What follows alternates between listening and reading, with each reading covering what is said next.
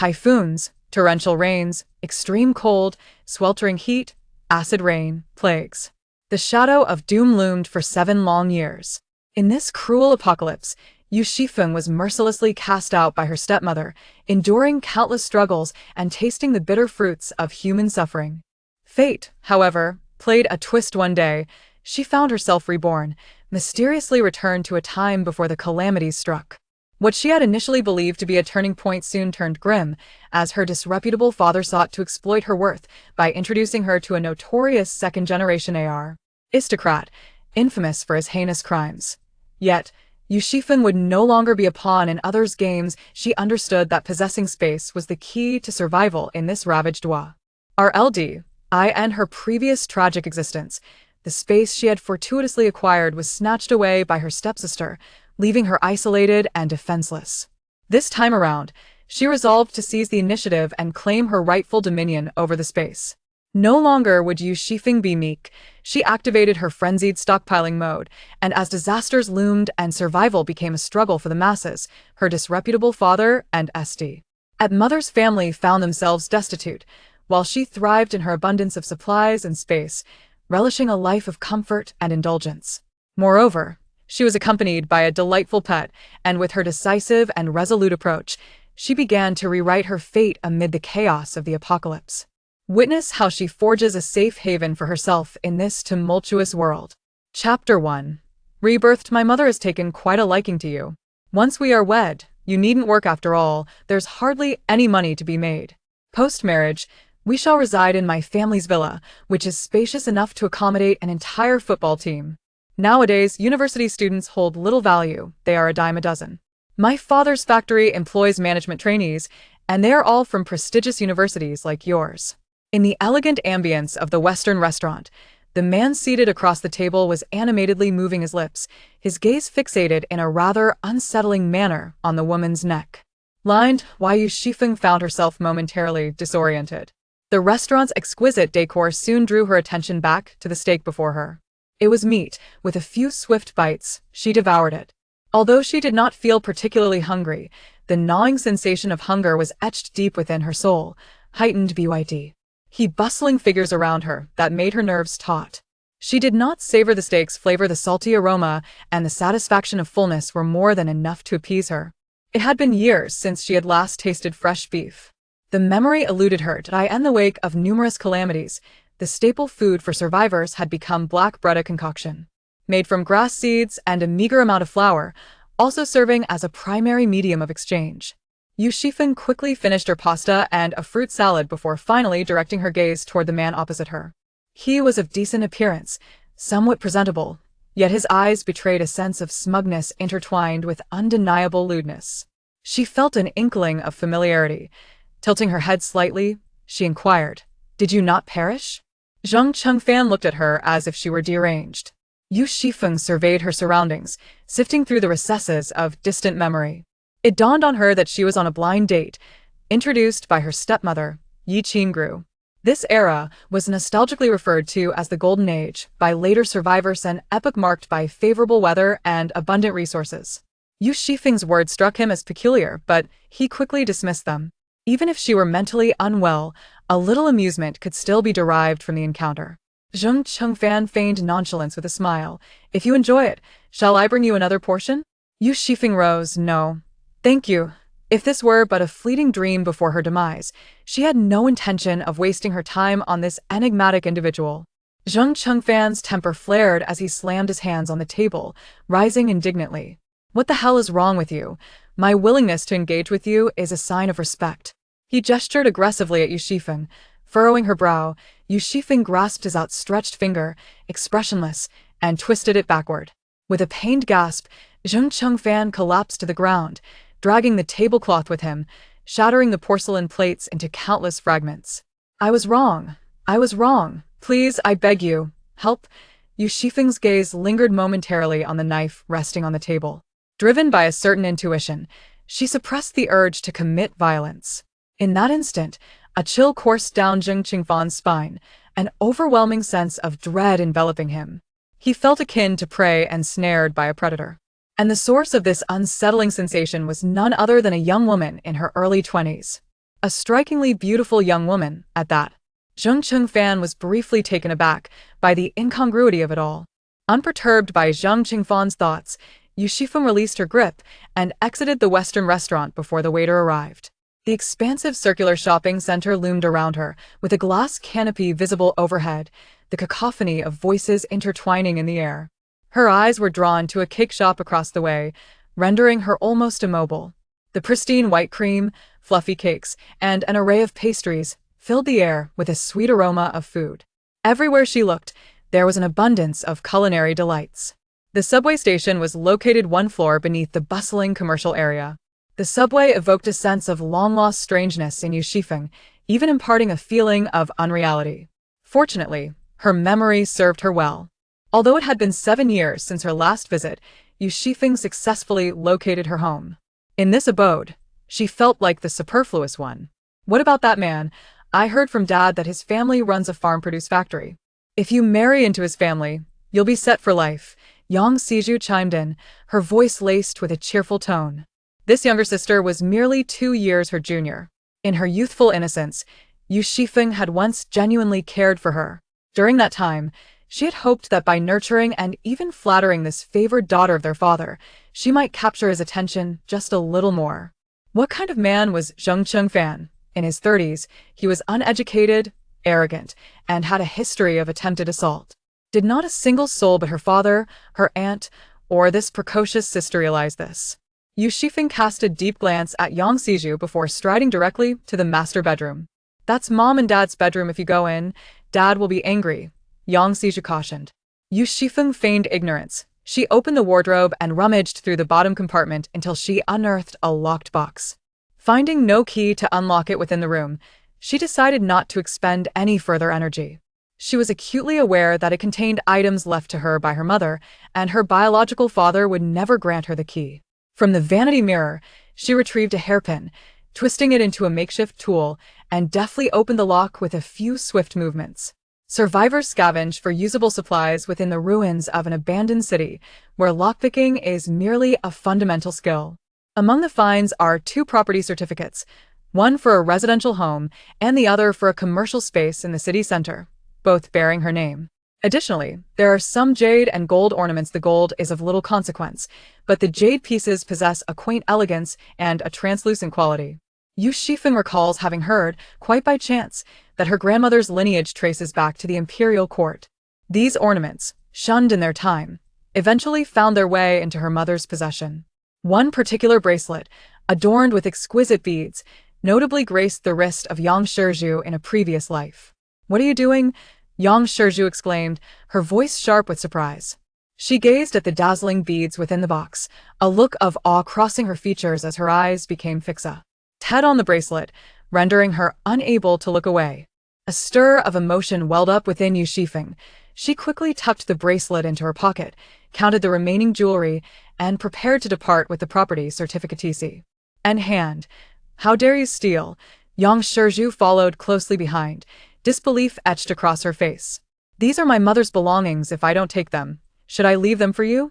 Yu Xifeng retorted. "Perhaps you should look in the mirror and assess the size of your own face." Yang Shizhu felt a surge of anger and anxiety.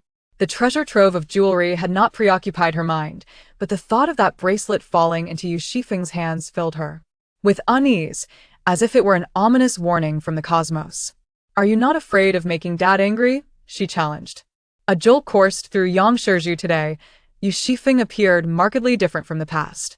There was no trace of the usual timidity or caution in her demeanor, only a sense of impenetrable resolve. It was as if she had transformed into an entirely different person. In that brief moment of hesitation, Yu Xifeng had already swung open the door and departed with a swift grace. Chapter 2. Upgrading the space. Yu Xifeng arrived at the residence listed on the property deed. Cocoa Garden Unit 1, 15th floor, which happened to be the topmost level. The curtains were tightly drawn, casting a dim light within, where one could discern the particles of dust suspended in the air, causing a slight discomfort in her nose. This was a sign of an allergy. Yu Xifeng came to the realization that her current physique was not that of the one who had endured immense suffering later on. In comparison to the pangs of hunger, frostbite, the scars left by corrosive elements, and the brutality of violence, A mere allergy was truly insignificant. At this moment, her body still bore the delicate essence nurtured in a prosperous era, and allergy alone discomfited her greatly. She drew back the curtains, allowing sunlight to spill onto the floor. This residence was familiar to her. In just a month, a deluge would inundate the home of Yang Shizhu and her family. Due to the elevated terrain of this community, they had relocated here. This building was one of the few that remained unscathed after the torrential rains. The apartment was modest, comprising 2 bedrooms and a living room. It was her mother's dwelling before marriage, later bequeathed to her. In her past life, Yu Xifeng's father and aunt occupied the master bedroom. Yang Shizhu resided in the secondary bedroom, while the small sky garden had been converted into a bedroom for Yang Shilong. Yu Xifeng had made her bed on the living room floor. The blanket was thin, and she suffered from chills that led to severe bouts of vomiting and diarrhea. With scarce medical resources, nearly succumbing to her plight. Later, she had ventured out in search of supplies, acquiring some combat skills along the way. By a stroke of serendipity, she stumbled upon the property registration for this very house. She is the true mistress of this residence. Those interlopers have taken over her domain, yet they continue to exert their influence over her. This time, it shall not be so. Yu Xifeng retrieved a jewelry bracelet and contemplated it for a moment. The bracelet was strung with various beads, in shades of pale blue, emerald green, and pristine white. The beads varied in size, numbering approximately 20. At the end dangled a golden key, no larger than a thumbnail. She had once witnessed Yang Shizhu sharing ice cream with her aunt under the sweltering heat of nearly 60 degrees outdoors. The instant Yang Shizhu laid eyes on Yu Xifeng, the ice cream in her hand vanished. This was indeed a peculiar occurrence. By that time, the refrigerator had been powerless for quite some time, leaving it utterly empty. The aunt appeared entirely at ease, engaging in friendly conversation while subtly lamenting the lack of provisions at home, as life grew increasingly arduous with each passing day. It was as if the ice cream had merely been an illusion in Yu Xifeng's mind. Yang Shizhu lacked such depth of scheming. Her gaze flitted nervously, avoiding direct contact with Yu Xifeng. In an era where every household tightened their belts, even her biological father had shed over 10 pounds. Yang Shizhu and her mother, along with Yang Xilong, displayed faces that were rosy and robust, as though they had never known hunger. Shortly after the ice cream incident, the aunt approached Yu Xifeng, stating that she had reached adulthood and that her family no longer wished to be a burden on her, implying that she ought to pursue her own life. The underlying message was clear: she should depart. Memories flooded back with vivid clarity, while Yu Xifeng recalled seeing a faint scab on the side of Yang Shizhu's wrist. She bit her finger, letting a drop of blood fall onto the string of beads. Nothing happened. She gently caressed each bead, their surfaces warm to the touch. Yu Xifeng nearly found herself laughing at the absurdity of it all. A faint trace of blood clung to the golden key. From the center of the bead string, invisible ripples spread through the air. Yu Xifeng's consciousness sank into a dim, hazy space. Within this space was a small room, approximately 30 square meters in size. At the entrance lay a rectangular platform, slightly larger than the room itself, measuring about 50 square meters. The platform appeared to be made of cement. Surrounding it was a small flower bed, roughly 3 square meters, filled with dark soil. This space was cultivable. At first, Yu Xifeng felt a surge of joy, memories flooding back, a wry smile curling upon her lips. So this is how it is. She rose to boil a kettle of water, conducting a simple experiment. This time, it unfolded as expected. Time within the space stood still. Objects placed inside did not alter with the passage of time. The flower bed, however, was quite the opposite. The flow of time there was swifter than outside. Water that would take 20 minutes to cool in the external world could cool in just 2 minutes within the flower bed. This implied that crops in the flower bed would yield harvests at an accelerated rate. What would take 5 months or 150 days to mature outside could be harvested in a mere 15 days within this space. Yu Xifeng sat for a moment, effortlessly transferring all the jewelry from the box into the space. There were many tasks still awaiting her. First and foremost, the renovation of her dwelling. The days ahead promised to be anything but tranquil. She aimed to enhance her living conditions, ensuring both comfort and safety. Yu Xifeng first assessed the amount of money she possessed. Having worked in a large factory for over 3 years, her income, complemented by her side hustle in social media, had accumulated to a substantial sum of 560,000. The property deed for a commercial space in the city center, measuring 53 square meters, lay within the box. Upon conducting an online inquiry, she discovered its estimated value hovered around 3,200,000. Determined to make a transaction, Yu Xifeng included the array of jewelry nestled within the box. With numerous items on her shopping list and a mere 30 square meters of space at her disposal, she felt it insufficient. Contemplating this, she cast a glance into the space, only to realize that the gold and jewelry had vanished. It was then that Yu Xifeng observed a transformation. The once modest room had expanded into two grand halls, each extending outward with an adjacent chamber. A rough estimation revealed that the area of the original room had surged from 50 square meters to nearly 300. The fog in the front yard had also dissipated considerably, revealing the addition of 5 flower beds and nearly 100 square meters of usable space. The small room had evolved into a spacious flat, the cost being a box of jewelry. These jewels, likely remnants of a bygone royal lineage, bore an immeasurable value. Yu Xifeng felt a pang of regret, as she had initially intended to sell the jewelry. Now consumed by the space, her available cash was becoming constricted. One cannot have both fish and bear's paw compared to cash. The expansion of her space undoubtedly took price. Denke, she would have to contemplate alternative means for liquid funds. After several attempts, Yu Xifeng discovered that access to the space was barred. Thus, she categorized the space into 2 distinct areas, the storage zone and the planting zone. Currently, the storage area encompasses 400 square meters, while the planting area measures 15 square meters. The pressing concern is to complete the house before the impending torrential rain. Time is of the essence, as she has at most half a month for construction. Yu Xifeng engaged a renovation team, dedicating an entire afternoon to arrange the installation of underfloor heating, monitoring, and fresh air systems, as well as the replacement of the alloy door and bulletproof glass. She offered an additional 20% of the budget, prompting the designer to work overtime that very evening to take measurements. Regarding the storefront, Yu Xifeng sought the assistance of a real estate agency. In addition to renting properties, the agency plays a significant role in property speculation, acquiring undervalued real estate and reselling it at a premium. She acted swiftly. The storefront, appraised at $3,200,000, was purchased by the agency for $2,590,000. After deducting various fees, Yu Xifeng received $2,400,000. The agency, brimming with delight, urged her to sign the contract, assuring her that the funds would be transferred to her account within 3 days. The following day, the renovation team commenced their work. Yu Xifeng secured a mortgage on this property, obtaining $400,000. In an age where loan advertisements abound, virtually every prominent internet enterprise offers lending services. Additionally, there exists a plethora of less conventional, high-interest loans that operate in a gray area. She explored every lending institution available on the market, maxing out her credit cards. Thanks to her commendable social credit over the past 25 years, Yu Xifeng managed to borrow $720,000. After accounting for various fees, the final amount she received was $590,000. Chapter 3 Departure and Stockpiling. Yu Xifeng returned to her rented apartment, conveniently located near her workplace.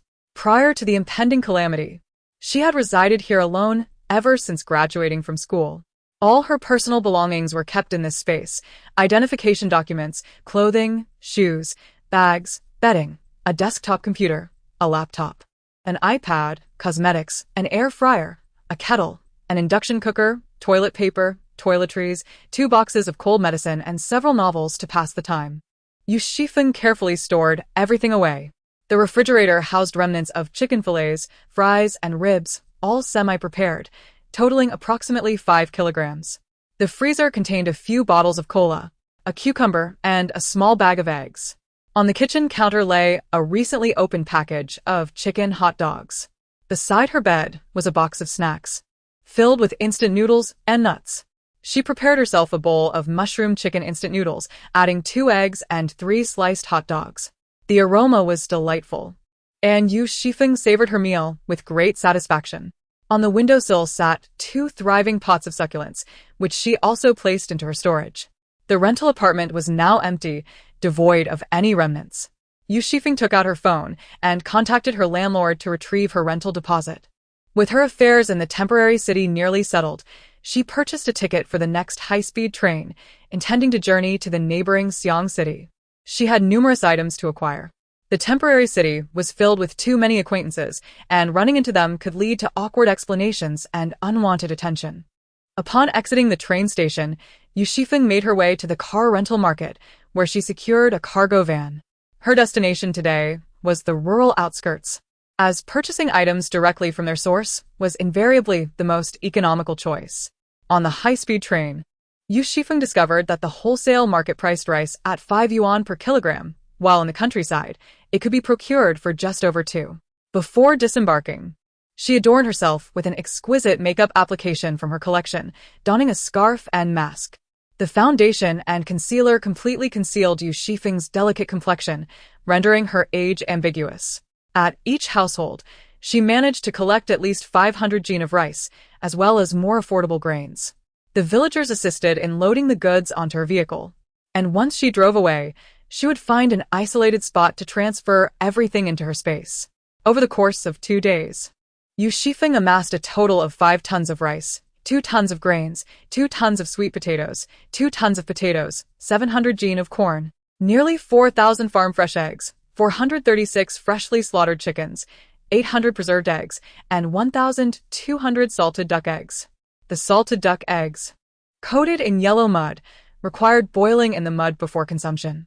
Yu Xifeng had a particular fondness for chicken, whether braised, steamed, or stewed, especially since the local chickens were free-range. The meat was firm and rich in nutrients. During a moment of solitude, she tested the limits of her space. Like herself, live chickens could not be stored within. She also procured over 500 jin of raw peanuts, freshly unearthed and still adorned with clods of dry soil. Additionally, she collected nearly a ton of cabbage, each weighing 8 to 9 jin, yet priced remarkably low at under 1 yuan each. For these 2 days, Yu Xifeng resided at the village chief's home, where the chief's wife, a talented cook, prepared a sumptuous feast. Among the dishes was a smoked duck, expertly cured to enhance its flavor. A small piece became increasingly delectable with each bite. In the entire village, no one matched the culinary prowess of his wife in the art of smoked meat. The village chief sipped from the small bottle on the table, revealing a set of yellowed teeth. The chief's wife remarked to Yu Xifeng that if she delayed her arrival any longer, all the grain would be sold off to the town.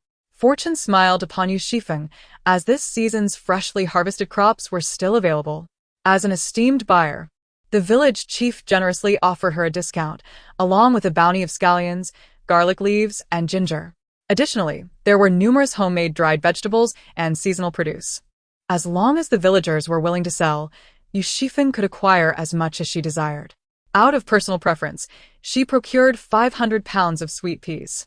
Though the unit price of sweet peas was modest, when blanched and stir-fried with shredded meat and a pinch of salt, they transformed into a dish that was both sweet and slightly glutinous in texture. Yu Xifeng could easily consume 2 plates on her own. Given the volume of her purchases, her vehicle could not accommodate everything, so she presented herself as the director of a procurement office for a certain large factory, visiting for an on-site inspection while simultaneously acquiring some raw materials. In the realm of travel, one's identity is often self-assigned. Yu Xifeng cleverly convinced the village chief that the roads were too narrow for large trucks, which would have to park in the town. En route. She indeed spotted several large trucks in the town. In truth, all the goods were stored within her spatial pocket, piled as high as a small mountain. This space boasted a considerable height, with the lower section around 4 meters and the front space soaring to 6 meters. Yu Xifeng also purchased a few rusty sickles and axes. As weapons, they carried the risk of tetanus, proving more formidable than a kitchen knife. The village chief took a 5% commission from Yu Xifeng's transactions. Additionally, she discreetly gifted him 2 premium cigarettes, which made him beam with delight, his smile revealing more teeth than eyes. Before her departure, the chief's wife handed her 2 homemade smoked ducks. The portions were substantial, encased within plastic bags, and a mere touch revealed a slick of oil. Yu Xifeng ventured to the village market. According to the village head's wife, the market convenes every 10 days, specifically on the 1st, 5th, and 7th. Today, fortuitously, was the 5th. Before her departure, the village head's wife graciously provided a contact number. My nephew works at a breeding farm. If you mention Li Zichai's name, you'll receive a staff discount of 30%. The village head's wife, eager to curry favor, stood to gain a share if the order was fulfilled. Naturally, Yu Xifeng agreed with alacrity. She chose this location primarily due to the abundance of food processing factories in the vicinity. The market streets were narrow, bustling with trade from neighboring villages. Yu Xifeng purchased 50 chickens outright. The proprietor made a call to his family and subsequently delivered 70 more. She also acquired a dozen geese and over 30 meat pigeons. The assorted fish totaled over 60, alongside 2 basins of shrimp and 1 basin of yellow eel, all of which Yu Xifeng took. Processing the 2 basins of live shrimp consumed considerable time. Compared to urban prices, the market offered significantly lower costs, though the variety of fresh produce and snacks was limited. The quantities were ample. Yu Xifeng's space was soon filled with dozens of bags of dried goods, sunflower seeds, peanuts, broad beans, dried dates, sweet potato strips, figs, and more. Dinner was enjoyed at a nearby farmhouse eatery. Yu Xifeng ordered a braised Crucian carp, spicy chicken giblets, and a plate of exceptionally tender seasonal vegetables. The proprietor's culinary skills were commendable, providing excellent quality at reasonable prices. After sampling the dishes, Yu Xifeng, following the menu, ordered several additional servings. The farmhouse was a family-run establishment, and the owner brought out all the takeout boxes. With so much food, who will be eating it all? As the night deepens in the sparsely populated countryside, Yu Xifeng parks her vehicle at the entrance of a farmhouse, taking a moment to rest inside. The security remains commendable. Transactions are fair, and the roads are clear. Even those with meager means benefit from social welfare, ensuring they are well-fed and clothed. If given the choice, Yu Xifeng wishes her previous life were merely a fleeting dream, rendering all her preparations futile. She would prefer to be a peaceful dog than a person in chaotic times. With a sigh, she collects her thoughts and utilizes her phone to create a list of items she needs to purchase. The following day, Yu Xifeng drives to the breeding farm as directed by the village chief's wife. Priced at 400 yuan per whole pig, she seeks out her nephew, Li Zhizai. After a thorough discussion, they agree upon a price of 500 yuan each for 20 pigs. Thanks to the introduction through an acquaintance, Li Zhizai assures her that the pig she receives will weigh no less than 200 jin. Following the natural disasters, pork has become virtually extinct, and the mutated pork carries a bitter taste that remains, regardless of cooking methods. This unfortunate flavor is exacerbated by the subsequent scarcity of seasonings. Canned meat from before the apocalypse has skyrocketed in price. A mere 300 grams can be exchanged for 20 loaves of black bread. These 20 loaves, if one tightens their belt, could sustain a person for half a month, illustrating their immense value. The scent at the breeding farm is far from pleasant, yet Yu Xifeng feels elated as she gazes at the plump, healthy pigs, fresh meat that will be invaluable in the future. In the factory, there are also cattle, with a single cow equating to the worth of 7 pigs. After careful consideration, she decides to procure 2. A cow, being larger in size, possesses denser meat, which will undoubtedly become even scarcer than pork in the days to come. Yu Xifeng resorted to her old tricks again, absconding with the prepackaged pigs and cattle. With such an abundance of pork, she could easily sustain herself even if she were to engage in oil extraction. However, Yu Xifeng wished to avoid such laborious tasks and instead procured 600 pounds of cooking oil from an oil mill. She also acquired 20 tons of honeycomb coal, and the manufacturer graciously provided her with a fire barrel. After negotiating with the salesperson, she obtained an additional 5 fire barrels. The 20 tons of honeycomb coal occupied an entire side room. Having ventured to the outskirts to gather supplies, she was nearing completion of her preparations.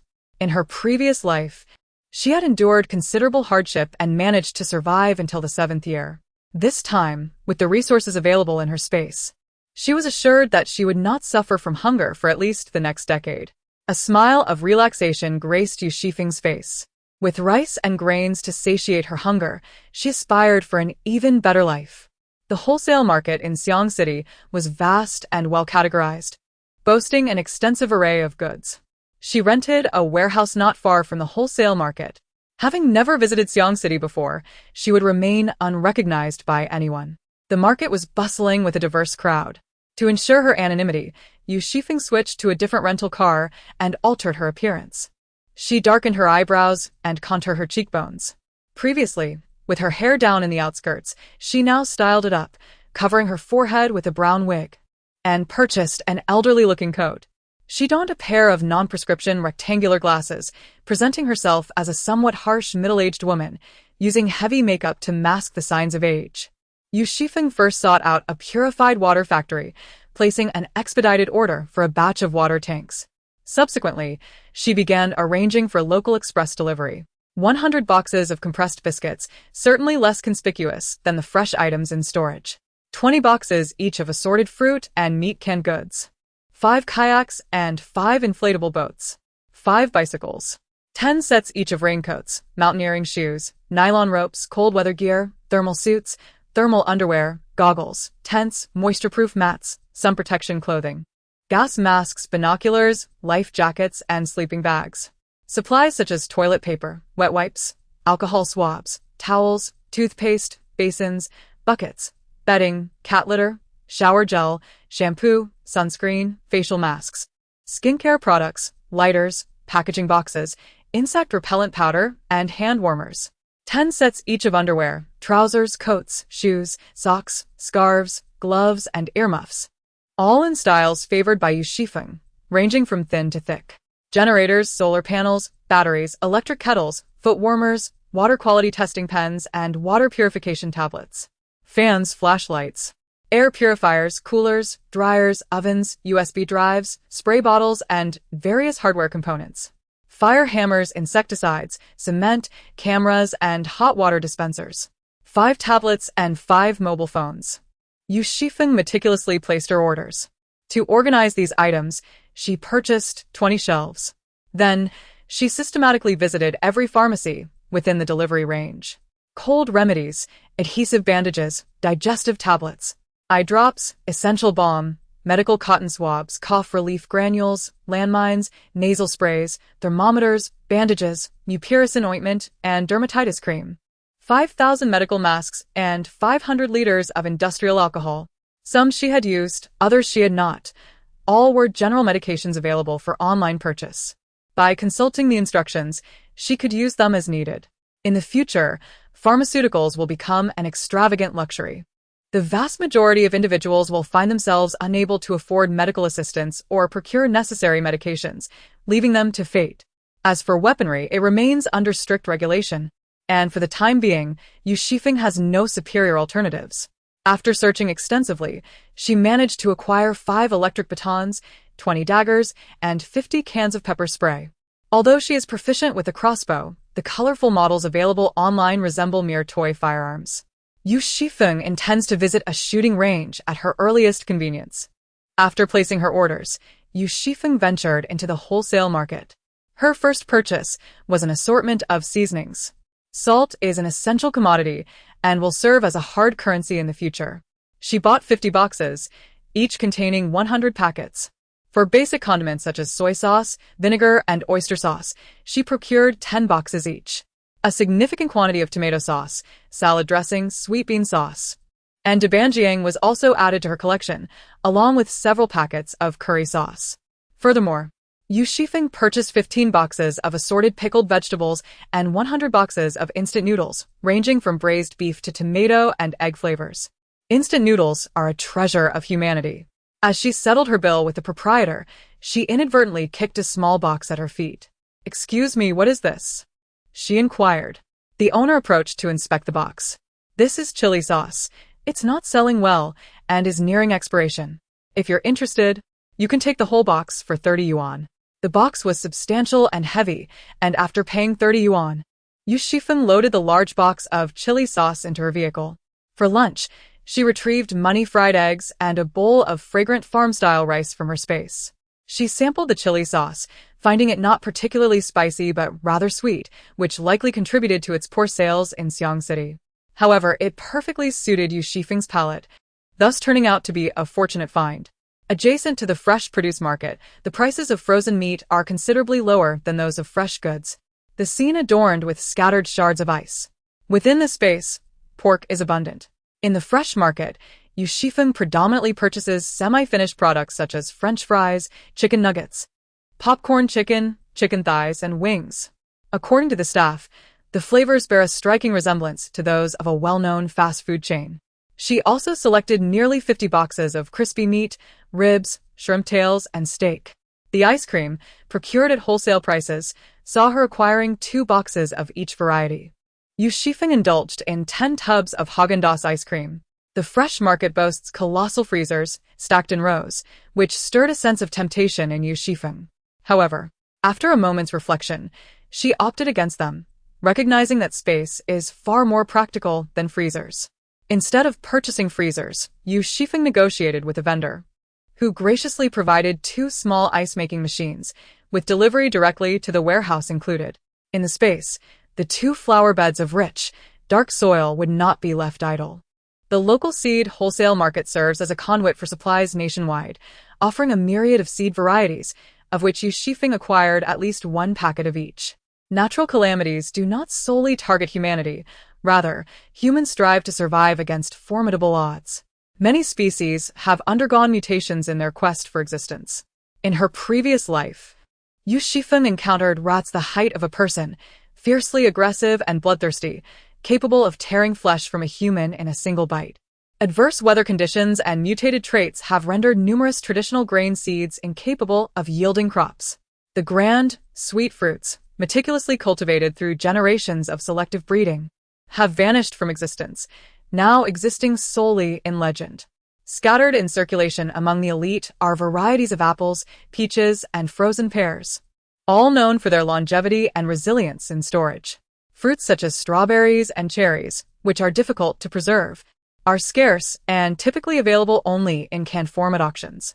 In Chapter 5, titled This Abomination, Yu Xifeng acquired an entire truckload of sweet oranges at an exceptionally low price, which served as an excellent source of vitamins. After unloading the sweet oranges at the warehouse, Yu Xifeng gradually purchased a truckload of sugar tangerines, along with boxes of lemons, apples, pears, pomelos, and peaches. The winter jujubes, both crisp and sweet, were bought in 10 boxes. For the out-of-season fruits like mangoes, persimmons, red grapes, dragon fruits, and coconuts, Yu Xifeng ordered 5 boxes each. Additionally, there were 500 watermelons, 200 cantaloupes, and 50 durians. The custom-ordered bottled and barreled drinking water arrived around the same time. Upon discovering that filling 50 barrels was too time-consuming, Yu Xifeng employed 2 temporary workers from the nearby area for assistance. One was named Su Zhao and the other, Li Mingyu. Inside the warehouse, Su Zhao poured water into the tanks while engaging in casual conversation with Li Mingyu. What does the boss need all this drinking water for? Li Mingyu shook his head in response. How would I know? Su Zhao continued. The boss is a young woman. I heard from Brother Zhang at the station that she has purchased quite a bit in recent days, receiving over 100 deliveries daily. If she were running a supermarket, it wouldn't fit her eccentric style. Wealthy individuals often have whimsical ideas. Li Mingyu casually remarca. Before the temporary workers arrived, Yu Xifeng had already emptied the warehouse. Under the cover of night, Yu Xifeng drove around several times, seemingly transporting goods, but in reality, she was storing all the fruits and packages in her space. Now, the warehouse contained only barrels and water tanks. Su's eyes darted around inquisitively. Where on earth did that woman transport everything? Yu Xifeng leisurely drove through Xiang City. Diesel fuel was a regulated commodity, making it challenging to procure directly from the market. Therefore, Yu Xifeng had to make do by gathering a modest supply of gasoline. She filled her tank at every gas station she passed, meticulously siphoning off a portion into her concealed space once the tank was brimming. Every little bit counted. After visiting 16 gas stations, she amassed approximately 3,200 liters. Prescription medications, too, were available online, albeit with limitations imposed by virtual physicians. Yu Xifeng imagined herself afflicted by various ailments, yet the quantity of prescription drugs she could acquire remained restricted. She harbored no aversion to accumulating excess pharmaceuticals. At each pharmacy, she would emerge with large bags filled with vitamin C, vitamin D, and calcium tablets, purchasing dozens of boxes of each. Continuing her inquiries, Yu Xifeng eventually located a club where, under the guise of a shooting enthusiast, she purchased 3 composite bows at a premium price, along with 500 arrows. The alloyed, razor-sharp arrowheads were exorbitantly priced, yet Yu Xifeng paid, without a moment's hesitation. The night market here was abundant, from one end of the street to the other. She indulged in a shopping spree. She acquired 200 starch sausages, 100 jianbing 100 grilled cold noodles, 100 servings of fried yogurt, 100 portions of stir-fried lobster, 100 egg-filled pancakes, and 1,000 cups of various flavored milk teas and fruit teas. Additionally, she collected egg waffles, grilled gluten, marinated skewers, assorted candies, cream cakes, peach crisps, mung bean cakes, puffs, and mochi. These items overflowed in Yu Xifeng's vehicle, with even more crammed within her concealed space. Cash poured from her hands liberally. In the vibrant night market alone, she spent a staggering 200,000. In order to avoid revealing any flaws, she even rented 2 cars during her shopping spree. The night market was ablaze with lights, and Yu Xifeng held a piece of mint candy in her mouth. The sweetness served to soothe her nerves, while the fragrance of mint kept her remarkably alert. Su Zhao had been secretly observing Yu Xifeng. Both had received their wages from her. His words were laced with veiled inquiries. "Make sure to call me for the next job," he said with a sycophantic smile. Yu Xifeng merely glanced at him, choosing not to respond, her thoughts concealed behind the frames of her glasses, leaving her intentions inscrutable. Su Zhao's curiosity intensified. Yu Xifeng paid little heed to his scrutiny. Whatever thoughts this temporary worker harbored were of no consequence. Her objectives in Xiang City had already been accomplished. The water tank in the warehouse held a substantial 20 tons of potable water, sufficient for at least a decade, ensuring her hydration was secure. Additionally, there was an empty tank capable of accommodating 30 tons of water, which Yu Xifeng intended to fill from the reservoir for her domestic needs. That evening, under the cloak of night, she drove a truck into the warehouse, seemingly to collect goods. The following day, for reasons unknown, Su Zhao visited the warehouse once more, only to find that the water tanks had vanished without a trace.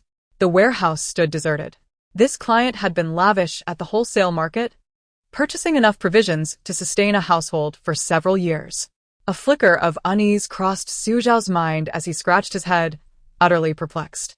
Hundreds of miles away, the living room was empty. In the bedroom, the sound of Yang Shizhu's sobs could be heard, as his wife, Su Qingru, gently comforted her. "Little Yu is your sister. She surely did not intend to hurt you," she added. "Everything in the house belongs to her. I have no right to speak." Yang Shizhu lay on her mother's body, weeping bitterly while articulating her grievances with clarity. Yang Rong stood at the bedroom door, his face ashen upon hearing her words.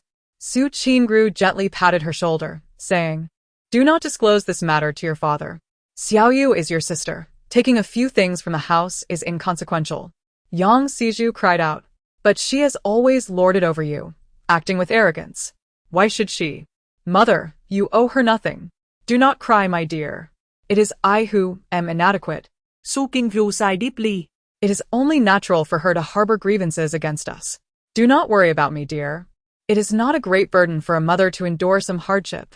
We are all family. Please do not tell your father about this. If he learns of Xiu's actions, it would only bring him sorrow." Yang Rong felt a profound pain in his heart, deeply remorseful toward Yang Shizhu and her mother. He strode forward, noticing Yang Shizhu's pale complexion, her head wrapped in bandages, tears streaming down her face like rain on pear blossoms. Fury ignited within him. "This wretched Yu Xifeng has come only to bring disaster upon us," Yang Rong exclaimed. "Do not think of concealing her misdeeds. She is old enough to be held accountable for her actions. A fine young lady, yet she has inherited nothing but her mother's disgrace." Yang Rong tenderly grasped Su Qingru's hand. "I understand that you have always regarded Yu Xifeng as your own.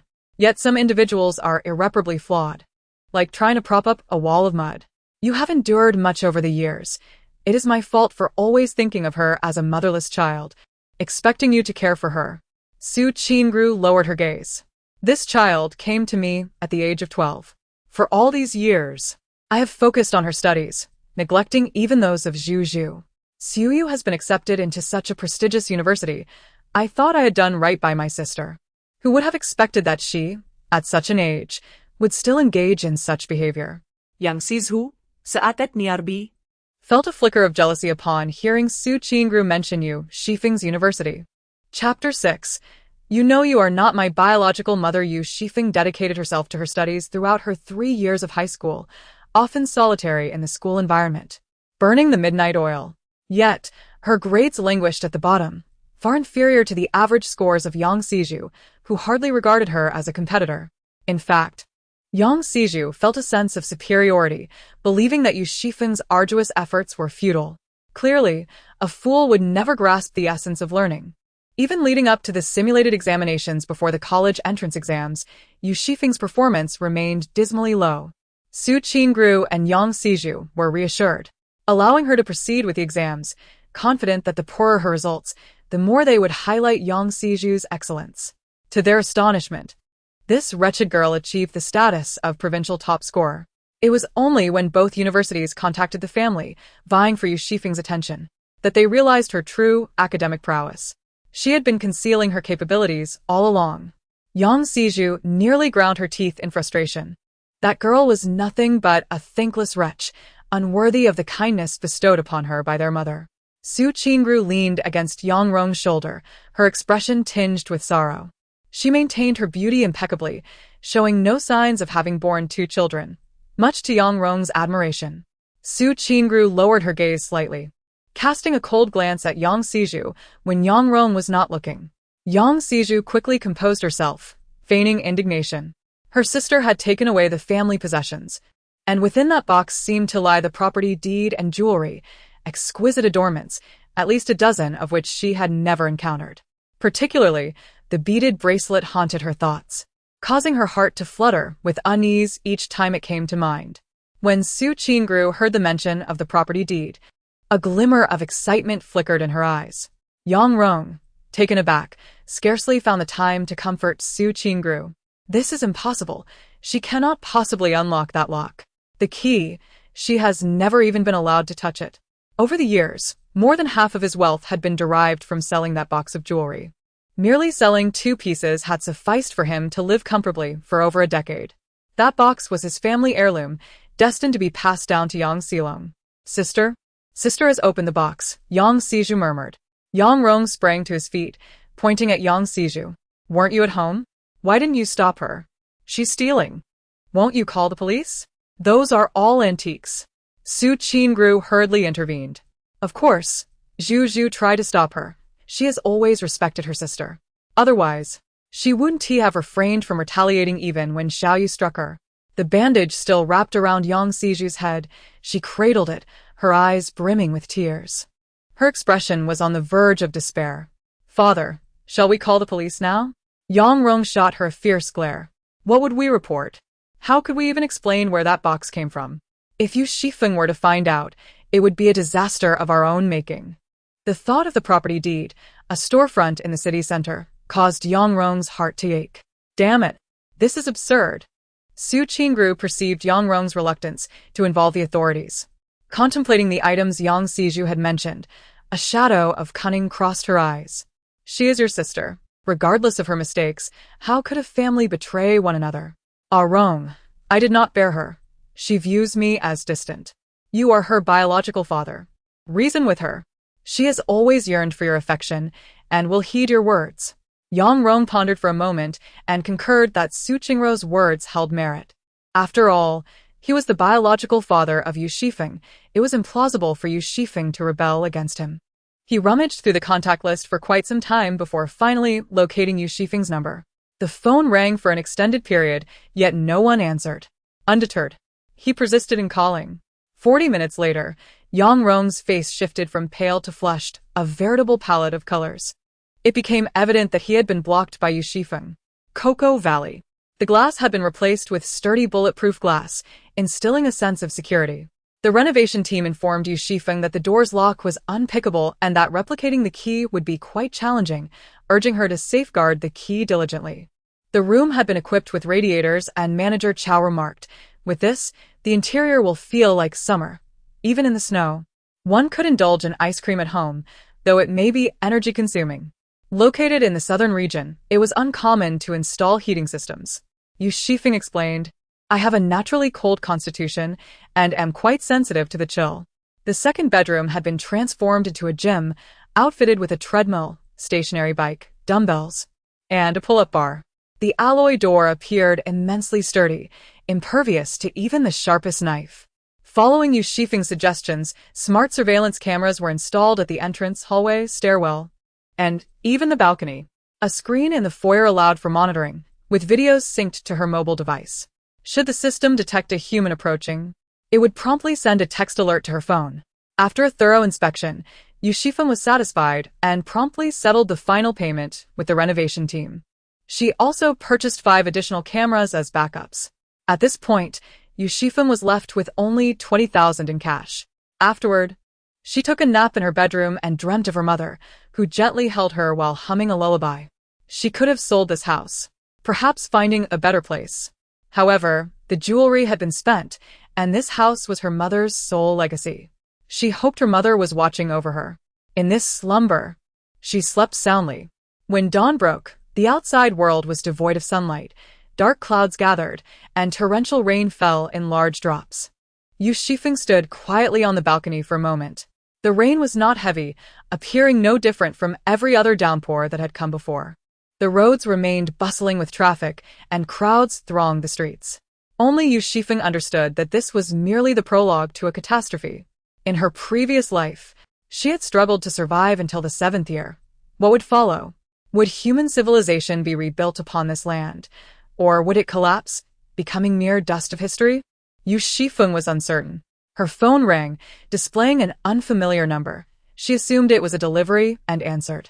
To her surprise, it was Su Qingru, her stepmother. Xiao Yu, how has work been for you lately? Su Qingru inquired. Have you encountered any difficulties? It's not easy working alone. You can always talk to your father and aunt if you need help. She could hear Yang Rong's voice in the background, followed by Su Qingru trying to placate him. Yu Xifeng remarked, "You both play good cop and bad cop. Perhaps it's time to try a different approach." Yang Rong erupted in fury. "Dare to touch my belongings? I'll make you regret it. If you can, just die out there. You needn't concern yourself. You haven't cared for me in all these years. Let Su Qingru come here to play the good person. I've long considered my father as good as dead," Yu Xifeng replied, her tone indifferent. "Moreover, that does not belong to you. My mother's assets are classified as premarital property, and the designated heir in her will is me. The possessions that were rightfully mine at the age of 18 have been appropriated by you for far too long. I have not demanded any interest, having already accounted for the funds intended for your final rights. Throughout this lifetime, until you are laid to rest, I owe you nothing. However, it seems that Yang Rong may not find peace in the grave either. Will he survive the flood, perhaps fortuitously finding refuge in a shelter? Is there sufficient sustenance? And will he be able to procure medicine in times of illness? Will he perish from the cold due to inadequate warmth? What relevance does this hold for her? The mother and daughter, Yang Xiju, will undoubtedly care for him well." A peculiar smile graced Yu Xifeng's lips. Su Qingru's words sounded profoundly sorrowful. "Xiao Yu, how could you speak to your father in such a manner? He is your biological father. You are aware that you are not my biological mother," Yu Xifeng retorted. Su Qingru was momentarily speechless, unable to fathom how the usually taciturn Yu Xifeng had transformed into someone so acerbic. Through the phone, she could not discern Yu Xifeng's true sentiments. She remarked, "Xiao Yu, you are my eldest daughter, and in my heart, you hold the same place as Yang Xiju. Such words seem merely intended to placate my unworthy father. If you wish to indulge him, do so at your leisure, but there is no need to call me specifically.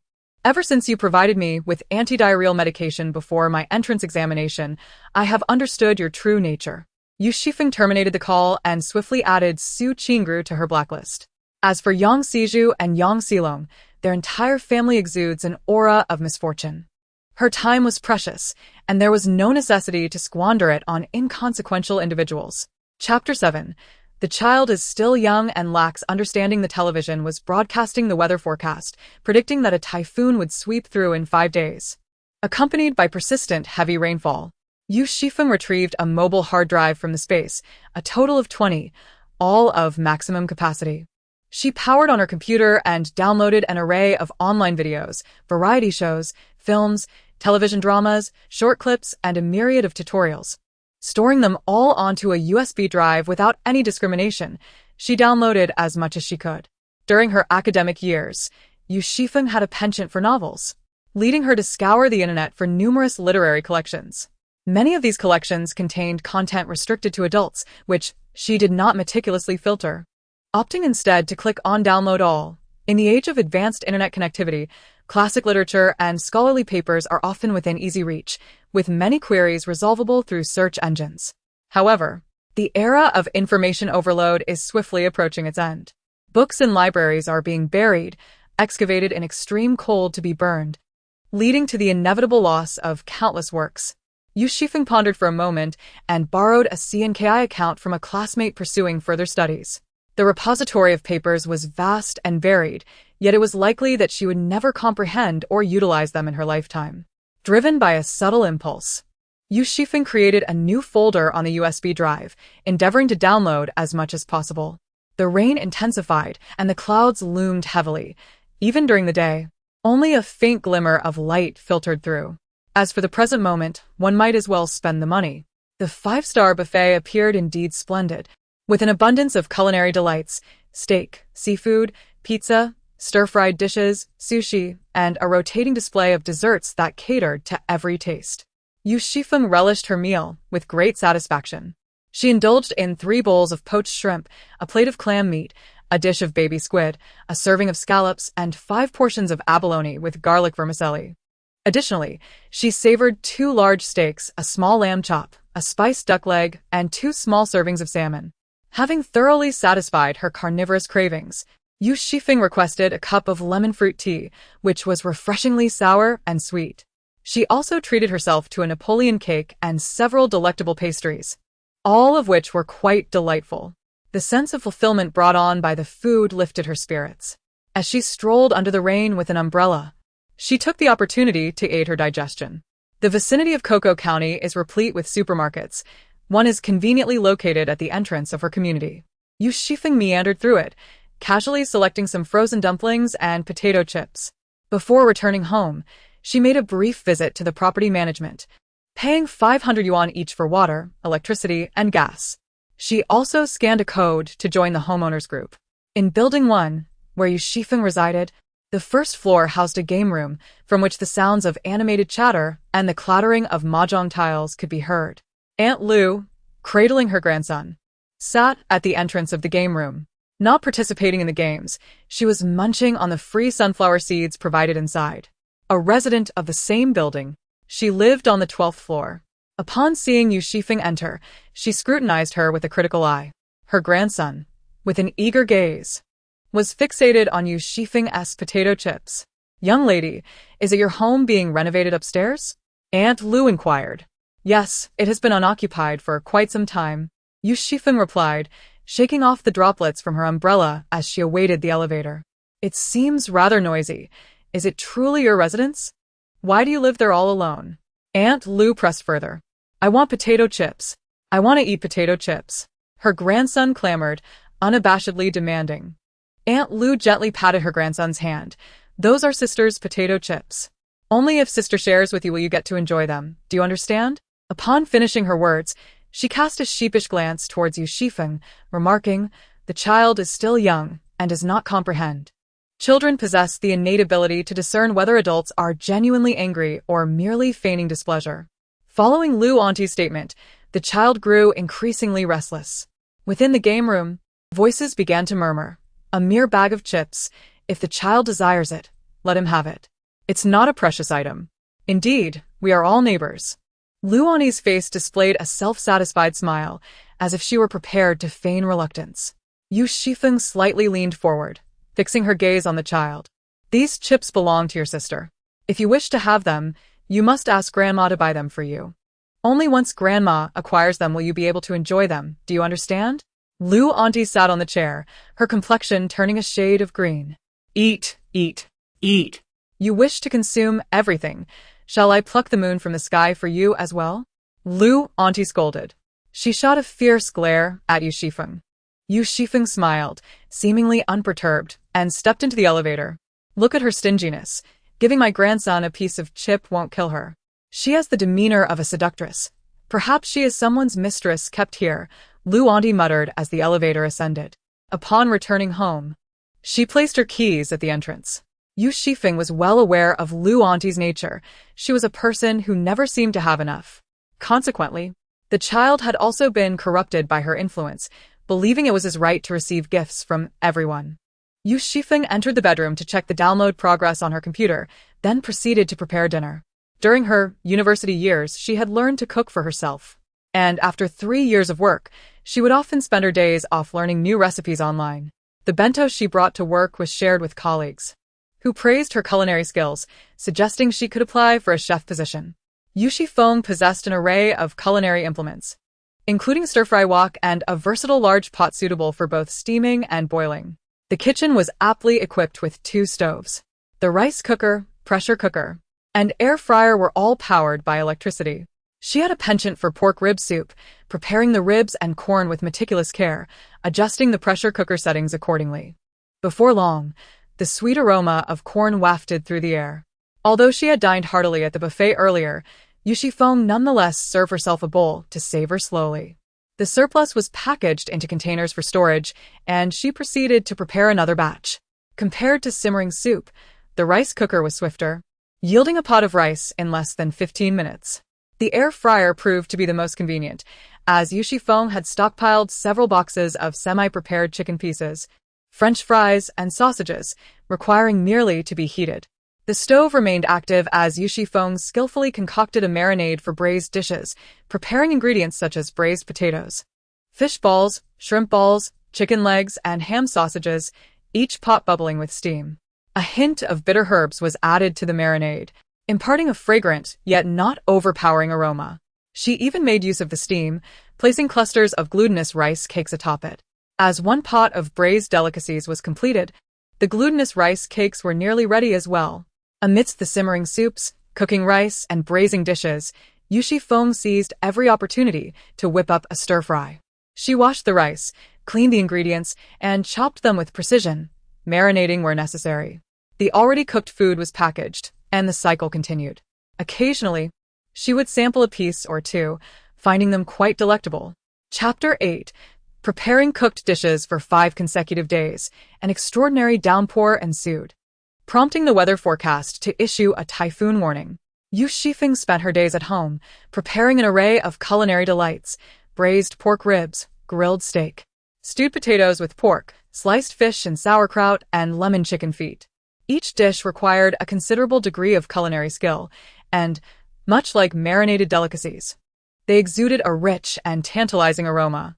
Despite the presence of a new ventilation system, the assertive fragrance permeated the air, wafting far beyond her abode. In a few days, such dishes would no longer be feasible to prepare, prompting Yu Xifeng to cherish her time in the kitchen. Initially, she embarked on cooking rice, experimenting by incorporating sweet potatoes and beans, which turned out to be quite palatable. She then endeavored to simmer the marinated beef alongside the rice, allowing the grains to absorb the savory broth, resulting in a mouthful brimming with meaty essence. Thus, she devoted herself to the art of rice cooking, conjuring a substantial pot of beef topping, sufficient to accompany 10 servings of rice. Following online tutorials, she gradually crafted shrimp paste rice, kung pao chicken rice, and minced meat with tofu rice, the latter being particularly delightful. The soft, white tofu enveloped in a richly flavored meat sauce mingled beautifully with the rice, creating a savory and aromatic harmony. That evening, she relished 2 generous bowls as a late-night snack. After allowing the broth to cool slightly, she poured it into plastic containers. The marinated delicacies were neatly packed in plastic bowls, while stir-fried dishes were portioned into individual takeaway boxes. The space around her became increasingly cluttered, filled with an array of delectable items, prompting her to designate a specific area for prepared foods. Immersed in her culinary endeavors, Yu Xifeng watched as the assortment of cooked dishes gradually accumulated, her anxieties slowly dissipating. Late into the night, the enticing aromas even stirred cravings among her neighbors, with inquiries emerging in the community group. "Is there a restaurant operating in our neighborhood? The scent is utterly delightful. I am overwhelmed by the tantalizing aromas that have wafted through the air, compelling me to place an order." The allure of takeout fried chicken has suddenly diminished. When will the rain cease? Is there anyone willing to join me in purchasing rain boots? I am at a loss, as I have no spare shoes. Every day I arrive at the office with soaked footwear. The scent of braised pork and beef fills the air. Who is indulging in a rooftop cookout? The aroma is simply divine. I am currently on a diet. Please do not tempt me further. Are you selling? I am willing to offer 50. I can go as high as 100. The incessant notifications from my phone were relentless, yet Yu Xifeng merely glanced at it without responding. There is indeed a food stall in the neighborhood selling box meals, and upon hearing the enticing smells, they began promoting their offerings in the group chat. The members of the group assumed the delightful fragrances emanated from the vendor, and they eagerly placed their orders. Unbeknownst to them, Yu Xifeng felt a sense of satisfaction in their oblivion. As days passed, the typhoon officially made landfall, named Afu. The authorities issued a notice, advising the relevant provinces to curtail activities and for businesses to suspend operations. The city lay enveloped in a rare, unrelenting downpour, a deluge unlike any seen before. Yu Xifeng descended to inspect the conditions of the community and the hallways, also checking the rising water levels. On such a rainy day, venturing outdoors was impossible, and the game room on the first floor became increasingly lively. As soon as the elevator doors opened, a dense cloud of smoke engulfed her. Umbrellas proved futile against such torrential rain, leaving many with drenched shoulders and pant legs. Clad in a raincoat and wearing rubber boots, Yu Xifeng traversed the community, stepping carefully through the puddles. Despite Cocoa Valley being situated on elevated ground, water accumulation was evident. In other parts of the city, it was likely that disasters had already begun to unfold. She needed to ascertain whether the trajectory of this natural calamity would mirror that of her previous life, and whether there would be any unforeseen changes. In a neighborhood where many were drenched and water squeezed from their shoes, Yu Xifeng removed her raincoat beneath the eaves. Although she had donned the raincoat, the air was saturated with dampness, leaving her slightly wet. This fully equipped raincoat was one of 10 that Yu Xifeng had meticulously arranged in her storage. Aunt Lu cast a sidelong glance at the raincoat in Yu Xifeng's hands, remarking that such garments must not come cheap. She lamented the tendency of the youth to squander money, questioning how long the rain would last, suggesting that the coat would soon become useless once the downpour ceased. Her grandson glared fiercely at Yu Xifeng, who ignored him and continued folding her raincoat. Disheartened, Aunt Lu resumed her conversation with Elder Yu nearby. Elder Yu nodded in agreement, noting the arduous work of the younger generation, who often relied on takeout for meals and deserved a hearty supplement. She expressed her astonishment at the steep prices of vegetables, particularly as chili peppers had soared to 15 yuan per pound. Aunt Lu was taken aback, recalling that she had purchased them for just over a yuan 2 days prior. Someone from the mahjong room chimed in, lamenting the troubles brought by the incessant rain. A brief outing resulted in soaking clothes and shoes, and the humid weather rendered laundry futile, leaving a musty odor upon returning home. They considered themselves fortunate, as the waters at her brother's place had risen to chest level, threatening to submerge their home. The mahjong tiles clattered as they were shuffled on the table. Ma Tian, also a resident of the building, gleefully collected money from 3 players after winning a hand, cheerfully stating that it was merely the days of the typhoon. Upon returning home, Yu Xifeng scrolled through her phone, discovering that 7 of the top 10 trending topics were related to holidays, while an official announcement urging residents to stock up on food supplies lay buried beneath them. Starting tomorrow afternoon, all industries in Lincheng will enjoy a 3-day holiday. A considerable number of individuals expressed their delight at the arrival of the typhoon, relishing the prospect of paid leave, while others take to social media to boast about their company benefits. There are some who lament the delays in their affairs, yet they too begin to embrace this unexpected respite. Students rejoice at the cancellation of classes. For many, this ultimately becomes a rare opportunity for a holiday, and it is likely to be the last one. Yu Xifeng set aside her phone, ignited the stove, and placed the washed potatoes and eggs into the braising pot. For dinner, she savored a dish of braised beef rice accompanied by a spiced potato. That night, Yu Xifeng poured her heart into her work, laboring tirelessly through the night. She prepared 40 servings of braised rice, 150 spiced potatoes, 87 spiced eggs, and additionally steamed 106 glutinous rice dumplings. She also cooked 10 pots of braised pork with potatoes, over 5 pounds of black pepper chicken, and 30 grilled sausages, leaving her quite exhausted. As dawn broke, someone in the group mentioned dreaming of a lavish banquet the previous night. Yu Xifeng stored the braising sauce in her designated space. The flavor of the braised dishes was intense, and after a night of preparation, she decided to refrain from making more for the time being. After tidying up the kitchen, she finally went to sleep, resting until 1 in the afternoon. The torrential rain continued to pour, and the winds outside had intensified. While lying in bed, Yu Xifeng perused the trending news. The subway had come to a halt, with 1/3 of the passengers on Linqing's Line 5 trapped in the carriages, resulting in a catastrophic incident. Journalists stated they would continue to monitor the situation. Emergency repairs were underway on the subway lines, which would no longer be open to the public. The city's transportation system was paralyzed. Yu Xifeng was not surprised. She glanced at the online updates and put her phone away. She then headed to the gym, where she exercised for 2 hours, perspiring profusely. After wiping her brow with a towel, she took a refreshing shower.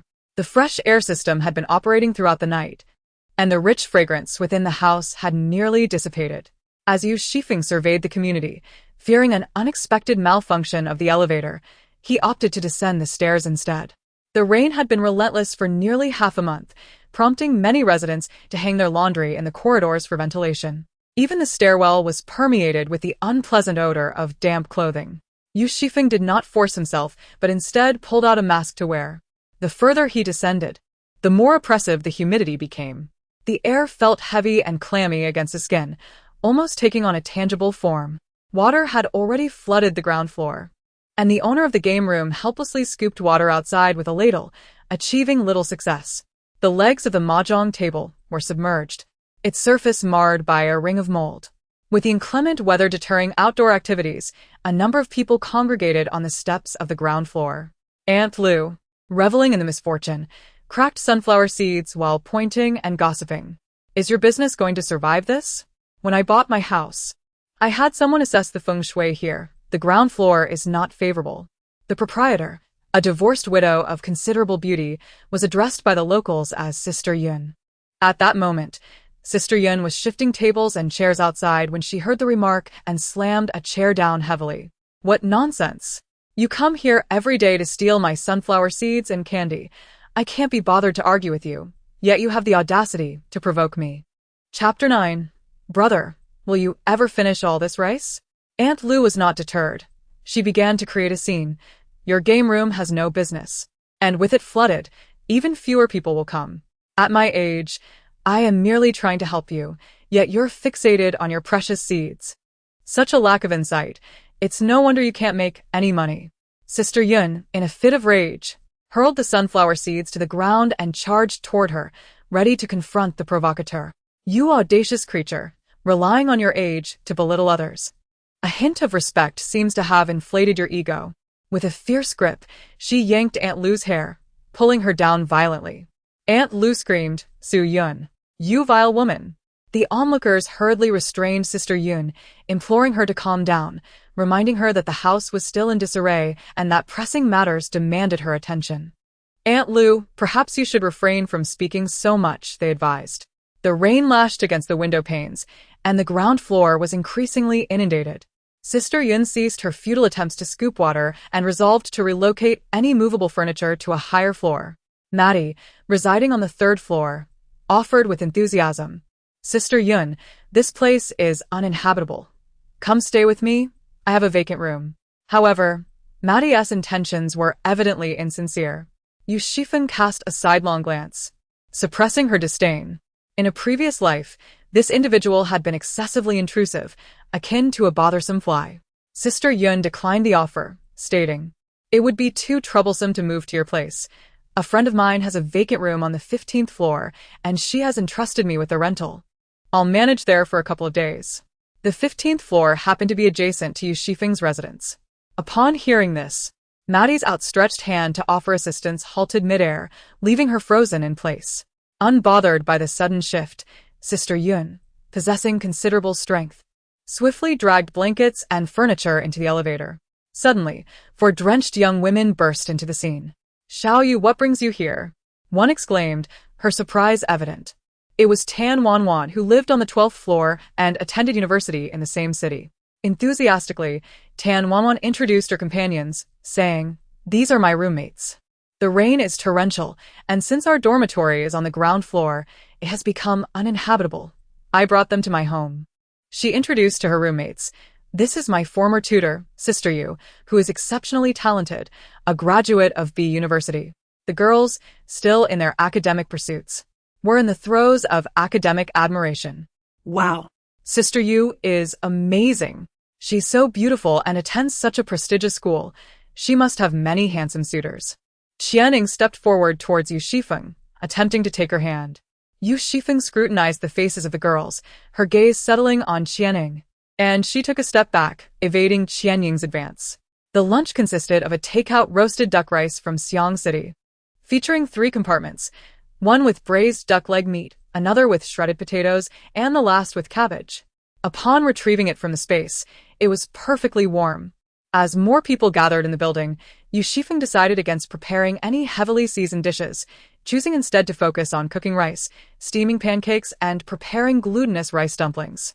With the ability to go out and receive takeout, the aromas of rice and flour wafted pleasantly without being overwhelming. In the intervals between steaming pancakes and cooking rice, Yu Xifeng selected several seeds to plant in the garden of her space: durian, cherries, mangosteen, watermelon, red grapes, and coconut. She had no shortage of staple foods. Her motivation for planting these was her love for them. Lacking extensive gardening experience, she was fortunate to have purchased a variety of seeds and planned to experiment gradually. Within a couple of days, the seeds began to sprout, showing promising growth. Yu Xifeng began shelling sweet peas, a few £100 worth. This task required little thought. She sprinkled some into the rice as it cooked, enhancing its sweetness. Placing her tablet on the table, she indulged in her show while methodically shelling the peas, her hands never pausing in their task. As Yu Xifeng continued to peel the sweet beans, an unsettling feeling suddenly washed over him. Glancing down, he discovered that the bowl he had intended for the beans was now filled with empty bean pods, while the edible beans lay discarded in the trash. Yu Xifeng sighed. Resolving to avoid such mishaps in the future, he decided to use a plate instead of tossing the empty pods into the bin. After watching 4 episodes of the drama, he had amassed a generous bowl of shelled beans. Stretching lazily to relieve his muscles, he found himself still captivated by the show when a knock echoed at the door. The surveillance footage revealed that it was Sister Yun, who had moved in today. Yu Xifeng opened the inner door and inquired through the outer grid, "What brings you here?" Sister Yun appeared momentarily startled by the metallic door. "Could I borrow some salt? I'm halfway through cooking and just need a spoonful." Recognizing this as a normal gesture of neighborly kindness, Yu Xifeng pondered for a moment before fetching a bottle cap filled with salt. The vertical bars of the door made it easy to pass the cap through. "Thank you. It's quite inconvenient to go out in this storm, otherwise I would have ventured downstairs to buy some." Recalling his pleasant past collaborations with Sister Yun, he advised, "Once you finish this meal, it would be wise to stock up when the typhoon passes." "Indeed, that's a good idea. We're running low on rice and flour at home, so I should buy some more before we remain indoors." After bidding Sister Yun farewell, Yu Xifeng rinsed the rice and added a spoonful of sweet beans, then powered on the stove. Inside the pot, eggs simmered while glutinous rice cakes steamed in the steamer beside it. With an additional bowl of sweet beans also prepared for steaming, the heat carefully adjusted. Yu Xifeng spent an hour exercising at the gym, stepping out briefly to enjoy a small bowl of sweet beans and a boiled egg. After a refreshing shower, the second pot was nearly ready. Once one becomes adept at a task, the preparation of these simple delicacies becomes effortless. Yu Xifeng reclined on her bed, engrossed in her phone. The wind howled fiercely outside, accompanied by the creaking of windows in the hallway as a chilling draft wailed through the corridors, punctuated by an incessant clattering sound whose origin remained a mystery. The property management group was abuzz with complaints. "Property, my car is submerged in water. The drainage in the underground garage is abysmal. Stop playing dead." Indeed, I spent tens of thousands on a parking space and still pay exorbitant management fees annually. All my clothes on the balcony have been blown away. I can't even order takeout. I'm stuck with instant noodles for 2 days. My child is crying in fear. This year's typhoon feels particularly unsettling. Does anyone know how to raise Australian lobsters? Among the voices, one user, known as Chinchin's father, shared a picture showcasing an impressive array of poultry, beef, and seafood, with a special focus on the steak and shellfish. In the corner of the image, bags of rice and flour were stacked high. Goodness. That shrimp is as long as my leg. Emperor Shrimp, you're truly impressive. Chinchin's father must be quite affluent. Can he possibly consume all that rice? Chapter 10. The dream of Yang Siju, Yu Xifeng sighed inwardly. It was not envy of Chinchin's father's provisions. She was well supplied with rice, flour, and meat. Even if she ceased cooking altogether, the prepared foods she had purchased and stored over these days would suffice for half a year. Moreover, her stock of ready-to-eat meals was continuously replenishing. The bounty that Chinchin's father displayed was merely a trifle in comparison. However, with nearly 700 individuals in the group, should a food shortage arise in the future, reflecting on these provisions would take on an entirely different significance. At that time, Chen Chen's father might bring trouble to the entire family. Yu Xifeng glanced at the news once more. On Weibo, the entertainment section had fallen silent. As many regions were engaged in disaster relief efforts, numerous netizens were urging patience, asserting that the typhoon would soon pass and that conditions would improve in a few days. Yu Xifeng turned off his phone. The rain pattered incessantly, yet his bed remained dry and warm, allowing for a peaceful night's rest. He awoke naturally, only to find the rain had intensified, pouring down in torrents. Despite the soundproofing of the community, the cacophony was still audible, as if the heavens had ruptured and were spilling forth.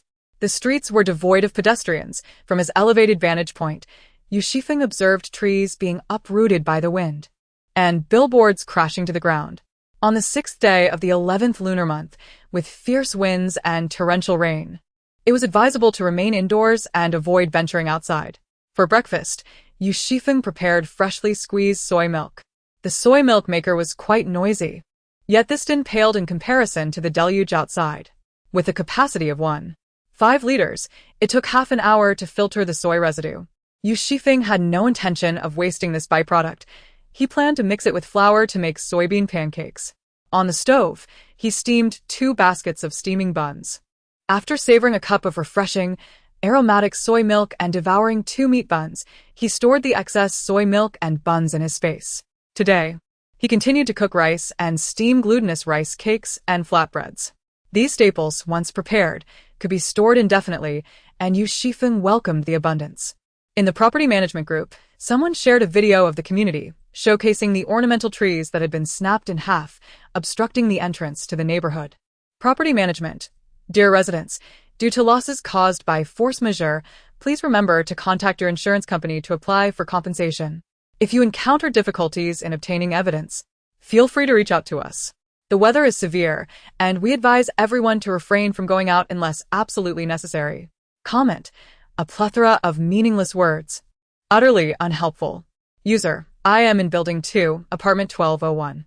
Are there any residents in Building 2 who could sell me some food? I have no cooking utensils at home. Preferably bread or instant noodles.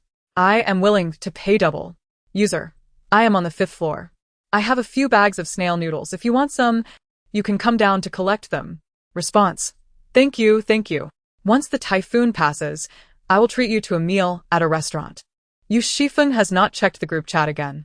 The typhoon is moving north, and as netizens have said, it will not linger in Lincheng for more than 3 days. The typhoon will depart, but the rain will persist. Yu Xifeng meticulously organizes the supplies in her space.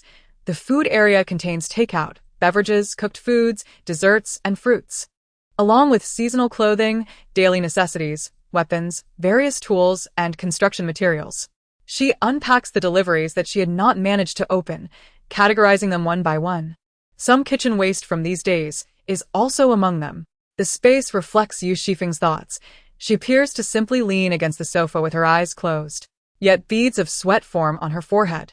After spending the better part of the day, the area is much neater and more capacity has been freed up. The city streets are in disarray. Being inland, Lincheng has seen people find sea fish on the roads after the typhoon.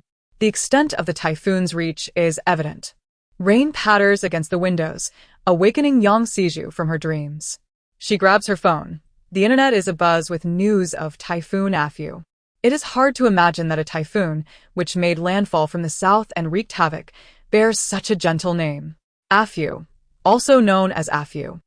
The glow of her phone screen cast a pallid light upon Yang Xiju's face as she seized her phone and rushed out the door, making her way to the nearest supermarket. The wind had ceased. Yu Xifeng, clad in a dark raincoat, nearly melded into the night. The street lights, which should have illuminated the path, seemed to have succumbed to the tempest, while the water level had risen to her thighs. The water was frigid, littered with various debris, and as Yu Xifeng pushed through the steel pipes, each step met with considerable resistance. After exiting the community and ensuring no one was watching, Yu Xifeng extracted a kayak from her spatial belongings, her intentions clear as she aimed for the nearest commercial district. Surrounded by water, she was well acquainted with the area and, after approximately 2 hours, reached her destination. The commercial district was unusually dim, with storefronts locked tight. Yu Xifeng produced a fire axe from her spatial realm and brought it down forcefully. A resounding crash ensued as the glass shattered, an inconspicuous occurrence amidst the patter of rain. This was a ready-to-wear shop. Yu Xifeng had no lack of clothing and little interest in it. It appeared to be an expensive brand, yet she ventured inside and selected several pairs of athletic shoes. Afterward, she opened a door and groped her way into the commercial area. Adjacent to her was a bubble tea shop, stocked with numerous tea powders, boxes of coconut milk, pearls, and various syrups, delicacies that she collected entirely, not even sparing the ice maker and ice cream machine. Continuing her exploration, she moved past a nail salon and approached a mobile phone retailer. Uncertain whether the display cases contained actual devices or mere replicas, Yu Xifeng surveyed the surroundings before moving on without lingering. In a bedding store, the comfort of the blankets was exquisite, accompanied by latex pillows and mosquito nets, elegantly adorned with a delicate light green lace. Yu Xifeng could not resist the temptation and selected several sets. On the 3rd floor of the shopping district, there lay a large fresh produce supermarket sprawling over 1,000 square meters, which was also Yu Xifeng's destination for this trip. The water level would continue to rise, and it was only a matter of time before the 3rd floor would be submerged. If the items in the supermarket were not relocated, the vast majority would be reduced to mere sludge in the water. Given Yu Xifeng's current spatial limitations of less than 200 square meters, there was little she could carry away. The jewelry box primarily contained gold, silver, and precious stones, which could potentially facilitate the expansion of her space. Yu Xifeng first descended to the basement level, where a gold shop was located. However, the basement was completely flooded. She donned a diving suit and secured the oxygen tank. In her previous life, she had used a simpler version that allowed her to stay underwater for no more than 5 minutes before needing to surface for air. A far cry from the equipment she wore now. The security measures of the gold shop were significantly more robust, yet unfortunately, the cameras and electronic locks had succumbed to the water, allowing Yu Xifeng to easily pry open the door. However, maneuvering the roller shutter in the water proved to be considerably more challenging than unlocking it. Gold, silver, platinum, and various high-priced ornaments were secured in tightly locked display cases. The outer glass was bulletproof, impervious to the blows of a fire axe. Yu Xifeng had no intention of resorting to such force.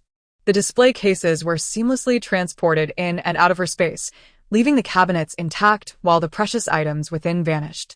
Following this method, Yu Xifeng cleared out all the cabinets in the vicinity. There were approximately 7 or 8 gold shops, and she left no trace of gold or silver behind. It seemed that her spatial realm had undergone some transformation. As Yu Xifeng delved deeper, she discovered an additional restroom and a staircase leading to a 2nd floor. The good news, the cottage boasted a 2nd story. The bad news, she was left with merely a staircase. It seemed that the front yard had also expanded slightly, approximately 10 square meters. This increase left Yu Xifeng quite discontented. After investing several dozen pounds of gold, she had gained less than 20 square meters. The prices in the 2nd ring were not this exorbitant. Chapter 11. Zero-cost purchase. Yu Xifeng contemplated the situation and deduced the source of the problem. The jade and gold were not lacking in quality. Rather, they were excessively new. The jewelry in her mother's box was a treasured heirloom, steeped in history. Gold, silver, and jade could indeed occupy space, but what was truly needed were antiquities that bore the weight of time. A twinge of discomfort coursed through her as she surfaced, exiting the basement and shedding her diving suit. Having come this far, the supermarket lay before her, and she felt compelled to proceed. On the second floor, there was a shop selling an array of chocolates, priced by the gram, each item commanding a steep price. Ferrero Rocher, raw chocolate, creamy confections, and strawberry varieties adorned the shelves. Yu Xifeng indulged herself thoroughly. She tossed a strawberry-filled chocolate into her mouth, savoring its smooth texture and delightful sweetness, which justified its lofty price tag. Adjacent to this was a store brimming with colorful gummy candies of every conceivable shape. Just from these two establishments, Yu Xifeng deemed this excursion worthwhile. In the cosmetic shop, she gathered numerous high-end items: lipsticks, foundations, concealers, eyeshadows, and makeup removers. Her intention was not to adorn herself, for a survivor had no need for such embellishments. Rather, it was to ensure that, when necessary, she appeared somewhat akin to others. After all, the tallest poppy is the first to be cut down. Approaching the supermarket, Yu Xifeng pried open the doors, her gaze immediately drawn to the shopping cart at the checkout counter. The carts can be stacked together, making them quite suitable for storage and transportation. Yu Xifeng collected 6 or 7 of them. In the daily necessities section, she took all the wet wipes and toilet paper, selectively choosing some towels, toothpaste, shower gel, shampoo, and facial cleanser. With limited space, these items would last her a couple of months, and she had already purchased quite a bit through previous deliveries. Thus, she was not in want. In the maternal and infant supplies, Yu Xifeng took several cans of baby formula. These are canned and can remain preserved even after being rehydrated. She only needed a few cans to sample, having no desire to compete with future survivors. She was not fond of baby formula, always finding it to have a milky odor. Without hesitation, she swept all the lotus powder, sesame paste, bean powder, and nuts into her space. The quantity was overwhelming. Just these items filled an entire small room, and they accounted for less than a tenth of what a supermarket offered. The supermarket's power system was still operational, and the freezers remained intact. Yu Xifeng gleefully pocketed various flavors of yogurt and beverages. As for fresh produce, she meticulously chose to stuff her space with dragon fruit, red grapes, mangoes, lemons, jackfruit, durian, and bananas. Eggs, rice, mung beans, flour, glutinous rice flour, salted eggs, sweet potato vines, and water spinach. Pork, beef, lamb, chicken, fish, shrimp, and turtle. Yu Xifeng piled the diving suit, life jacket, and various cleaning supplies she had gathered in the bathroom. The hallway was filled with self-heating hot pots, instant rice, and various ready-to-eat meals. Yu Xifeng continued forward, soon arriving at the canned goods section. Napa cabbage, pickled vegetables, bean paste, and lao gan ma, all sealed for preservation, were collected along with the shelves into her space. The supermarket is vast, and merely gathering these items has already filled the storage room to capacity. Yu Xifeng resembles a mouse that has fallen into a grain warehouse, surrounded by an abundance of snacks, spicy strips, instant noodles, ham sausages, potato chips, and biscuits. She has handled countless items, functioning like a machine as her gaze sweeps over each product for quality inspection. If deemed suitable, she swiftly tosses them into her spatial storage. Her fingers brushed against the freezer, which was sealed tightly, and a flicker of delight surged within her. Inside lay an abundance of fresh meat. There was so much that her storage space was nearing its limit, the fresh meat nearly overflowing. In the storage area, Yu Xifeng pried open a lock, her heart swelling with joy. Compared to the scattered supplies outside, the items in the warehouse were neatly organized, stacked layer upon layer. The inventory alone was enough to completely fill Yu Xifeng's space.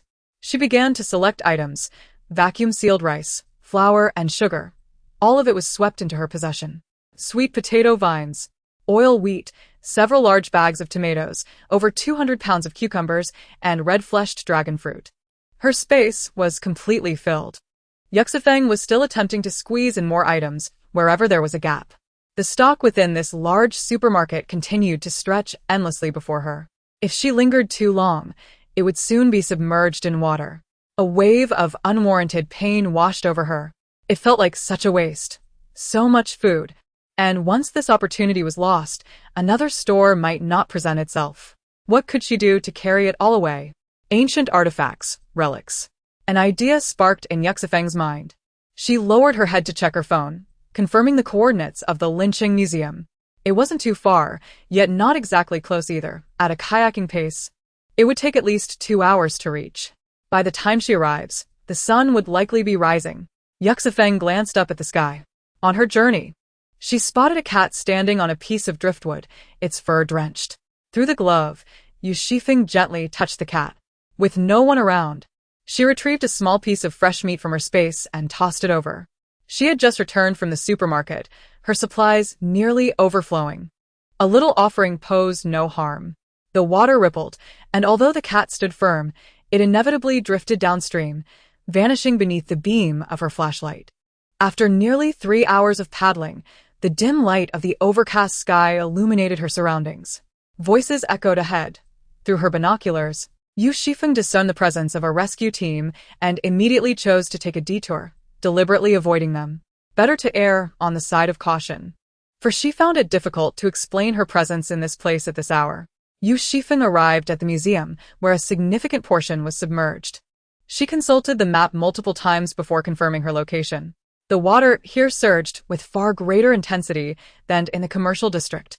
After a circuitous exploration, she spotted a sign submerged in the water. Lost Ancient Civilizations, the Epic of the Maya, temporary exhibition. It seemed that a traveling exhibition had been underway here. Yu Xifeng shattered a window and paddled her way into the museum.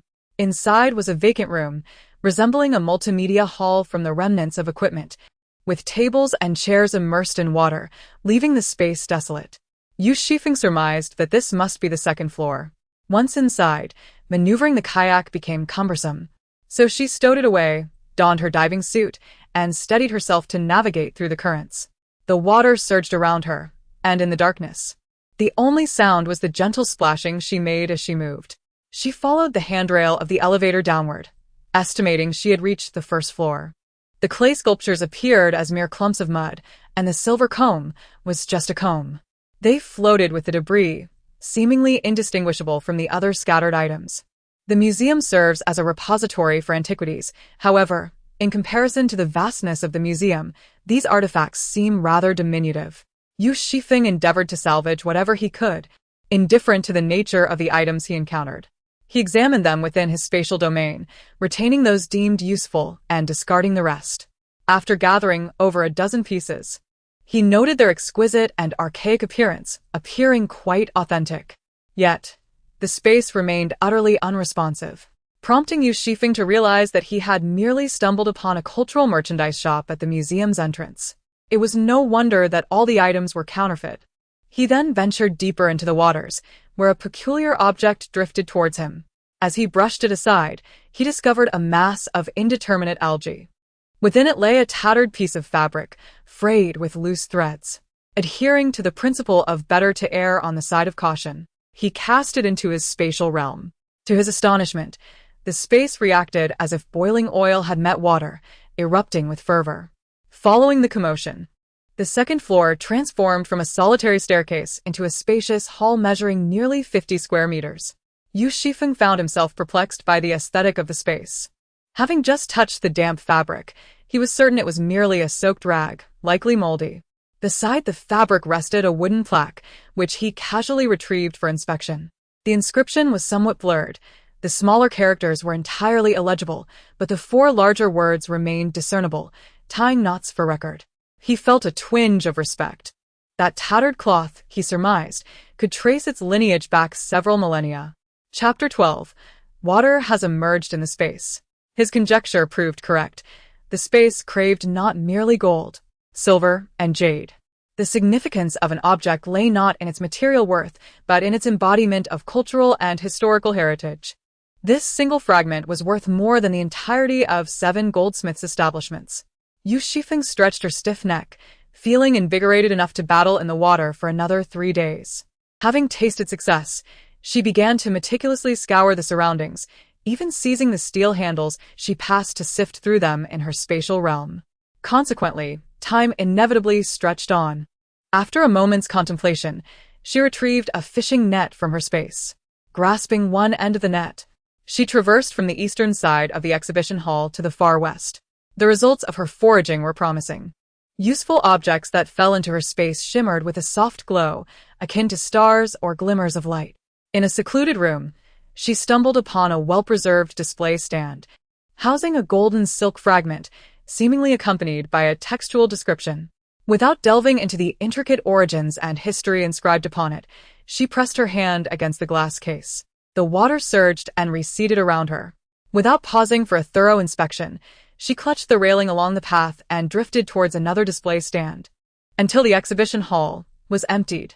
From the moment she emerged until now, a day and 2 nights had elapsed. The overwhelming fatigue dulled her mind. She was utterly exhausted. Yet this journey was far from its conclusion. She had not forgotten that nearly 4/5 of the supplies in the supermarket remained. The mere thought of them being submerged in water tugged at her heartstrings. Moreover, each additional resource was a safeguard for her survival in the future. What if this period extended to 10 years, 20 years, or even 50 years? What if it never concluded? She always felt an insatiable need for more. Now, however, she required at least half an hour of sleep. Fearing the possibility of an unexpected visitor, she dared not linger in the museum, deciding instead to seek an exit nearby. As for where to rest, Yu Xifeng would have to explore further. If she could find no suitable place, she was prepared to brew a cup of coffee. At this moment, she shifted her focus to observe the transformation of the space. The atmosphere had altered dramatically. Previously, the space exuded a profound sense of desolation, akin to a forgotten corner of time. Even as Yu Xifeng placed items within, everything remained in a state of stillness. Initially, she attributed this phenomenon to the inherent mystique of the space itself. However, her perspective had since changed. After the space had consumed the artifacts from the museum, as Yu Xifeng's consciousness descended once more, she felt a vibrant, ineffable energy surging within her. Perhaps it would be more fitting to describe it as a refreshing aura. In an instant, she sensed a breeze, which drew her attention to the alterations in the space. The second floor revealed its full expanse. With nearly 400 square meters dedicated to this level alone, she could faintly discern a corner of the ceiling adorned with intricately carved ridge beasts, embodying an ancient yet grand design. The front courtyard appeared to reach its limits, spanning approximately 150 square meters, enclosed by walls. The area designated for flower beds measured over 20 square meters. Additionally, there was a newly added backyard of over 700 square meters, where spring water cascaded down the stone wall, its clarity accompanied by a melodious sound. Yu Xifeng felt invigorated. Water had returned to the space. It seemed as if the space had come to life. With a flutter of her heart, her body manifested within the realm. Her legs truly grounded upon solid earth. Supplies remained piled within the space: rice, flour, meat, and fruits. A new hourglass had appeared within the room, its fine sand trickling steadily. After a brief calculation, Yu Xifeng estimated it could measure approximately an hour. A realization dawned upon her. She could reside in this space for an hour, a sanctuary devoid of disturbance or prying eyes. Seizing the moment, she quickly spread a blanket to fashion a bed and lay upon it, contemplating the future opportunity to procure a mattress, ensuring at least one room remained dedicated to rest. As Yu Xifeng closed her eyes, she swiftly succumbed to a deep slumber. Half an hour elapsed in the blink of an eye. Upon awakening, she found that only 15 minutes remained in the hourglass. Since childhood, Yu Xifeng had never required an alarm clock. She possessed an innate awareness of her sleep patterns, consistently rising at the appointed time. After consuming a glutinous rice cake and drinking some water, she refreshed her face with spring water from the backyard, which significantly uplifted her spirits. Indeed, the moment she exited the space, the hourglass ceased to flow, coming to a standstill. On her way out of the museum, Yu Xifeng passed by an art exhibition. The abstract paintings evoked a sense of false confidence, as if anyone could replicate them. She attempted to absorb the artworks into her space, but the space remained unresponsive. How the artwork entered and how it was subsequently expelled by Yu Xifeng remained a mystery. Such paintings, adrift in the water, were plentiful. Their style was consistent throughout. These works not only proved futile but also obstructed her view, and visibility underwater was already limited. After circling around, Yu Xifeng realized she was still in the same spot. In frustration, she decided to absorb all the obstructive paintings into her space, successfully reaching the museum's exit. Before the upgrade of her space, she lacked sufficient capacity for such a feat now. However, her spatial limits were ample, allowing for such extravagance. Upon leaving the museum, Yu Xifeng hurried back to the commercial district. Her small space, including the front yard and backyard, encompassed nearly 2,000 square feet, a capacity ample enough to accommodate an entire supermarket. With the torrential rain expected to persist for another 3 months, this was the prime and final opportunity.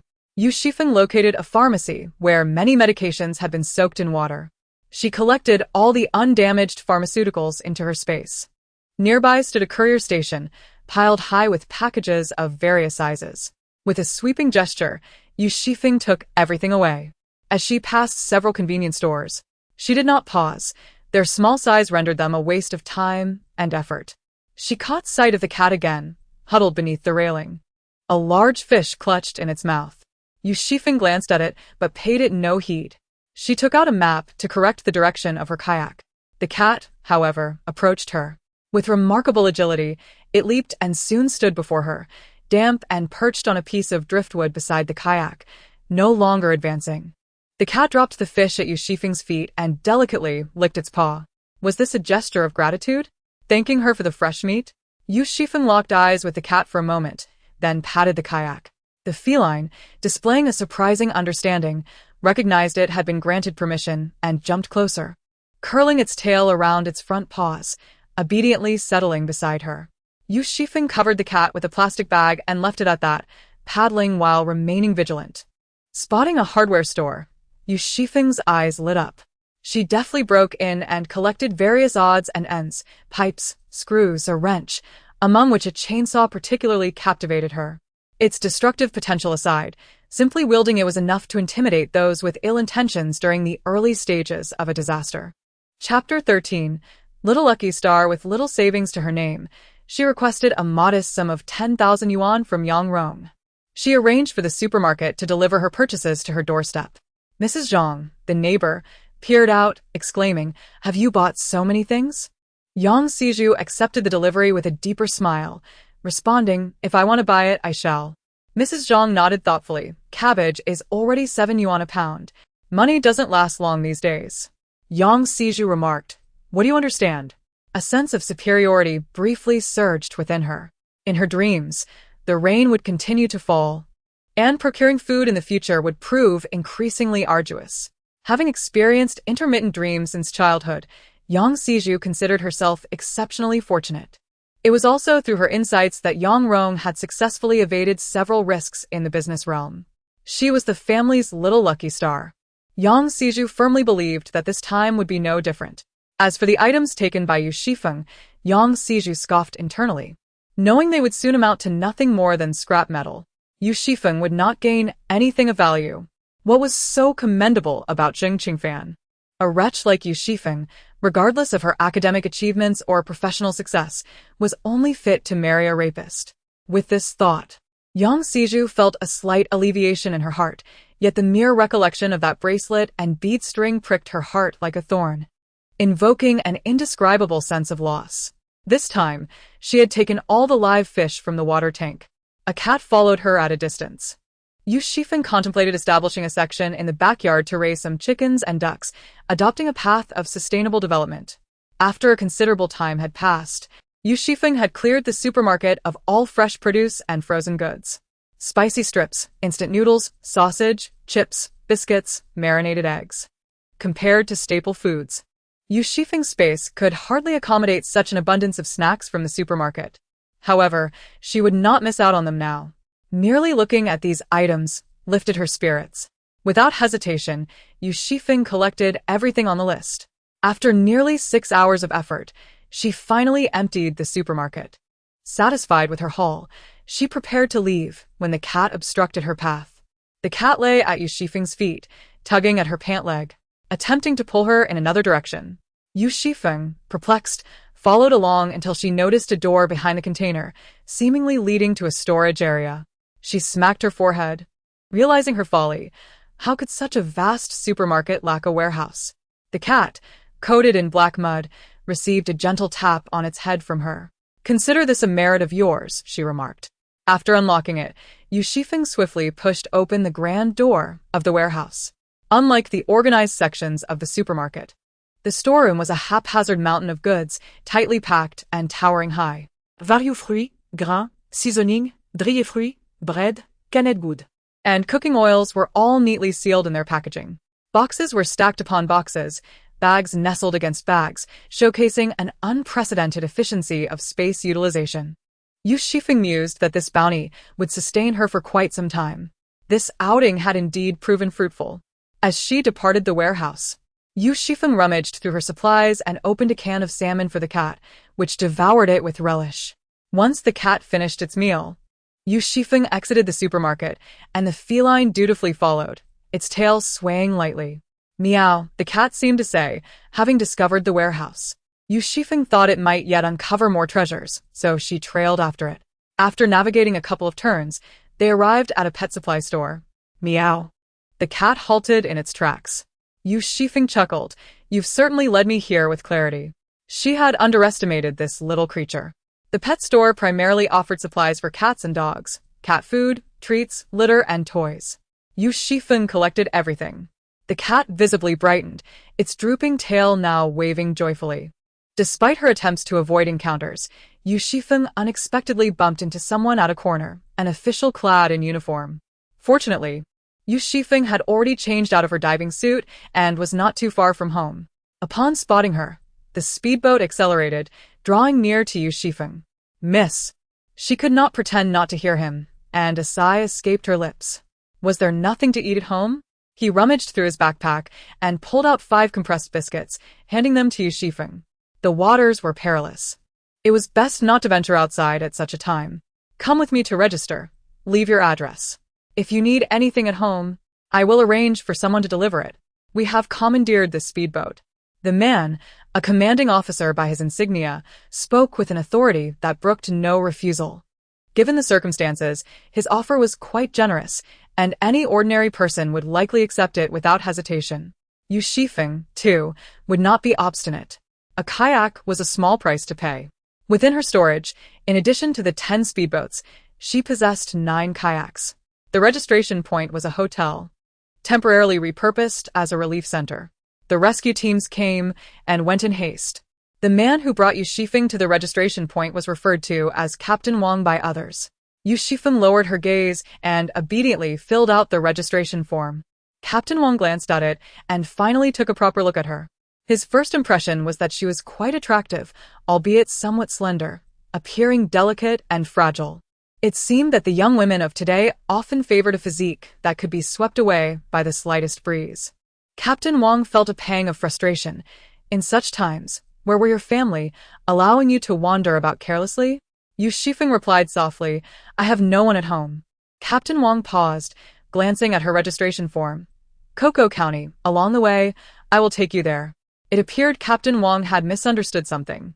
To speak excessively is to err, and Yu Xifeng no longer seeks to embellish her tale. "Is that a cat?" inquired Captain Wang. "Oh, mine," she replied, somewhat embarrassed by the feline's disheveled appearance. It would be untenable to confess that she had looted a supermarket and inadvertently rescued the creature, emptying the pet shop in the process. As the guardian of public order, Captain Wang would undoubtedly feel compelled to intervene should he learn the truth. Thus, she chose silence, and the journey passed in quietude. Captain Wang, moved by her solitude, graciously bestowed upon Yu Xifeng an additional 2 kilograms of noodles. He was a good man. Yet goodness often invites hardship. Yu Xifeng accepted the offering, for in Captain Wang's eyes, her venture outside was solely for sustenance. Indeed, it was for food. The kayak glided over the entrance of the community, docking at Building 1. Building 1 was bustling with activity. Following the game room, the second floor was partially submerged, as several residents, unlike Yunjie, had friends with rental properties. Unwilling to crowd into a shelter, they had instead unfurled their bedding to occupy the stairwell. The elevator was no longer operational. Ascending the stairs, the corridor was a chaotic tableau of life, with every necessity laid bare: food, drink, and the remnants of human existence, all mingling in an unpleasant aroma. Captain Wang maintained his composure, while Yu Xifeng displayed an unexpected calm, her expression unperturbed. Chapter 14. We women all endure this. Many heads poked out from the corridor, hesitating to speak upon seeing Yu Xifeng, their expressions shifting to one of shyness at the sight of a uniformed man by her side. As water levels rose from the lower floors, prompting numerous residents to move into the stairwell, many began to probe into the building's occupancy.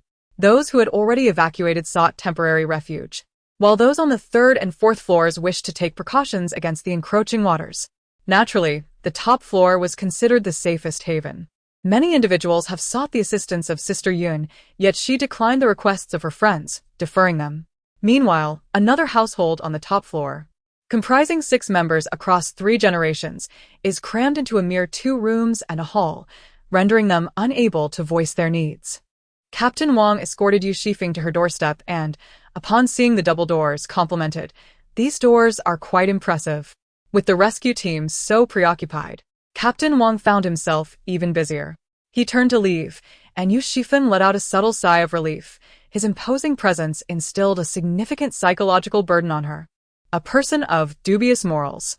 Yu Xifeng was momentarily taken aback. Raising her gaze, she noted the stoic expression on his resolute face, leaving her unable to decipher his thoughts.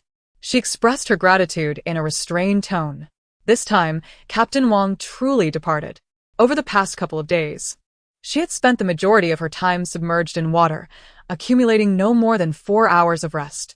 Under such intensity, it was manageable before the apocalypse, as everyone had endured similar struggles. However, her current body struggled to cope. Yu Xifeng collapsed into her bed. That night, she dreamt vividly.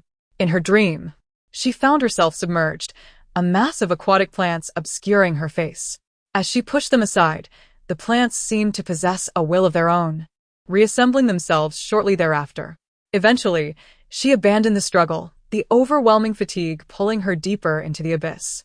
She slumbered until midday the next day. Upon awakening, she noticed the cat nestled beside her pillow, its filthy tail draped across her face. Rising from bed, she discovered a multitude of muddy paw prints scattered throughout her room. All courtesy of the cat. "How dare you sleep on my bed in this state?" Yu Xifeng glared at it. She seized the cat and carried it to the bathroom, preparing to give it a bath. The feline protested, splashing water all over Yu Xifeng's head and face. "If you keep squirming, I shall toss you out," she declared fiercely. The cat seemed to comprehend, ceasing its struggles. As the water cascaded down, Yu Xifeng initially mistook the feline for a gray tabby, only to discover, once cleansed, that it was a brilliantly colored orange cat. The water that flowed forth was dark. Resigned, Yu Xifeng began to dismantle the duvet cover and wash the sheets, undertaking a thorough cleaning of her home. The freshly laundered duvet cover and sheets were placed in the dryer, while the cat was tucked into the pet dryer. The dryer emitted a warm breeze, its powerful output significantly raising the temperature within the room, creating a cozy atmosphere. Dressed only in a lightweight sweater, Yu Xifeng busied herself with mopping the floor when the doorbell rang. Outside stood Ma Tian, accompanied by his heavily pregnant wife. The surveillance system was online, equipped with facial recognition. As soon as a face was detected, a notification would be sent to Yu Xifeng's phone. She was in a deep slumber, unaware of the ringing doorbell. Upon opening the door, she found Ma Tian wearing an apologetic smile. "You must be you. I live downstairs." I'm Matian. "And this is my wife, Chen Kaifeng. We reside on the 3rd floor." Chen Kaifeng, with her protruding belly, craned her neck to peer into the apartment. "Sister? It's so warm inside and the weather isn't too cold. Have you already turned on the air conditioning?" Yu Xifeng chose not to engage with this remark, her expression remaining frosty. "Do you require something?" Ma Tian, slightly hunched, cast furtive glances at Yu Xifeng's face. "I want to borrow anything," she thought, instantly declining. Ma Tian continued, "Miss, perhaps you are apprehensive. How about this? My wife can step inside while I remain outside?" "Indeed, we women have all experienced this. Please lend us a hand, and we will remember your kindness," Chen Kaifeng chimed in. Yu Xifeng tilted her head. "We are not acquainted. What benefit would I gain from your kindness?" Furthermore, as Chen Kaifeng entered, she intended to open the door for her husband. Yet Yu Xifeng could not possibly remain vigilant around the clock. Such remarks could be dismissed as mere banter. With the wisdom gleaned from her past life, Yu Xifeng possessed a profound understanding of this couple. In her previous existence, when Chen Kaifeng was with child, she had purchased copious amounts of baby formula prior to the calamity. Ma Tian, who now professed his devotion to his wife, had, in truth, covertly taken the formula to entice other women. That formula was meant for his own child. Ma Tian continued to speak, his tone seemingly submissive. My wife is carrying a child. It is not easy for her. I cannot have her living in the corridor with me. Therefore, I am willing to pay 100 per night. He spoke of his pregnant wife, yet his gaze was lasciviously fixed upon Yu Xifeng. She found the situation both laughable and repulsive. She must have been out of her mind to consider allowing the two of them to stay. She would not rent to them. As Yu Xifeng reached for the door to close it, Chen Kaifeng blocked her with her body. Do you possess even a shred of compassion? We all bought the same type of house. We are all residents of this building. My home cannot accommodate us. Yet you reside comfortably on the top floor? My husband has already paid. What more do you want? I am pregnant. And do you wish for my demise at your doorstep to bring you joy? Yu Xifeng smiled and replied, by your reasoning, since I currently have no money, and your bank account is still funded, do you not feel any guilt spending without sharing half with me? The child you bear is not mine. What grievance do you have against me? We are not related. If you wish to perish, that is beyond my control. There are numerous households in this building. Why do you choose to confront me? Is it because you perceive me as young and timid, an easy target to bully? Yu Xifeng possessed a gentle visage, imbued with a natural hint of mirth, and spoke in soft, delicate tones. Yet her words were piercingly sharp, rendering Ma Tian and Chen Xifeng's faces a canvas of fluctuating hues as they stammered in an attempt to respond. Despite her utterance of no outright insults, her remarks left others feeling profoundly uncomfortable. Chen Kaifeng leaned against the wall, clutching her abdomen. Ma Tian swiftly caught her, retorting, if you, miss you, are unwilling to rent, then refrain from casting your caustic remarks here. Chapter 15. What's wrong with staying a few days? Ma Tian's gaze was laden with gloom as he grasped Chen Xifeng's hand, casting a reluctant glance toward Yu Xifeng. From the very first day she arrived in the building, he had been captivated by her alluring features, which stirred a restless yearning within him. She exuded the essence of an educated person. The prospect of sharing space with her was tantalizing, presenting a splendid opportunity for interactions. While he lamented the inadequacy of his own wife, Yu Xifeng, too, was infuriating, a brazen woman who was ungrateful for the kindness extended to her. He cast a disdainful glance at his wife, half embracing and half dragging Chen Kaifeng along. Behind Ma Tian stood several other residents of the building. With their exit impeded, their space was confined, prompting many to stroll along the staircase. Aunt Lu was gesturing and whispering behind them, her voice neither too loud nor too soft, just enough for Yu Xifeng to overhear. The venom of today's youth was palpable. Here was a heavily pregnant woman. What harm was there in allowing her to stay for a few days?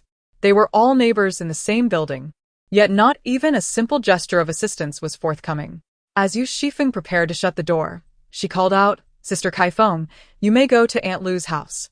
Although she claims that a simple gesture could suffice, do not take it lightly. One must remember the kindness of our elders.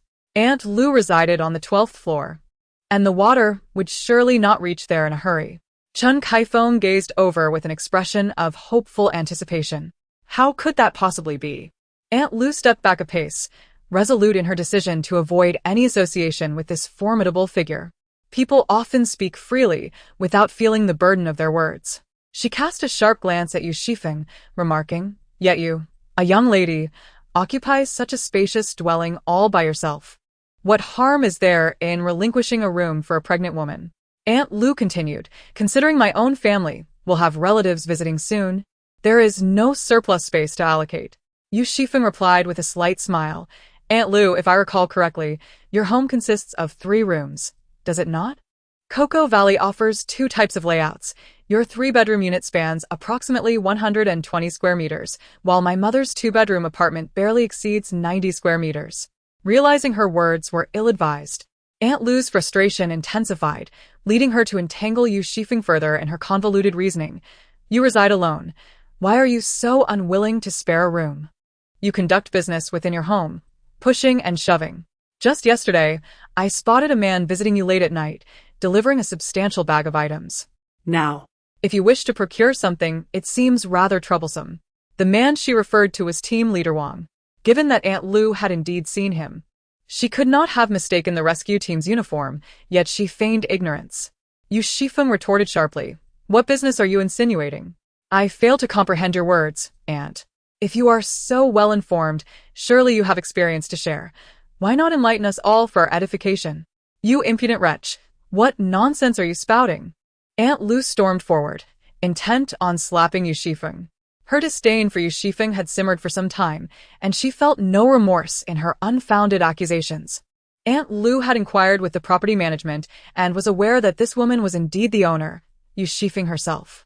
In her quest to purchase this set of Coco Yajun houses for her son, she had depleted her savings. Aunt Lu had always taken pride in her meticulousness. What right did that woman have? Which young woman could possess her own home at such a tender age? She must surely be involved in unsavory activities.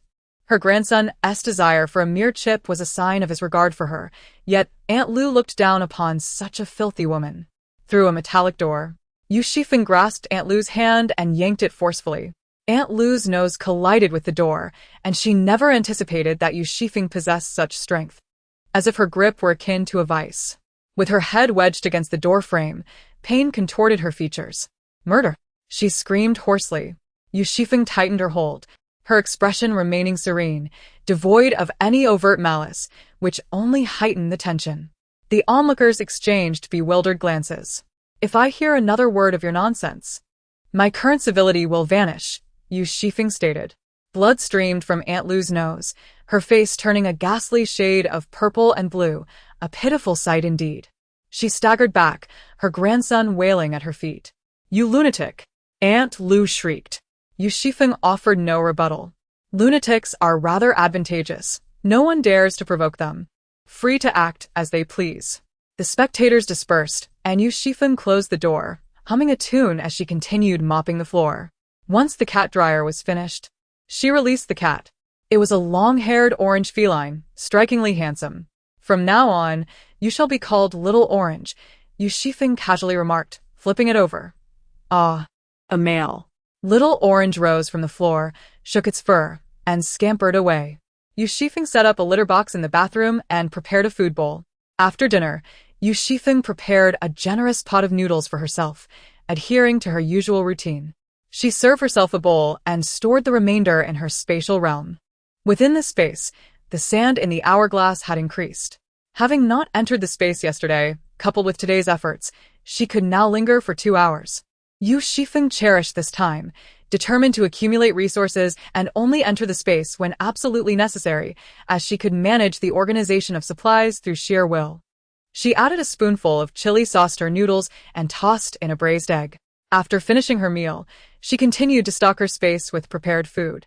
She was eager to prepare enough sustenance for a lifetime. While the shop remained open, she seized the opportunity to produce as much as possible. Mindful of the considerable electricity and gas bills she had incurred, nothing must go to waste. Dumplings, buns, mantou, flour rolls, pizza, she had all the burners ablaze. With the electric cooker steaming rice, laboring diligently until nearly midnight. Chapter 16, Half a gene of rice is not enough. I desire some meat. After completing the final pot of rice, Yu Xifeng cleaned the kitchen utensils. Before bed, she lay on her mattress, engaging in an old game of slicing fruit. Each round was limited to 1 minute, and each fruit sliced would accumulate points, while slicing a bomb would end the game instantly. This time, luck was on her side as she sliced several double-point bananas in succession, amassing an impressive score and nearing a record-breaking performance. In the final 20 seconds, Yu Xifeng carefully avoided the bombs, focusing intently on refreshing fruits. Suddenly, a furry paw reached over and pressed against her tablet, causing her breath to catch. Bang! The bomb exploded. Game over. The little orange cat stepped on the tablet, nudging her chin in a charming manner. Get away from me. Yu Xifeng grasped the scruff of Xiaoju's neck and lifted him from the bed to the door, slamming it shut with a resounding thud. Subsequent rounds proved to be less than fortuitous, with only a scattering of banana items, and even without triggering a bomb, my score remained stagnant, failing to break the record. I extinguished the lights and succumbed to sleep, perhaps due to having rested sufficiently the previous day. I found myself tossing and turning in bed, unable to drift off, and I retrieved my phone once more. The property management group buzzed with messages, numbering 999. Refreshing rapidly. The corridor is so cold. How long will this dreadful rain persist? It has been 5 days. I have only 2 bags of wontons left. This is dire. How long will this rain continue? Delivery costs 2,000 at a time. Why not just rob it? Is anyone interested in sharing an order? You still have 2 bags of wontons. I have only water remaining. Is there anyone in building 1 who has food? I am willing to pay 5 times, no, 10 times the price. Fellow resident of building 1. Could any kind soul spare me a morsel? Chin-Chin's dad. Would you sell me a bag of your rice? I can offer 200. My car is completely submerged. I just picked it up last month. I'm on the verge of starvation, yet still expected to work online. This class is utterly unmanageable. Is the government merely idling? So many are trapped in the community, yet no one comes to our aid. Indeed. Rescue teams pass by our door daily. Must we simply wait to perish from hunger? The Funing supermarket is still open. Is there anyone who could lend me a kayak? I am willing to offer 200 for a day. Are there kayaks available for sale? Currently, it is nearly impossible to purchase one. Previously priced at 500 or 600, they have now skyrocketed to 30,000. Spending 30,000 on a dilapidated vessel. What extravagance.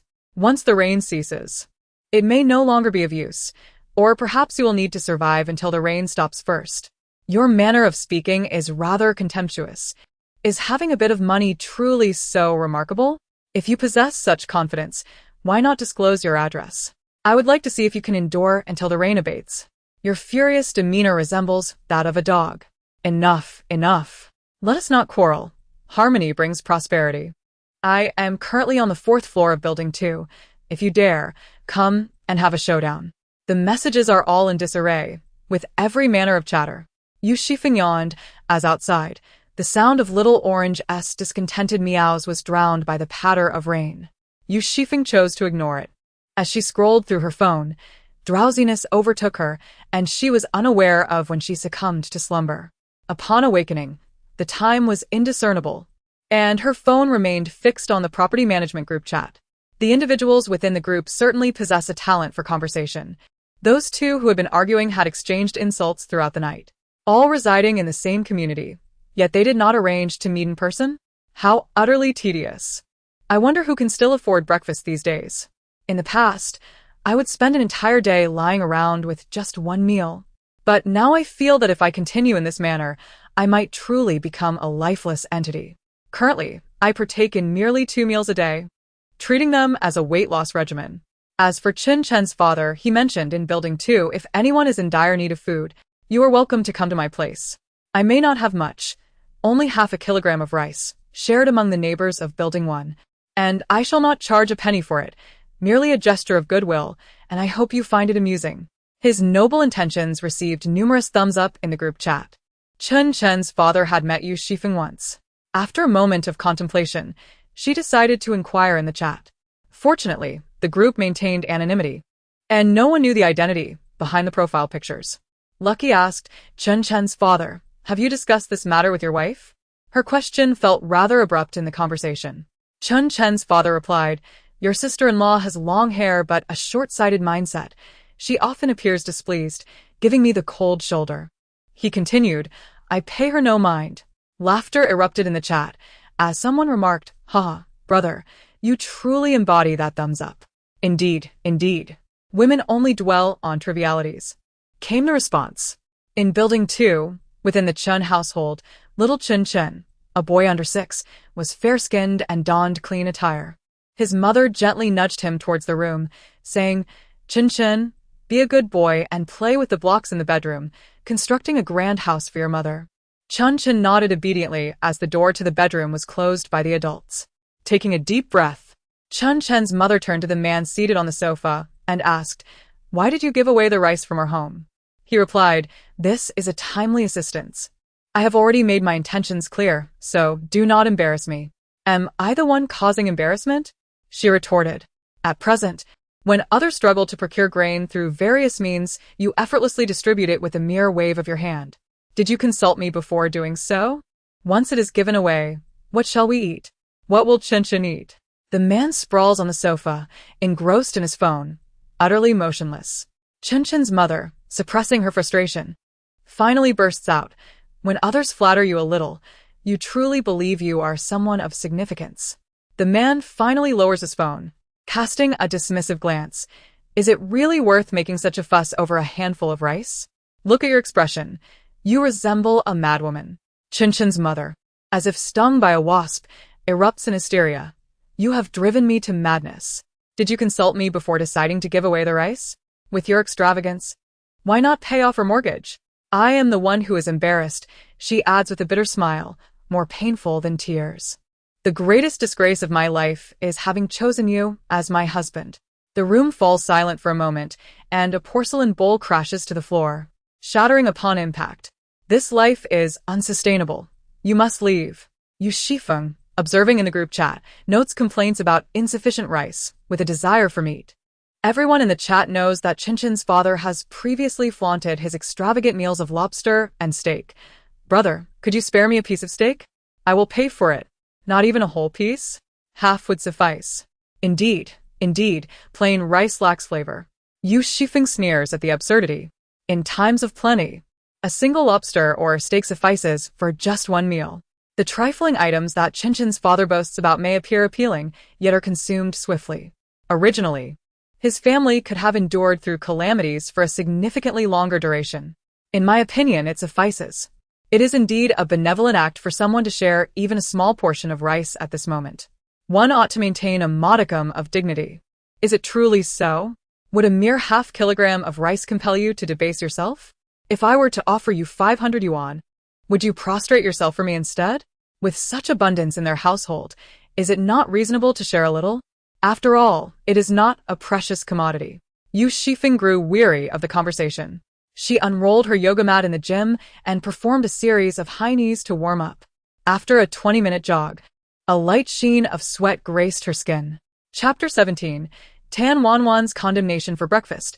She savored a tea egg accompanied by a longjing mousse cake. It was her first encounter with longjing mousse, and she silently deemed it unsatisfactory. The outer chocolate layer bore a bitter taste, while the mousse within was excessively sweet, failing to create a harmonious balance and instead evoking a sense of dissonance.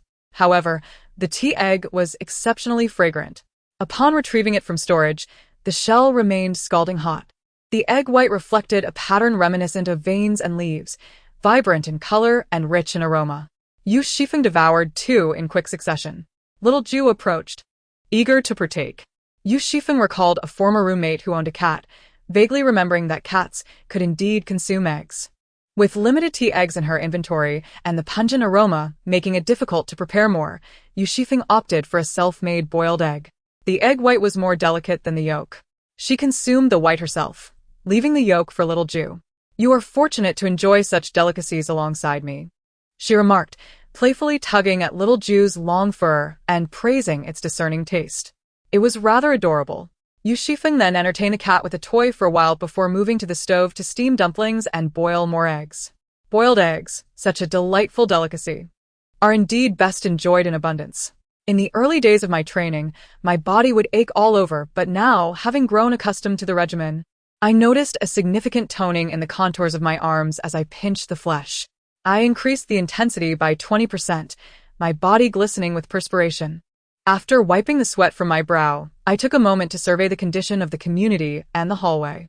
On the 11th floor, I encountered the Ma family.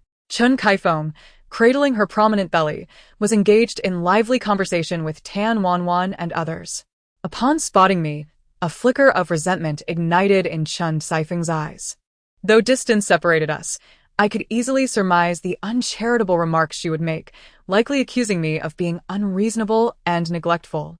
It was no surprise that she lacked the grace of upbringing. After all, one could hardly expect civility from someone who had not learned it. With a sideways glance, Chen Kaifeng raised her voice an octave higher. I paused momentarily, choosing to disregard her sardonic tone, and focus my gaze on Tan Wanwan instead. It was no mystery that Tan's mother would never hire an individual of dubious background to tutor her daughter. Hence, Tan Wanwan's awareness of her mother's early demise was not unexpected. I had tutored her over the course of a year, elevating her chemistry score from 30 to 85, thus justifying the fees paid by her mother for my services. During the tumult of the typhoon, I hesitated to speak up, pondering the right moment to gently remind Tan Wanwan of her circumstances. My roommate should not have to bear such a burden, nor could Tan Wanwan afford it. She was a gentle and kind soul, her gaze toward me now tinged with disapproval and faint reproach, even omitting a simple greeting. I cast a glance at her group of friends, managing a faint smile. In a previous life, Ma Tian and his wife had also resided on this very floor. Yu Xifeng cast a glance at Chen Xifeng's abdomen, his expression inscrutable. I hope this child has a mother to give birth to and raise them, he remarked. What nonsense are you spouting, you heartless fiend? Chen Kaifeng retorted, slamming her hand on the table, her anger palpable. Even while pregnant, her temper remained unrestrained. A mother ought to possess better decorum, lest she burden her child. With this remark, Yu Xifeng departed with an air of nonchalance.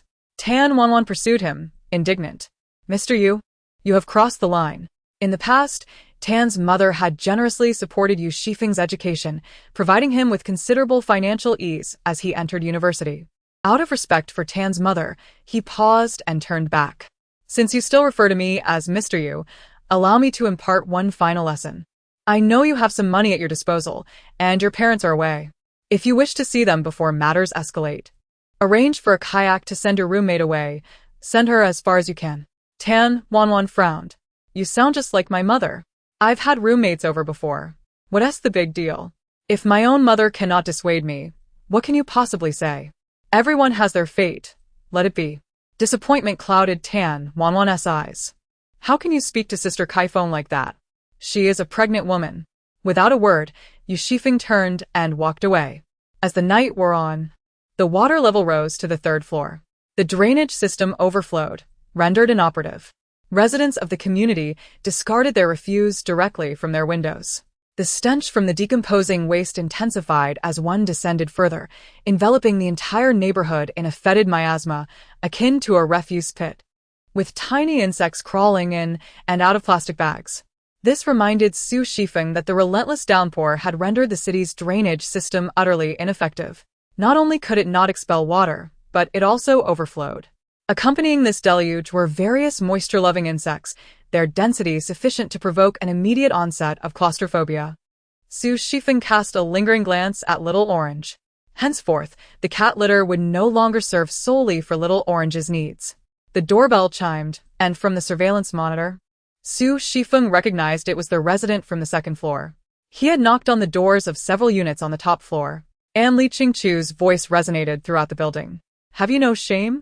Trash is piled up right at my doorstep, and I still need to live here. I have memorized every individual who discards their garbage. Either come and clean up once the water recedes, or pay up. He raged alone, while every household remained tightly shut, like quails, with no one daring to respond. All of Yu Xifeng's household waste lay neglected in a corner of a space, never once discarded. Li Qingchu's grievances toward the top floor seemed particularly pronounced, and Yu Xifeng had no intention of explaining the existence of a space to him. It was akin to a teacher reprimanding the entire class. Unless names were mentioned, one could simply disregard the tirade. Yu Xifeng retreated to his bedroom, watching a television drama while plucking water spinach. His phone incessantly beeped, the group chat ablaze with activity. Fool. What can you do about it if I throw it? Hilarious. Am I supposed to keep it at home? Li Qingchu was also in the group chat, promptly calling the property management while silencing the anonymity within the chat. Li Qingchu bellowed, you all act as if you're paragons of cleanliness, unable to tolerate even a speck of trash, yet you dump it all on me. Have some consideration. With the community smelling this foul, how can those of you upstairs expect to remain unaffected? The residents residing in the corridor advised, this is an unavoidable situation. Piling things in the hallway is no different from discarding them. Besides, once the water recedes, the property management will undoubtedly clean up. The property management is like a brick. They will move things wherever needed. Shaoli, do you not also throw your own rubbish down? Compared to the original inhabitants living on higher floors, those temporarily residing in the corridor are indeed the primary contributors to the refuse. The hallway is merely a few square meters, lacking everything essential for daily life. Every day, they seek to borrow water and electricity from the original residents. Some, like Tan Wan, exhibit generosity, yet the majority perceive it as a nuisance, inevitably exchanging barbs both openly and covertly. The friction between the two parties is incessant. Li Qingqiu's outbursts directed at those above him are not devoid of a desire to vent his grievances. The space below is my own residence. Naturally, I wish to discard things as I please. Someone remarked, the first floor belongs to Sister Yun. What authority do you have to speak here? The commotion failed to yield any resolution. When mealtime arrived, Li Qingqiu, as before, sought to borrow electricity, yet the original residents collectively denied him entry, leaving him at the door. Chapter 18. The thief Yu Xifeng was at home steaming rice and preparing rice balls. Using a rolling pin, she kneaded small dough balls, filling them with shredded meat, vegetables, and eggs. Yu Xifeng opened several packets of seaweed and wrapped them around the filling, skillfully crafting sushi. The quarrels in the corridor did not reach the top floor. The window on the 15th floor was broken, and a chilling draft swept through the corridor, which had yet to be repaired. Those residents whose homes had been flooded, even if compelled to stay in the corridor, would never choose the 15th floor. This allowed Yu Xifeng to enjoy a moment of tranquility. It was mid-December. After the typhoon, torrential rain has persisted for an entire month, showing no signs of abating. The water level has risen to the 6th floor, rendering the stairwell impassable, prompting many to relocate to shelters. However, the shelters are even more congested than the stairwell. There, one can barely move without infringing upon another's space. In such close quarters, the person in front might tilt their head back, inadvertently causing their hair to brush against the mouth of the person behind. On the first night at the shelter, Li Qingqiu, having dozed off for merely a moment, found that his belongings had been stealthily taken by an unknown thief. He sought assistance from the rescue team, but they were overwhelmed, unable to attend to such trivial matters amidst the chaos. With so many people in need, new arrivals continued to be rescued and sent to the shelters. Those who had initially considered heading to the shelters abandoned their plans upon hearing Li Qingqiu's account. That night, Yu Xifeng suddenly opened his eyes. Beyond the sound of the rain, he discerned a rustling noise at the door. Someone was outside. Yu Xifeng retrieved a sickle from his space, gripping it firmly in hand, and stealthily approached the entrance. The figure outside was bundled up so tightly that the surveillance camera provided no clear view of their face. Should he confront the individual directly, a mere shout might suffice to scare them away. Weighing the sickle in his hand, he realized that acting too hastily could lead to complications. With the official supplies due to arrive in 2 days, resorting to violence now could prove troublesome once they were on site. "Who is there?" Yu Xifeng called out. The figure froze for a moment before turning to flee. Yu Xifeng stood at the door, not pursuing them. "Is that person from our building?" "Certainly. With such heavy rain, it's evident someone has arrived." The situation escalated the following day as reports emerged of a theft at the residence of elderly Mrs. Zhao, who lived on the 9th floor. The thief did not steal money. Instead, they ransacked the kitchen and refrigerator of the elderly Mrs. Zhong, even absconding with the potted scallions from her balcony. A considerable crowd had gathered in the hallway outside Mrs. Zhao's door, where Li Qingqiu resided on the same floor. For the thief to enter Mrs. Zhao's home, they first had to squeeze through the hallway. In other words, the theft must have been perpetrated either by someone from the hallway or with the tacit approval of those who resided there. The residents of the hallway felt a sense of psychological imbalance. All were crammed together, yet the original residents seemed to live in a bubble of immunity. Even borrowing water or electricity required a careful assessment of others' moods. When the theft occurred, many silently reveled in the misfortune. "This is a death sentence for me, Mrs. Zhao lamented, clutching her chest, while her husband struck his cane heavily, visibly enraged. The atmosphere in the group was thick with silence. No one chimed in or cast blame, yet everyone acutely sensed the deteriorating ambience within the building. Subsequently, 2 more thefts transpired, one involving a young woman living alone and the other an elderly widow, both of whom had previously declined requests for temporary residence. Fear gripped everyone, When Yu Xifeng descended the stairs, she encountered individuals with eyes filled with both covetousness and wariness. However, after the surveillance footage was released, the community was aware that cameras had been installed at Yu Xifeng's door, temporarily deterring any further intentions against her. Ma Tian leaned against the doorframe, smoking, his gaze fixed on Yu Xifeng, unabashedly revealing his lewd interest. In the hallway, a new order subtly began to take shape, one characterized by disorder, violence, and bloodshed.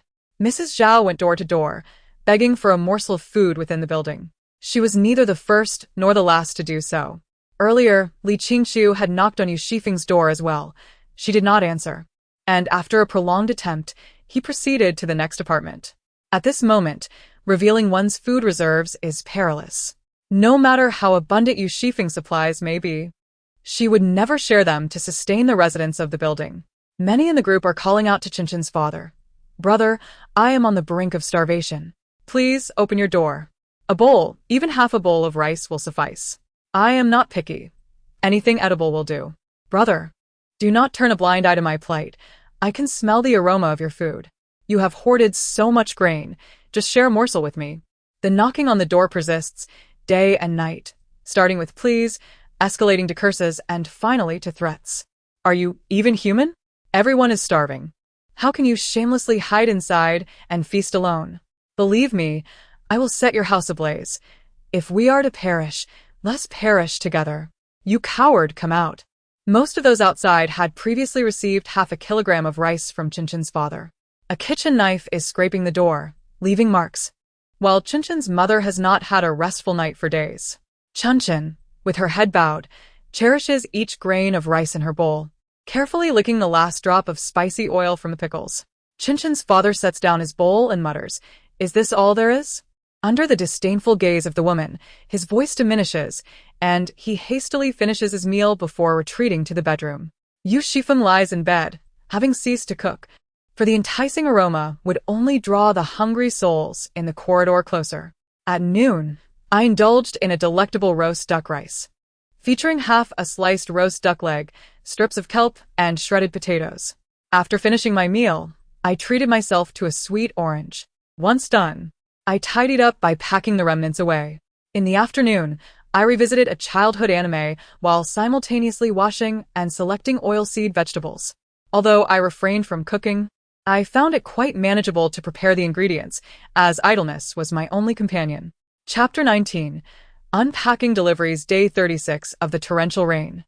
In the morning, I immerse myself in the gym, engaging in physical exercise.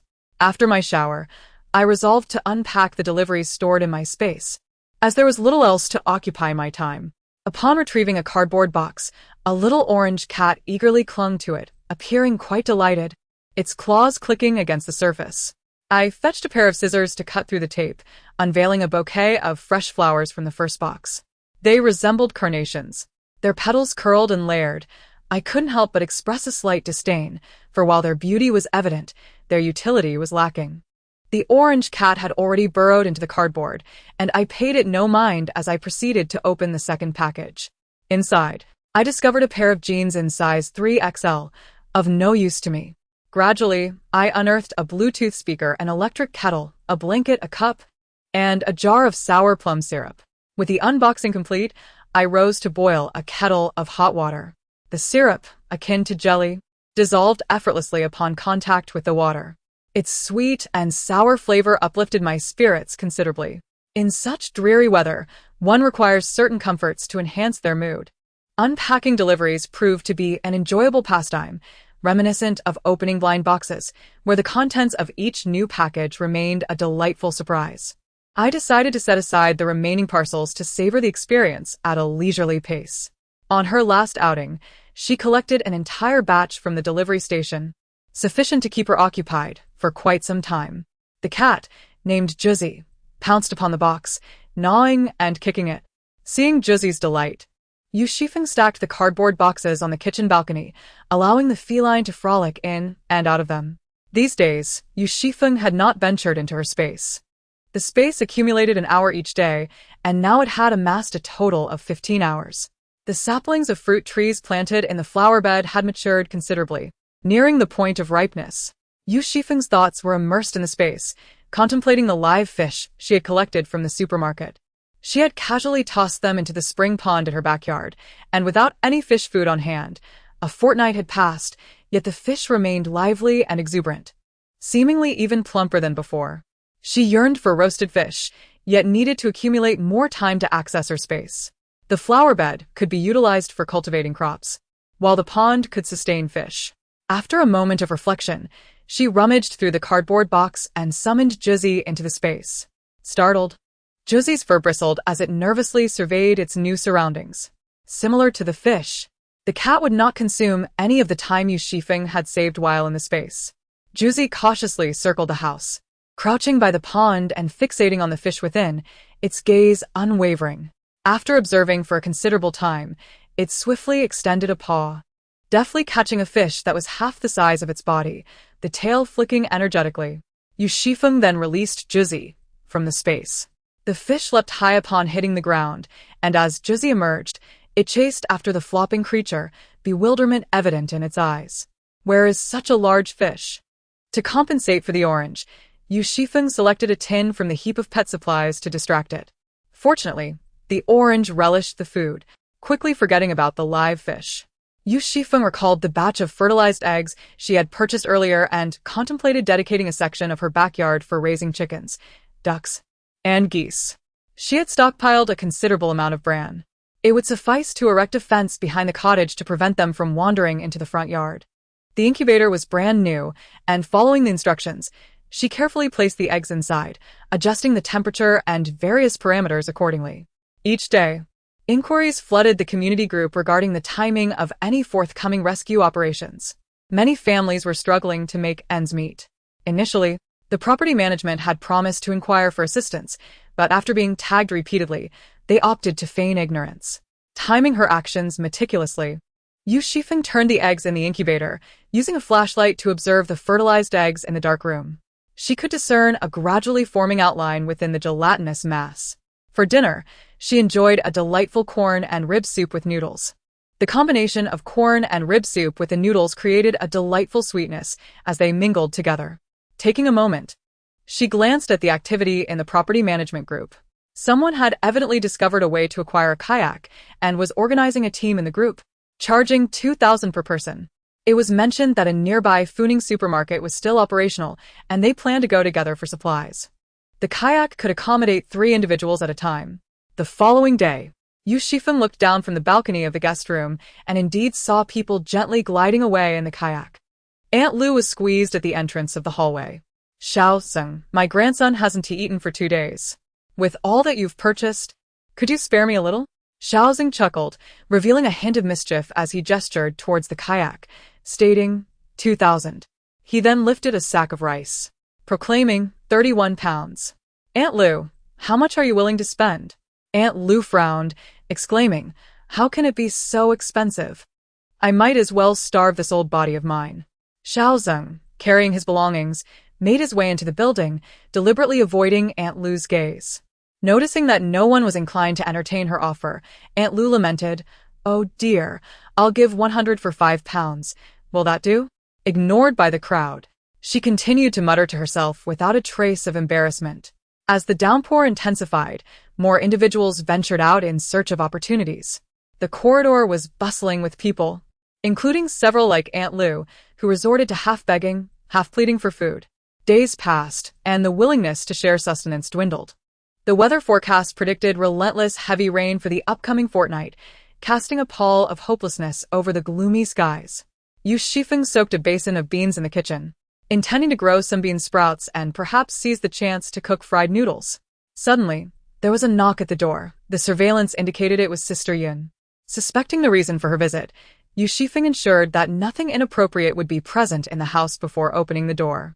Inside, Sister Yun was accompanied by Hu Qiangyong, a fellow resident of the same floor. Hu Qiangyong, a bald man with imposing tattoos adorning his hands, exuded a fierce demeanor. The apartment was meticulously organized, with a selection of small cakes and dried snacks laid out on the table, suggesting that life here was relatively comfortable. Before the typhoon, I ventured out into the rain, originally intending to purchase some condiments. Your reminder lingered in my mind, prompting me to reconsider. After all, I would need to buy them sooner or later. Sister Yun is an astute individual. Yu Xifeng smiled, choosing not to disclose her own circumstances, patiently awaiting Sister Yun's next words. The news reported that the rain would persist for at least half a month. There is a supermarket still operating on Shisan Road. I thought of going there to buy a few more items. Would you care to join me? Sister Yun managed to acquire a kayak, demonstrating her connections. Indeed. The chess hall operates within a gray area, making it difficult for ordinary individuals without connections to thrive. Yu Xifeng did not decline, though she had enough provisions. After a month of lockdown in the same community, there was no reason to refuse such an opportunity. Rather than allowing others to speculate about whether she had stockpiled supplies, it would be wiser to venture out and replenish her stocks judiciously. Sister Yun remarked, I borrowed this boat from a friend. It costs 1,500 per person. Do you find this price acceptable? It was a fair rate, and Hu Qiangyong had no objections. Chapter 20. Get lost. Did you hear that? The kayak would not arrive for 3 days. Hu Qiangyong appeared somewhat embarrassed. Sister Yun, is there any chance to expedite this? Tomorrow or the day after would suffice. There are many people at home, and we are on the verge of running out of food. Su Yun offered a wry smile. Being able to arrange it for 3 days hence is already a result of cutting in line. Those ahead of me cannot be bypassed. I see. Hu Qiangyong scratched his head, promptly paying the kayak rental fee in advance. If you can include me, I shall remember your kindness. Should any issues arise in the future, feel free to seek me out. We reside on the same floor, hence there will be mutual support. Sister Yun's smile radiated brightness. What my elder brother said is true. I'll share a pack of compressed biscuits with you. When we reach the supermarket, we can purchase more, and that should suffice. Sister Yun was attempting to win over Hu Qiangyong, while Yu Xifeng pondered quietly. Recent events in the corridor had instilled a sense of danger in Sister Yun. With 6 mouths to feed, her family was struggling to make ends meet. Her considerate words evoked no ill feelings in others. Each would contribute their share. Before they knew it, the day of departure had arrived. Yu Xifeng donned her raincoat, equipped herself with waterproof goggles, and carried a small backpack. All her belongings were stored away, and the backpack was merely a ruse to mislead onlookers. Upon exiting her door, she found a throng of people gathered at the corridor entrance. Although some had already ventured out in kayaks to procure supplies, the total number of households involved was fewer than 30. Sister Yun's ability to acquire a kayak remained a source of envy and admiration. Sister Yun remarked, Your raincoat is truly impressive. Yu Xifeng smiled in response. The community's refuse was piled in the water, emitting a foul odor. The torrential downpour mixed the water with yellow mud, reducing visibility to less than 3 meters. The familiar landscape had transformed beyond recognition. Both Hu Qiangyong and Sister Yun attempted to steer the kayak, but their efforts were clumsy, failing to guide it in the desired direction. It was not until Yu Xifeng took control that the kayak smoothly glided out of the community. For Hu Qiangyong, this was his first time outside the community in several days. He gazed around in astonishment, exclaiming, Goodness! Look at all the things the flood has submerged. In the corridor, Hu Qiangyong gave Yu Xifeng a thumbs up, saying, You're the one. Thank goodness for you, otherwise, even with a kayak, we would have made fools of ourselves today.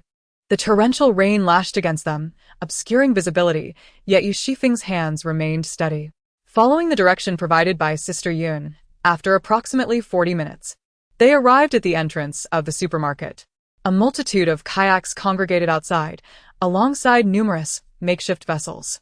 Yu Xifeng noticed life rings and kayaks drifting in the water. Please keep an eye on the kayaks while Brother Hu and I paddle over. Let me know if there's anything you wish to purchase, Sister Yun instructed. Yu Xifeng had no objections. Could you pick up a few bottles of insecticide for me? We've got cockroaches at home. Sister Yun nodded and swam towards the supermarket using a life ring, leaving Yu Xifeng waiting outside. With her waterproof goggles on, her vision was relatively unimpeded. The moment Hu Qiangyong and Sister Yun entered, Yu Xifeng sensed multiple gazes directed her way, not through sight, but through an instinctive feeling of predatory malice. Seated silently in the kayak, she subtly adjusted her position, her right hand slipping into her bag to grasp the dagger retrieved from her storage space. After a while, as Hu and Yun had yet to return, Some individuals inched closer to the kayak where Yu Xifeng sat. The kayaks outside were exorbitantly priced, akin to the value of gold bracelets before the storm. The atmosphere was chaotic, with people snatching items and pushing others into the water, rendering them voiceless in the uproar. Even if someone were to hear, what could they do? The rain fell incessantly, and by the time a boat reached them, nothing would be traceable. Wu Yuan tightened his grip on the iron rod, aiming at Yu Xifeng's slender silhouette, determination stealing his heart. He swung the rod down towards her head, but Yu Xifeng, as if sensing the danger behind her, bent her back just in time to evade the blow.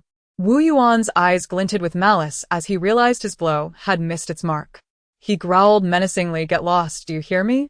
Yu Xifeng, balancing on one hand atop the boat, delivered a swift kick that struck the man's jaw. The kayak, due to its material, absorbed much of the impact, causing the man to shift slightly in his vessel and lose some of his force. Yu Xifeng quickly regained his balance and stood firmly on the man's kayak. "You insolent fool! Are you seeking death?" Wu Yuan raised his club high. Yet, the blow never fell. Instead, a sharp pain pierced his chest, and in shock, he glanced down to find a dagger embedded within, blood seeping forth and mingling with the rain. His eyes widened in disbelief as he collapsed heavily. The last image burned into his mind being Yu Xifeng's cold, unflinching gaze from above. That gaze was devoid of emotion, chillingly indifferent. Regret and terror drew Wu Yuan into the abyss of death. Yu Xifeng delivered another kick, causing a series of bubbles to rise beside the kayak. At the moment Wu Yuan's body sank beneath the surface, Yu Xifeng reached into the water. The corpse vanished entirely, shielded by the curtain of rain. This scene was concealed by Yu Xifeng's back. No one witnessed the dagger lodged in the man's chest. The water surface was murky, disturbed by the relentless patter of raindrops, obscuring any view of the churning depths below. Thus, no one noticed Wu Yuan's body mysteriously disappear, as if nothing had ever transpired. After nearly an hour, Hu Chang finally squeezed through the crowd, panting heavily. He bore 2 large bags, roughly estimating their weight to be at least 60 pounds of rice, alongside a sizable sack of potatoes, sweet potatoes, and noodles, with flour and glutinous rice flour on top, all crowned by eggs and fresh vegetables. Yu Xifeng assisted in transporting the supplies onto the kayak. Hu Qiangyong remarked that the supermarket had just restocked today, and as soon as the goods were released, they were swiftly snatched up.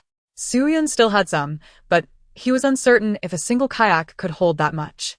There was another kayak. As Yu Xifeng gestured behind her, Wu Yuan's kayak bore no personal distinction. It appeared utterly commonplace. Hu Qiangyong was taken aback, asking where it came from. "I just encountered a scalper and purchased it," Yu Xifeng replied nonchalantly, her expression unchanged. She touched her nose, surprised to see a second kayak. The one belonging to Sister Yun was borrowed, and with borrowing comes the obligation to return. Now that Yu Xifeng possessed a kayak and lived on the same floor, it would be much more convenient for her to venture out for supplies. She handed a bag to Yu Xifeng, containing the insecticide she had requested. Sister Yun had also purchased 2 bottles for herself. Accepting the bag, the two settled into the kayak, awaiting Hu Qiangyong. Once the kayak was loaded with provisions, the scrutinizing gazes intensified. Su Yun stood at the bow, wielding a kitchen knife, vigilantly surveying their surroundings. In Chapter 21, titled, "I Listen Once, I Strike Once," fortunately, having learned from Wu Yuan's prior missteps, those with nefarious intentions had diverted their gaze from Yu Xifeng, and none dared to approach. The most eye-catching item was a substantial piece of marbled pork, estimated to weigh around 30 pounds, prominently displayed in the bag. He glanced back, wiping his brow, and remarked, "I heard from an acquaintance that this supermarket will impose purchase limits starting tomorrow. It's prudent to buy as much as one can." His imposing physique, brimming with muscularity, diminished the number of curious stares directed their way. Yu Xifeng gave him a thumbs up, and Sister Yun cheerfully added, "Fortunately, we managed to come today." 2 kayaks, secured together with a lock, floated gently. Yu Xifeng steered, seated in the first kayak alongside Sister Yun, while Hu Qiangyong occupied the rear. Sister Yun's kitchen knife had been transferred into Hu Qiangyong's possession, who boldly settled forward, leaving even Aunt Lu reluctant to utter a word. Being the youngest among them, Yu Xifeng remained behind to guard their belongings, while Hu Qiangyong and Su Yun busied themselves with moving items. Although Yu Xifeng's strength was not necessarily inferior to Hu Qiangyong's, Sister Yun kindly looked after her, and Yu Xifeng did not decline the assistance. She neatly folded her raincoat, encased it in a plastic bag, and stowed it in her backpack. In the corridor, the food bags were securely sealed, rendering their contents invisible from the outside. Ma Tian approached, reaching out. Sister Yun, where did you acquire these kayaks? 2 of them, no less. What did you buy that is so heavy? Allow me to assist you. Hu Qiangyong retorted sharply. Get out of the way. This is none of your concern. Chen Kaifeng leaned against the doorway, cradling her belly. Ah, the widow's doorstep is indeed different. Kayaks and someone to assist her. Her life must be far more comfortable than ours. She cast a glance at the supplies Hu Qiangyong carried, a flicker of jealousy passing through her eyes. Observing Hu Qiangyong's protective demeanor, she wondered if Hu's wife had ever enjoyed such fortune. Hu Qiangyong, mindful of her condition as a pregnant woman, inhaled deeply, his face flushing crimson.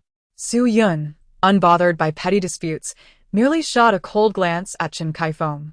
As their final trip approached, Yu Xifeng had already secured the kayaks, and the 3 made their way to the 15th floor. Chen Kaifeng continued to speak in veiled tones, insinuating that Su Yun and Hu Qiangyong shared a clandestine relationship. Yu Xifeng tilted her head, transferring the items in her hands to Hu Qiangyong. She approached Chen Kaifeng and delivered a sharp slap, exclaiming, "Is that enough?" The remnants of her murderous intent clung to her.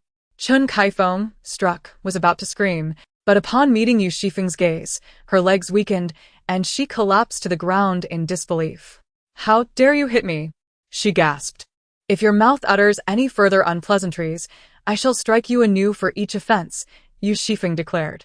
Chen Kaifeng wailed, "Ma Tian, are you a ghost? Your wife is being beaten, and you merely stand by. I carry your family's child." The crowd grew increasingly larger. Aunt Lu called out from behind, "Who are these people? How can they lay hands on a pregnant woman? What if something happens? Who will take responsibility?" Many echoed her sentiments.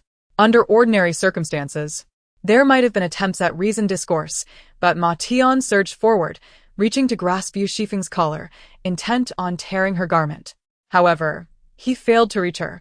She retaliated with a kick to his knee, swiftly twisting his hand back in a deft maneuver. Her actions were succinct yet remarkably effective. Ma Tian knelt, yelping, "Stop, please. It hurts. I was wrong." Yu Xifeng seized the nape of Ma Tian's neck, akin to lifting a lifeless dog. Her fierce aura swept across the vicinity, more intimidating than the kitchen knife in Hu Qiangyong's grasp. As her gaze traversed the crowd, silence fell. No one dared to utter a word, and Aunt Lu shrank back further. It was Tan Wenwen who stepped forward to assist Chen Kaifeng to her feet, glaring at Yu Xifeng, her expression a mixture of fury and restraint. Su Yun's eyes sparkled with delight as she watched Yu Xifeng walk away. Yu Xifeng released Ma Tian, who collapsed onto the ground, his forehead striking the earth and forming a sizable bump. The distribution of supplies continued as previously agreed. When Hu Qiangyong apportioned the meat, he set aside a portion of his tenderloin for Yu Xifeng, remarking, "Sister, your skills are impressive. Have you practiced since childhood?" "More or less," Yu Xifeng replied vaguely, handing over a 10-pound bag of rice to Hu Qiangyong. "Your family has many members and staple food is consumed quickly." Yu Xifeng spoke the truth, prompting Hu Qiangyong to scratch his head and respond with a grin. "Yun Jie," Yu Xifeng recalled, "these days keep your doors and windows secured and carry some self-defense tools. That kitchen knife will suffice." Having demonstrated her prowess today, it seemed unlikely anyone would harbor ill intentions toward her for the time being. Given Hu Qiangyong's large family, any commotion would surely deter those with nefarious motives. Among the 3, Yun Jie was the most susceptible to unwanted attention. Her expression shifted slightly as she nodded. "Do you have any extra cameras?" Yun Jie inquired of Yu Xifeng. Previously, Yu Xifeng had shared a video in their group, and those with ulterior motives were aware of the camera installed at her doorway. In truth, in addition to the camera affixed to the beam, there was also a pinhole camera embedded in the peephole. Yu Xifeng did possess additional cameras. In her space, there were even 2 alloy doors. During the renovation, she had prudently ordered 2 extra sets as a precaution. Residing on the 15th floor, It was far better for Yunjie to safeguard her home and provisions than to allow those with ill intentions to prevail. Yu Xifeng took her share and pretended to enter her bedroom while secretly retrieving a brand new camera set from her space. After a moment's contemplation, she decided to take another set. Aside from the entrance of Sister Yun, Yu Xifeng had also installed provisions in the corridor. With ample supplies at hand, Yu Xifeng indulged herself by preparing a large pot of braised pork belly with cabbage and vermicelli. The vermicelli was delightfully chewy, while the cabbage was tender, enveloped in a rich, meaty aroma. Yu Xifeng shooed away the little orange cat that had jumped onto the stove and served herself a generous bowl. This dish was not overly seasoned, so she refrained from consuming any other staple food that evening, opting instead to select a bottle of avocado milkshake from her collection of milk teas, sipping it intermittently. She also steamed several baskets of sweet potatoes and potatoes. Before she knew it, it was already 10 o'clock at night. While lying on her bed, slicing fruit and holding her tablet, she was somewhat puzzled when a knock echoed at the door.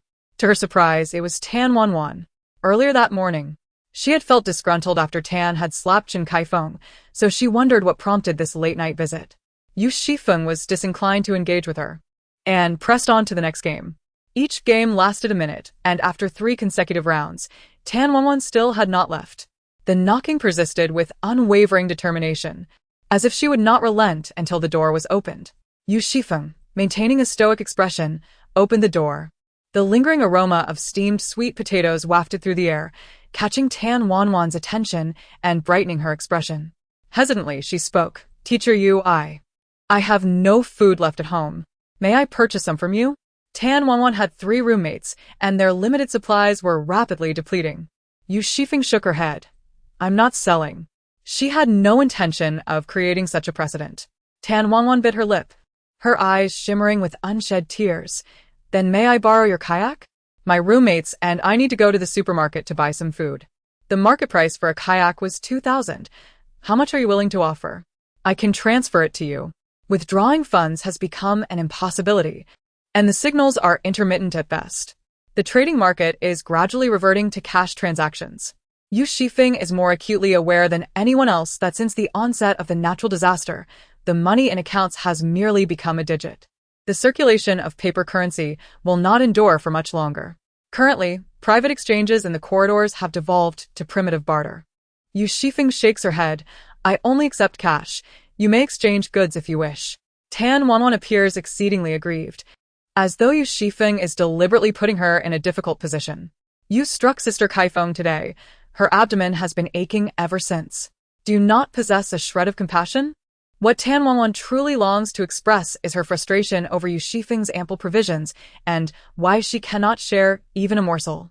Her mother has provided Yu Xifeng with such a substantial amount of money. How could a teacher treat her student in such a manner? Yu Xifeng retorts. "Who compelled you to come here? Your roommate? Or Chen Kaifeng? What connection do they have with this?" Tan Wanwan furrows her brow. She is not a person of strong opinions. Considering that Chen Kaifeng and Ma Tiangang have just suffered her wrath, it is highly likely her roommate prompted her visit. With a sardonic smile, Yu Xifeng advises, "I suggest you clarify one thing. Is it that there is no food at home, or that you have none?" What do you mean by that? Tan Wanwan glares at her. Having never set foot in a kitchen throughout her life, it is certainly not she who cooks at home. The meals are arranged by her roommate, Qianing. Yu Xifeng cast a deep glance at her and said, "Do not address me as little teacher Yu any longer. I have already settled the matter of tutoring you academically. I do not intend to sell you any food. If you wish to rent a kayak, it is 2,000 per person. You may also exchange it for gold or antiques. Once you have made a decision, feel free to come to me." As the door closed, Tan Wanwan stood at the threshold, her expression awkward and at a loss. Her roommates were still waiting at home. "Wanwan, what did your little teacher Yu say?" Qian-ing inquired eagerly.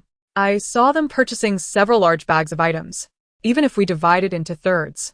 Little teacher Yu must have at least over 100 pounds. She mentioned that she only rents out kayaks for 2,000 each." Tan Wanwan replied softly.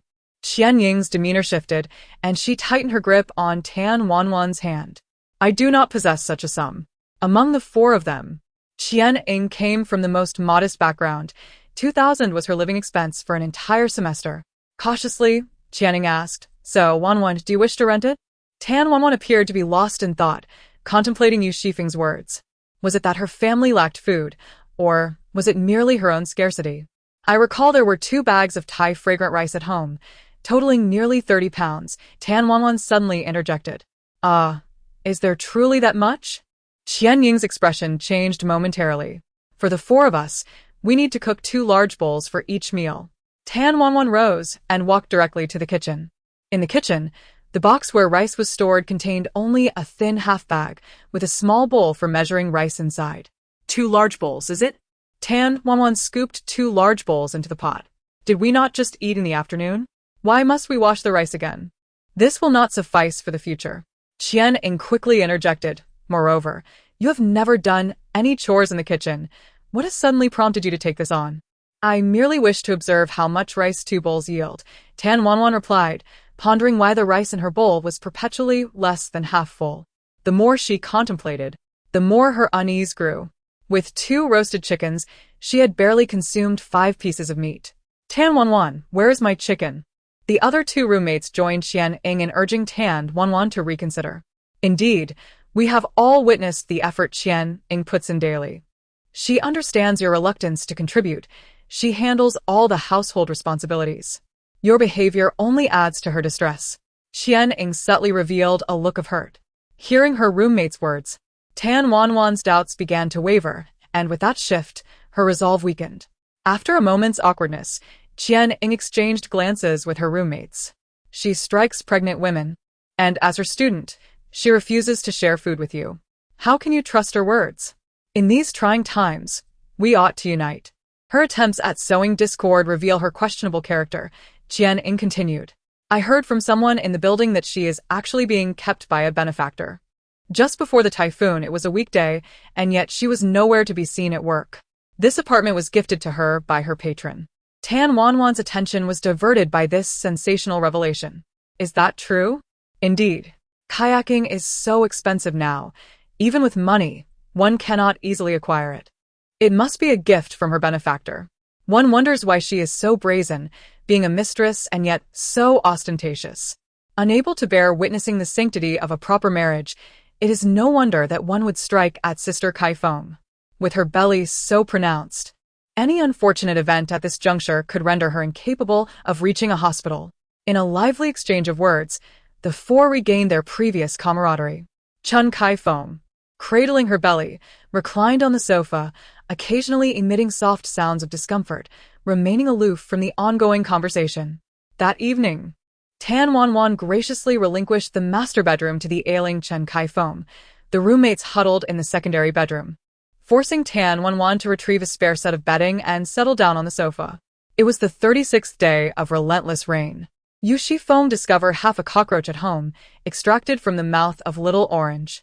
Lying on the sofa, Yu Xifeng was engrossed in a video game while Little Orange burrowed into the leather couch. Preoccupied with a fierce battle against virtual fruits, Yu Xifeng paid little heed to the feline. Suddenly, Little Orange leaped before Yu Xifeng, opened its small mouth, and expelled half of the cockroach's body. Yu Xifeng set aside the tablet, sat upright, and regarded the cockroach with a mix of bemusement and concern. Is it tasty? Meow. Chapter 23. Power outage. Yu Xifeng donned gloves and meticulously examined the half-cockroach. At first glance, it appeared to be a mere cockroach. Yet it was more slender and finer, with wings as delicate as those of a cicada. Yu Xifeng recalled that this was a mutated variety of cockroach, known for its rapid movement and astonishing reproductive capabilities. Even if one were to kill it, the eggs could continue to hatch from the carcass. Having recently renovated the house, Yu Xifeng maintained impeccable hygiene. The preliminary assessment suggested that the cockroach had infiltrated through a ventilation gap. Considering the timeline, it coincided with a recent outbreak of cockroaches in the neighborhood. Little Orange gazed intently at the half-cockroach in Yu Xifeng's hand. Well done. Yu Xifeng gently patted Little Orange's head. Little Orange glanced at the cockroach, and then at Yu Xifeng. Thank you, but I won't eat it. The 2, a person and a cat, exchanged glances for a while, and Little Orange finally confirmed that Yu Xifeng was not going to consume it. With a drooping tail, Little Orange appeared somewhat disappointed, before eagerly devouring the remaining half of the cockroach. Yu Xifeng did not intervene. The ability to discern what constitutes food is an innate instinct among living creatures, and in this regard, animals possess a sharper acuity than humans. Toxins can accumulate through the food chain, and mutations may arise following natural disasters.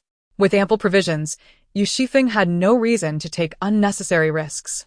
Observing Little Orange's enjoyment, she contemplated thoughtfully. Little Orange seemed no different from an ordinary cat, albeit with slightly longer fur and a more appealing appearance. One wondered what it might evolve into. Yu Xifeng had initially prepared a considerable amount of insecticide, but with Little Orange around, it seemed that would not be necessary for the time being. She meticulously inspected her home, sealing the drains with cement and closing the ventilation openings. In the dead of night, Yu Xifeng was startled by rustling sounds emanating from the living room. Upon opening the door, she found Little Orange perched on the ceiling, and upon counting, discovered a dozen cockroach corpses scattered on the floor. The sight was quite shocking. Yu Xifeng was puzzled as to how Little Orange had managed to ascend to such heights. The bad news: there were cockroach eggs in the house. The good news: they did not appear to be a match for Little Orange. With a push against the wall, Little Orange landed safely and trotted over, tail swaying, to nuzzle against Yu Xifeng's leg. Yu Xifeng rewarded her by stroking the fluffy cat's head. That night, she made an exception and allowed Little Orange to sleep in the bedroom. The group chat was flooded with numerous images. It seemed that very few households kept insecticides on hand. For the majority, the approach to dealing with cockroaches was simply to stomp them. Yu Xifeng gazed intently, her brow furrowing deeply. After a moment of contemplation, she composed her second message in the group chat since joining. If memory served her right, without pesticides, capturing them and incinerating them was indeed a viable option. On the 40th day of relentless rain, the cockroaches had proliferated alarmingly. It was maddening. As she attempted to sleep, she felt something crawling on her face, and upon awakening with the light, she nearly succumbed to terror. In the images shared, the cockroaches surged forth in a relentless tide, piled high, towering over the height of a child. The rice and flour in my home have been devoured. If I perish, so be it. What a world we live in. Another lamented, there are countless bugs in the drain. I nearly vomited my leftover meal. The restroom is infested with these wretched creatures. Someone had previously remarked, you must not kill them. Striking them down will only increase their numbers. They must be captured and burned. I am losing my sanity. Upon waking, Yu Xifeng sensed an unusual discord in the sounds of the day. Outside her window, a swarm of cockroaches pounded against the glass. They seemed to emerge from nowhere, frantically seeking to engulf the entire building. Separated by mere glass, Yu Xifeng scrutinized these grotesque insects, which appeared slightly altered, their shells adorned with menacing spikes. Xiao Zhu leaped onto the windowsill, claws poised for action. There were simply too many of these creatures for Xiao Zhu to consume. While it was easy to let them in, expelling them proved troublesome. Fortunately, Yu Xifeng's earlier inspections had borne fruit. The cockroaches had not found a breach in her residence and, like a relentless wave, surged into the neighboring unit. The balcony, once adorned with drying garments, became a chaotic scene as the cockroaches collided with the fabric, causing it to sway eerily in the dim light, resembling drifting specters. The cacophony of shrieks echoed through the glass, overwhelming her senses, accompanied by the incessant buzzing of wings. Yu Xifeng examined the surveillance footage outside the door, noting the shattered glass in the corridor through which the cockroaches had boldly infiltrated. The video revealed them stacked upon one another, nearly obstructing the entrance. With no food outside, the cockroaches would not linger for long. Yu Xifeng pondered that if these pests were to feast upon humans, the population of the community would likely dwindle to a mere fraction. However, the situation was scarcely better. Following the cockroaches' passage, the already meager food supplies of the residents had dwindled even further. The environment of the community was poised to become increasingly perilous. These thoughts swirled within Yu Xifeng's mind as she made her way to the gym, engaging in her usual routine of exercise. She practiced strength, agility, and technique. For the human body deteriorates without consistent use, and she recognized the necessity of maintaining her physical condition. For lunch, she consumed poached shrimp to replenish her protein, accompanied by a serving of stir-fried sweet potato vines and a starch sausage. Yu Xifeng rewarded her cat Little Orange, with a can of food. Little Orange sniffed it before contentedly grooming itself. Perhaps it was merely an illusion, but Yu Xifeng felt that Little Orange seemed to have grown a bit. While Yu Xifeng's life continued in an ordinary fashion, marked by a sense of stability, on the same floor, Sister Yun was diligently spraying insecticide at the blocked drain. Although it had been sealed with a cloth, those wretched cockroaches persisted in their attempts to burrow inside, and it was only a matter of time before they would break through. After applying the insecticide, the rampant tide of pests was gradually brought under control. Sister Yun felt a surge of gratitude that Yu Xifeng had purchased 2 bottles of insecticide alongside her own. She could not recall her reasoning at the time, but instinctively believed that Yu Xifeng would not engage in unnecessary actions. Indeed, had it not been for those 2 bottles of insecticide, the cockroaches would have surged forth from the drain, jeopardizing the safety of the household's food supplies. In the group, it was mentioned that these cockroaches, much like locusts, are incited to ferocity by the scent of food, capable of gnawing through wood in a matter of hours. She dreaded the thought of cockroaches crawling across her face while she tried to sleep. Sister Yun meticulously distributed food in various corners of her home, wary of both intruders and the voracious insects. She had also seen messages in the group advising to burn any discovered pests clean over the stove. After a long day, the tension was taut, leaving her utterly exhausted. She collapsed at home, and just then, a crackling sound echoed throughout the building. The power had gone out. In a high-rise, a power outage signifies a cessation of water supply as well. The night was thick with darkness, and the house was stifling. Yu Xifeng tilted her head, feeling unsurprised. She calmly retrieved a battery from her supplies, and after drawing the curtains, she illuminated her desk lamp, refrigerator, and security monitors. The group chat had grown quiet, as if everyone understood the dwindling battery life of their phones. It was not only Yu Xifeng's building that was plunged into darkness. The entire urban area was enveloped in night. Yet, the darkness did not bring tranquility. The rain continued to fall, teeming with countless insects. Chapter 24. Ma Tian's concern at Tan Wanwan's home. On the night Chen Kaifeng moved into the master bedroom, she called Ma Tian in under the pretense of wanting a glass of water. Once he entered, he did not emerge again. Prior to this, Chen Kaifeng had grasped Tan Wanwan's hand, overwhelmed with gratitude upon learning that Tan Wanwan was willing to relinquish the master bedroom. Qian Ying harbored reservations about a man entering, and the other roommates were also opposed. They are encroaching upon Tan Wanwan's living space, unwilling to share with Chen Kaifeng and Ma Tian. Chen Kaifeng fervently promised that Ma Tian would remain in the corridor, ensuring he would not disturb the girls inside the room. Yet he still entered. Chen Kaifeng clutched her stomach and cried out, expressing her reluctance to burden them, requesting her husband to come in and lend a hand. You are all university students, Wanwan. You are the kindest among us. You cannot simply turn a blind eye to my plight. My child has to endure this, and the father is not here with me, which fills my heart with anxiety. Ma Tian's gaze wandered over the female students, lingering intentionally on their chests and lower abdomens. Qian Ying's face turned ashen. In response to Chen Xifeng's pleas, Tan Wanwan found herself unable to utter a word of refusal. At that moment, she curled up on the sofa in the living room. She knocked on her roommates' doors, but no one responded, all pretending to be fast asleep. Tan Wanwan understood that they were resenting her for allowing Ma Tian to stay. Ma Tian, with his mischievous intentions, was clearly up to no good. Tan Wanwan dared not knock on the master bedroom door. Regrets surged within her. Yet she could not pinpoint the source of her remorse. If only she had not permitted Chen Kaifeng to move in. At least then, she could have remained in the master bedroom, closing the door tightly to keep the cockroaches at bay. Why must she endure this? Initially, it was Teacher Yu who had approached her. Why was Yu Xifeng so cruel? A homeless pregnant woman was beneath her notice. Had Yu Xifeng accepted Chen Kaifeng, Ma Tian would not be residing in her home now.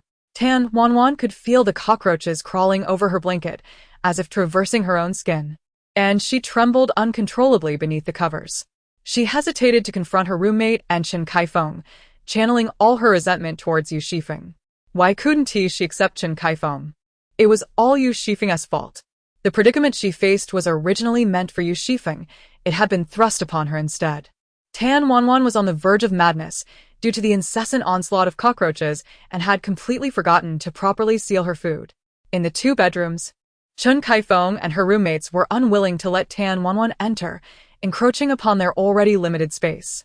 Amidst the overwhelming tide of insects, rice, flour, dried vegetables, and sausages were swiftly depleted.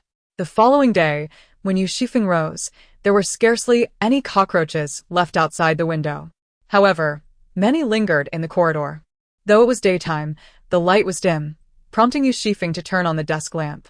Xiao Ju pressed against the door, rubbing against the frame, her head squished. Yu Xifeng glanced at the surveillance footage and deliberated. Allowing Xiao Ju to feast outside was not an unwise choice. She merely needed to ensure that no one downstairs caught sight of the cat. At that moment, keeping a cat was a luxury that could provoke unnecessary speculation. The cockroaches blocking her doorway were certainly not a source of delight. Yu Xifeng gently stroked Xiao Ju's fur and opened the door. Xiao Ju bolted outside, exuding palpable excitement akin to a mouse discovering a grain store. The cat seemed to understand, eagerly munching on the cockroaches. Her belly soon rounded with satisfaction. Since the outbreak of the cockroach infestation, Xiao Ju had scarcely touched her cat food. Yu Xifeng chose not to intervene. After powering her fitness equipment, she jogged lightly on the treadmill for half an hour, allowing her body to warm up, a thin sheen of sweat forming. Wiping her brow with a towel, it was at that moment Yu Xifeng recalled a crucial oversight. She had neglected to stock up on hot water. The hot water is primarily used for bathing. Despite stockpiling a considerable amount of supplies, inconveniences still arise in the aftermath of natural disasters. Nevertheless, in comparison to others, her life is significantly better, not merely in terms of resources. Yu Xifeng possesses a clear understanding of future trends, thus she harbors no expectations for what lies ahead. The abundance of space and the provisions within it do not cause her any trepidation in the present moment. She relishes each activity she engages in, exercising, cooking, dining, and nurturing her cat, or even simply daydreaming. Every additional second of existence fills her with gratitude. She has set aside a water tank specifically for storing hot water. The space is blessed with an inexhaustible spring, and it takes merely 5 or 6 minutes to heat a barrel of water. If she were to bathe in the restroom, the used water would have no place to go and would disturb those below her. Yu Xifeng turned and entered the space. Over the past few days, she had accumulated approximately a day and a half's worth of time, or a little over 32 hours. If danger were to arise, the space would be sufficient for her emergency needs and rest. Washing her hair and bathing could be accomplished in roughly a quarter of an hour. Before bathing, Yu Xifeng gazed into the mirror for a couple of seconds and retrieved a pair of scissors. Her hair now fell to her ribs, rather long. With a decisive snip, she removed more than half of it, leaving it resting on her shoulders, a length perfect for tying up, easy to manage and easily concealed beneath a hat. The freshly cut hair also required less water for washing. After using about 1.5 barrels of hot water, Yu Xifeng changed into a fresh outfit and emerged from the space. In the foyer, the hourglass had measured just over a quarter of an hour, aligning closely with her expectations. In the flower bed, the fruit trees she planted have grown taller than herself, thriving together in vibrant exuberance. In a few weeks, she anticipates the pleasure of tasting the fruits of her labor. Yu Xifeng is filled with anticipation. Meanwhile, a corpse lies discarded in the backyard, awaiting an opportune moment for its disposal. Yu Xifeng begins to prepare her bathing water. The fuel reserves are limited, making resources in this regard rather scarce. Without consuming fuel, she can only recharge the battery through pedaling and manual cranking. Thus, cycling in place becomes part of her morning fitness routine. What she practices matters little. Using a rapid heater, she boils water, which she then stores in her space. It takes her 2 days to fill half a tank. At night, the corridor erupts into chaos once more. Sister Yun's personal alarm blares throughout the building, its piercing sound echoing across the entire community. Gathered at Sister Yun's door are 3 men. This is troubling. She has stirred quite a commotion. One of them dismissively remarks, "Don't worry, no one dares to approach. It'll be fine." His tone, however, carries a sinister undertone. Just yesterday, 3 corpses were discovered near the supermarket, and the situation there was far more dire than theirs. If something were to happen, they could simply dispose of the body in the water, and it would be untraceable. In my opinion, although Su Yun possesses a certain allure, the woman next door, surnamed Yu, is truly captivating. I wonder who her lover is. Her beauty, her figure, simply exquisite. The surveillance footage clearly captures Ma Tian's voice. Chapter 25. The chainsaws might it can render you utterly submissive, wouldn't you say? Ma Tian was thoroughly dealt with by Yu Xifeng, leaving him utterly humiliated. Within the depths of Yu Xifeng's resentment, a hint of covetousness lingered. Over the past few days, Ma Tian found himself plagued by pain, his thoughts consumed with fantasies of subjugating Yu Xifeng beneath him. On the streets, Yuan Ge sought him out, eager to gather information regarding the elusive kayaks. Acquiring a kayak proved to be a formidable task, as those who possessed them were typically affluent. Ma Tian and Yuan Ge quickly found common ground. One must take things one step at a time. Rest assured, she won't escape, Yuan Ge reassured him, patting Ma Tian on the shoulder. Your wife has been pregnant for quite some time, hasn't she? Let Su Yun treat you to something savory today. Gratefully, Ma Tian replied. Thank you, Yuan Ge. From the surveillance footage, Yu Xifeng overheard their discussion about the supermarket and recalled the chilling presence that lingered in her space. Given the recent fatalities at the supermarket, it was unlikely that suspicion would fall upon her in the immediate future, which eased her mind considerably. As for the others, Yu Xifeng weighed her options while grasping a dagger in her hand. Inviting these three individuals into her domain was feasible, yet with too many eyes present, complications could easily arise. Thus, she resolved to wield a chainsaw today, intending to instill fear rather than rush into action. There was no urgency. They would not elude her grasp. Inside the house, Sister Yun hastily pushed the sofa and table against the door, her heart racing with trepidation. She attempted to call the police, but the line remained frustratingly silent, as if it were a dead number. Feeling the door lock give way, a sense of despair washed over her. In a moment of desperation, she shoved all the food onto the balcony, contemplating that if the door were breached, she would cast the provisions down below. Let us all perish together. Hu Qiangyong was the first to open the door, brandishing a kitchen knife. What are you all doing? He inquired. The three individuals, taken aback by Hu Qiangyong's imposing stature, felt a twinge of fear. Regardless of their bravado, none of them had ever faced the weight of a life-and-death situation and were hesitant to engage in a true struggle for survival. One individual gritted his teeth and warned, I advise you not to meddle in affairs that do not concern you. You wretched scoundrel, hiding away like a coward and daring to lecture your elder. Hu Qiangyong retorted vehemently. Yuan Ge raised his gaze, his eyes dark and menacing.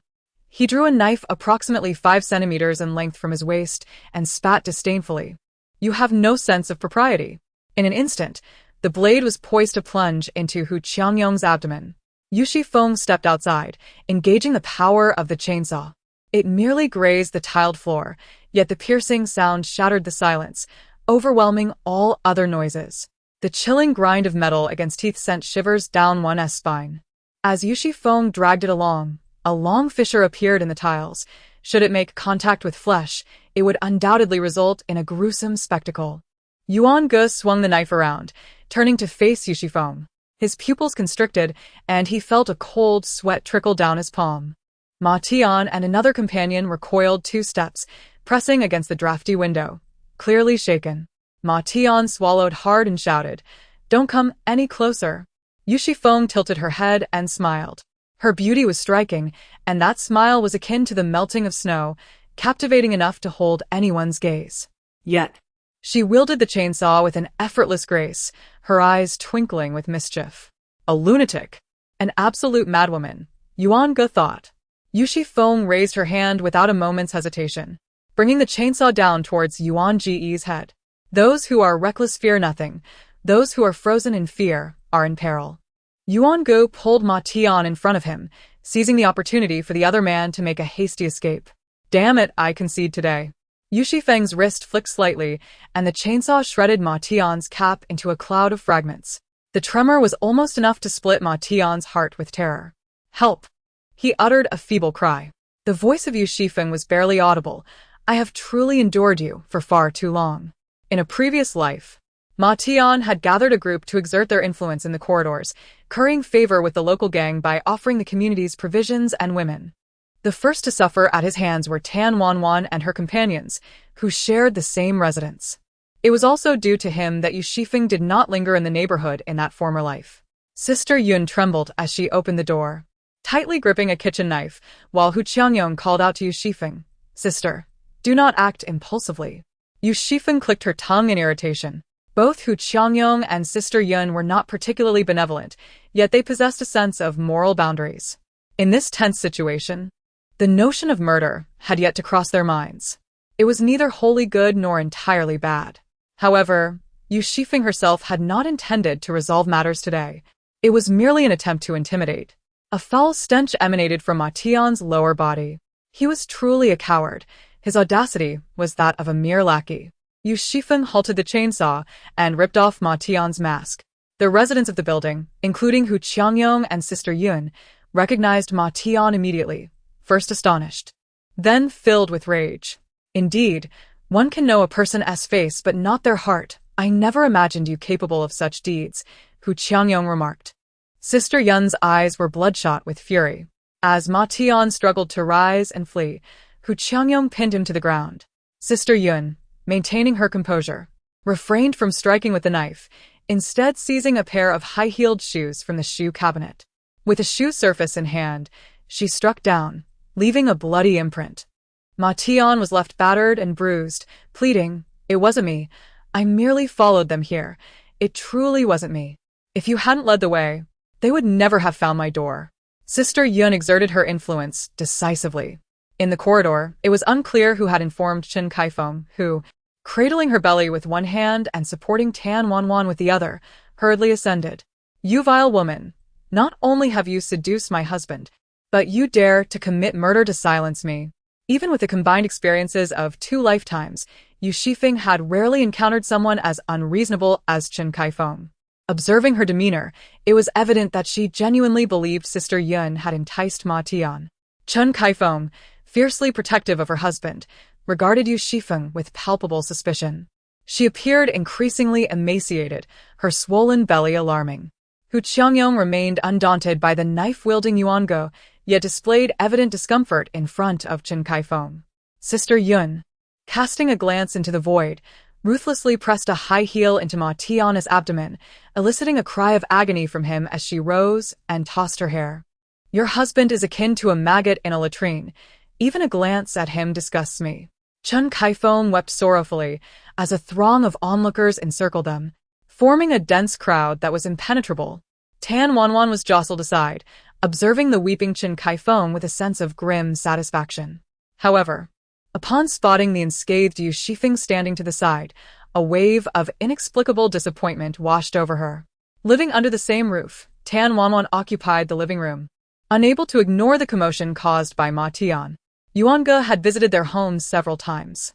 They conferred in the master bedroom, and Tan Wanwan, familiar with her surroundings, stealthily maneuvered to the back of the balcony, separated from the master bedroom by merely a wall. She was aware that this wall concealed an opening reserved for the air conditioning unit. Listening intently, she caught snippets of their conversation about the 15th floor. Though their voices were hushed, she discerned several words: beauty, kayaking, and visited the supermarket. Upon hearing this, Tan Wanwan felt a sigh of relief. It was not directed at her. Chapter 26, Smoked Pork Ribs.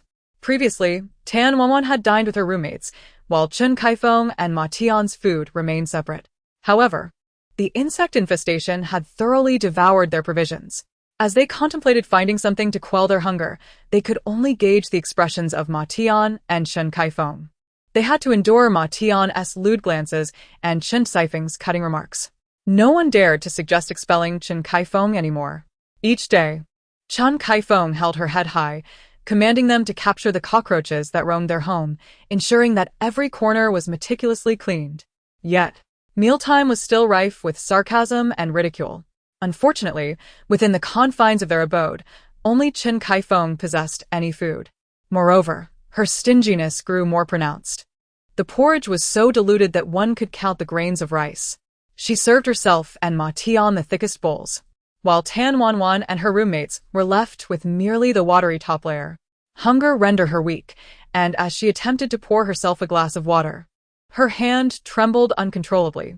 Tan Wanwan couldn't help but reflect that if Yu Xifeng had been willing to share her food back then, she would have certainly returned the favor. Thus, the current predicament was entirely of Yu Xifeng's own making. Eventually, the crowd in the hallway dispersed. Sister Yun gratefully handed a bag of rice to Yu Xifeng, along with a substantial piece of smoked pork ribs. The ribs weighed a hefty 5 to 6 pounds and were slick with grease upon touch, truly a fine delicacy. She had just delivered her gratitude to Hu Qiangyong, but the portion was nowhere near as generous. Sister Yun's smile was tinged with bitterness. Had it not been for you today, I certainly would not have been able to keep these. Yu Xifeng accepted the cured pork ribs, but declined the bag of rice. Sister Yun cast a deep glance at Yu Xifeng. This young lady, despite her tender age, displayed remarkable composure in her actions, her eyes sparkling with vitality and possessing impressive skills. Sister Yun nurtured a desire to befriend her, engaging in warm and lively conversation. These cured ribs are homemade from my hometown. They are perfect for boiling soup or stir-frying. Do you have a cleaver? If not, I can prepare them for you and bring them over. No worries, I have a cleaver, Yu Xifeng replied. Sister Yun exhibited restraint, refraining from suggesting a visit to Yu Xifeng's home. She sensed Yu Xifeng's detachment from the crowd, perhaps a reflection of the pride that accompanies capability or a premonition of something amiss. After a flurry of apologies and expressions of gratitude, Sister Yun handed the cured ribs to Yu Xifeng and departed without further ado.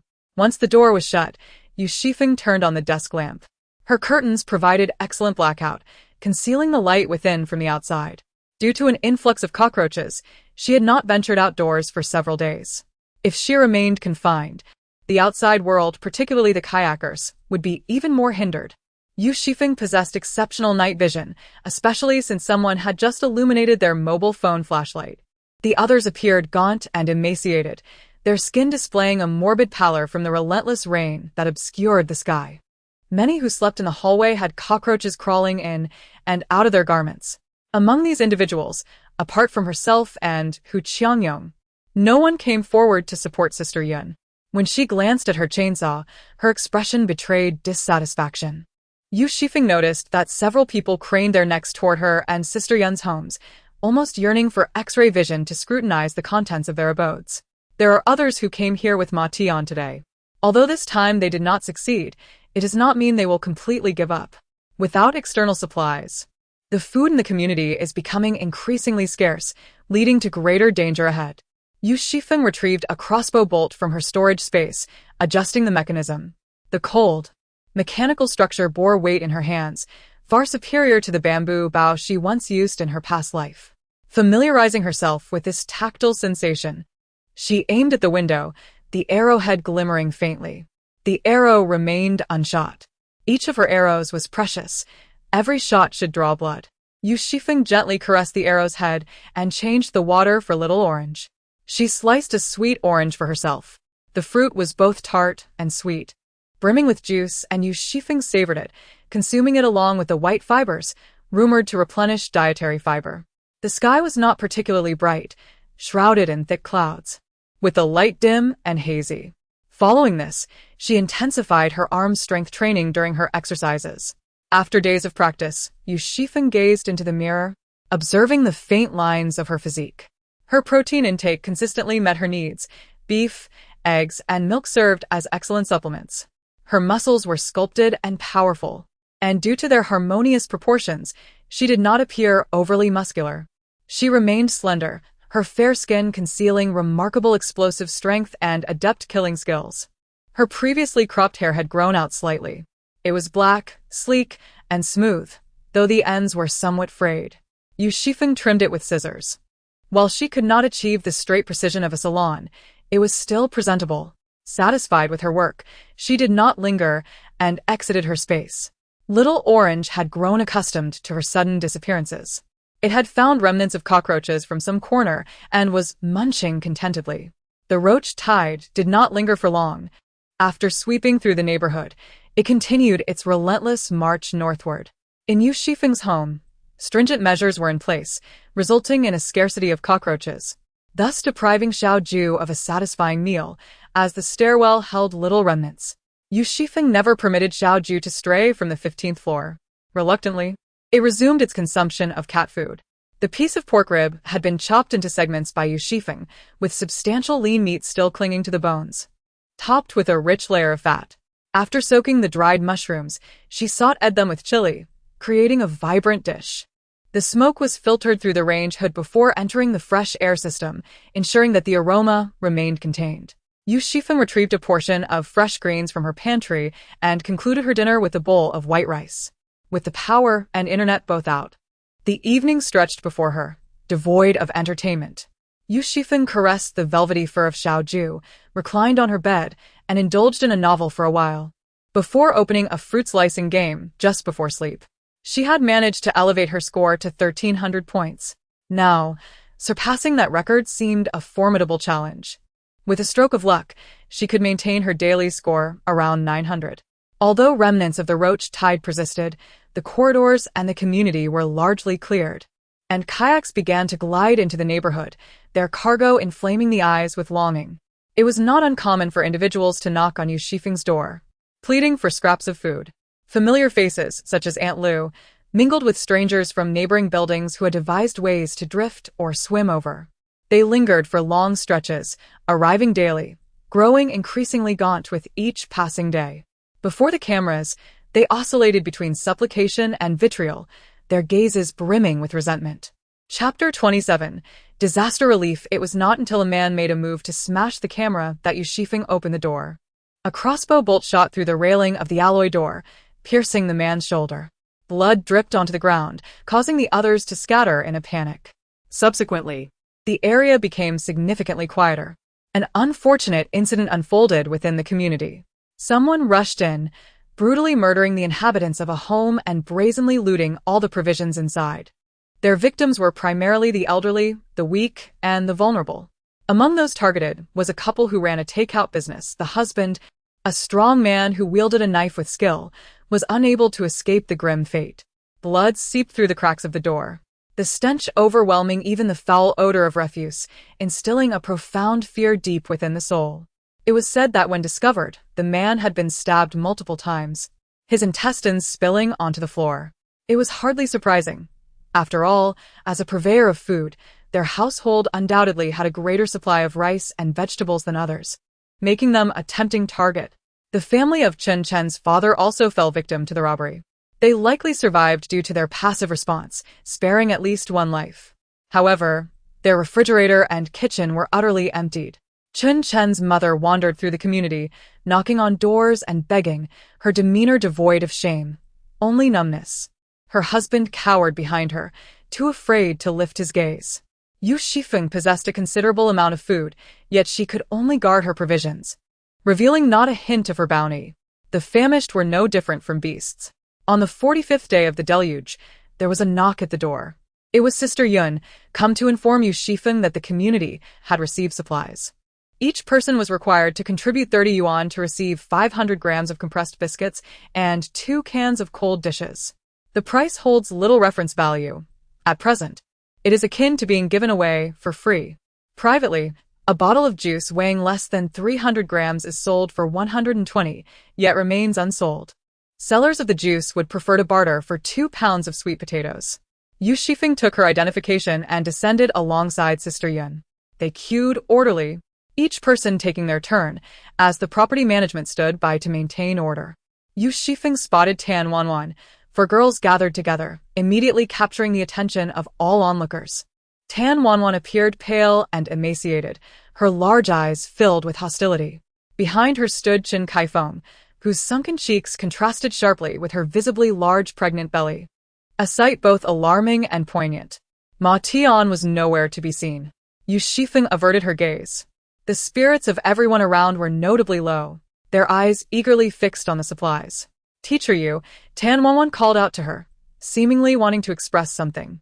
Yu Xifeng tilted her head, despite wearing a hat pulled down to her chin, appearing somewhat apprehensive of the wind, and wrapped in a scarf. Tan Wanwan, having known her for several years, could still discern that Yu Xifeng's cheeks were a delicate shade of pink, her eyes steady and devoid of any weariness or frivolity.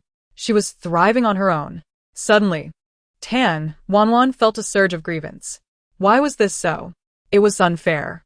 She had kindly welcomed her roommate into her home and even relinquished the master bedroom to Chen Kaifeng. Yet what had she received in return? Qian Ying resented her for bringing Ma Tian into the house, and Chen Kaifeng treated her like a servant. Teacher Yu, may I come to speak with you? Tan Wanwan bit her lip. Yu Xifeng shook her head. Whatever you wish to say can be expressed here. Tan Wanwan appeared on the verge of tears. Yu Xifeng remained unfazed. At last, it was her turn in line. Following the regulations, she registered her information, handed over 30 yuan in cash, and received 500 grams of compressed biscuits, 2 cans of cold dishes, and 2 pounds of rice. If she conserved her rations, they could last her 4 to 5 days. Many individuals were attempting to exchange trivial items for compressed biscuits. One man offered to trade a tea cake for Yu Xifeng's biscuits, fervently promoting it as a superior to Hong Pao worth over 2,000 yuan. Yu Xifeng declined the offer. In the glaring eyes of the crowd, she could not afford to part with the biscuits, lest they become the object of envy. Her tone bore no astonishment, only relief. Within the neighborhood alone, there had been several incidents of fatal disputes. Someone had stolen something. Aunt Lu, seizing the moment while others were preoccupied with registration, stealthily grabbed a handful of rice into her pocket, only to be caught in the act. What are you babbling about, young lady? I'll pay you. I'm buying this, Aunt Lu exclaimed, producing 10 yuan. It was clearly stated that each portion of rice weighed half a pound. Aunt Lu raised her voice, wailing. My grandson is starving. Do you want to watch him die of hunger? You are heartless. Children have a quota. You should bring your child to register, came the response. With Aunt Lu dragging her feet, the line stagnated, causing unrest among the crowd. Once you have purchased your quota, please leave promptly to avoid congestion. The property management announced through a loudspeaker. You must be present in person. Aunt Lu glared menacingly. Do you wish to die? How dare you curse my son? If one could obtain favors through such unreasonable antics, maintaining order amidst the throngs of people would be impossible. Aunt Lu was momentarily subdued by Captain Wang, taking 2 steps back. It was evident that he had also noticed Yu Xifeng and nodded in her direction. Captain Wang seemed inclined to say something further to Yu Xifeng, but a commotion erupted from another direction. He cast a glance at Yu Xifeng and hurried off to restore order. Following this interruption, the distribution of supplies proceeded much more smoothly. Sister Yin whispered, Are you acquainted with Captain Wang? Yu Xifeng pondered briefly before shaking her head. Not really. What do you think? I have surveillance footage. Should we report it to the police? Ma Tian had previously confronted them, and naturally, Sister Yin had attempted to call the authorities, but the signal had failed, and the call did not go through. With the enforcers present, Sister Yin was eager to make another attempt. Thus, she affirmed her thoughts to Sister Yin, who dashed out in pursuit. Yu Xifeng, being a potential witness, was uncertain whether she needed to provide a statement, so she remained still, not moving. With Sister Yun's surveillance video, the evidence was indisputable. Ma Tian was swiftly taken away. Chapter 28. Tan Wanwan's rejection. Yu Xifeng's frailty and introversion had indeed left an impression on him. He never anticipated that she would dare to press a chainsaw against someone's head. The tool appeared heavy and cumbersome. She seemed unafraid of losing grip and causing a fatality.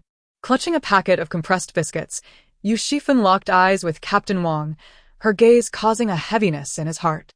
She was not feeble. It was a light yet resolute gaze, concealing a ruthless determination born from having witnessed the fragility of life. Captain Wang had only encountered such an aura in desperate individuals.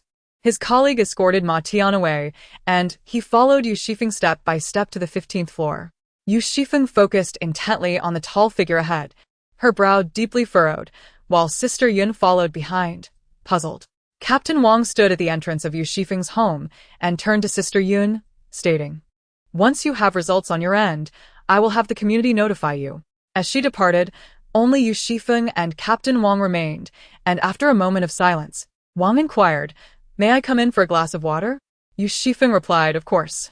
There was no need for such politeness from Wang, as individuals like him were granted broader permissions amidst the chaos that had ensued. After all, in tumultuous times, strict measures must be employed. Yu Xifeng opened the door. pondering silently whether something had transpired at the supermarket.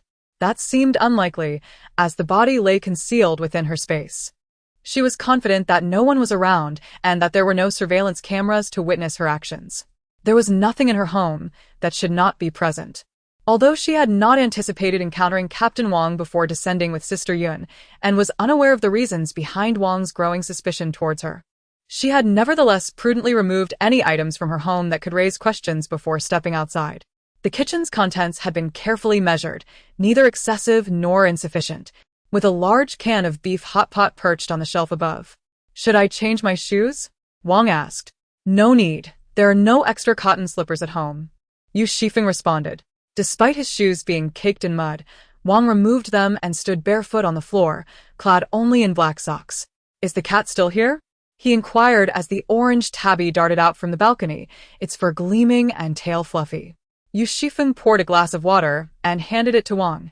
He surveyed the home, his gaze sweeping over every corner. "Is it not rather difficult to raise a cat nowadays?" he mused. "Cats are not like dogs." "Thankfully," Yu Xifeng replied.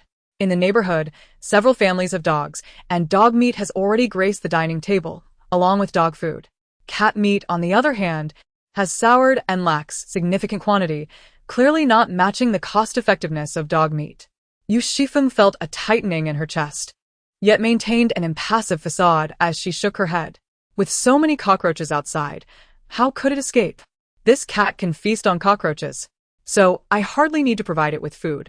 Together with Sister Yun and another household, they ventured to the supermarket. At this juncture, Yu Xifeng picked up the small orange cat, revealing a somewhat bashful smile. "Had it not been for this trip, I would have been relegated to eating the cat's food." For a fleeting moment, as he watched the girl before him cradling the cat and lowering her head, Captain Wang began to question his instincts. She appeared to be an utterly ordinary girl, somewhat attractive, kind-hearted, and on amicable terms with her neighbors, which explained her use of a chainsaw to help them. "Where did that chainsaw come from?" Captain Wang inquired. "It was left behind by the construction crew during the house renovations," Yu Xifeng softly replied. "Well, there is no issue with that. This is classified as a regulated tool and, according to protocol, needs to be confiscated," Captain Wang stated. "I must take it with me," Yu Xifeng responded. "It's on the balcony." Captain Wang opened the storage cabinet on the balcony. Behind him, Yu Xifeng's tone was tinged with melancholy. "It seems every time you come, you take something of mine." Captain Wang chuckled awkwardly. "It's not just you. All the kayaks around here have been requisitioned, and I can't return them just yet." The rescue operations within the team were overwhelming. Holding the chainsaw, Captain Wang felt a twinge of discomfort. Although he was acting in accordance with regulations, he couldn't shake the feeling that this was rather unjust to Yu Xifeng. Wang took a moment to rummage through his pockets and produced 2 packets of compressed biscuits, along with a lighter and a pen tucked within the inner lining of his clothing. His tone was stiff as he remarked, "Consider this a small compensation. Should you require anything further, feel free to reach out to me." The few dozen yuan he offered seemed trivial. The 2 bags of biscuits were a meager consolation. Yu Xifeng remained silent for a moment. Frankly speaking, she held no affection for Wang. His official status and the veiled self-interest he harbored would only complicate matters for her. With a sense of indifference, she replied, "Let it be." Wang sighed. "It is prudent for you to safeguard yourself. However, the chainsaw is rather conspicuous and may draw unwanted attention. I shall ensure that my colleagues remain vigilant regarding your situation." He offered no further elaboration, drained his glass of water, and departed with the chainsaw in hand. Halfway out, he turned back to see Yu Xifeng still standing at the doorway, managing a forced smile and a wave. Yu Xifeng, however, was not bidding farewell to Wang. Her gaze was fixated on the bulge at his lower back, stirred by a desire for that tool. If only she could acquire one for herself. Quickly stifling her thoughts, she concluded that it was not yet the right time. Closing the door, Yu Xifeng opened a packet of the compressed biscuits left by Wang. They resembled the breakfast biscuits one would purchase from a school canteen, albeit with a firmer and drier texture. The taste was quite palatable, making for an acceptable occasional treat. In anticipation of the impending storm, Yu Xifeng had procured 200 boxes of such compressed biscuits, each weighing 13 kilograms. Alongside warm meals and an assortment of snacks acquired from the supermarket, She found it difficult to recall that these biscuits could serve as makeshift bricks. The cold dish canned food tasted mediocre, with the ingredients listing daylilies. Yu Xifeng took a few bites of the compressed biscuits, setting the remainder aside, and prepared an entire package of noodles for herself. Once the noodles were cooked, she rinsed them with the fresh spring water from the space. Today, Yu Xifeng desired cold noodles, believing that a quick rinse in cool water would enhance their chewiness. She served herself a bowl, packaging the excess noodles for later. At this point, the noodles appeared rather plain, so Yu Xifeng added a spoonful of lao gan ma, stirring it in with her chopsticks. Crushed remnants of the compressed biscuits provided a texture reminiscent of dry peanut butter with a hint of nuttiness. She sprinkled a small portion over her noodles. This meal was indeed delightful, leaving Yu Xifeng thoroughly satisfied. For her, the compressed biscuits merely served as a supplementary ingredient. While in the same community, other residents treated their biscuits with great care, splitting them into halves and then quarters, sharing among family members, each adding a spoonful of cold dishes. I heard it said that if one eats the compressed biscuits slowly, they expand in the stomach, providing a sense of fullness. Following this advice, the family savored each bite, relishing the flavors for an extended period. In front of Qianning lay a pile of compressed biscuits, enough for 3 people, weighing a total of 3 pounds. Since we're dining together, let us consolidate our supplies, Qianning suggested casually, though her dark, deep-set eyes conveyed a different sentiment. How could that be? Tan Wanwan replied with a strained smile, regretting her earlier thoughts.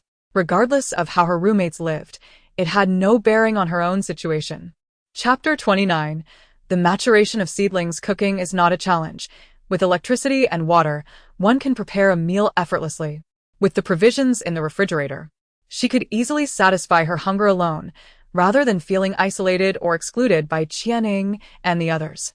Tan Wanwan harbored suspicions that her roommate was stealthily consuming her provisions, a matter that faded into obscurity with the onset of a cockroach infestation.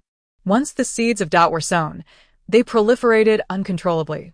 Rejecting Qianying's proposal, she settled onto the sofa, alternating sips of water with bites of compressed biscuits. She devoured nearly half of the block in one breath, relishing the long-awaited feeling of satiety. Qianying's expression was far from pleasant, prompting a silent scoff from Tan Wanwan. Following the distribution of community supplies, a number of thieves and robbers were apprehended, bringing a measure of tranquility to the neighborhood. However, the power supply remained unrepaired, compelling many residents to collect rainwater for drinking. Yu Xifeng observed that Xiaoju was increasingly lethargic. Its chosen resting spots were dictated by where Yu Xifeng happened to be at the moment of its slumber. While exercising at the gym, it nestled beside the equipment, resting its head upon its front paws. In the afternoons, she found herself either selecting vegetables or kneading flour and washing rice, taking great care in her culinary endeavors. Typically, she would prepare a pot of food at midday, storing any surplus ingredients in her space. Despite this, her reserve of cooked meals continued to grow. For lunch, she savored a dish of mouth-watering chicken alongside a serving of rice tofu. Later that afternoon, Yu Xifeng prepared a basin of chilled jelly-like dessert, reminiscent of plain water. She concocted a bowl of sweetened red sugar water to drizzle over it, adding nuts for texture. The dish was warm and exquisitely smooth. After indulging in one bowl, she meticulously packaged the remaining jelly into 30 small bowls. Xiao Ju, bleary-eyed, stumbled out of the gym, swaying with each step. It laboriously leaped onto the sofa, ultimately curling up beside Yu Xifeng and drifting back into slumber. Yu Xifeng furrowed her brow at the sight. She had never owned a cat before and was not well versed in the peculiarities of this creature's nature. Sleeping for 20 hours a day appeared quite abnormal to her. Yu Xifeng rummaged through a collection of pet supplies in her space, where she discovered some medications for pets. Sitting cross-legged on the sofa, she meticulously studied the instruction manual for 2 hours. Occasionally, she would glance at the eyelids of her little orange cat, parting the fur at the back of its neck, and even lifting its hind legs. It was a male cat. Its fur seemed longer than before. After a thorough examination, Yu Xifeng did not uncover any significant findings. In fact, her probing made the little orange quite irritable, resulting in a light bite to her hand. She could only resolve to observe him for another couple of days. Dinner consisted of mixed noodles. Yu Xifeng sifted through her supplies and selected a jar of lemony, spicy, boneless chicken feet. The noodles, freshly retrieved from her space, were still steaming. She poured the entire jar of chicken feet into the bowl. Although there was an abundance of chili, the spiciness was mild, accompanied by a hint of sweetness. Thin slices of lemon infused a tangy flavor that whetted the appetite. Upon taking a bite, Yu Xifeng was utterly astounded. It was simply divine. The bones had been removed, leaving behind the bouncy tendons that provided a satisfying crunch with each bite. She relished the meal heartily, finishing a bowl of noodles, yet still craving more. She fetched another bowl to mix with the remaining spicy chicken feet. After consuming that bowl, she felt completely satiated. Yu Xifeng washed the bowl with spring water from her space. She took stock of her supplies and discovered that there were still 16 boxes of the same chicken feet remaining. With a peculiar sense of satisfaction, she activated the fresh air system and the exhaust fan to disperse the lingering aroma. Finally, the little orange cat awakened, seemingly improved, appearing much more spirited. Behold its appearance! Freshly recovered from illness, Yu Xifeng has meticulously prepared a can for it. The little orange cat is engrossed in its meal. Have you grown? Proximity over time often blinds one to subtle changes. Yu Xifeng should have noticed that the little orange cat's size has significantly increased since its arrival. Upon reflection, this transformation seems to have occurred following its consumption of cockroaches. The little orange cat has now reached the stature of a small dog. One wonders if it will continue to grow. Speaking of which, tigers are also a type of feline. Is the little orange cat reverting to ancestral traits? Yu Xifeng's thoughts wandered as she gently groomed the cat's flowing fur. Being able to eat and sleep well is certainly not a disadvantage. There is encouraging news about the fruit seedlings planted in the space. The fruits are plump and flourishing. That evening, Yu Xifeng treated herself to a box of fruit salad. The nighttime hours are invariably leisurely. Outside, the rain poured heavily as Yu Xifeng nestled in bed, propping her phone against the little orange cat. While watching a show, she occasionally popped fruit into her mouth. Before long, fatigue set in. She refrains from staying up late, mindful of the electricity it consumes, preferring to save where she can. Before sleep, she contemplates her plans for the next day, though she seldom adheres strictly to them. For instance, she initially intended to mash potatoes the following day, but after peeling and washing them, she decided that stir-fried potato shreds would be delightful and opted to slice them instead. The last time she received compressed biscuits, a week passed before the community came again. This time, team leader Wang was absent. Yu Xifeng felt a wave of relief. Aunt Lu uttered some strange remarks, insinuating that Yu Xifeng and team leader Wang were involved. Regardless of whether it was due to the rumors or Yu Xifeng's own demeanor, Chen Kaifeng no longer dared to provoke her. She glared at Sister Yun with a mix of resentment and anger. Sister Yun was not known for her patience, yet she bore the brunt of it, her gaze inevitably drawn to the increasingly swollen belly of Chen Kaifeng. With Ma Tian absent, no one dared to provoke her at this delicate moment. Tan Wanwan stood at a distance, her eyes fixed intently on Yu Xifeng, her concealed discontent evident upon her countenance. Yu Xifeng silently took note of this before averting her gaze. Sister Yun called out from the front, "Xiao Yu, I've saved a spot for you." It was rumored that the rainwater was contaminated and many lacked filtration systems. Some were even without natural gas, rendering them unable to boil water. Those who drank the rainwater suffered from severe vomiting and diarrhea, succumbing quietly to death in their homes due to the absence of medical assistance. Yu Xifeng, come to my house, Sister Yun beckoned, glancing back. I have something for you. Following her, Yu Xifeng watched as Sister Yun cautiously retrieved a box of filters from the depths of the cabinet.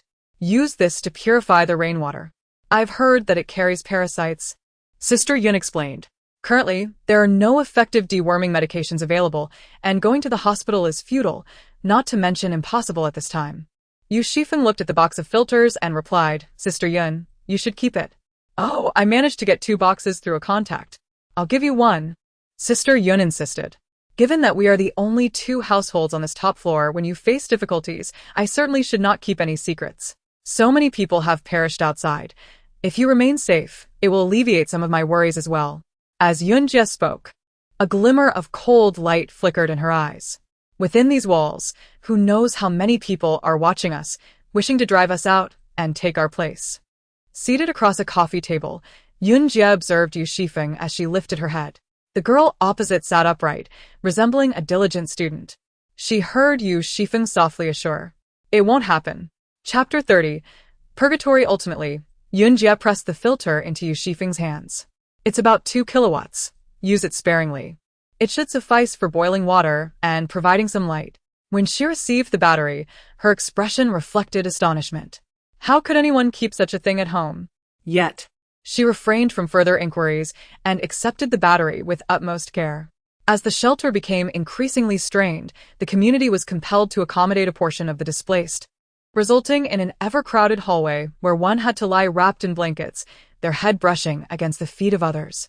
In such conditions, according to the newly arrived survivors, life was vastly superior compared to the shelter. When supplies were distributed within the community, it was often these newcomers who surged to the front. The original residents of the neighborhood protested, "Isn't it only the residents who are entitled to these provisions? These individuals are not from our community. Why should they receive food meant for us? Do you wish for my demise? What is so remarkable about purchasing a home that one believes they can act like royalty? I've spent my money. Why shouldn't I be entitled to food?" Exactly. The disaster victims echoed in agreement. Someone pointed at one of the outsiders, saying, "You don't belong to our community. You're clearly from the western side of Shiwang Road. What does it matter where I reside? If I can't buy it, can you purchase more than me?" Hu Qiangyong also sought out Yu Xifeng. Yu Xifeng seized the opportunity to venture outside and observe the surrounding circumstances. Hu Qiangyong charged a silver bracelet as the rental fee for the kayak. This bracelet, valued at over 1,000 in the market, could scarcely fetch a mere compressed biscuit in private transactions.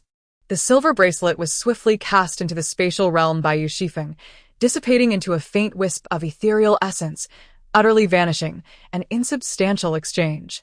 Sister Yun approached, presenting a round copper coin, a relic from her previous collection, which proved to be of greater value than the bracelet.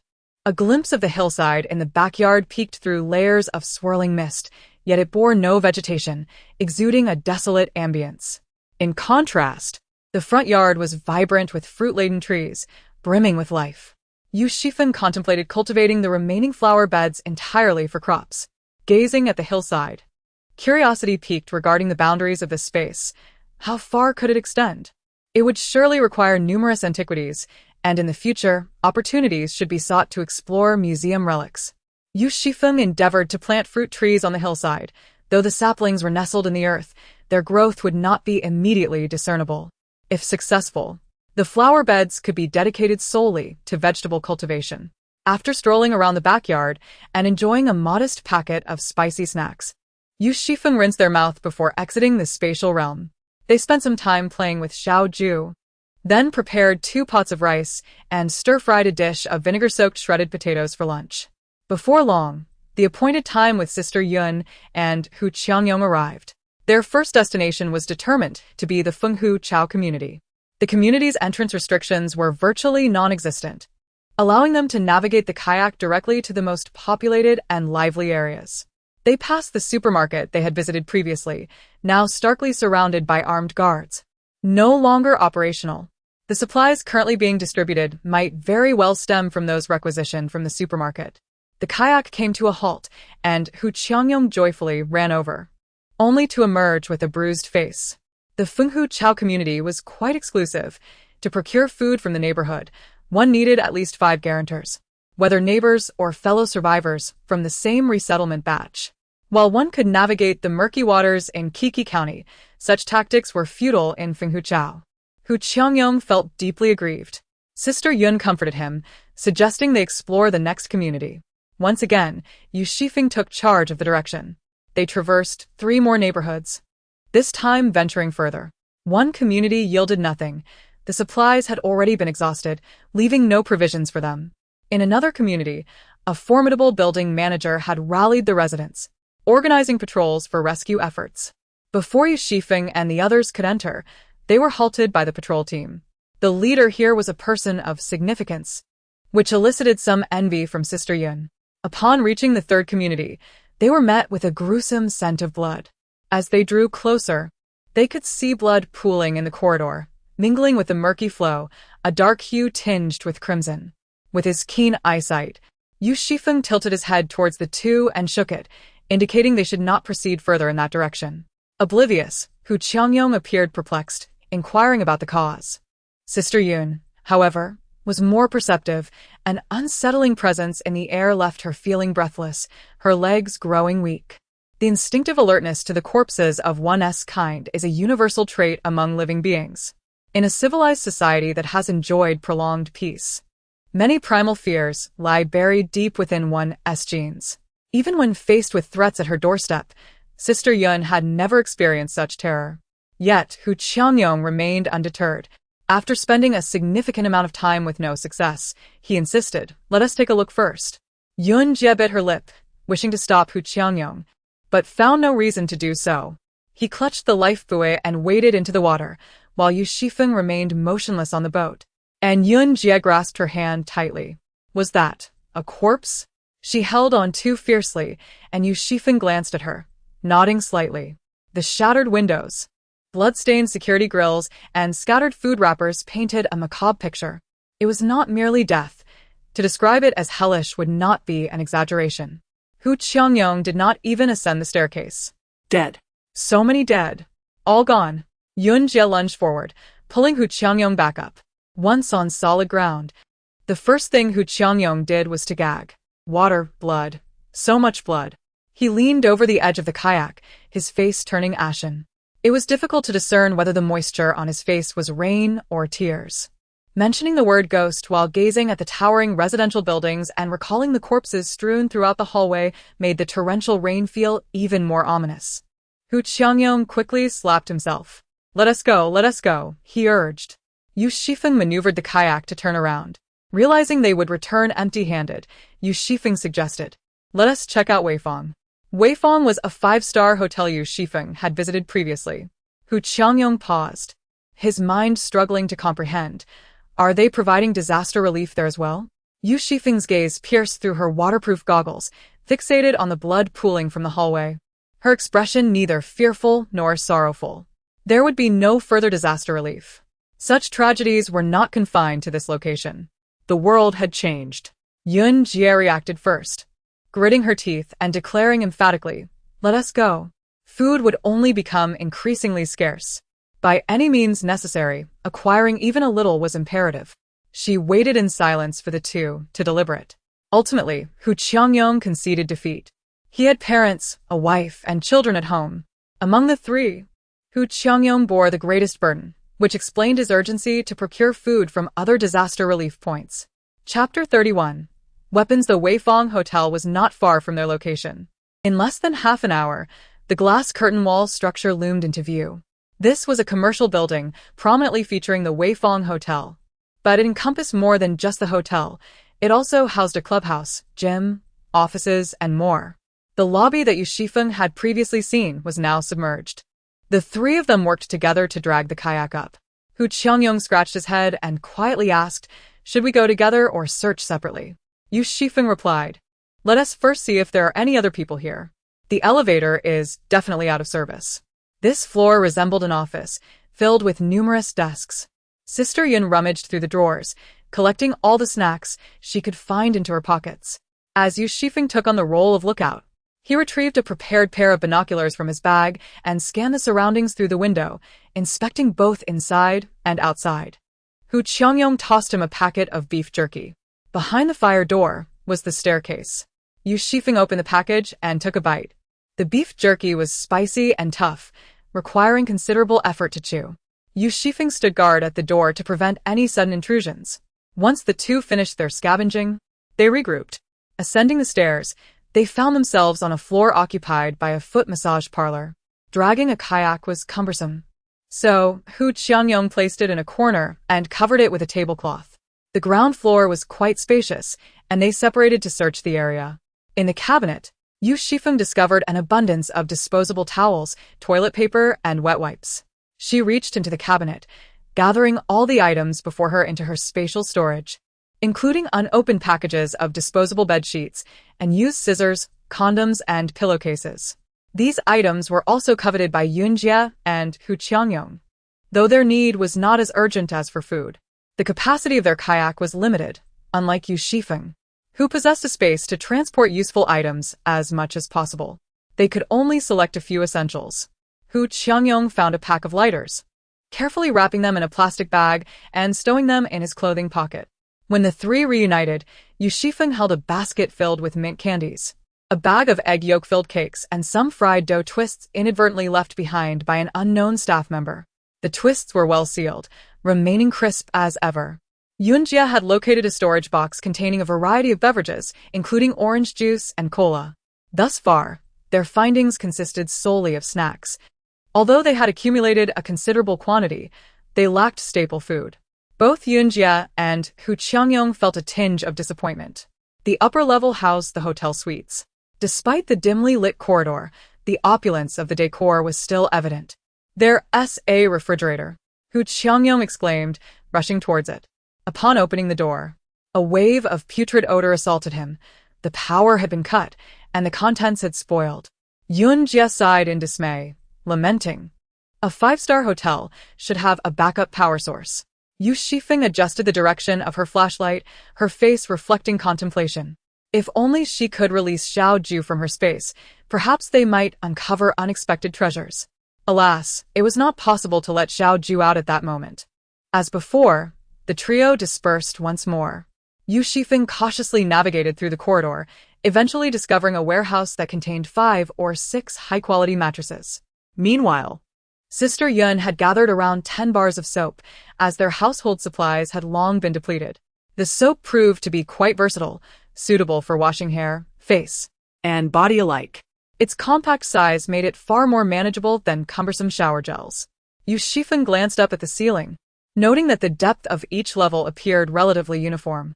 He recalled that when he was downstairs, this section seemed considerably wider, suggesting there was likely a spacious room behind. Just as he prepared to circumvent and investigate further, he heard Hu Qiangyong's voice resonating from the end of the corridor. "Over here," he exclaimed, brimming with joy. The direction he indicated revealed a row of vending machines.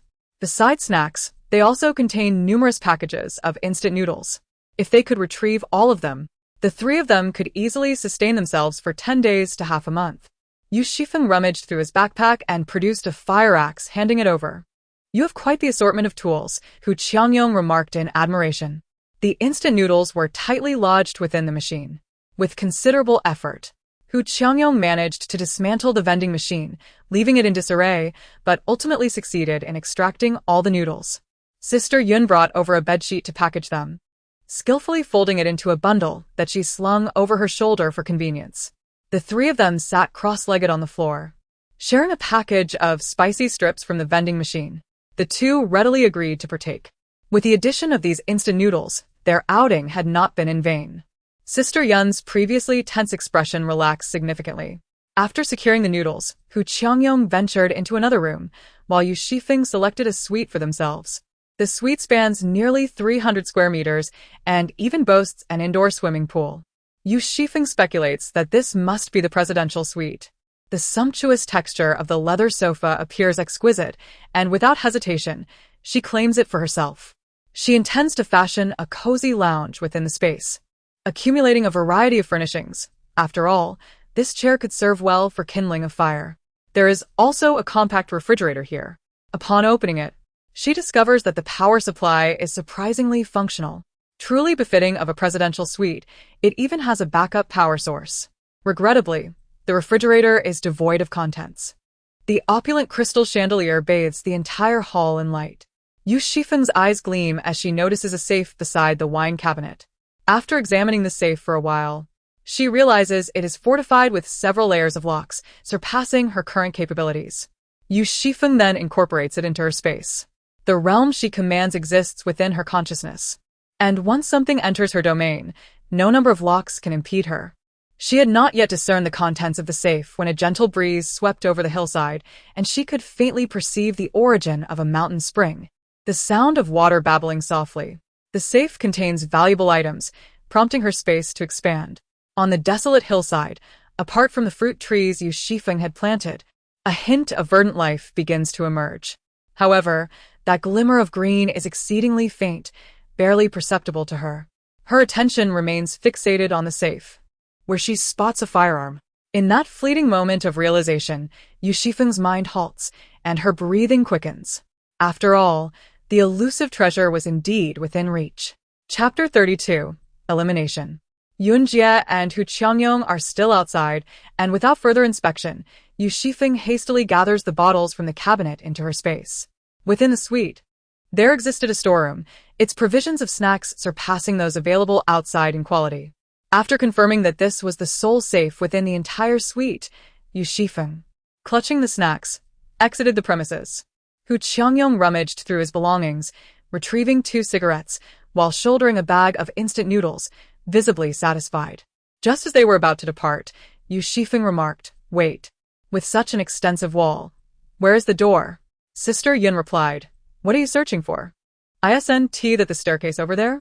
Yu Xifeng turned, positioning herself before a fire door. The staircase was not situated here. The fire door was heavy, emitting a creaking protest as it was pulled open.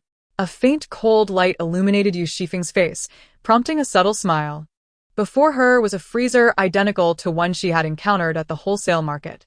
The crucial detail was that the ingredients preserved within this freezer remained intact. Sealed rice and flour were neatly stacked in boxes. A comprehensive assortment of condiments and side dishes was present, resembling a miniature supermarket.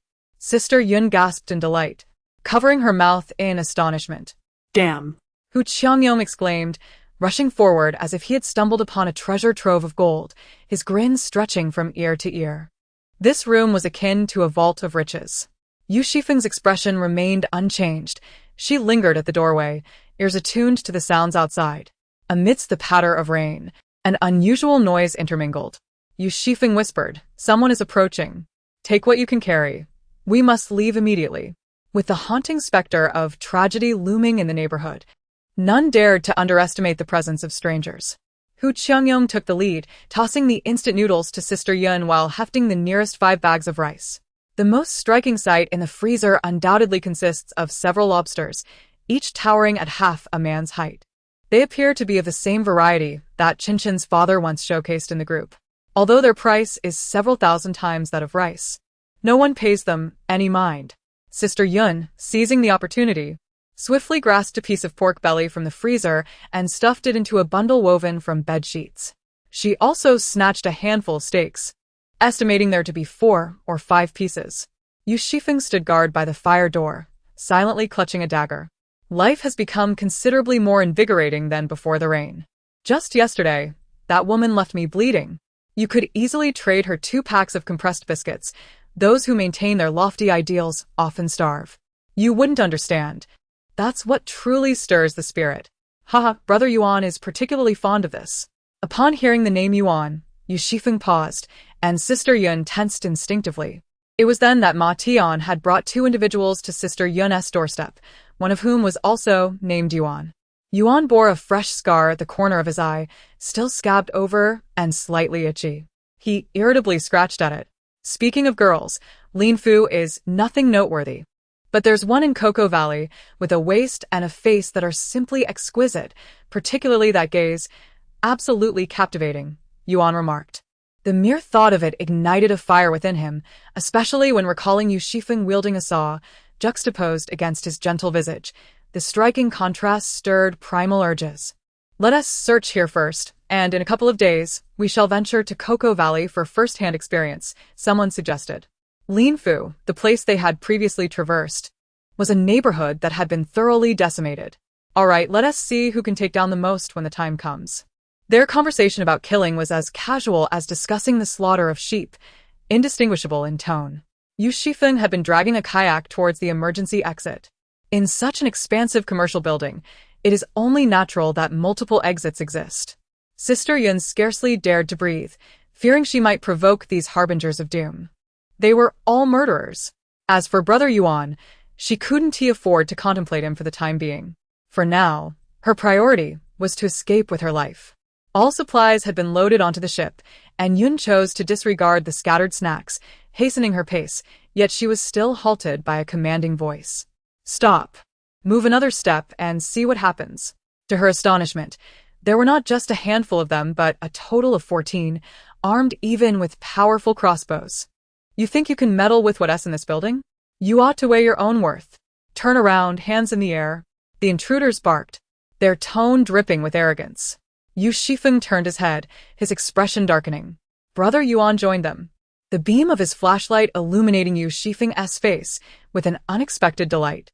Ha! Brother Yuan chuckled. I knew you would end up in my grasp. Hu Qiangyong's back was drenched in cold sweat. These individuals did not focus on him, instead mocking, look at you, tall and sturdy. Join us, and you'll live a life of luxury.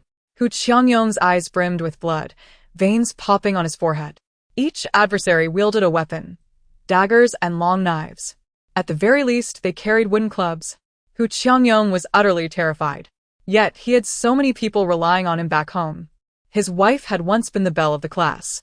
Clenching his jaw, he tightened his grip on the iron rod in his hand. He took another 2 steps forward, shouting in a bid to bolster his courage, let us see you make a move. I'll take at least one of you down with me.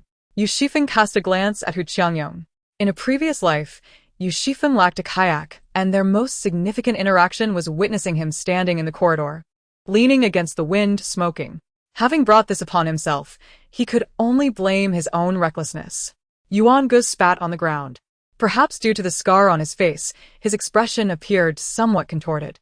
A throng of individuals encircled them. Yuan Ge pointed at Yu Xifeng, instructing, first, deal with that woman. She possesses considerable skill. No sooner had he spoken than Yu Xifeng tilted her head. To everyone's astonishment, it was Yu Xifeng who struck first. No one discerned her movement. The sharp blade sliced through the air, and before anyone could react, a dagger was firmly embedded in the chest of the crossbowman. Following swiftly, a second dagger was hurled towards Yuan Ge. In a life-or-death moment, Yuan Ge instinctively leaned back, the dagger landing some distance away, severing half of his ear. Ruthless and precise, the woman who threw the daggers did not even furrow her brow. Not only were they stunned, but also Yunjie and Hu Qiangyong were left in disbelief. They had always known of Yu Xifeng's prowess, yet the scene before them was simply incredible. This person was dead. Dead at the hands of Yu Xifeng. Yuan Ge, wincing in pain, clutched his ear and staggered back a few steps. Get her, he commanded. The first throw was executed with impeccable accuracy. In the moment of throwing the dagger, Yu Xifeng hesitated for a brief instant, choosing between Yuan Ge and the crossbowman. The crossbow posed a greater threat due to its long-range capabilities. With the first dagger thrown, she provided Yuan Ge with a moment to react. In Yu Xifeng's mind, both of these individuals were destined to die. Yuan Ge was aware that they hailed from Qiqi County, and should they escape alive, endless trouble would ensue. Yu Xifeng's gaze fixated on Yuan Ge as she pursued him. One of the assailants quickly realized she is unarmed. Surround her and eliminate her. They finally surged forward. Despite the apparent vulnerabilities in their approach, the sheer number of them overwhelming her with a relentless barrage of blades and clubs. Yunjie and Hu Qiangyong, regaining their composure, rushed to her aid. Ignoring the fear coursing through her veins, she ferociously bit down on one of her attackers, striking again and again. She was determined to survive. Hu Qiangyong swung his staff with vigor. Though he sustained blows, he managed to fend off several adversaries. Amidst the chaos, a long knife was poised to plunge into Yunjie when Yu Xifeng deftly snatched it away. With a sweeping motion, she countered, refusing to yield an inch.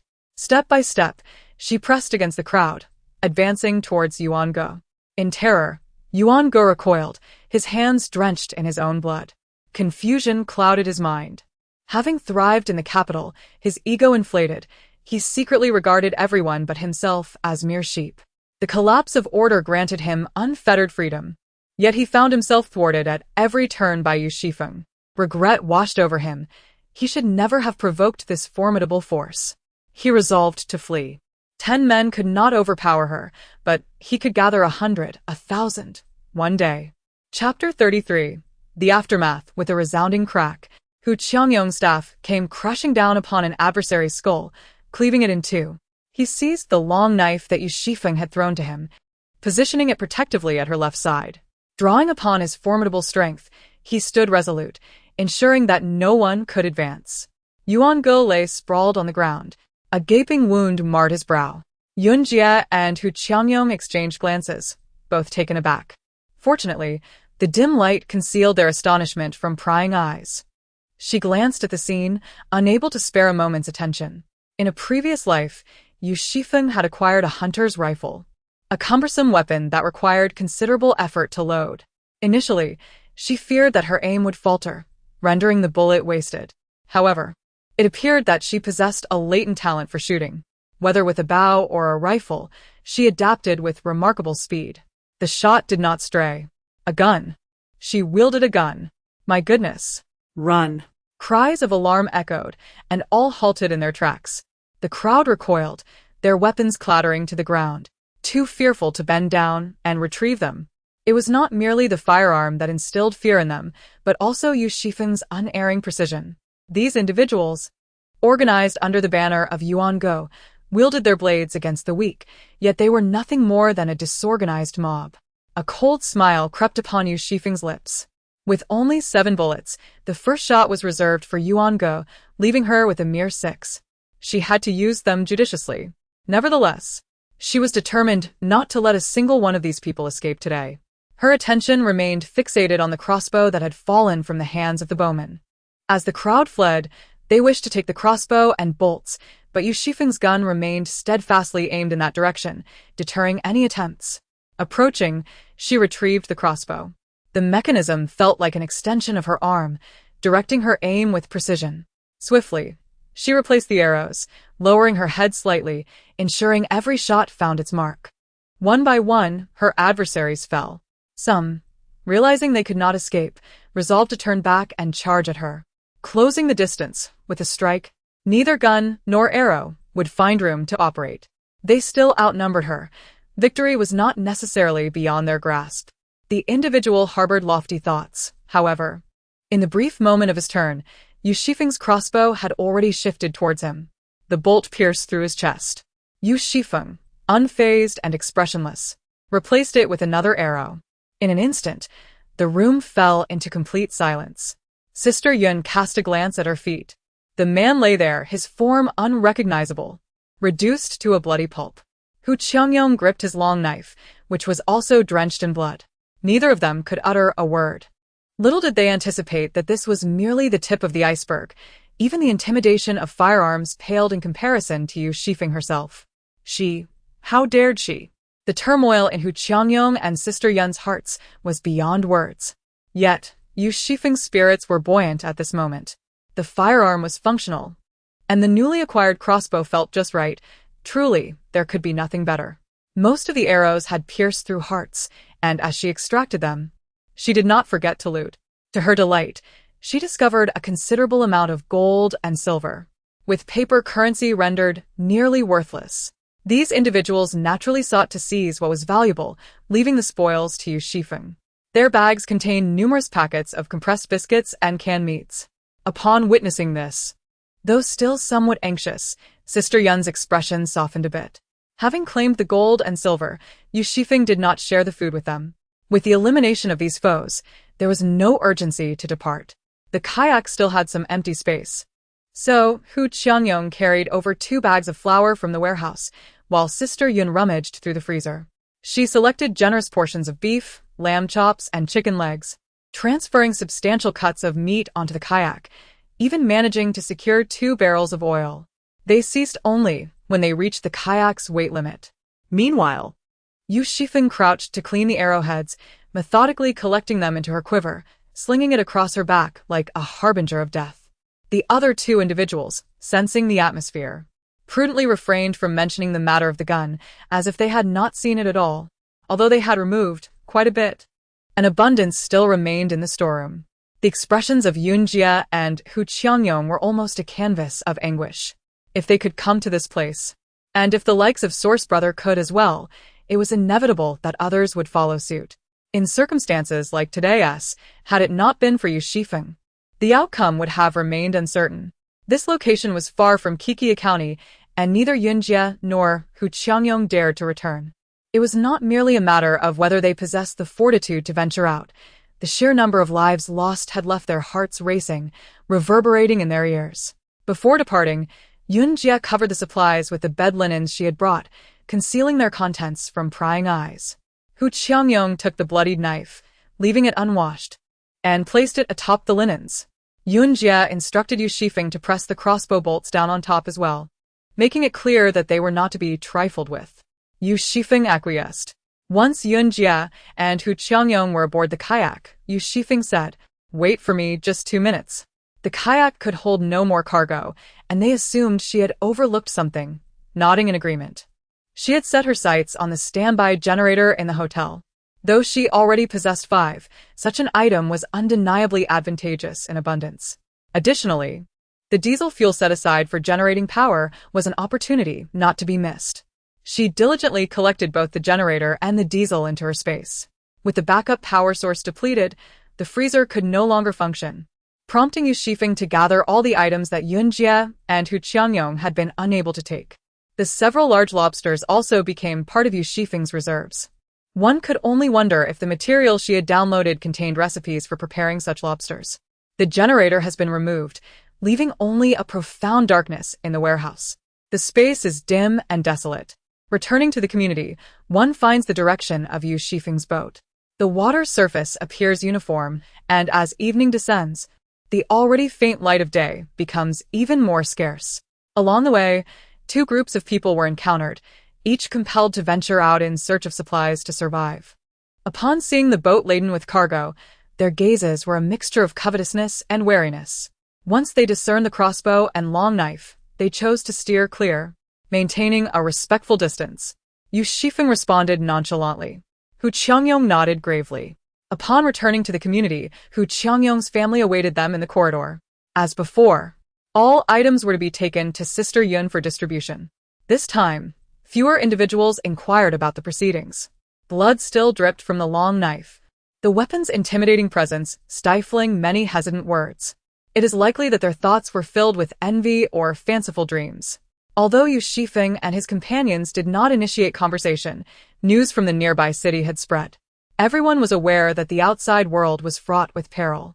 Most credited Hu Qiangyong for their safety, given that the combined stature of Sister Yun and Yu Xifeng scarcely matched half of Hu Qiangyong's. His family evidently shared this sentiment. Chapter 34. The division of spoils. Sister Yun greeted Hu Qiangyong's family warmly. His wife, Zhao Yao, exhaled a huff through her nose, her expression caught between laughter and disdain. When Sister Yun divided the goods into 3 portions, Zhao Yao's countenance darkened, revealing an inexpressible discontent. The distributed items, while divided into 3, could not be identical. Subtle discrepancies suggested a bias towards Yu Xifeng. Hu Qiangyong appeared to tacitly accept this arrangement. His situation was quite similar to Yunjie's, with a bit more flour and 1 less piece of steak, which could be considered fair. Zhao Yao endured her frustrations and finally spoke. "Even if the kayak was provided by Xiaoyu, my husband is still a man, and he's certainly exerted considerable effort on this trip. While I want to insist on a larger share, my husband's portion should not be diminished." Yunjie displayed a bemused expression, casting a glance at Hu Qiangyong and then set down the flour, gesturing for him to take over. Hu Qiangyong's face flushed crimson, and he repeatedly waved his hands, saying, "I have no objections." He turned to Yu Xifeng, his smile tinged with awkwardness. "Whatever you choose to divide is perfectly reasonable. You. Zhao Yao's face turned red with indignation as she glared at Yu Xifeng's fair complexion, her expression growing increasingly hostile, which elicited a chuckle from Yunjie. Previously, rumors had circulated in the building regarding Hu Qiangyong and Yunjie, and as a widow, she was hardly fazed by such gossip. Zhao Yao had made a few pointed remarks at that time, but Yunjie had chosen to ignore them. However, she could not simply stand by and watch as Zhao Yao provoked Yu Xifeng. "Are you not aware of the current situation in Lingfu?" Yunjie fixed her gaze on Zhao Yao. "The entire community is devoid of life. It is a scene of bloodshed. Doors have been smashed in, homes ransacked, and the injured crawl outside, their eyes forever open in death." Zhao Yao was taken aback. She blurted out, "How could this be possible?" Yu Xifeng, with his legs together, was focused on peeling a sugar orange, his neck graceful and exuding refinement. The 3 of them divided the fruit, each receiving 5 or 6 pieces. The oranges were slightly thawed, and as they ate, They crunched like ice cream. Zhao Yao increasingly found herself beset by misfortune. Her household was ravaged by famine, with her children weeping from hunger, yearning to devour even their own fingers. There was no room for such composure. Yu Xifeng, on the other hand, exuded the essence of a dutiful daughter. What capabilities could such a young girl possess? Was it not all reliant on her husband? She shot a fierce glare at Hu Qiangyong, preparing to utter more words, when Hu's mother struck her cane heavily upon the ground. Zhao Yao. Zhao Yao pursed her lips, restrained by her mother-in-law's demeanor, and chose silence. Hunched over, Hu's mother directed her gaze towards Yu Xifeng. Bowing her head deeply, Zhao Yao is young and lacks understanding. I kindly ask you not to take offense. My son Qiangyong possesses little talent and relies entirely on your support. Should any matter arise, do not hesitate to involve him. Our family will not question it. Hu's mother was well aware of her son's moderate courage and ability. Many had ventured out in kayaks, yet only Yu Xifeng and Sister Yun consistently returned with success. This was not a testament to her son's capability. Hu's mother turned and fetched a handful of sprouted bean sprouts from the house. Though leaning on her cane, she managed to maintain control of the situation. Sister Yun's expression brightened slightly, and she smiled back at her. Little Yu, appearing like a student, was indeed far more formidable than we. Hu's mother remarked on the harsh reality outside, lamenting the plight of their lives. The residents of Building 3 had long lost their elders. During the last disaster relief effort, they had to present their identification to receive aid. Had it not been for the ominous scent in the air, the elderly might have remained oblivious to the prolonged wait at home. She grasped Sister Yun's hand. Before the disaster relief, it was said to occur once a week, yet it has already been over half a month. Are we to expect no more assistance? Zhao Yao interjected unexpectedly, suggesting that the two women, managing such a large house, should not risk having their belongings stolen, and proposed that they let him keep everything for safekeeping. He was half dragged away, while Yu Xifeng and Sister Yun pretended not to notice. Hu Mu, noticing Yu Xifeng's reticent nature, engaged Sister Yun in a casual conversation about home life. The distribution of items was nearly complete. Yu Xifeng received approximately 30 kilograms of rice, around 60 pounds, over 10 pounds of flour, 6 perfectly cut steaks, a whole rack of lamb weighing about 15 pounds, a barrel of cooking oil, and a substantial piece of tenderloin weighing more than 10 pounds. Additionally, there was a box of salt, allowing each person to take over a dozen packets, ample enough to cure the meat. There was also a considerable assortment of snacks. In the current context, each item was of exceptional quality, and with some restraint, it could last 2 to 3 months. A pile of bean sprouts sat atop, vibrant and green. It was indeed challenging to find fresh vegetables nowadays, although the hotel storeroom had some. Sister Yun desired to take them but ultimately opted for the more filling meat and rice. She also added a handful of seaweed, a small portion of baby bok choy, and a few slices of potato. After bathing in the space, she emerged to find the soup in the kitchen nearly ready, providing a warm comfort. The pan-seared steaks were brushed with black pepper sauce and sliced to accompany the rice. After their meal, Yu Xifeng reclined on the sofa to digest. She released Xiao Ju from the space, who gracefully landed on the tiles, inhaling the lingering aroma of the meal. This trip had yielded a bountiful harvest for Yu Xifeng, who kindly steamed a crucian carp for Xiao Ju, serving it unseasoned on a plate. Xiao Ju eagerly crunched the fish bones, creating a satisfying crackling sound. Sister Yun prepared a stir-fried dish of bean sprouts and, with a determined heart, indulged herself with a piece of lamb chop. After all, the ingredients were sourced from a 5-star hotel. The lamb, retaining its original flavor, was slightly charred at the edges, crispy on the outside and tender within. Hu Qiangyong and his family busily kneaded the dough and rolled out the wrappers, their chopping of meat resonating loudly on the cutting board. Hu's mother, known for her frugality, was generous with the filling after hearing about Hu Qiangyong's experiences throughout the day. Today's meal was abundant, for who could predict the morrow's provisions? Chapter 35. Fish Pond. The 15th floor had passed a night that could be deemed serene, as the aroma of food seeped through the cracks of the door, stirring imaginations. Many lingered in the corridor, astutely aware that there would be no further aid, each inquiring about means to borrow kayaks for their escape. Closed shops and unoccupied homes rendered every morsel of food a potential lifeline. Some, like Chun Kai Foam, eagerly awaited the day when official relief supplies would be distributed. Each day, she positioned herself at the entrance, counting the households that had food, then visiting each one in turn. She dared not knock on Yu Xifeng's door, for rumors whispered of his past deeds, as they did of Su Yun. Her husband, Ma Tian, however, had been imprisoned. A deep-seated resentment simmered within Chen Kaifeng, and she felt compelled to voice her grievances. The few households on the 15th floor were all sustained by Hu Qiangyong. They resided in the same building. Why should they hoard their provisions while she, an expectant mother, languished? Surely, someone might share a morsel with her. Aunt Lu was willing to chat with Chen Kaifeng, but her own food supplies remained securely stashed away. The lips flitted back and forth, both overtly and covertly, laden with slander directed towards Yu Xifeng. These disparaging remarks, however, never reached Yu Xifeng's ears. She closed her door and continued her life in solitude.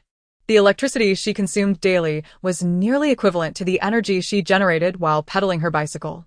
As time passed, Little Orange grew significantly in stature, its claws becoming increasingly sharp. The genuine leather sofa had been reduced to a scratching post under its relentless assault. To prevent further destruction of her furniture, Yu Xifeng retrieved a scratching board and a cat-climbing frame from her storage space, both of which she had acquired the day she found Little Orange at the pet shop. Little Orange's propensity for destruction was on the rise, yet it displayed a certain decorum in Yu Xifeng's presence, carefully retracting its claws whenever it leapt beside her. Yu Xifeng would occasionally squeeze its paws, only to encounter the soft, yielding pads beneath. Day after day slipped by. On the 70th day of the torrential rain, the downpour had lessened considerably, transforming into a gentle drizzle accompanied by a softer breeze. The water level ceased its relentless rise, eliciting a palpable sigh of relief. During this period, Yu Xifeng finally finished shelling all the sweet beans stored in her space. While shelling the beans, she also indulged in a suspenseful drama at double speed. The rice she steamed amounted to 35 large buckets. During her leisure hours, she would turn on the desk lamp to read novels, play games, or engage in fruit slicing and casual puzzle games. Occasionally, she would acquiesce to Yun Jia's invitation to visit her home. Yu Xifeng was not one to speak often. She preferred to listen to the conversations between Yun Jia and Hu Mu. Unlike the past, when the internet provided abundant distractions, her current pastimes were far fewer. Small talk would occupy their time, and hours would drift by in this manner. Yun Jia maintained cordial relations within the building and was astute in gathering information. From her, Yu Xifeng learned that the son and daughter-in-law of the elderly Yu downstairs were both doctors. It was rumored that the hospital had suffered significant damage to its equipment and medications, forcing a contraction in its operations, while the number of patients continued to rise unabated. Many individuals suffer from wound infections caused by immersion in water, and upon visiting hospitals, they find themselves unable to procure medication. Sister Yun expressed this sentiment with a tone of relief. I see you have been exchanging antiquities with others. Take a look at this. Do you find it of any interest? Unfortunately, it was not entirely intact. This item was acquired by chance. A friend of mine examined it and identified it as a fragment of Ru-ware. A complete piece could fetch astronomical sums at auction, yet mine is merely a shard. Yu Xifeng took the fragment into her hands, its texture warm and smooth. A complete piece would undoubtedly command a princely price, indicative of its historical significance. The fragment's condition was inconsequential. It would not impede the upgrade of her space. She carefully accepted the broken porcelain and expressed her gratitude to Sister Yun. The reputation of her kayak rental business had spread, and she gradually acquired more valuable items. The worth of an object could often be discerned through the connection she felt with her space. Previously, someone had attempted to rent the kayak for 10 days, presenting what was purported to be an authentic Tang Dynasty painting of court ladies. However, upon handling it, the space remained entirely unresponsive, leading Yu Xifeng to promptly dismiss the individual. Sister Yun's shard of porcelain proved to be highly beneficial for her space. Is that possible? Sister Yun exclaimed with delight. That would be wonderful. I shall prepare some hot water for myself then. The fragment seamlessly merged into her space.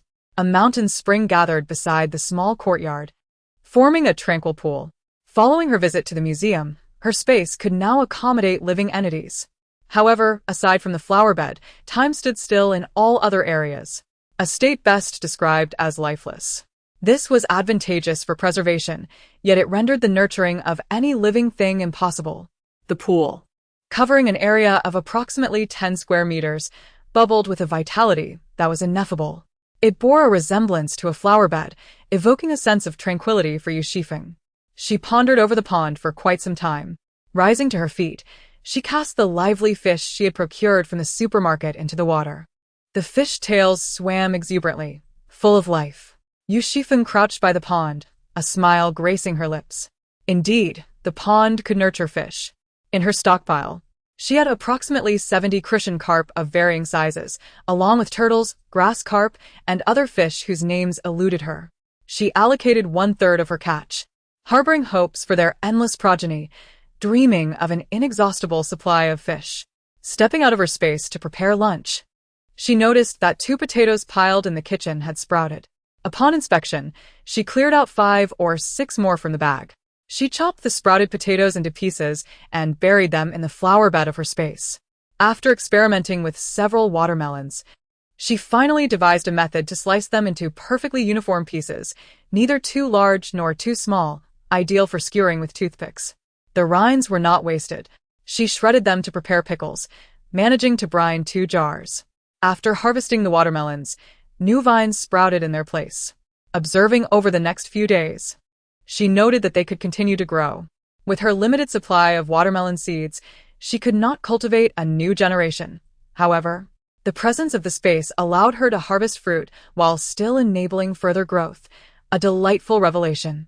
Yu Xifeng steamed the remaining potatoes from her balcony, mashing them into a creamy puree, topped generously with meat sauce. It was a delectable snack, equally suitable as a main dish. That afternoon, she enjoyed a smoked duck leg, a small bowl of mashed potatoes, accompanied by a dish of minced meat with green peas, and a bowl of rice. Later, she relished a serving of fresh watermelon slices. In the evening, I felt little hunger, casually consuming a piece of glutinous rice cake to get by. It was the 83rd day of torrential rain. In Chapter 36, titled Outbreak, Chen Kaifeng was overjoyed, while Yu Xifeng, stepping outside to assess the water level, first noticed the transformation in Ma Tian. As she ascended the stairs, her gaze met Ma Tian's somber and oppressive eyes from above. In her previous life, Yu Xifeng had often encountered such a gaze, indifferent to the lives of others and to his own. Each day was merely a means to survive. This was a common mentality among survivors after a natural disaster. He stripped himself bare, overpowering Tan Wanwan, his mouth rancid from a long absence of dental care. His grotesque physique exuded an unpleasant odor, reminiscent of a maggot writhing in agony. Humiliation accompanied the pain. Tan Wanwan could not discern when it all ceased. At last, the kitchen door swung open, and Chen Kaifeng rushed in, delivering a slap to Tan Wanwan. Ma Tian leisurely adjusted his trousers, paying no heed to his deranged wife. As her fury was not directed at him, Qianing stood at a distance, holding hands with her 2 roommates, seeking solace in one another's presence. Ma Tian flashed a congenial smile at Qianing. That noon, Tan Wanwan's household enjoyed a sumptuous meal, complete with rice and grilled fish, each bowl accompanied by a spoonful of yellow soybean paste and a cup of prepared milk powder. Chen Kaifeng dared not scold Ma Tian, instead directing her ire towards Tan Wanwan. As Tan Wanwan sipped the clumpy milk powder, lacking hot water to dissolve it, the sweetness turned cloying. She had an aversion to milk powder, finding it reeking of a milky odor. Yet now, she savored it in small sips, ensuring to lick the cup rim clean. Tan Wanwan glanced at her roommate, Qianing, who averted her gaze, clearly feeling guilty. Tan Wanwan thought to herself, they all knew. When she was insulted by Ma Tian in the kitchen, her roommates were in the living room and the bedroom, and not one of them intervened. This meal served as a tacit reward for their complicity. Ma Tian sat at the head of the long table, like a sovereign, dismissing the room full of women. Even though Chen Kaifeng was his wife, pregnant with his child, he was indifferent. As long as he could procure food from outside, there was no woman he could not have. Ma Tian relished this state of affairs. Tan Wanwan felt nauseous but suppressed it, methodically finishing her meal. She did not cry. Tan Wanwan not only consumed what was in her bowl but also finished the small piece of compressed biscuit she had hidden away. That night, Qian Ying and Ma Tian retreated to their respective bedrooms. Tan Wanwan rummaged through the toolbox at the bottom of the shoe cabinet and selected a sharp screwdriver. She was unfamiliar with these tools. Her father would only use them to repair a fan when he was home. Their infrequent use meant they were relegated to the depths of the storage space. She chose the sharpest one. Gripping the screwdriver tightly, she knocked on the bedroom door. Her tone as usual. "Qianing, I'm a bit cold. I'd like to grab a piece of clothing." No one answered. Tan Wanwan stubbornly continued to knock. The door was suddenly yanked open, revealing an irritated Qianing. "What's all the noise?" Her sentence remained unfinished. With all her strength, Tan Wanwan thrust the screwdriver into Qianing's abdomen. "I took you in. How could you treat me this way?" Tan Wanwan's voice was hoarse. With a forceful thrust, she expended every ounce of her strength, pinning Qianing beneath her. "We share the closest of ties. Were it not for my mother's financial support, you would scarcely have enough for your living expenses," she hissed through gritted teeth, blood seeping through her fingers. Qian Ying's breath gradually grew faint, the agony preventing her from uttering a single coherent moan. With her head tilted back, terror filled her gaze. Yet, a smile lingered on Tan Wanwan's lips. She had never felt such exhilaration. Chen Kaifeng and Ma Tian emerged from the room, with Chen Kaifeng letting out a shriek as blood pooled beneath her feet, thick and crimson. The shock caused her cumbersome body to collapse to the floor. Ma Tian, indifferent to her plight, took a step back and retrieved a kitchen knife from beside the pillow. The very knife that Tan Wanwan had been unable to locate had been carried by Ma Tian all along. Tan Wanwan cast a scornful glance at Ma Tian. Though she harbored a desire to eliminate him, she understood that her weakened state rendered her incapable of overpowering someone as wary as Ma Tian. She was unhinged, not foolish. Compared to Ma Tian, her resentment was directed more towards her roommates. She had once treated them with such kindness. They all deserved their fates. Qian Ying did not perish. Yet it was widely acknowledged that her time was limited. Among the remaining roommates, one lay dead while the other was injured. Blood trickled from the bedroom into the living room, with Chen Kaifeng being carried out. Ma Tian wore a look of utter disdain. As discussions of this tragedy echoed in the corridor, each voice adding to the cacophony. Tan Wanwan has gone mad. Ma Tian is inhumane. How can he remain so nonchalant when his wife is in such a state? Chen Kaifeng, a pregnant woman, was ultimately taken to the hospital. But after 4 or 5 hours of struggle, the child suffocated within her womb. Tan Wanwan herself was left bloodied and battered. Taking advantage of Ma Tian's visit to the hospital, Tan Wanwan scavenged the last remnants of oil in her home and poured it over the bedsheets. The flames ignited, silencing any mocking remarks as the spectacle unfolded. In the dead of night, people begrudgingly rose to extinguish the fire. Smoke billowed out, rousing Yu Xifeng, who quickly shouldered her bag and made her way downstairs. Inside her bag were compressed biscuits, water, bandages, and a few essential medications, items selected for their convenience and discretion. She was ever prepared to confront unforeseen circumstances, ready to depart at a moment's notice. Fortunately, water was accessible, and the building's fire safety measures functioned adequately. Amid the chaos, the residents worked together to quench the flames, yet the fire raged for over half an hour, leaving Tan Wanwan's home a charred ruin, the air thick with acrid smoke. Yu Xifeng observed silently for a moment before letting out a quiet sigh. In her past life, Tan Wanwan had met her demise at Ma Tian's hands. This time, due to her own intervention, Tan Wanwan had awakened more swiftly and was more perceptive. Would her resistance be even more brutal? The child of Chen Kaifeng had met a similar fate, failing to survive as well. The devastation of Tan Wanwan's home was striking. Ma Tian's expression was grim, his sinister gaze scanning each passerby before finally fixing on the 15th floor. Time and again, he had encountered setbacks at Yu Xifeng's hands, fueling his resentment. Yu Xifeng was yet another strikingly beautiful young woman. When Ma Tian had conquered Tan Wanwan, his thoughts had been consumed by Yu Xifeng. The flames of desire had clouded his judgment.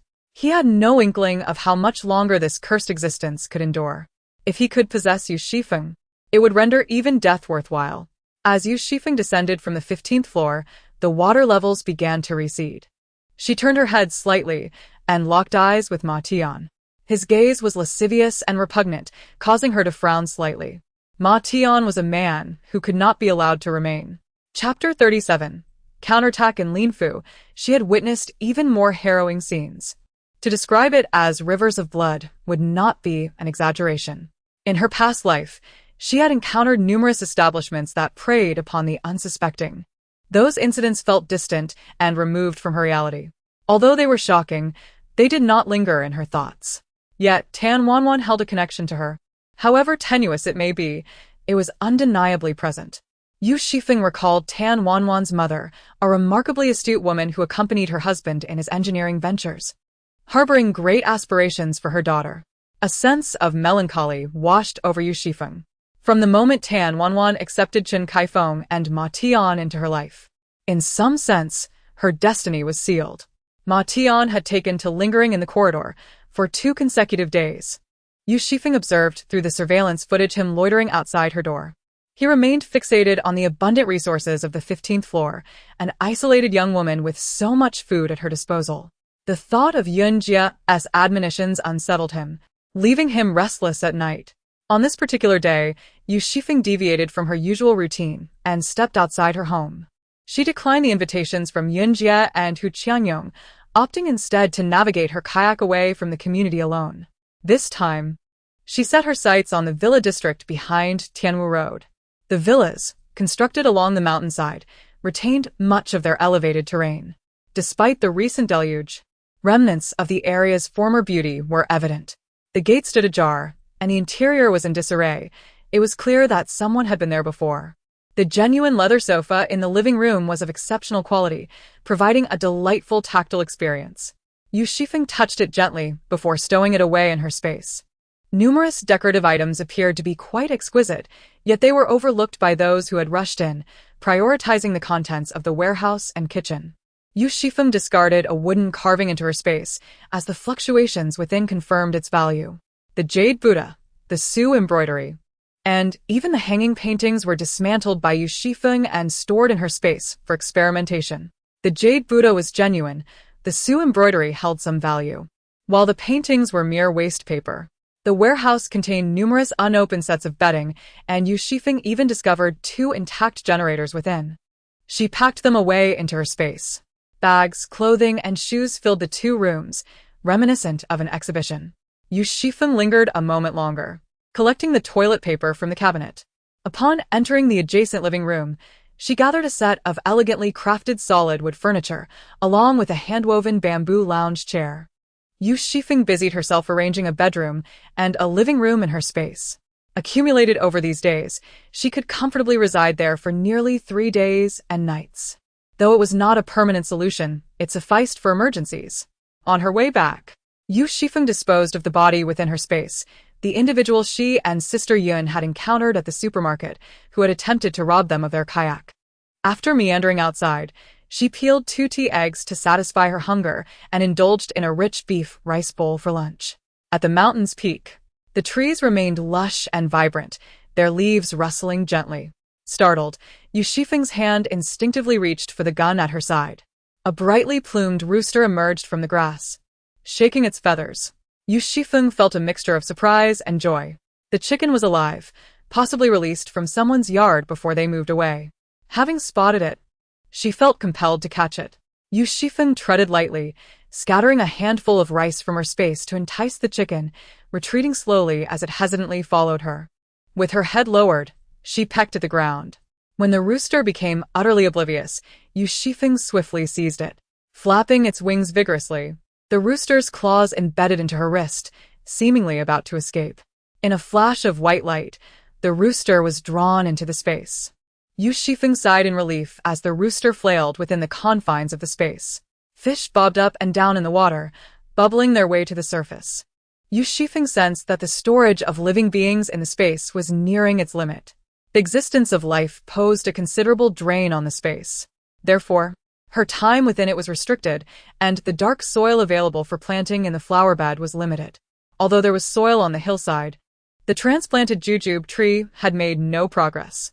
To accommodate more living creatures or prolong her stay within the space, she needed to enhance it. She resolved to seek out additional antiques. Keeping this thought in her mind, Yu Xifeng continued her search nearby. After half an hour, she managed to catch a hen behind a dirt mound. To her delight, the hen had hatched 2 fluffy chicks. The hen was quite fierce, regarding Yu Xifeng with hostility. After enduring a painful peck, she finally managed to bring the protective mother hen into the space. However, once the hen entered, it seemed the space had reached its critical capacity. The 2 remaining chicks simply could not be accommodated. Yu Xifeng glanced at the chicks, reluctant to leave them behind. Once grown, they would provide meat and lay eggs, proving far more beneficial than raising fish.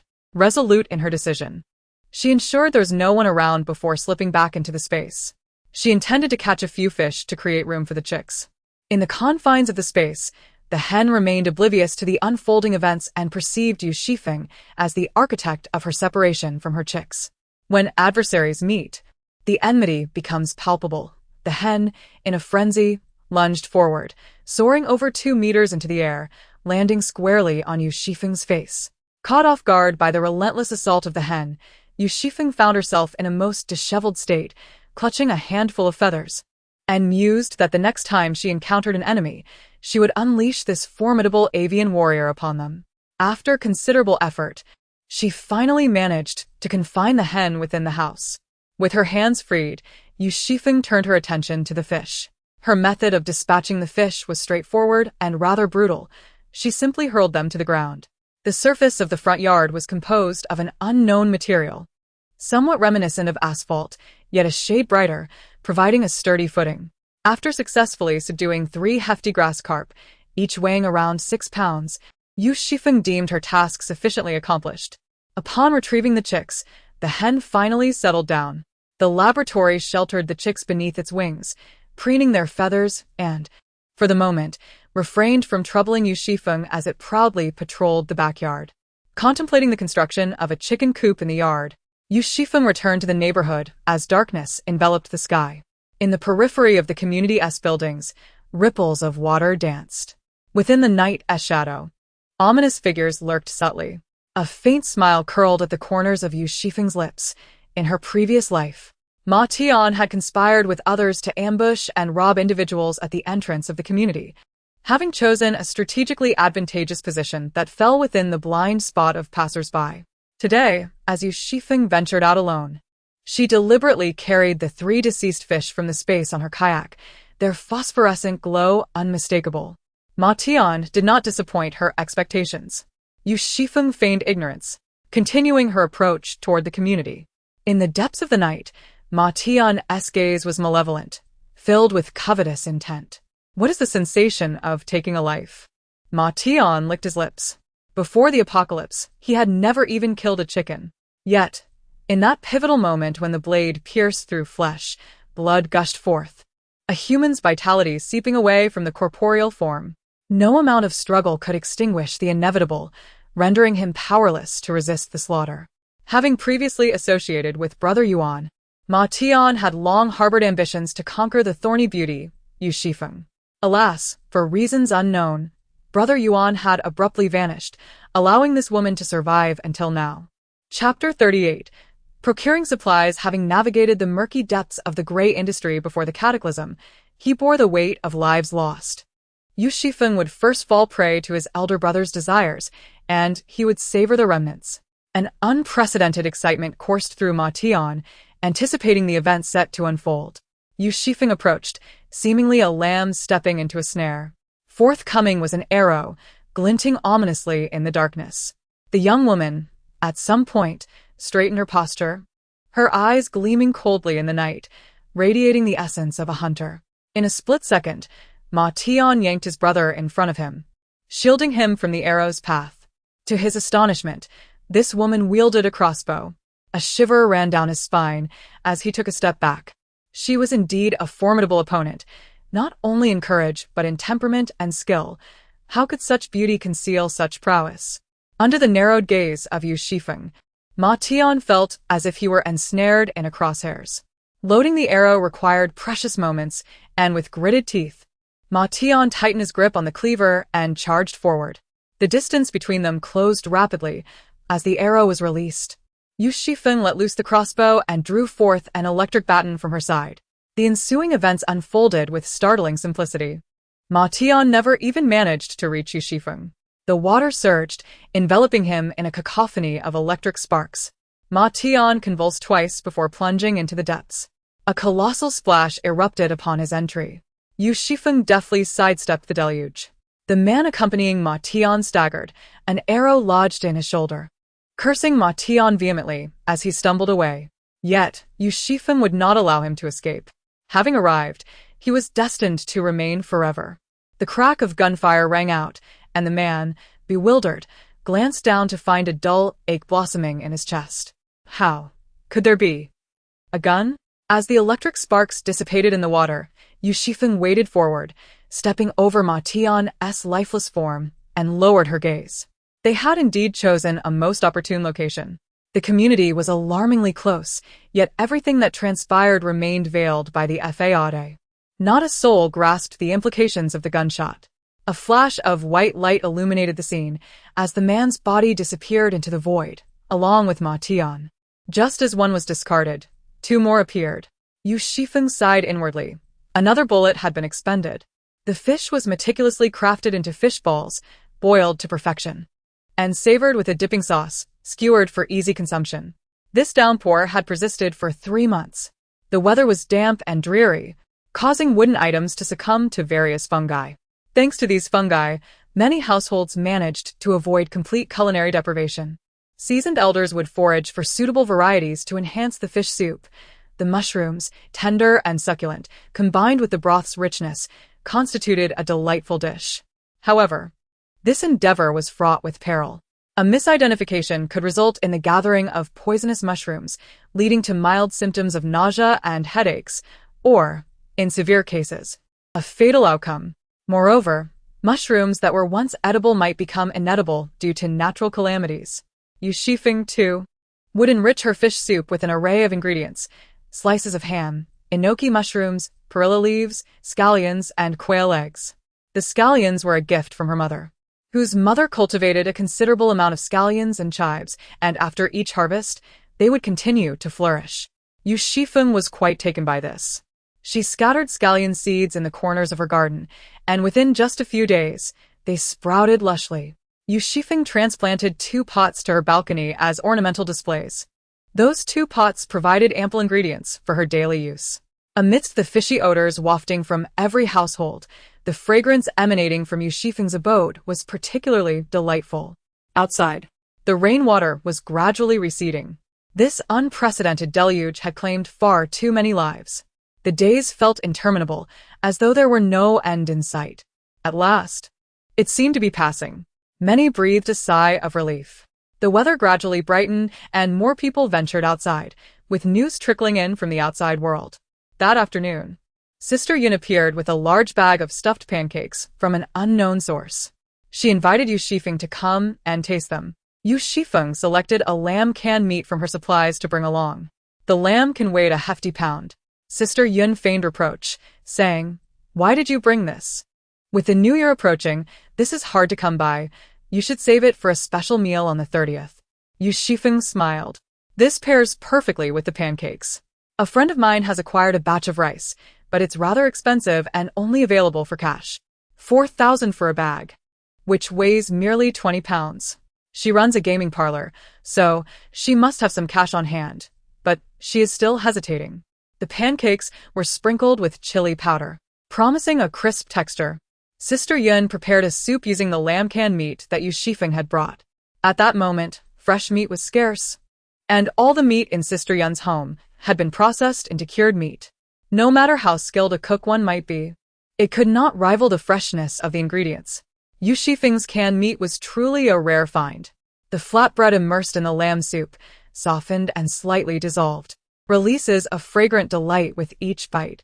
The shredded meat is finely textured and firm, carrying the distinctive essence of lamb. A single bite can leave one entranced. Yu Xifeng savored a piece of naan alongside the soup, determined to procure as much as possible. At least for now, food still holds value. Those capable of selling grain are not only plentiful but also hold the belief that after the torrential rains, production will gradually resume. This sentiment resonates with the majority. Sister Yun remarked, I have a bit of cash on hand, though it may not suffice. Should I seek a way to borrow? Yu Xifeng lifted her gaze from the steam of the lamb soup, her tone calm, yet resolute. Borrow. From Yu Xifeng's words, Sister Yun sensed a disquieting strength. The rain may have ceased, but that does not signify the end of calamity. Sister Yun appeared bewildered, grappling with uncertainty, yet ultimately reached a decision. How much do you wish to purchase? She inquired. With 18,000 in cash remaining, Yu Xifeng pondered briefly. Stoking the flames of urgency, this is all the money I have left. Please procure everything for me. Seemingly casually, Yu Xifeng added, this winter has been unusually mild, with temperatures akin to autumn. I've heard the elders say that such weather often precedes a significant drop in temperature after the new year. So it's wise to prepare in advance if possible. Sister Yun nodded, my blankets are thin. I'll inquire if I can acquire a couple more. After finishing her bowl of lamb soup, she indulged in another bowl of rice soaked in the warm broth, and Yu Xifeng handed her the cash. On the 7th day after the rain ceased, the water level began to recede. On this day, Yu Xifeng prepared over 100 skewers of fish balls using bamboo sticks. She contemplated venturing out once more, hoping to procure additional supplies for her stockpile. It seemed her fitness regimen had reached a plateau, despite adequate nutrition. Her weight had not diminished but rather increased. Yu Xifeng pinched the flesh on her arm, finding it firm, not flabby. She wandered through her space, retrieving 6 or 7 eggs from a makeshift chicken coop constructed from cardboard boxes, which amounted to nearly 3 days' supply. Currently, her space nurtured cabbage, scallions, perilla, and chili peppers. In terms of fruit, she had watermelon, durian, coconut, and mangosteen. She also had live seafood, including fish and shrimp, along with 2 chickens. Her stock of rice and flour was sufficient, and given the limited area of her flower bed, she had no immediate plans to cultivate rice or wheat. However, she contemplated raising more livestock to diversify her offerings. Within her space, she had fertilized chicken, duck, and goose eggs, along with a small incubator. Yet, the population of living creatures had reached its limit, necessitating the acquisition of more ancient items to enable further expansion. Her last outing had been to lure out Ma Tian, as that villa district had not been fully explored. Just before the new year, the authorities had hurriedly repaired the signal station, restoring mobile reception. It was not internet connectivity, but rather a monotonous radio broadcast. Each day at 7 in the evening, with repetitions at 8 in the morning and 2 in the afternoon, the announcements echoed. Due to the lack of electrical supply for most households, a high-decibel speaker had been installed in the community, emitting a sound laced with the distortion of electric feedback, hazy and intermittent. Yu Xifeng had heard these broadcasts in her past life. This time, equipped with a generator capable of supplying daily power to her phone, she refrained from crowding in the hallway. The authorities are systematically arranging for survivors to be evacuated from the shelters. They are diligently organizing the establishment of new homes and will also disseminate emergency plans for unforeseen circumstances through broadcasts. Meanwhile, the Yang family has been residing in the shelter for over a month. The shelter does not accept paper currency. All necessities must be exchanged for contribution points. To rent a kayak in search of Yu Xifeng, they must obediently follow the volunteers and engage in labor. Yang Xilong endured a day of toil, lamenting his exhaustion, and resolutely refused to return. Su Qingru and her daughter, accustomed to a pampered lifestyle, found themselves lacking strength, and their attempts to seek employment were in vain. Even without laboring, merely enduring the conditions in the shelter proved a formidable challenge. The shelter was a cacophony of endless arguments, curses, and snoring, with a medley of odors permeating the air. The ground was muddied with grime brought in from outside, making every moment intolerable. Yang Xizhu found herself dreaming again. In her dream, the family resided in a cozy house, modest yet complete with a kitchen, bedroom, and living dining area. Rain poured outside, causing waves to ripple on the surface of the water. In her dream, she held a bowl of steaming soup, fragrant with snow-white fish and infused with sweet potato noodles, topped with a perfectly fried golden egg. It was a bountiful serving. Yang Xizhu could almost taste the deliciousness, her mouth watering involuntarily.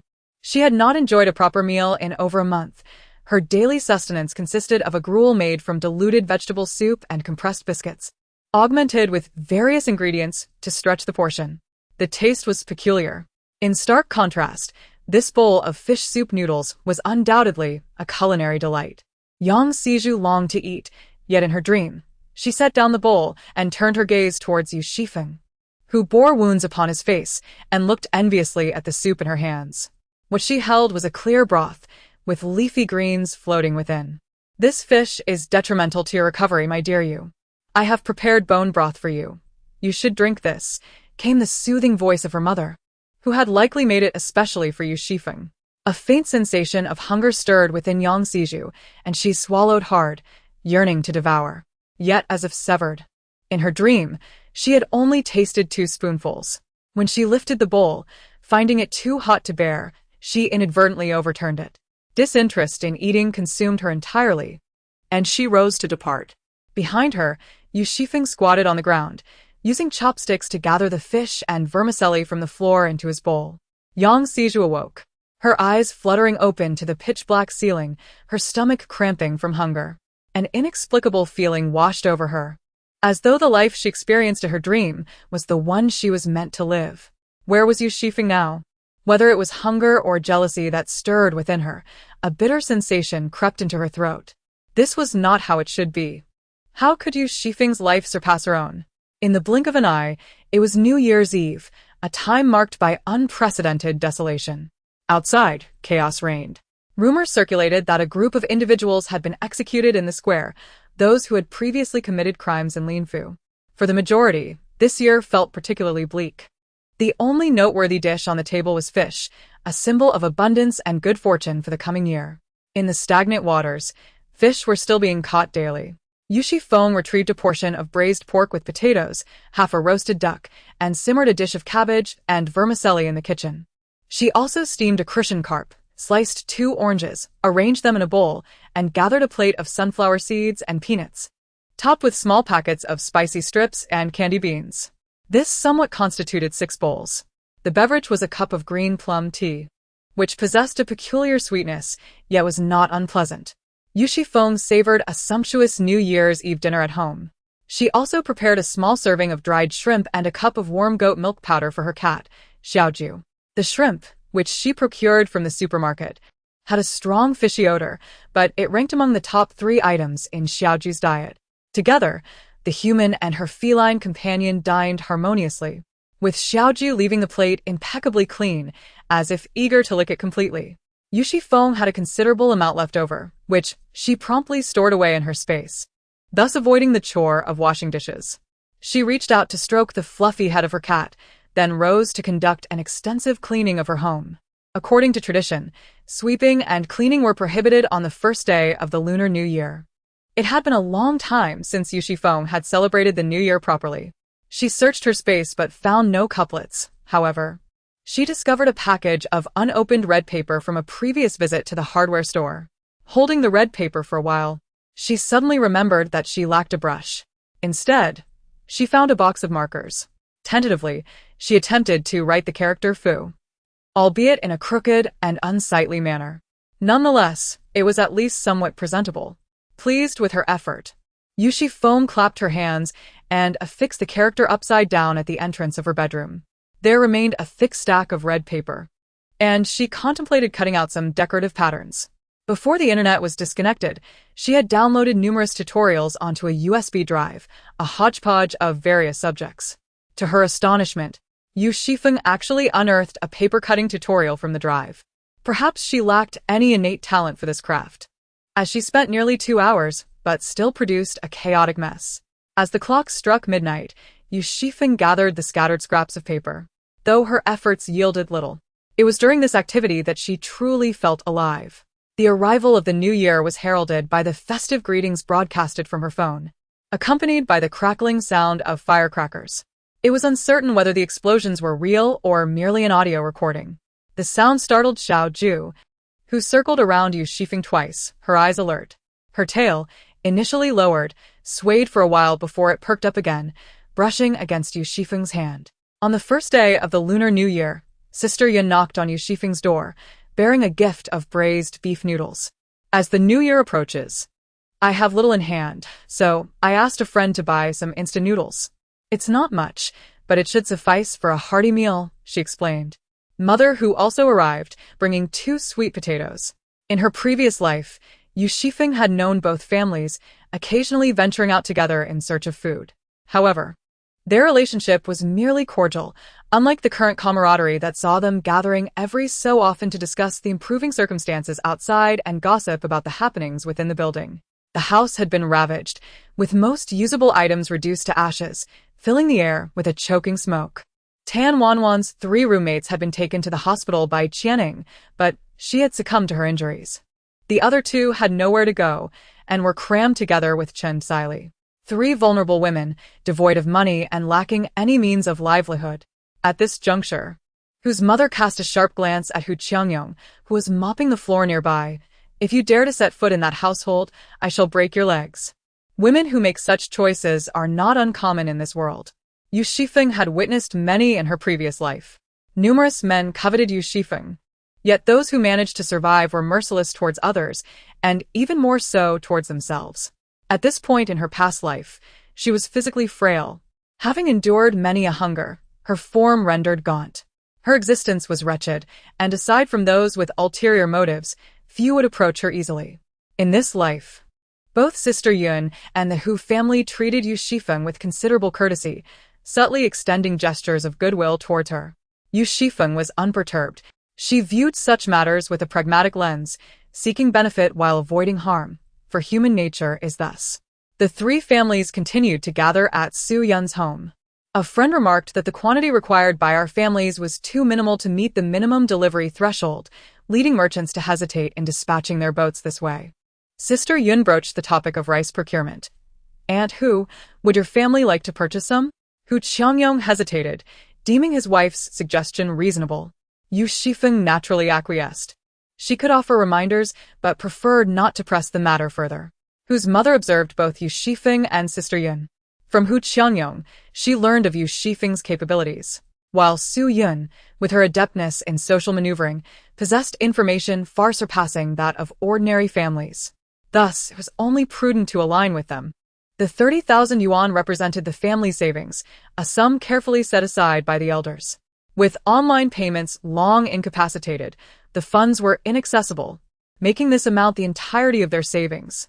How could one expect genuine rice to be of such shoddy quality? Mother Hu declared, "This is my retirement fund. I shall spend it as I please, and it is not your place to interfere." Zhao Yao immediately stood up and left. Hu Qiangyong glanced awkwardly between his mother and his wife, feeling caught in a dilemma, unable to sit or stand comfortably. "I am not dead yet. You have no right to concern yourself with this money," Mother Hu retorted to her son. Thus, the matter was settled. The total amount exceeded 50,000, meeting the minimum requirement for distribution. Sister Yun remarked, "I truly never expected to spend several tens of thousands on rice. Even with connections, it might not be guaranteed." Upon hearing this, Hu Qiangyong felt a slight relief. If it was something to be fought over, it must be of considerable value. Even if it could not be consumed, it could surely be resold. After all, it represented the last of the family's savings. They enjoyed hot pot at Su Yun's home for lunch, with the hot pot base and noodles provided by Su Yun, while the Hu family contributed radishes, enoki mushrooms, and a small jar of medicinal wine. And Yu Xifeng brought a can of beef. Zhao Yao, having just left in a huff, did not join for the meal. So, Hu Qiangyong shared his portion with the 2 children. The steam rose, and the medicinal wine had a slight bitterness. Yu Xifeng felt a warm glow enveloping him, especially in his flushed face. Despite the interruption caused by Zhao Yao, the meal was overall quite pleasant. Yu Xifeng suddenly realized that, despite the evident dangers and harsh conditions, those survivors from his past life still endeavored to gather at the hubs of community.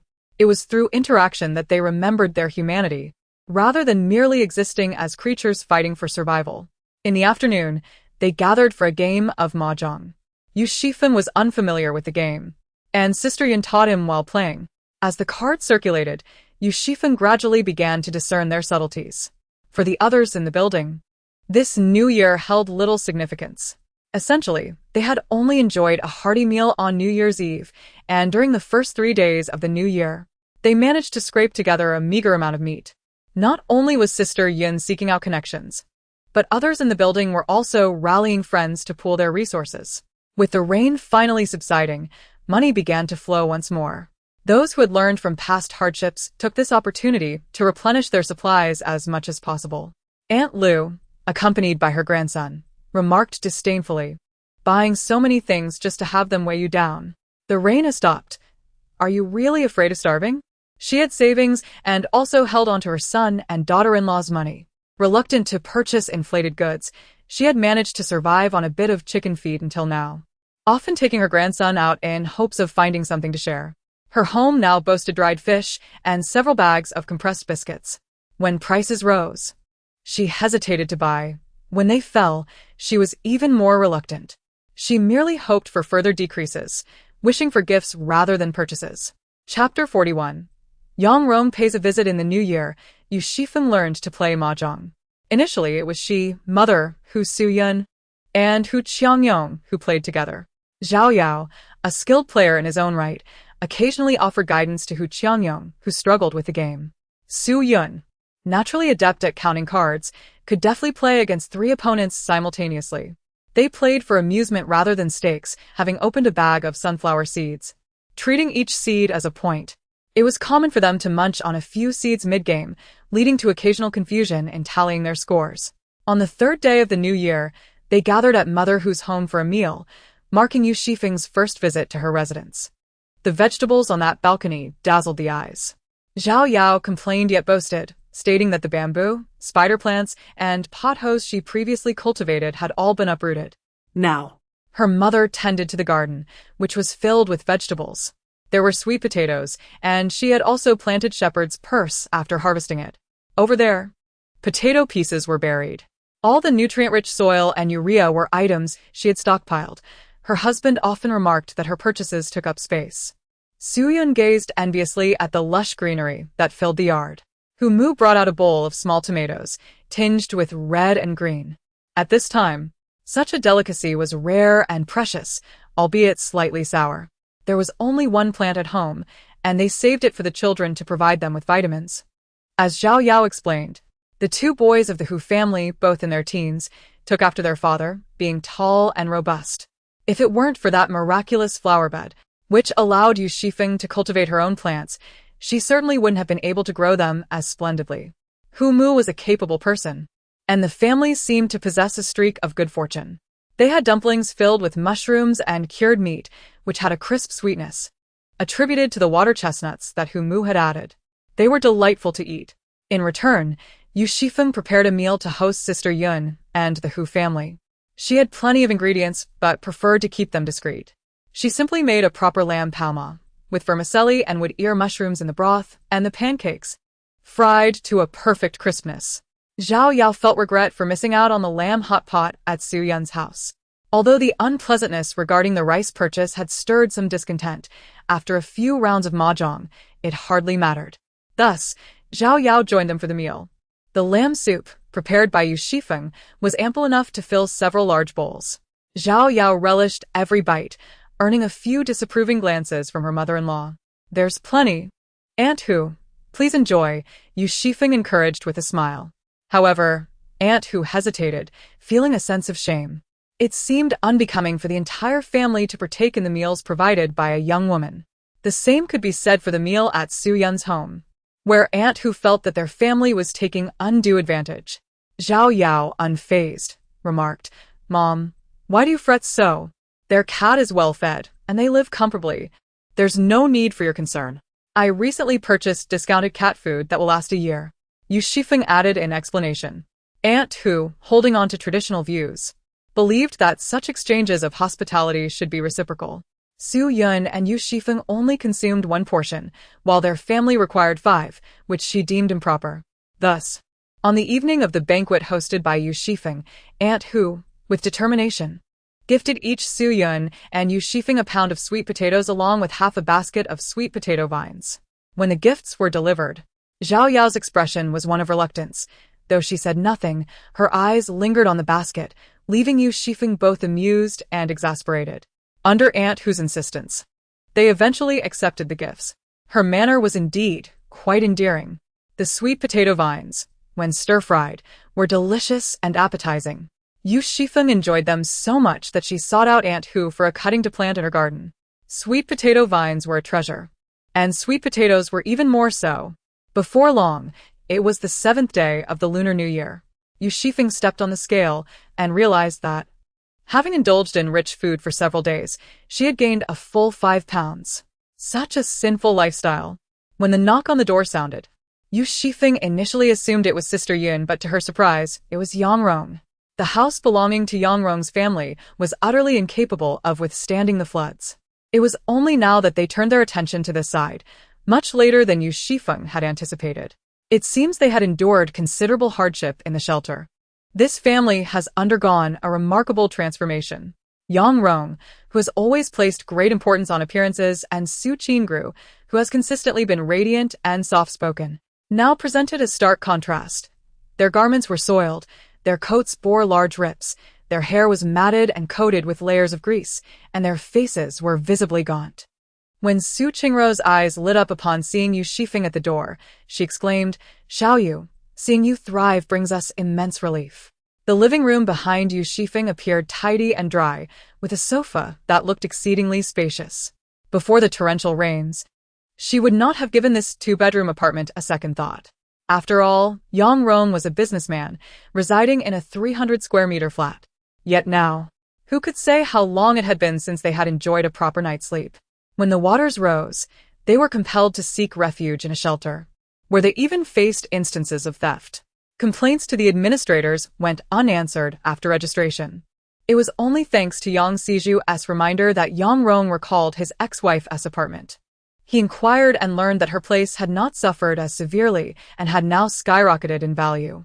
Moreover, it was situated on the top floor. Yu Xifeng smiled as she glanced at Su Qingru, who was hiding behind Yang Rong, her stepmother.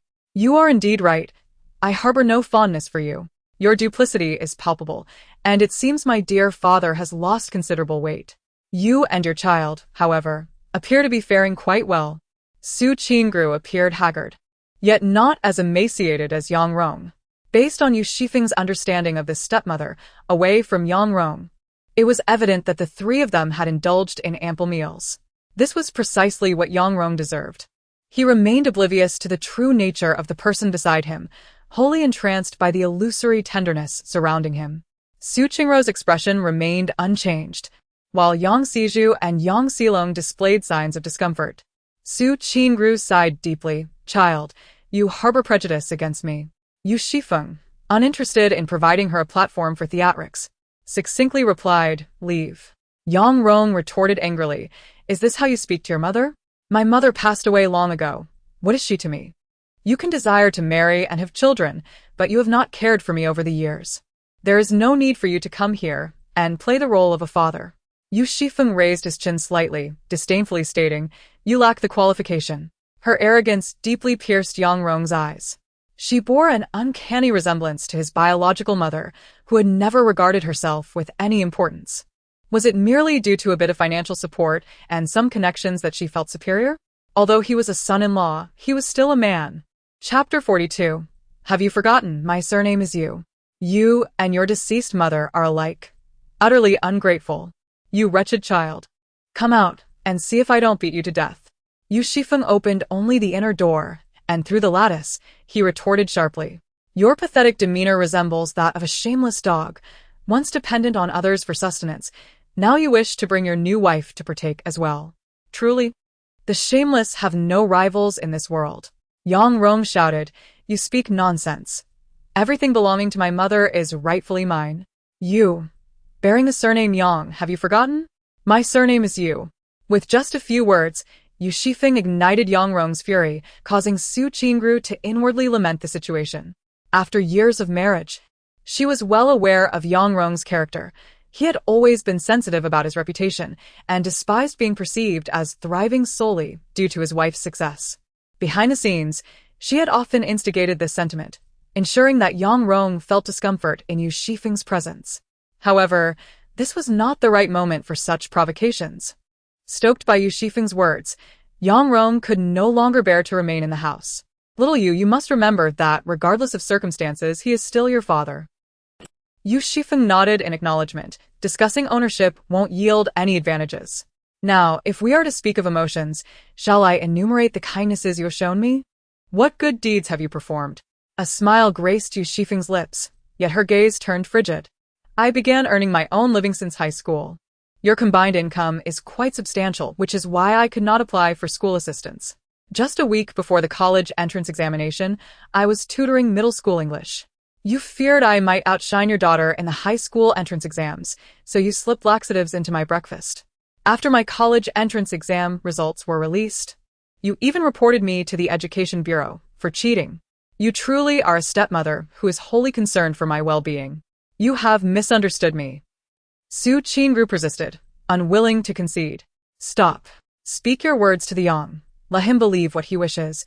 I am not a fool. Ignoring the anxious expression on Su Qingru's face, Yu Xifeng focused solely on Yang Rong. If you have even a shred of dignity left, do not ever show yourself before me again. My mother forbade me from cursing you, claiming it would shorten my life. I will refrain from striking you, but as for your vile offspring, I shall confront them each time I encounter them. With that, Yu Xifeng retrieved a crossbow from the cabinet.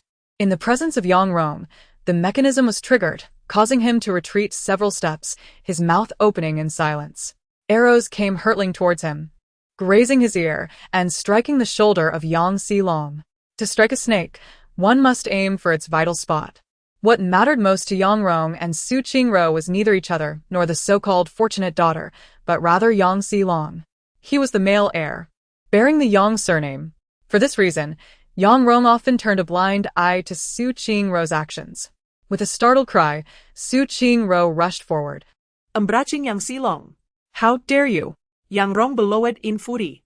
Yang Xizhu stood by, dazed and at a loss. The crossbow released a loud thud as the bolt fell to the ground, eliciting a frown from Yu Xifeng. This miss was clearly unexpected. Yang Xilong had concealed a hard object against his chest. Nevertheless, the intimidation had its effect.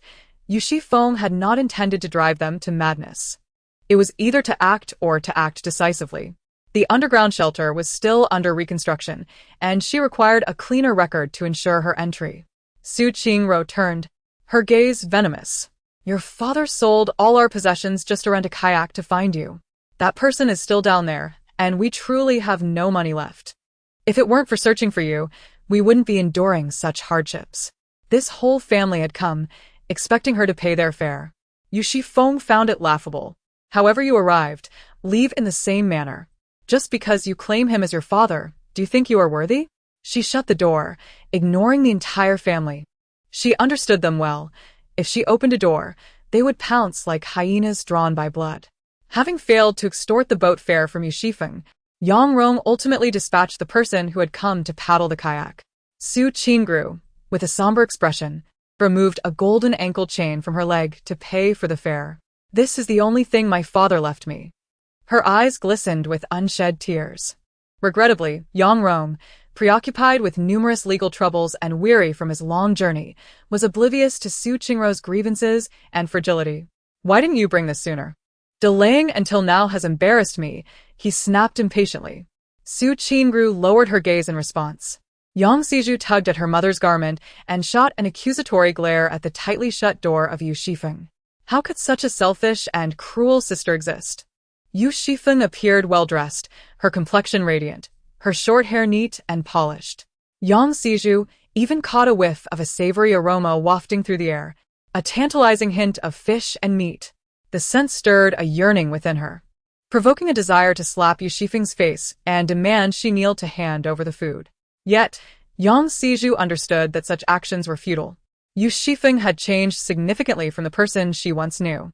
Yang Xizhu had always recognized Yu Xifeng as an ungrateful opportunist, but in the past, she had been timid, seeking their father's affection. Even for that, Yu Xifeng would have lowered herself to appease her. Prior to their arrival, Yang Xizhu had steeled herself, believing that if Yu Xifeng acted sensibly, she would ensure their father treated her better. Reflecting now, her own thoughts seemed utterly absurd. She cared little for their father anymore. The astonishing dominance Yu Xifeng exuded was incomprehensible to Yang Xizhu, and what was even more intolerable was Yu Xifeng's disdain. Throughout their encounter, Yu Xifeng had not uttered a single word to her. How dare she disregard her own worth? In the corridor of the 15-story building, Su Qingru busily organized the laying of a carpet. It is worth noting that even the corridor here is in far better condition than the makeshift shelters. Yang Rong had only ventured out from the refuge under the pretense of searching for his daughter. Had he known he had nowhere else to turn, he would never have been able to borrow a kayak from those individuals. Yang Xizhu stared at the grimy carpet, feeling a sharp pain in her eyes. Originally, the carpet was a warm yellow, but due to prolonged neglect, its true color had become indiscernible. When Yu Xifeng had opened the door moments ago, Yang Xizhu had observed clearly that Yu Xifeng's home was immaculate, with floor tiles so polished they could reflect light. If she still had the energy to maintain such cleanliness, her circumstances must be far from dire. Now, their family resided in the corridor, merely separated by a door. Yu Xifeng could sleep in a warm bed while they languished, deprived of sustenance. Chapter 43. I wouldn't even feed her to the dogs as Su Qingru busied herself with the arrangements. She chattered on. There's no overnight feud between a father and daughter. You haven't shown her proper care over the years. If you speak to her sincerely now, she will surely allow us in. It's unsafe for a girl to reside alone in such a large house, especially at this time. If we stay here, we can also keep an eye on her. Yang Xilong smacked his lips. Is Yu Xifeng cooking meat? I can smell fish. Su Qingru, having composed herself, shot Yang Xilong a mild glare. You're the one who called her. After all, she is your sister. Thus, the Yang family settled into the corridor. They could not remain in this place for long, and Yu Xifeng had little inclination to concern herself with Yang Rong's family. She became increasingly attentive to the broadcast. The program announced that the construction of an underground shelter had commenced in the city, expected to accommodate at least 100,000 people. For the next 2 days, Yu Xifeng refrained from cooking, relying instead on pre-prepared meals from her space. Through the surveillance, she observed the conditions in the corridor, eavesdropping on conversations outside with perfect clarity. Initially, the others, aware of Yu Xifeng's disdain for them and wary of her crossbow, dared only to mutter a few words among themselves. Yu Xifeng dismissed their presence as insignificant, not even bothering to open the door. Su Qingru privately remarked to Yang Rong, Little Yu hasn't come out, and I wonder if there's still food at home. Perhaps we should send a portion of these wild vegetable dumplings in. After all, she's your daughter. Yang Rong scoffed. She looks down on me. Why would she care for the food you offer? He threatened the door. I wouldn't even feed her to my dog. Su Qingru thought him a fool, incapable of winning over even his own daughter. Yet, she found herself dependent on this imbecile. Taking a deep breath, Su Qingru patiently coaxed him for a while, until finally, Yang Rong begrudgingly took the wild vegetable dumplings to knock on Yu Xifeng's door. Inside, Yu Xifeng had just finished a serving of beef rice and was peeling 2 mangosteens harvested from her space. Indulging in the external surveillance as she watched Su Qingru manipulate Yang Rong, finding it more entertaining than a scripted drama. Naturally, she refused to open the door. Even if she were overwhelmed with food, she would not entertain such an act. When the day agreed upon with Sister Yun arrived, Sister Yun summoned Hu Qiangyong and Zhao Yao to wait for Yu Xifeng in the corridor. Su Qingru approached. What business do you have with my daughter? Just as Yu Xifeng opened the door, she overheard a remark that prompted Su Qingru to offer a warm smile. Sister Yun said the items have arrived. Let us go downstairs to receive them. All right, Yu Xifeng nodded, not sparing a glance at Su Qingru. Zhao Yao inquired, Is this person claiming to be your mother? To which Yu Xifeng replied, She is my father's mistress, the one who drove my mother to her demise. Zhao Yao's expression shifted to one of wariness, as she had always been protective of her man, harboring disdain for mistresses. Su Qingru again hurt? How can you speak of your father in such a way? She had a penchant for theatrics, thus her performance warranted no attention. Yu Xifeng retorted. While Su Qingru's face darkened, her smile strained. She had never anticipated Yu Xifeng would prove so difficult. The rice bag was vacuum-sealed. Encased in a cardboard box devoid of any markings, its concealment further fueling speculation. As soon as the door creaked open, Yu Xifeng swiftly sidestepped and forcefully pulled the door back. Behind her, Yang Xilong was unable to halt in time, colliding directly with the door. Ouch! He exclaimed, cradling his head in pain and crouching down. Son, what's wrong? Su Qingru rushed over. Yu Xifeng placed the rice box inside the room and turned to face them, her expression a curious blend of amusement and disdain. Even Su Qingru, known for her thick skin, found herself unable to meet Yu Xifeng's penetrating gaze. Lowering her head in response. Are you alright, son? Su Qingru asked anxiously. Yu Xifeng lifted her foot through the lattice and kicked Yang Xilong against the wall. The door opened and closed rapidly, sealing off Su Qingru's attempt to enter as she struggled to find an opening. Yang Xiju complained from behind, Brother, why can't you stop a single woman? Yang Xilong rolled onto the ground. Exasperated, she had an arrow in her hand. If you have the ability, why didn't you stop her? How could she shoot you while carrying such a large box? That was a prime opportunity you let slip away. If we had managed to control her, we would have already gained entry, replied Yang Xiju. Su Qingru lowered her voice and asked Yang Xilong, Did you see what was inside her box when you were so close just now? At that moment, anything brought from outside must be something valuable. After all, a single kayak trip costs quite a bit. Otherwise, she wouldn't have discarded such a large golden foot chain. Su Qingru felt a pang of regret just thinking about it. It wasn't just Su Qingru who was curious. Aunt Lu and others who followed from behind were also eager to know. Unfortunately, it seemed that Yang Xilong was momentarily stunned by that kick and remained silent for a long while. The onlookers waited a bit longer, but seeing that there was no more excitement, they gradually dispersed. Yang Xilong picked himself up and found a place to sit. He hadn't held back his strength during that encounter. Yu Xifeng, with all those belongings, had brazenly moved in and out before them, disregarding their presence entirely. He wanted to show his stepsister a thing or two, but she seemed to possess an uncanny awareness, effortlessly evading him, causing him to crash directly into the door. That wretched woman. When had he ever suffered such humiliation? He had no mind left to consider what was in the box. As mealtime approached, the fragrant aroma of rice enveloped the 15th floor, subtle and accompanied by a hint of warmth that lingered in the air. The scent stimulated Yang Xio's taste buds, abruptly recalling the sounds he heard when approaching Yu Xifeng. The subtle rustling emanated from the box as it tilted. Yang Xilong, having grown up without a care for sustenance, had never set foot in a kitchen. It would not be an exaggeration to say he had never touched a drop of water. Yang Rong held women in disdain and, consequently, never concerned himself with the trivialities of the kitchen. Sharing a lineage with Yang Rong, Yang Xilong perceived cooking as an affront to masculinity. Initially, he did not associate that sound with rice. Subconsciously, he doubted Yu Xifeng's ability to procure food that eluded their family. It was merely a stroke of luck that allowed them to occupy a house. The aroma of cooked rice solidified Yang Xilong's realization. The 3 households that had moved in were indeed rice. Steamed white rice, soft and faintly sweet, could satisfy one's hunger in a single bowl. The more he pondered, the more the wild vegetable dumplings in his hand tasted bitter and astringent, utterly unpalatable. Chapter 44. She is a repeat offender. Once they returned, they would be able to purchase whatever they desired, free from the frustrations of waiting at the door of this wretched place. Yang Xiju squatted silently to the side, hugging her knees. She had always trusted her intuition. Supplies had once again been delivered to the corridor, including rice, flour, and vegetables, at prices that left one astounded. Aunt Lu stood in the hallway, casting a sidelong glance. I see you are quite wealthy. With these prices, it seems you are consuming gold rather than rice.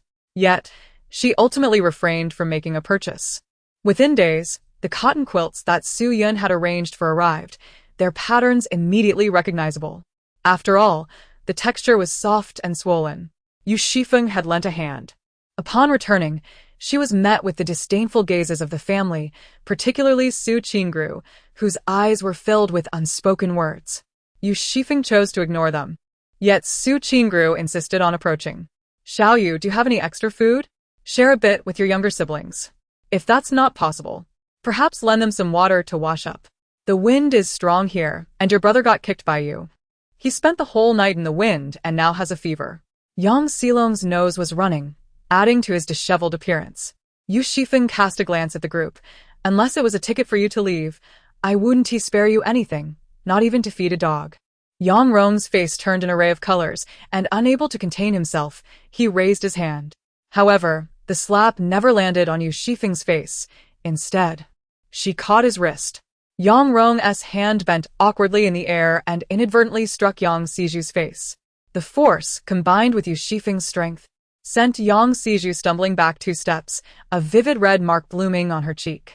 Yang Rong appeared slightly dazed, unable to utter a single coherent word in response to Yu Xifeng's indifferent gaze. Su Qingru stood to the side, her brows knitted tightly. Yu Xifeng smiled at Su Qingru, saying, "Whenever you have made up your mind, call for me when you are ready to leave." Now, being cornered at the door by Yang Rong's family, Yu Xifeng had no intention of adjusting her stance. It was imperative to tidy up the house. With 8 pairs of eyes watching from outside, nothing that shouldn't be seen could be allowed to show. Yu Xifeng meticulously organized her home, ensuring that aside from a few brick-like pieces of furniture, it was utterly bare. Even little Orange has entered the space. The following day, Yu Xifeng stepped outside. The Yang family dared not look her way, and Su Qingru was not with Yang Rong. Yu Xifeng spotted her on the 12th floor, engaged in conversation with Aunt Lu. Yu Xifeng paid her no mind. The water level had significantly receded, revealing a villa area marred by splotches of dampness and uneven terrain.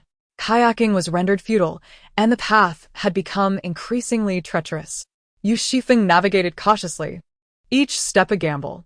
The vegetation was thick with thorns, capable of drawing blood with the slightest misstep. Wrapping her hands in torn cloth, she wielded a machete to clear a path ahead. Upon locating the nearest building, Yu Xifeng made a beeline for the garage, intent on prying open a vehicle and siphoning fuel. She was a seasoned offender. Unlike her previous life, when fewer than 1 in 10 cars retained any fuel, at this juncture, the significance of gasoline had yet to dawn upon anyone. The desperate and ruthless dismissed such paltry gains, while ordinary individuals remained oblivious to the urgency of the situation. This abundance of resources had inadvertently fallen into Yu Xifeng's hands. As she progressed, she continued her pilfering spree. Gasoline was a boon. Capable of generating power, she would take as much as she could. Next, she sought decorative items from the villas, stone, wood, and jade carvings. She could extract the beads from the railings. Moreover, safes, typically found in master bedrooms, beckoned. Some safes were wall-mounted, others freestanding, and some embedded within cabinets. Without hesitation, Yu Xifeng collected them all into her space. Others had previously invaded the villa area, finding these items lacking in value. However, for Yu Xifeng, who aspired to cultivate her own utopia, raising sufficient chickens, ducks, and even pigs and sheep, these items were indispensable. She patiently searched through one room after another, discovering quite a number of useful items. There were tang knives and cabinets filled with fine wines. One room, adorned with lively decor, appeared to be a children's room, where Yu Xifeng encountered a variety of gaming consoles. What a delightful way to pass the time. In the kitchen, remnants of food lay spoiled by mold, but in the storage room, she found 2 boxes of milk powder that seemed to be intact. Yu Xifeng ascended from the 1st floor to the 2nd, collecting everything she could. Now, the space resembled a vast, desolate mountain. She need not worry about where to store her findings. She could cram in as much as she desired. The villa's owner appeared to be an outdoor enthusiast, as she discovered numerous well-sealed tents, hiking backpacks, nylon ropes, and flints scattered throughout the rooms. These were indeed valuable items. In the living room, Yu Xifeng stumbled upon a translucent jade Buddha, radiating a faint green light. It was a remarkable find, yet at first glance, her intuition led her to a swift conclusion. As expected, the jade Buddha vanished upon entering the space, akin to a droplet merging into a lake. The refreshing aura invigorated Yu Xifeng, connecting her consciousness with the space. With every enhancement in the environment, she sensed an indescribable transformation within herself, as if her entire being had become transparent, a most pleasant sensation. It seemed there remained many profound mysteries in the space yet to be explored, a notion Yu Xifeng quietly committed to memory. As evening approached, she chose a secluded villa to settle in. This particular villa was remarkably remote, likely untouched since the torrential rain. It bore signs of dampness and a layer of dust, with an unpleasant odor lingering in the air. Upon entering, one would never expect to find the room devoid of usable items, with decorative trinkets scattered and shattered across the floor. It was evident that someone had previously visited, wreaking havoc, likely stemming from personal vendettas formed before the apocalypse. Anything that could not be taken was ruthlessly destroyed. Yu Xifeng sighed inwardly, recognizing at a glance that little could be salvaged from this wreckage. After a cursory inspection of the premises, she resolved to rest, setting up a rudimentary trap at the entrance and windows to alert her should anyone intrude. She consumed a pancake and a box of fruit slices before dozing off on a bed made from supplies acquired from her space. As dawn broke, an unsettling sensation stirred within her. Chapter 45. Why should the desolate live better than her? The villa complex boasted a uniform architectural style, with each faade resembling the others and occupying similar land areas. However, Yu Xifeng felt inexplicably that the dwelling she had chosen for her respite appeared somewhat smaller. She halted her steps, contemplating carefully, and confirmed that it was not merely an illusion. The internal space of this villa was indeed more modest. Thus, she was certain that within this study lay a hidden room she had yet to discover. After feeling along the walls for a considerable time, she finally located a loose section. Behind it revealed a door embedded within the wall. One must admit, the affluent certainly possess a flair for the extravagant, complete with a combination lock. Yu Xifeng gazed at the lock in silence for a moment before retrieving a hammer from her space. It was merely a door. If necessary, she could demolish the wall. Let us see how this lock could deter her. Thud, thud, thud. Approximately 40 minutes later, cracks began to form on the wall's surface. The white wall crumbled down in a cascade of dust. Yu Xifeng wiped the sweat from his brow, paused for a moment to catch his breath, and devoured another rice ball. After half an hour had passed, a hole appeared in the wall, just large enough for a single person to pass through. Yu Xifeng squeezed himself inside. Within lay a chamber of less than 20 square meters. Upon entering, he was nearly blinded by the dazzling array of treasures that filled his vision. The vibrant energy of the space quickened Yu Xifeng's heartbeat. Ornamental artifacts, calligraphy, paintings, jewelry, and gold, as if they were worthless trinkets, occupied a significant corner of the room. It was nothing short of ostentatious wealth. Collecting, Yu Xifeng swept the items into his spatial realm. The gentle, fragrant aura of the space began to ripple, quietly undergoing transformations unknown to others.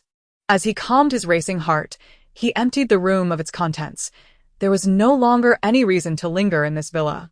The chicken in his spatial realm fed on bran and millet, harvested from a farmhouse at a bargain price. It drank from the spring water that flowed from the hillside to the backyard, an inexhaustible source. The makeshift chicken coop was not very secure, and the chicken would occasionally escape. On one occasion, Yu Xifeng witnessed the chicken pecking at the sweet potato vines in the flower bed, which infuriated him. The eggs were collected, yet the chicken would simply relocate. Occasionally, it would venture to the wild mountains. Each time Yu Xifeng entered the space, he found eggs in the most unexpected places. Unfortunately, the door he possessed was specially crafted. It was robust, and aside from the unique key, a locksmith could do little more than dismantle it. The Yang family, starved and weakened, lacking both the ability and the strength, could only gaze helplessly at the door. Su Qingru sought out Aunt Lu. The subtle insinuation revealed that the daughter indulged herself within the confines of her home, while her parents and younger siblings were left outside to endure the biting cold. As the temperature plummeted, her brother fell ill from the chill, yet she obstinately refused to provide the medicine she possessed. Aunt Lu echoed the sentiment, declaring that such a person deserved divine retribution. Su Qingru hinted that the Yu family was well stocked with provisions, suggesting that if disaster were to befall them, it would be fitting, given that she would not even allow her own family to enter. Aunt Lu's eyes gleamed with cunning. The audacious girl from the Yu family was not home. The front door was unwelcoming, but the windows remained accessible. Next door resided Aunt Lu's nephew, Lu Yuan, who, despite his unsavory reputation, was meticulous and had evaded detection thus far. Previously, the Zhao matriarch had suffered a theft. With only 2 elderly residents and the state of their home divulged to Lu Yuan by Aunt Lu, it was a ripe opportunity. The elderly couple had a single daughter, who had been enrolled in various training programs since childhood. Excelling academically, she was able to earn substantial income, purchasing homes, employing caretakers, and accumulating an impressive stockpile of health supplements. Aunt Lu harbored a lingering resentment over this disparity, feeling it unjust that this childless couple should prosper more than she. These young girls are fleeting, she mused, like that Yu Xifeng, who shows no filial piety to her own father. I am merely enacting justice. Indeed. Upon hearing Aunt Lu's words, Lu Yuan's interest was piqued. His abode lay just below Yu Xifeng's, and with careful maneuvering along the air conditioning unit, he believed he could succeed. As for the security bars, they appeared sturdy, but under the grip of a pair of pliers, they were as fragile as paper. The fact that the house was unoccupied presented a golden opportunity. That very night, Lu Yuan set his plan into motion. Under the cover of darkness, he stealthily ascended to the window of Yu Xifeng's apartment. Everything unfolded under surveillance. Yu Xifeng thoroughly scoured the entire villa district, leaving no stone unturned. In a sense, she and Lu Yuan were engaged in the same endeavor. In this apocalyptic world, there is neither law nor morality, and in many respects, the strong reigns supreme. If one possesses the ability to shatter tempered glass, that is deemed a skill. Yu Xifeng merely glanced at her phone and chose to disregard it. She continued to roam the villa district according to her original plan. She even collected 4 high-performance sports cars into her space, leaving them on a desolate mountain. With the keys tucked away in the living room cabinet, a considerable bunch, which she tested one by one. Furthermore, Yu Xifeng stumbled upon a basement. It was unclear who had excavated this underground chamber, but it was stocked with numerous packs of compressed biscuits, assorted meat and fruit canned goods, and several large boxes of drinking water. Yu Xifeng took everything, and deep within the basement, she unexpectedly discovered a trove of precious jewels and gold. Anyone capable of digging a basement in such a villa complex must possess considerable wealth. Yu Xifeng lingered a moment longer. The genuine treasures vanished into her space, leaving her with either counterfeit or inferior items.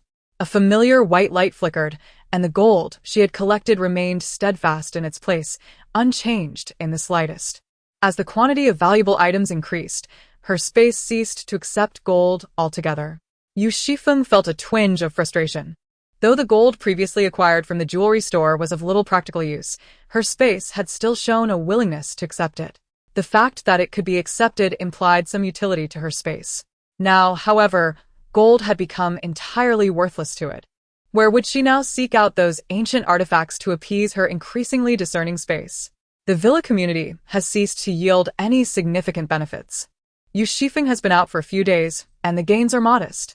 The upgrade of space requires accumulation, waiting for the opportune moment when a quantitative change triggers a qualitative transformation. As for gold, it is of no use to the space. She will keep it for herself, and perhaps later engage in barter with others. Chapter 46. Obstreperous interference. Aware that the house was empty, Lu Yuan grew bolder in his actions. He switched to a different axe and struck directly at the glass, yet not even a shard of debris fell. The commotion attracted attention from outside, where Su Qingru pressed her children's ears against the door of Yu Xifeng, straining to discern the sounds within. Yang Rong, visibly impatient, exclaimed. What nonsense is this at such a late hour? She seems to disregard me as a father. Why should I concern myself with her fate? Su Qingru replied. She is merely a child. As her father, why quarrel with her? There may be a thief rummaging through her belongings. We must devise a way to open the door swiftly to prevent any loss. Let us not forget that large box of rice cannot be left for others to claim. Yang Xizhu added. Indeed, if sister prevents us from entering, and something goes awry, it would be a travesty to let her property be defiled. The house in her dreams was precisely this one belonging to Yu Xifeng, and Yang Xizhu felt entitled to reside within. Yu Xifeng's usurpation was heartless. Naturally, Yang Rong preferred not to sleep on the floor. His son was suffering from the cold and still had a fever. With no means to unlock the door, he resorted to using a small hammer from the fire safety equipment to strike the lock. Having never attempted such a feat before, he relied solely on brute strength. But despite his Herculean efforts, he made little progress. The sound of tapping on the glass continued, and Su Qingru furrowed her brows, increasingly displeased with Yang Rong. What purpose did he serve? Emerging was Hu Qiangyong. Yang Rong cast a furtive glance at Hu Qiangyong's physique and immediately felt a pang of guilt. Su Qingru hastily exclaimed, "Listen, there's movement inside. My daughter is still in there, and we fear for her safety, which is why we wish to open the door. Although she does not recognize us, we still do not want anything to happen to her." Hu Qiangyong found this family to be rather peculiar. Zhao Yao, who had followed him out, interjected, "Didn't Yu Xifeng go out?" Su Qingru was taken aback that Zhao Yao was aware of this and could only nod in response. If she has already left, what danger remains? There are thieves knocking at the window. Why are you here prying open the door instead of chasing them away? Su Qingru replied awkwardly, "It's just that we couldn't get through." Zhao Yao raised her chin slightly and said, "Su Yun's secondary bedroom faces Yu Xifeng's balcony. I will call her for you." Just then, Yun Jie opened the door. Su Qingru struggled to maintain her smile. Su Yun shouted, "Zhao Jie, hurry and bring your man over. There's a thief here." Outside the window, Lu Yuan was taken aback that after such a long time, he still could not pry open the window. Who would install such sturdy glass on a 15th floor window? He became increasingly convinced that the owner of this residence possessed valuable items. Yun Jie pushed open the window of the secondary bedroom, turned on a flashlight, and shone it on Lu Yuan's face, scolding, "What are you doing?" Believing the house to be unoccupied, Lu Yuan, driven by a stroke of luck, had become obsessed and continued to confront the window. The sudden fright sent his soul reeling. Hu Qiangyong's expression was fierce, while Yun Jie brandished a knife in her hand. Hu Qiangyong's eyes widened in fury, surrounded by so many waiting to capture him. Lu Yuan, left with no choice, chose an opposite direction. This path was unfamiliar to him. In a state of panic, he misstepped and fell. A scream pierced the pitch-black night sky. This was a 15-story building, and below was water, though the water level was not as deep as before. Lu Yuan plunged into the water. Despite the water absorbing some of the impact, he still struck the bottom. The crimson hue mingled with the murky water, turning it into a deep, inky black. Both Hu Qiangyong and Sister Yun were stunned, unable to fathom that a life had been lost in such chaos. "Dead, he's dead," murmured Su Qingru. The sight of a living person plummeting before their eyes was too jarring. No one could gather their thoughts. The atmosphere grew eerie and silent. After a tumultuous first half of the night, Yang Rong and the others could not find rest. Meanwhile, Yu Xifeng slept soundly in the villa area, oblivious to the unfolding events, reassured by the specially crafted doors and windows. Even if something were amiss, they could take nothing from that room. Lu Yuan's fall had not gone unnoticed. Many heard his agonizing scream, not to mention the sound of the window shattering beforehand. Lu Yuan's wife had been anxious since he left home. Upon hearing the scream, her heart sank further. When Lu Yuan was eventually retrieved, his wife carried his lifeless body to seek out Aunt Lu. Lu Yuan's illicit dealings were shrouded in secrecy, and after conferring with Aunt Lu, they brought Lu Yuan's corpse to the 15th floor. A wretched individual from the year 1501 seduced my nephew, an incident witnessed by many. My nephew fell from her home, and they engaged in their clandestine affair behind my back, causing my husband to exit through the window, resulting in his tragic demise. Aunt Lu, acting preemptively and heedlessly, hastily placed the blame upon others. Lu Yuan's wife charged towards the door, shouting, "Come out, you wretched harlot, you mistress, you vile creature, you shall descend into hell." Su Yun retorted, "What nonsense are you spouting? It is clear that your husband harbored thieving intentions without the courage to act, and now he has fallen. Who can he blame but himself?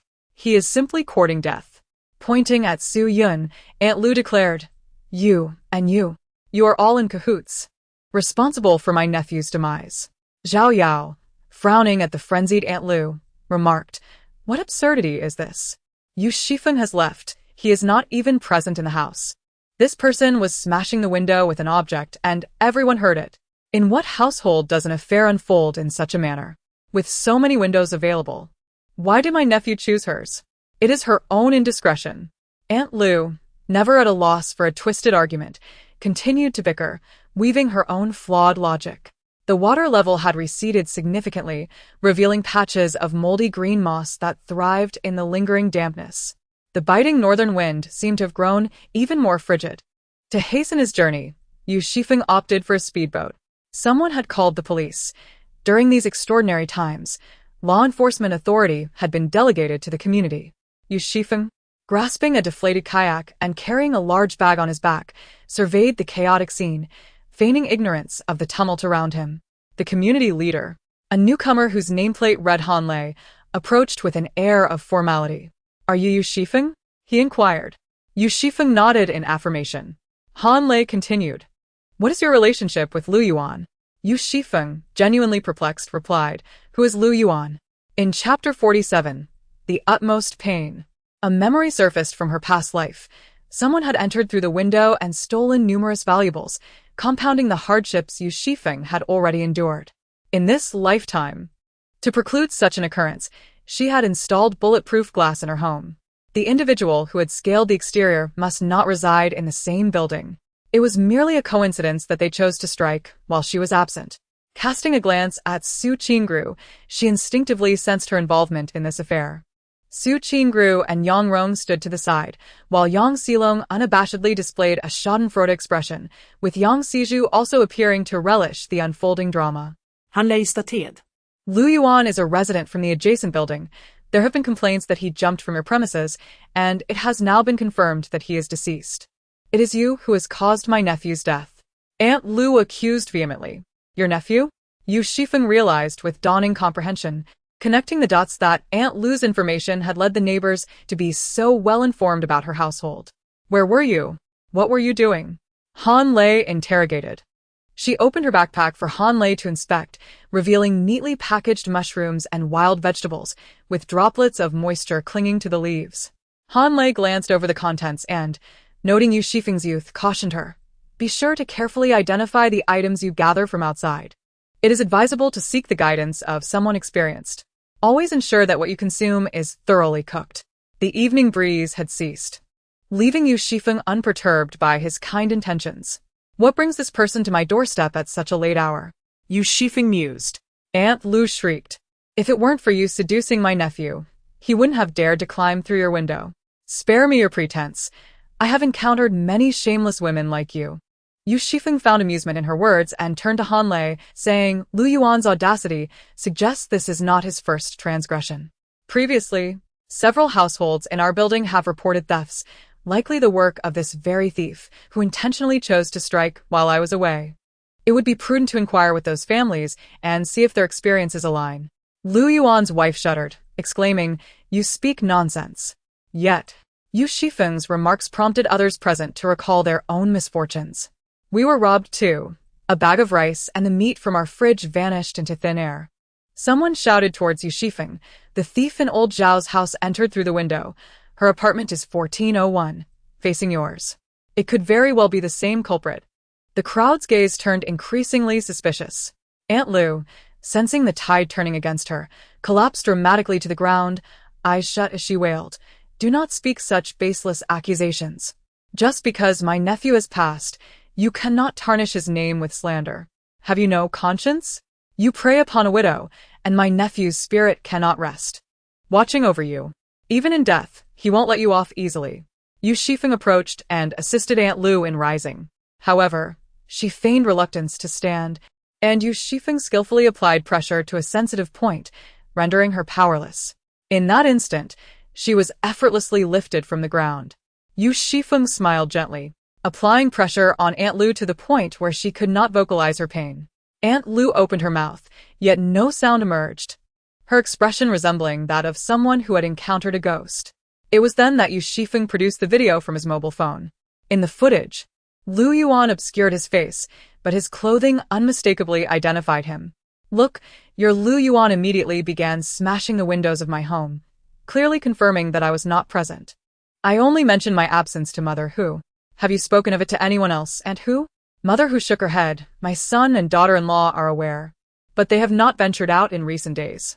Yu Xifeng did not follow Aunt Lu's line of reasoning. Indeed, when I stepped out, multiple individuals witnessed me. He deliberately chose a time when I was away. What was his intention? He is the thief, and you wouldn't dare to shift the blame onto me, would you? Aunt Lu fell silent, casting a glance at Lu Yuan's wife. The surrounding crowd began to murmur in confusion. I lost a sum of money. Could it also have been this person who stole it? Just look at his wife's round face. It's evident she has indulged herself. I have not seen them leave their house to procure anything. How could they possibly possess so much food? Just the other day, Aunt Lu even procured a buoy to visit her nephew. I suspect she is the one who tipped him off. Aunt Lu's face grew increasingly pale, while Lu Yuan's wife exhibited unmistakable signs of guilt and panic. At this juncture, the situation had become quite clear. From the moment Yu Xifeng entered, he effortlessly quelled the tension with just a few words, suppressing Aunt Lu's fervor without any sign of discomfort. Han Lei cast a deep glance at Yu Xifeng. Everyone, follow me to the community center. Su Qingru, Sister Yun, Hu Qiangyong, and Zhao Yao as eyewitnesses had also arrived. The kayak brought by Han Lei was too cramped, so he borrowed one from Yu Xifeng. Yu Xifeng recalled that the last time the kayak had been lent to that Team Wang, it was uncertain how that Team Wang was faring now. After taking their statements, Aunt Lu and Lu Yuan's wife were detained as accomplices in theft and would be sentenced to labor. In the aftermath of the disaster, there was no shortage of menial and arduous work. Those whose crimes did not warrant death sentences were often sent to toil, laboring exhaustively for 12 hours a day. Once the statements were completed, as they all came from the same place, and Yu Xifeng had his own kayak, Sister Yun, Hu Qiangyong, and whose mother boarded Yu Xifeng's kayak. Su Qingru hesitated, her words caught in her throat. Meanwhile, Yu Xifeng returned home. Although it would not be long before Su Qingru could no longer reside there, Yu Xifeng was unwilling to wait. Having that entire family lingering at the door was akin to a toad clinging to one's foot, unbearably repulsive despite being out of reach. In the 15th floor corridor, only Yang Xizhu and Yang Xilong remained. Yang Xilong, having been kicked by Yu Xifeng, dared not meet her gaze and recoiled slightly. Yang Xizhu held her head high, glaring at her with disdain. Yu Xifeng approached Yang Xilong and dragged him closer. Although Yang Xilong was taller than Yu Xifeng, he struggled without much resistance, exuding a feeble demeanor like a lifeless dog. Yu Xifeng pressed his head against the wall and delivered an elbow strike to Yang Xilong's abdomen. Fists rained down upon Yang Xilong with precision. Yu Xifeng was measured in his assault. He would not kill him, nor would the injuries be overtly apparent. Yet he ensured that Yang Xilong experienced the utmost agony. Yang Xizhu screamed as she grabbed something to throw at Yu Xifeng's head. In the midst of his busy schedule, Yu Xifeng took a moment to slap Yang Xizhu twice. Chapter 48. The Arrival of Low Temperatures. After giving her a good beating, Yu Xifeng felt a significant alleviation of his frustrations.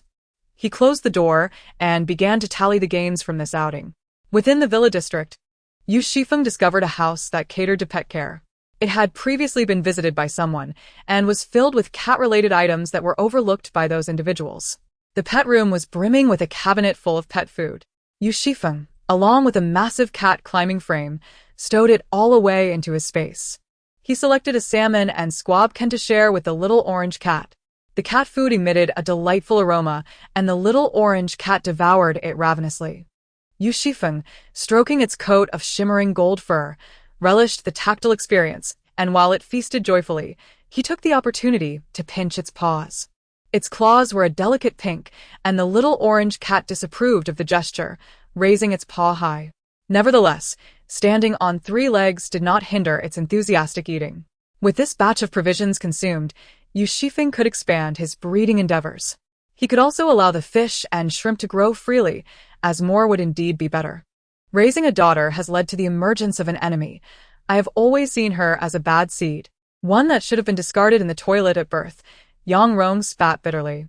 After a day of waiting, both exhausted and famished, and feeling mentally drained, Su Qingru sat silently to the side, lacking the inclination to console Yang Rong.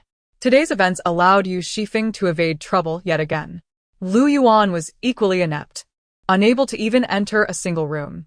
Had Lu Yuan managed to gain entry, their family would have had a valid reason to move into the house, wouldn't they? Once settled, the 4 of them would surely struggle to handle a young lady.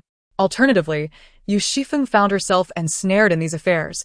As long as she remained entangled, she would have to linger at the community center for a couple of days. By the time she emerged, the situation regarding their residence would have settled. When did this wretched girl become so articulate? Su Qingru felt an unprecedented sense of difficulty. Yu Xifeng had declared that if the siblings dared to disturb her, she would emerge and deal with them once more. Thus, Yang Xilong refrained from making any loud outcries, his face flushed with embarrassment, while Yang Xizhu stifled her sobs. Feeling utterly defeated, "Our family is being driven to despair by your daughter," Su Qingru lamented, embracing her two children in tears. No matter how unjust or infuriated they felt, the Yang family ultimately vacated the 15th floor, fearing that Yu Xifeng might overhear and truly confront them. They simply could not bear the pressure any longer. Left with no alternative, they chose to move to the 6th floor. Previously inundated, the 6th floor had recently dried out, providing a new refuge. The Yang family tidied up the corridor and settled in. The water-damaged home still bore a foul odor, reminiscent of a concealed bag of spoiled pickled vegetables, subtle yet pervasive, infiltrating every pore. As temperatures continued to drop, they had not brought sufficient warm clothing. The corridor was drafty, making the nights increasingly unbearable. Each day, Yang Rong sought news, frequently venturing downstairs to monitor the water levels, his patience wearing thin. Their food supplies were dwindling, and with Yu Xifeng unable to procure anything substantial, they were left to devise means to venture out for provisions. Su Qingru clutched the last remnants of their savings, wary of overindulging in purchases. Everyone is enduring hardships, but Yang Xizhu feels particularly aggrieved.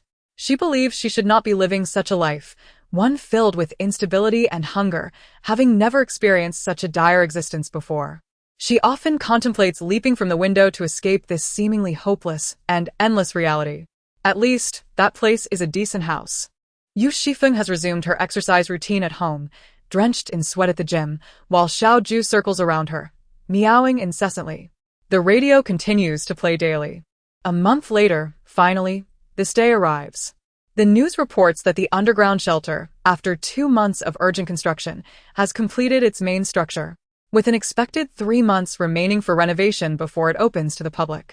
Yu Xifeng glances at the thermometer in her home. The temperature is a mere 5 degrees. When not exercising or working, she must wear a cotton coat to stave off the cold. Yu Xifeng replaces her blanket with a larger, warmer goose-down quilt. Still feeling insufficiently warm, so she adds another comforter to her bed. That night, Yu Xifeng dreams she is walking across a desolate expanse, the biting cold wind swirling around her. She pushes forward with all her might, running as hard as she can, yet the mist ahead remains ever elusive. Gritting her teeth, she persists. Something falls from above, cool to the touch. Yu Xifeng reaches out to catch it, discovering the delicate, crystalline snowflakes. A warm sensation touches her face, prickly and sticky. Yu Xifeng shakes her head, trying to dislodge this feeling, only to unleash a powerful sneeze. She awakens to the chill seeping through her pores, causing uncontrollable shivers. Reaching out in a daze, she finds a furry presence. The only warmth on her face comes from Xiao Ju, tenderly licking her cheek. Yu Xifeng abruptly rose from her slumber. The chill of the bed was stark, and stepping out into the cold was even more biting. With nimble hands and feet, she donned thermal undergarments, a winter coat, a scarf, earmuffs, and cotton shoes. The passage of time had dulled her memory of the precise day the cold snap began. She could only vaguely recall the month. Once fully equipped, she finally glanced at the thermometer. It registered a staggering minus 31 degrees Celsius. Such frigid temperatures were unprecedented in Lingcheng, where, in typical years, the lowest it would reach was merely minus 3 or 4 degrees. Remarkably, in just one night, the temperature had plummeted by nearly 40 degrees. Frost adorned the window, intricate and delicate patterns formed, through which a soft, gentle light seeped, creating an indescribably beautiful scene. Yet, alas, no one had the heart to admire such a sight. Yu Xifeng poured herself a bowl of hot water that had been brewed in the space, the steam gradually coalescing in her chest. At last, she felt as though she were more than just a lifeless entity. Yu Xifeng dared not delay any further. In the depths of night, with the temperature dropping precipitously, many could succumb to the cold before realizing, bidding farewell to this world. Sister Yun also lived alone. A perilous situation indeed. As she opened the door, the handle felt piercingly cold against her skin. In mere moments, her exposed hands turned a vivid crimson. Yu Xifeng resorted to knocking with her foot to call out to Sister Yun. After 5 long minutes, just as she was about to force the lock, Sister Yun, wrapped in her blanket, finally opened the door. Her face was ashen from the cold. Yu Xifeng handed her a thermos filled with ginger tea sweetened with brown sugar. After sipping the hot tea, color returned to Sister Yun's cheeks. Thank you for remembering me. When I woke up, I truly thought I might perish. Thankfully, I heeded your advice and purchased a blanket. After this ordeal, Sister Yun's voice had grown significantly weaker. This is for you, she said, producing a small bag filled with a dozen or so warming patches. When Sister Yun purchased her quilt, there were still more than half a box of warming patches available. She herself suffered from a cold constitution, and during her menstrual period, she required several for warmth. Yu Xifeng had no need for them, so she decided to leave them for Sister Yun, as they might prove to be a lifesaver. Prior to this, Yu Xifeng had applied the same method to awaken the Hu family. As for the Yang family downstairs, she could only lament their prolonged existence. Sister Hu and old Madame Zhao had a friendship. Upon waking, she instructed Hu Qiangyong to rouse old Madame Zhao.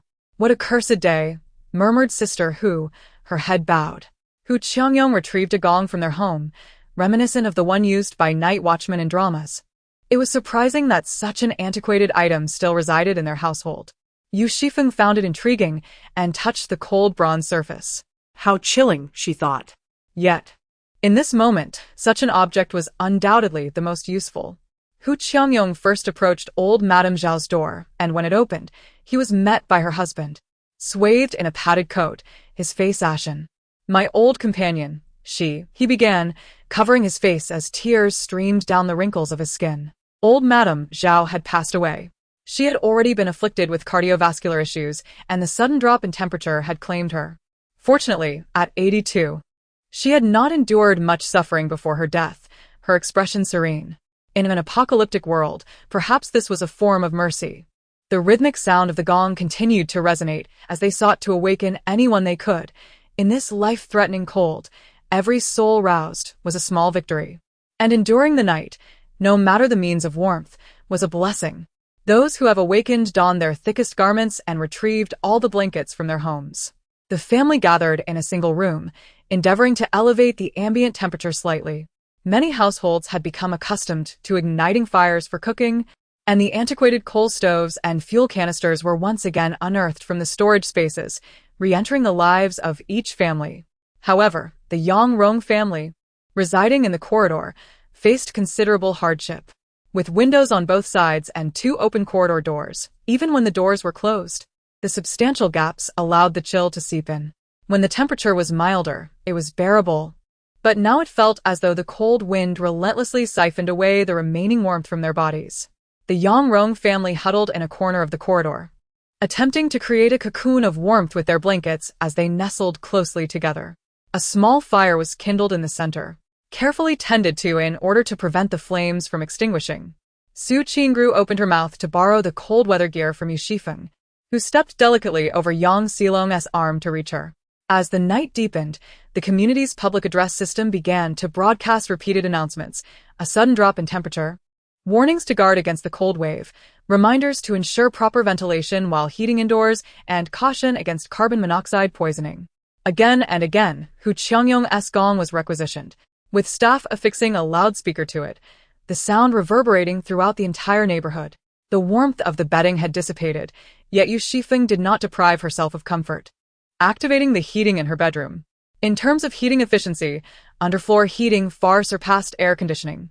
The warmth radiated from below, unlike air conditioning, which was mounted high and only heated the ceiling. Yu Xifeng also sipped a cup of ginger tea with brown sugar to stave off the cold, cradling the small orange in her embrace.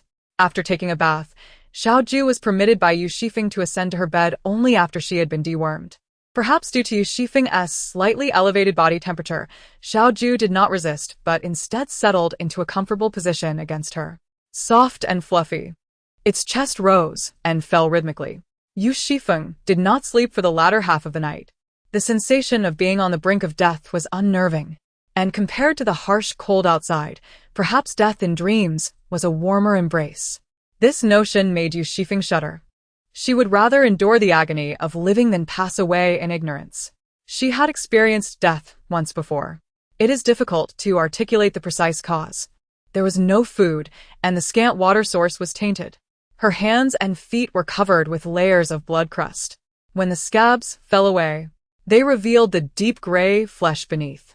She often felt a profound pain in her innards, likely from internal bleeding.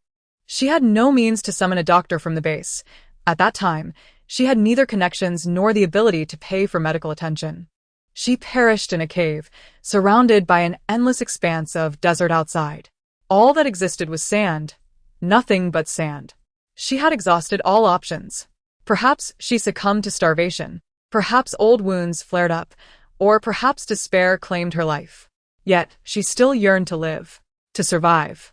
The heating system had warmed the room to a steady 12 degrees. Yu Xifeng and Xiaoju huddled together in the bedroom, with Xiaoju radiating warmth like a large hot water bottle. Dawn broke, revealing a blanket of white snow outside. Some souls were forever left in that night. Just 2 days prior, the broadcast had mentioned efforts to repair the electrical circuits, striving to restore partial power. With the sudden drop in temperature, the struggle was bound to intensify. The fuel consumed to maintain warmth throughout the night was substantial. In the early morning, Yu Xifeng savored a steaming bowl of bone broth. Freshly poured from the pot, its aroma enticing and invigorating. Months later, when she retrieved it, the broth remained pleasantly warm, soothing to the palate, yet still imbued with a nourishing essence. The bones were adorned with generous chunks of meat, the sweetness of corn subtly seeping into the flesh. Yu Xifeng also indulged in a tea egg and a red bean cake.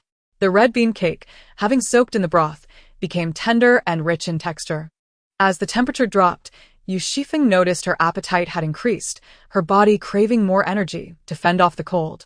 By noon, the temperature had risen by several degrees, now hovering at -12 degrees Celsius. Although still chilly, it felt significantly more bearable compared to the night before. Chapter 50. It's all her fault. Yang Siju coughed violently, as if she might expel her lungs. Several times, she felt as though she could not catch her breath, fearing that she might perish in that moment. It was unbearably cold, and she was ravenous. In her haze, she drifted into a dream. In her dream, Yu Xifeng was coughing relentlessly, her cries heart-wrenching, collapsing from the sofa and curling up between it and the coffee table. She heard her mother say, "It's just a cough, a slight cold. It's nothing serious. We have no medicine at home. Little Yu, drink some water. Long and juicy. Be careful not to catch it." Yang Siju felt a flicker of satisfaction in her heart. Her throat was dry and itchy, and unable to resist, she coughed aloud. The dream dissipated, and Yang Siju opened her eyes, only to find herself in another dream. Why had the one coughing, suffering from the cold, transformed into her? Yang Silong was also unwell, having claimed the thickest blanket, wrapping himself entirely within it, his demeanor listless. In dreams, the reality is far different.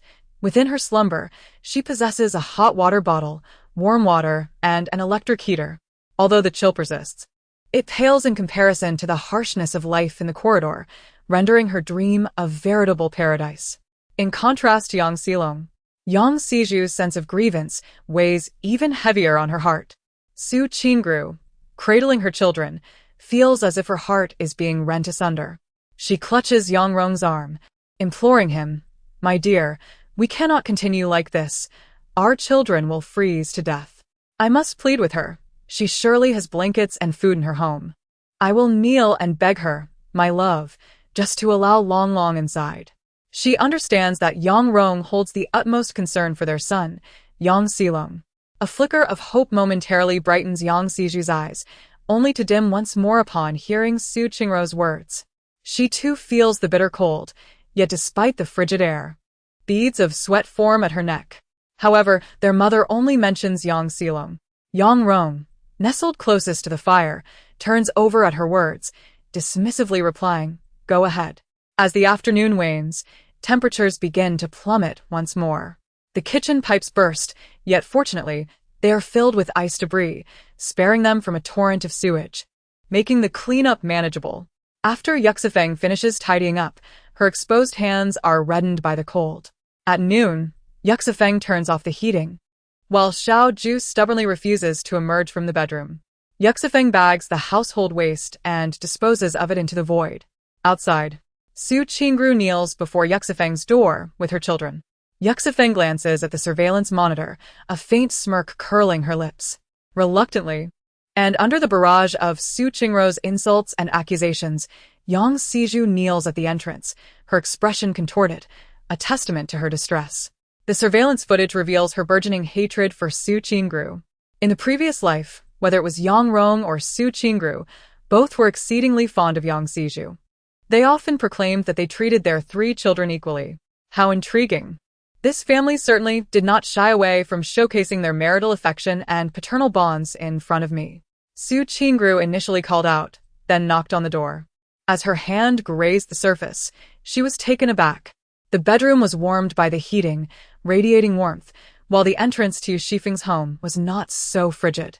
Su Qingru leaned closer to the crack of the door, and after a moment, she was convinced that warmth emanated from within. Yu Xifeng had turned on the air conditioning inside. Su Qingru had not anticipated this to be heating, for in the southern regions, underfloor heating is seldom installed. Yu Xifeng resided comfortably within, basking in the cool air, while her children languished outside, freezing and famished. Is there any justice left in this world? Su Qingru felt as though her heart was steeped in bitterness. How could her children endure a fate worse than that of Yu Xifeng? She could only lament not having acted sooner to suppress this stepdaughter, who strutted about, flaunting her superiority over their family. With a pained expression, Su Qingru did not throw a tantrum like Aunt Lu. Instead, she cried out in despair. "Little Yu, we shall not intrude. Your younger siblings are still small and unwell. Please allow them to come inside and escape the chill. I acknowledge my past wrongs towards you, but they have always regarded you as a true sister and have never wronged you. For the sake of our blood ties, I implore you to assist your younger siblings. I will bow in respect." Her pleas grew increasingly fervent, prompting Yu Xifeng to reluctantly open the door. Naturally, she only opened the outer door. As it creaked ajar, the warmth surged forth, compelling even Yang Siju to inch closer to Yu Xifeng. Yu Xifeng regarded Su Qingru with a dismissive glance. "It's merely a cough. Just a slight cold. It's of no consequence." Yang Siju suddenly raised her head. The words of Yu Xifeng intertwined with those of her mother in her dreams. Yang Siju had long harbored suspicions. Yu Xifeng had changed too drastically. She had never been this way before. Had she, like herself, experienced prophetic dreams, prompting her to seize the jewelry, secure the house in advance, and even prepare for natural disasters? It was laughable that she had wished to witness Yu Xifeng's misfortunes during such calamities. In reality, Yu Xifeng's preparations were far more thorough than her own, evident in the life she led. Yu Xifeng clearly possessed more knowledge than herself. Why did she not share it with her or their father? They could have all lived well together. It was all her fault for being so heartless. Su Qingru shed tears. "It's so cold outside. If this continues, they will perish. You have air conditioning. Your house is so large. 2 more people will not make a difference. I assure you, their presence will not affect you in the slightest. I beg you, I implore you." It turned out Su Qingru understood that people could freeze to death. Yu Xifeng lowered her gaze. "Why do you come to plead with me? You know very well that even if you sought assistance from a stranger, considering your children's illness, they might relent. Yet you chose to approach me, your enemy. You still believe I am an orphan, easier to bully and manipulate. Monsieur, Have you ever considered why I should allow you to manipulate me? Why should I care about your premarital pregnancy, the illegitimate child conceived before my mother's death?" These words struck Yang Siju's ears with an entirely different resonance, only serving to bolster her suspicions. Yu Xifeng harbored a narrow-minded resentment towards their family. Thus, the intention was to seize everything, leaving them no path for survival. Su Qingru did not refute Yu Xifeng's words. She merely cried out in desperation, repeatedly apologizing. In the same building, some residents were unable to withstand the cold, moving up and down the stairs to warm themselves. The commotion at Su Qingru's door drew the attention of others, who became aware that Yu Xifeng's room was warmed by air conditioning. Clearly, they had disregarded her words. Even bones are connected by sinews. Why could they not show a modicum of leniency? Indeed, her father, along with her younger siblings, was on the verge of freezing to death. It was utterly inhumane. while she resided in comfort. Her own father languished in the corridor for an entire month. This woman possessed a heart of stone. In that moment, everyone began to speak on behalf of Su Qingru. Yu Xifeng cast a glance at the neighbors outside, perceiving envy in their eyes. They were all freezing, yet Yu Xifeng continued to thrive. They cared not for who was in the right.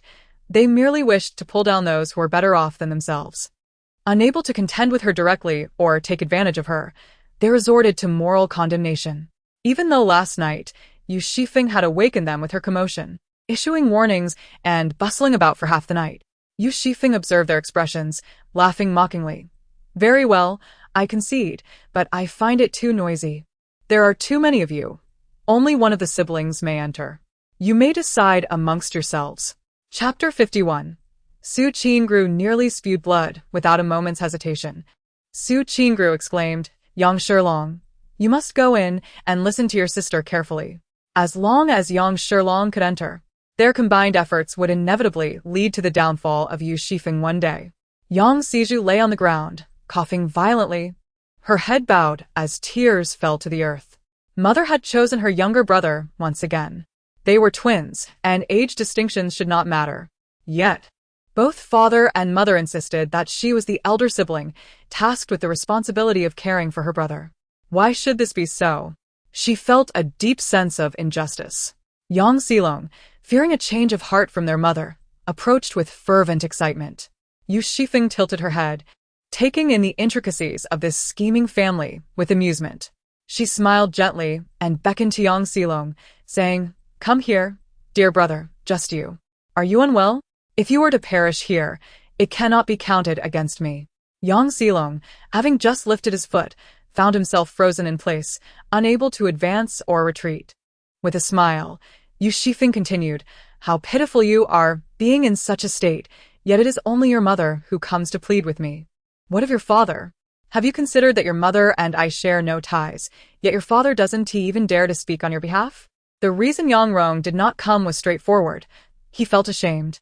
If Su Qingru succeeded in her endeavors, he would relish the benefits. If she failed, that was solely her affair.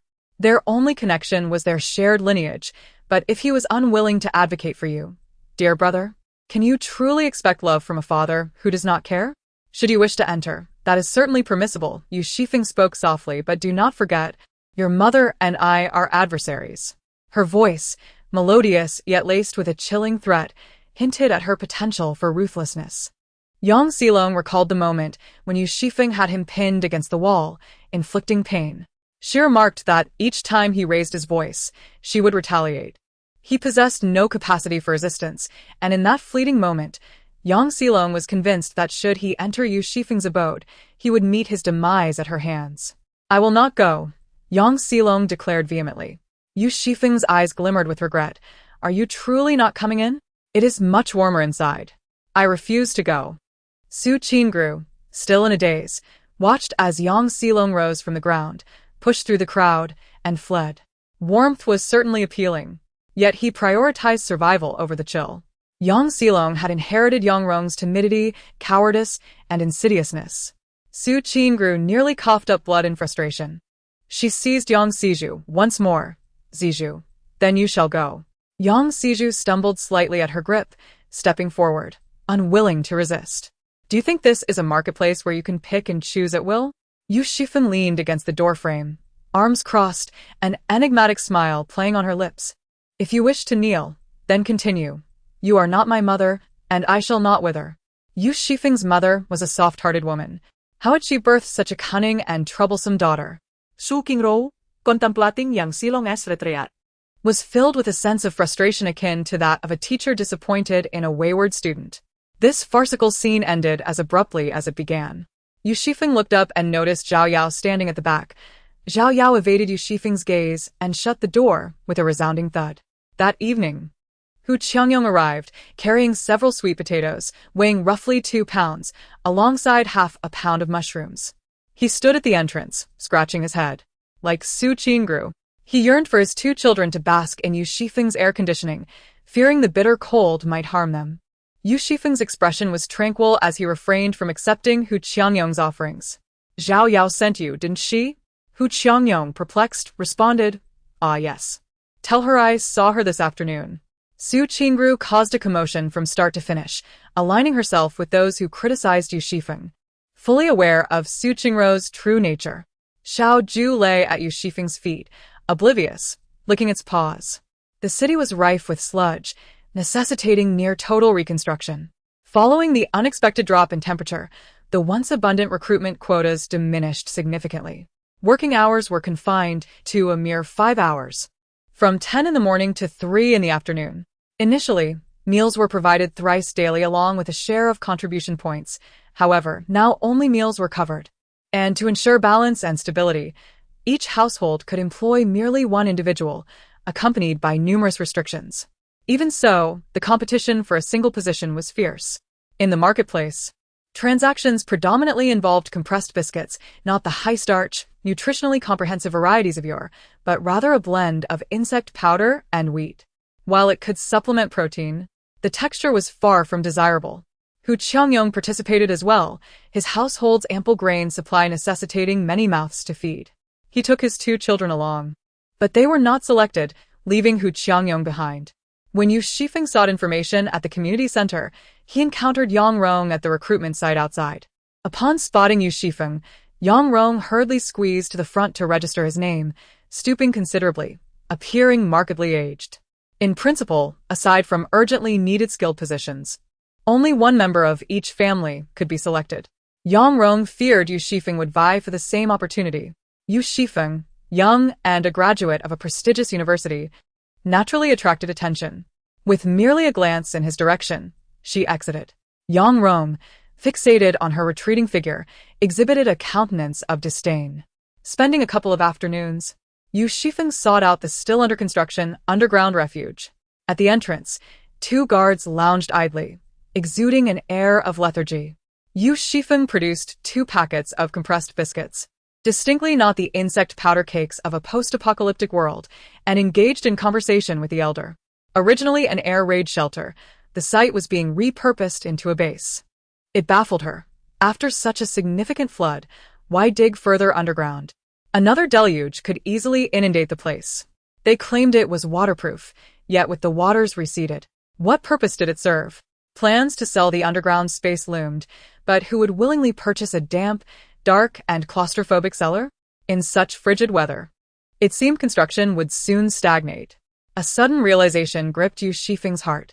In her previous life, she had been among the throngs of refugees crammed into such a shelter, with hundreds of thousands squeezed together like ants in a nest.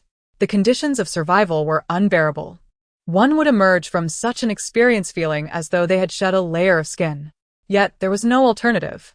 Following an unprecedented cold wave, the authorities had hastily opened underground shelters for centralized heating. To enter was to survive. She had heard of the central area, where compartments not only offered abundant warmth but also superior security. Those who resided there were the privileged, those in power who had received advance notice. Who could have anticipated that the once coveted underground shelter would, at this moment, be entirely overlooked? Yet, it remained shrouded in secrecy. Yu Xifeng suppressed the turmoil within, and after distributing 2 packets of compressed biscuits, he confirmed the information. The sale would not commence for another 2 months. Before that, preparations for various documents were essential. Yu Xifeng intended to take this opportunity to relocate his household registration, feeling it was rather ominous to be on the same registry as Yang Rong. Chapter 52. Who Wants This Father? Yang Rong had been working at the community center for half a month. During this time, he finally learned from his colleagues that the neighborhood where he had previously resided was situated in a low-lying area where a dam had overflowed, devastating numerous homes, including Yang Rong's own. The family was utterly despondent. The chill in the hallway was beyond description, and each day brought the dread of not surviving until the next. Had it not been for Yu Xifeng's presence above them, perhaps they would have merely endured the hardship. However, the thought of Yu Xifeng living just above, with a home and provisions, made every gust of wind feel colder, and each morsel of wild vegetable dumplings tasted increasingly bitter. In a fit of determination, Yang Rong excelled in his community work. Having started from a business background, he was adept at bending to those in higher positions, willing to swallow his pride. Following the natural disaster, The community center underwent significant expansion, with factions emerging. He quickly became familiar with his colleagues, found a way to express his loyalty, and was appointed as a team leader. With this promotion came those eager to curry favor, seeking to secure employment through him. One family even offered their home, inviting Yang Rong and his family to move in. Unfortunately, it was also on the 13th floor of Building 1. Su Qingrou's face was considerably flushed as she greeted her with a smile and invited Yu Xifeng in for tea. As Yu Xifeng passed them by, her gaze remained indifferent. In her relentless pursuit of securing a single room at the shelter, she tirelessly ran up and down, obtaining various documents, her mind consumed by legal matters, leaving her no time to pay attention to Su Qingrou. When it came time to transfer her household registration, Yu Xifeng sought out Yang Rong. She employed a clever tactic, leading Yang Rong to believe that she intended to compete with him for a position in the community. Having finally found a semblance of comfort in his life, Yang Rong was not willing to tolerate any disruptions. In his haste, he expelled Yu Xifeng from his household registration, declaring, "I will pretend I have no daughter. My death will have nothing to do with you." Yu Xifeng felt a surge of anger and sadness, ready to voice her grievances. Yet, as she turned away with the household registration, she nearly burst into laughter. Who would want a father like that? During this time, the duck eggs Yu Xifeng had incubated began to hatch. It was uncertain whether her mishandling or the eggs themselves were to blame, as only 3 out of 15 eggs hatched successfully. The fertilized eggs Yu Xifeng had procured were rather few, with fewer than 50 chickens and ducks each, and only 30 geese. She decided to observe the growth of this batch of ducklings before attempting to incubate 5 goose eggs as a trial. The little ducklings, covered in down and damp, mistook the pair of chickens in their vicinity for their mothers. Wobbling behind the hen, the ducklings bobbed their heads. Meanwhile, the hen, whose own eggs had been taken by Yu Xifeng, genuinely treated the ducklings as her own, allowing them to eat first during feeding time and snuggling close together while sleeping. Were it not for the striking difference in their appearances, one might easily mistake them for a loving family. Observing this, Yu Xifeng felt her appetite stir, prompting her to treat herself to a sumptuous, oily salted duck egg that very day. She then gathered a selection of ripe fruits from the flower bed. Harvesting the durian proved to be quite the endeavor, but the delight that awaited her upon opening the fruit was well worth the effort. At first glance, the durian did not appear particularly remarkable, yet its plump shape and rounded form were appealing. The skin was as thin as paper, and from a fruit weighing less than 4 pounds, she discovered 6 luscious segments of flesh. Sitting cross-legged beside the flower bed, Yu Xifeng savored 2 generous portions. A mother hen strolled over, accompanied by a gaggle of ducklings, who sniffed curiously before wandering off, never to return. With a smile, Yu Xifeng found a special spot to place the durian and organized the other fruits, bringing only a handful of sweet potato vines with her from the space. Before departing, she took a refreshing shower and rinsed her mouth with mouthwash. Feeling invigorated, she bundled herself up snugly before leaving the confines of her space, which still had nearly 60 hours of surplus time remaining. She planned to return in 2 days to maintain the farm's operations and attend to her personal hygiene, which would suffice for her needs. At last, the day had arrived when the underground shelter, as advertised by the elder, would open its doors to the public. She first sought out the elderly gatekeeper she had encountered previously, presenting him with a packet of cigarettes. At this juncture, the entire nation was mobilized, with all operational production lines focusing on food-related goods. Cigarettes were similarly scarce, hardly circulating in the market. Recently, many influential individuals had inquired about this place, where the properties were not inexpensive. "I'll write you a note," he said. "Follow this path inward, take a left, and seek out the director of the comprehensive office. His surname is Li." Yu Xifeng had exchanged her contribution points for gold, rendering the currency somewhat useless in her hands. At this moment, it was perfectly suitable to venture out. Upon arriving at the office spoken of by the esteemed elder, Director Li scrutinized the note from Yu Xifeng. His gaze towards Yu Xifeng was laden with a sense of appraisal. Those summoned at this juncture were undoubtedly privy to insider information. Although Yu Xifeng's attire appeared unremarkable, Director Li recognized that this winter coat belonged to a highly sought-after brand, now nearly impossible to procure. Yu Xifeng remarked, "This is a small token from Elder Zhang, intended to add a touch of charm to your desk." She produced a small bag of cherry tomatoes from her bag. This modest offering was far more coveted than the cigarettes given to the elder, yet it remained discreet. Director Li cast a glance at it. He neither verbally accepted nor declined, prompting Yu Xifeng to place it in the corner of the cabinet. She swiftly received the room number, 0605. In her previous life, Yu Xifeng was aware that rooms starting with 06 typically measured around 20 square meters, representing some of the largest properties available in the market. Within his authority, the director had facilitated a favorable sale for her. Yu Xifeng was quite content as she secured the documents and room key, departing from the unassuming office. Chapter 53. There are intrigues within. He was accompanied by 2 staff members, diligently recording the particulars of each household. The frigid weather posed a threat to many solitary individuals, whose circumstances could go unnoticed. Emergency allocations were provided to refugees in need. Among those following Hanlei was an individual named Yang Rong. Clad in a somewhat worn cotton jacket, thickly insulated yet cumbersome, Yang Rong appeared significantly bulkier, exuding an air of rusticity. Despite the embarrassment this garment brought him, it was the finest attire he could acquire. Upon encountering each other, they merely pretended not to know one another. Yang Rong wore a grim expression as he instructed Yu Xifeng to complete a form. He also requested her to present the property ownership registration. Yu Xifeng, being cautious, stated that the property certificate was not available at the moment and that only a photocopy could be provided for inspection. Yang Rong glanced at Yu Xifeng but refrained from commenting. In a previous life, there were numerous intricacies involved in such matters. Even if the house belonged to her, if it were registered as unclaimed, it could be subjected to redistribution. Alternatively, if the condition of the house was less than satisfactory, with any damages, it could serve as an opportunity for replacement. Some sought to exploit the situation for their gain, while others merely wished to safeguard their own property. Take Sister Yun. For instance, she was residing in a friend's house, and with the friend absent, she might not be able to assert her ownership rights at this time. Sister Yun had specifically come to caution Yu Xifeng about this matter, concerned that Yu Xifeng's youth and inexperience might lead her to be taken advantage of.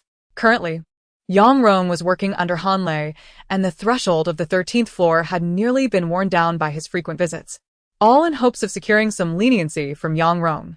The clothes he wore were obtained through this connection. Yu Xifeng, with a father whose relationship was fraught with tension, remained unaware of what tricks Yang Rong might employ.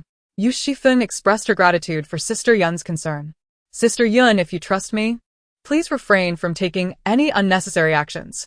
Sister Yun, taken aback, responded, if the house were to be requisitioned, I could end up allocated to an entirely different place. What would I do then? Yu Xifeng remarked, the underground shelter has been completed. If you possess sufficient supplies, consider purchasing a private room. If not, should this property be requisitioned, ensure you register and direct your efforts towards this matter, striving to secure a place in the underground refuge. Ultimately, the shelter will be open to the public. Gaining early access may afford you the opportunity to select a more favorable location. The outer areas are classified into various tiers. Proximity to the walls is undoubtedly preferable to being surrounded by others, and being surrounded by people is still superior to residing on the outskirts of the shelter, where heating is inadequate. We are no longer living in tolerable conditions. The snow has collapsed many structures, and the pathways we painstakingly cleared are once again obstructed by snow, with treacherous pits forming, their bottoms solidified into ice. One misstep could result in being buried in snow, with no guarantee of escape. Many who ventured out have succumbed to frostbite, and some have emerged with their extremities frozen to the point of no return, left only to wait for death. Yu Xifeng glanced at her, gently squeezing her palm in silent agreement.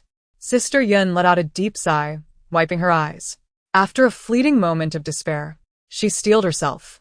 I understand. Thank you for the reminder. I will inquire further. Her expression was one of bleakness. Yu Xifeng, not skilled in providing comfort, merely advised her to prepare in advance, handing her the spare batteries he had ready. Sister Yun's eyes were red-rimmed. I am fortunate to have encountered you, willing to lend a hand. In the future, should you require assistance, do not hesitate to ask. I will exhaust every effort to fulfill your needs. This declaration sent a shiver down Yu Xifeng's spine, prompting him to flee as if in a panic. Sister Yun wiped her eyes and smiled at Yu Xifeng's retreating figure. Yu Xifeng conducted herself with remarkable composure and possessed formidable skills, often causing others to forget that she was merely a young woman in her early 20s. The community center had registered 5 buildings, among which Building 5 housed a considerable number of solitary elderly individuals, many of whom were struggling to endure. When there was no response after persistent knocking, a locksmith was summoned to gain entry, revealing the occupants within to be lifeless.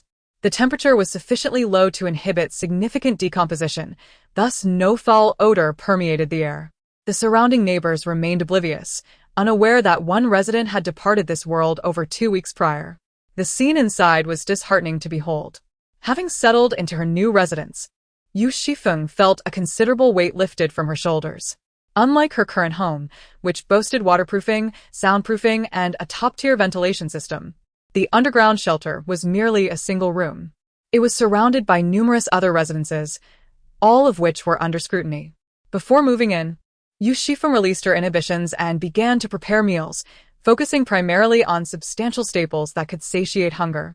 She steamed rice, crafted rice cakes, and prepared buns and glutinous rice cakes, along with unleavened flatbreads.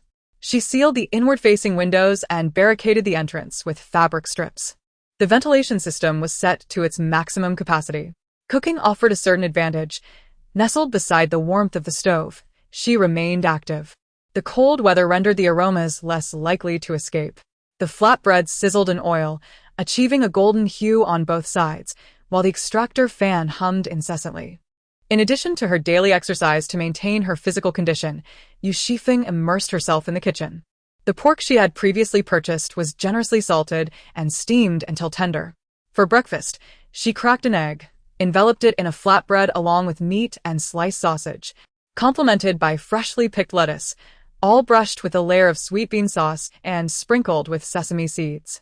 It was a rather decent version of a jianbingguizi.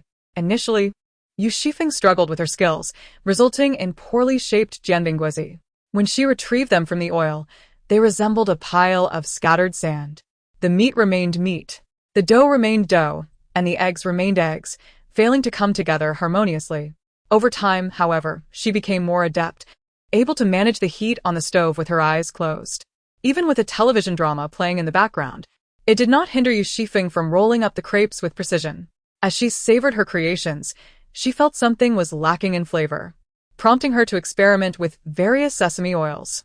Eventually, she achieved the most delectable taste. She utilized her stash of plastic containers to pack them, fitting 2 per box. In addition to the jianbingguizi, she also successfully crafted grilled cold noodles and egg-filled pancakes. Chapter 54. An investment of money truly. These 3 culinary delights dominated the snack street with their remarkable flavors. Yu Xifeng dedicated several days to prepare 6 boxes of these 3 dishes, each box capable of holding 60 packed containers, totaling 120. During this time, she had completely consumed the eggs she had stockpiled, and even added a few more.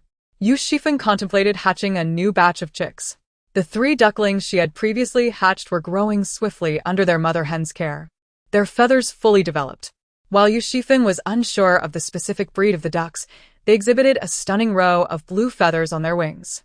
Following the incubator's instructions, she frequently turned the goose egg, which had grown significantly larger, requiring both hands to hold it, yet it remained unresponsive.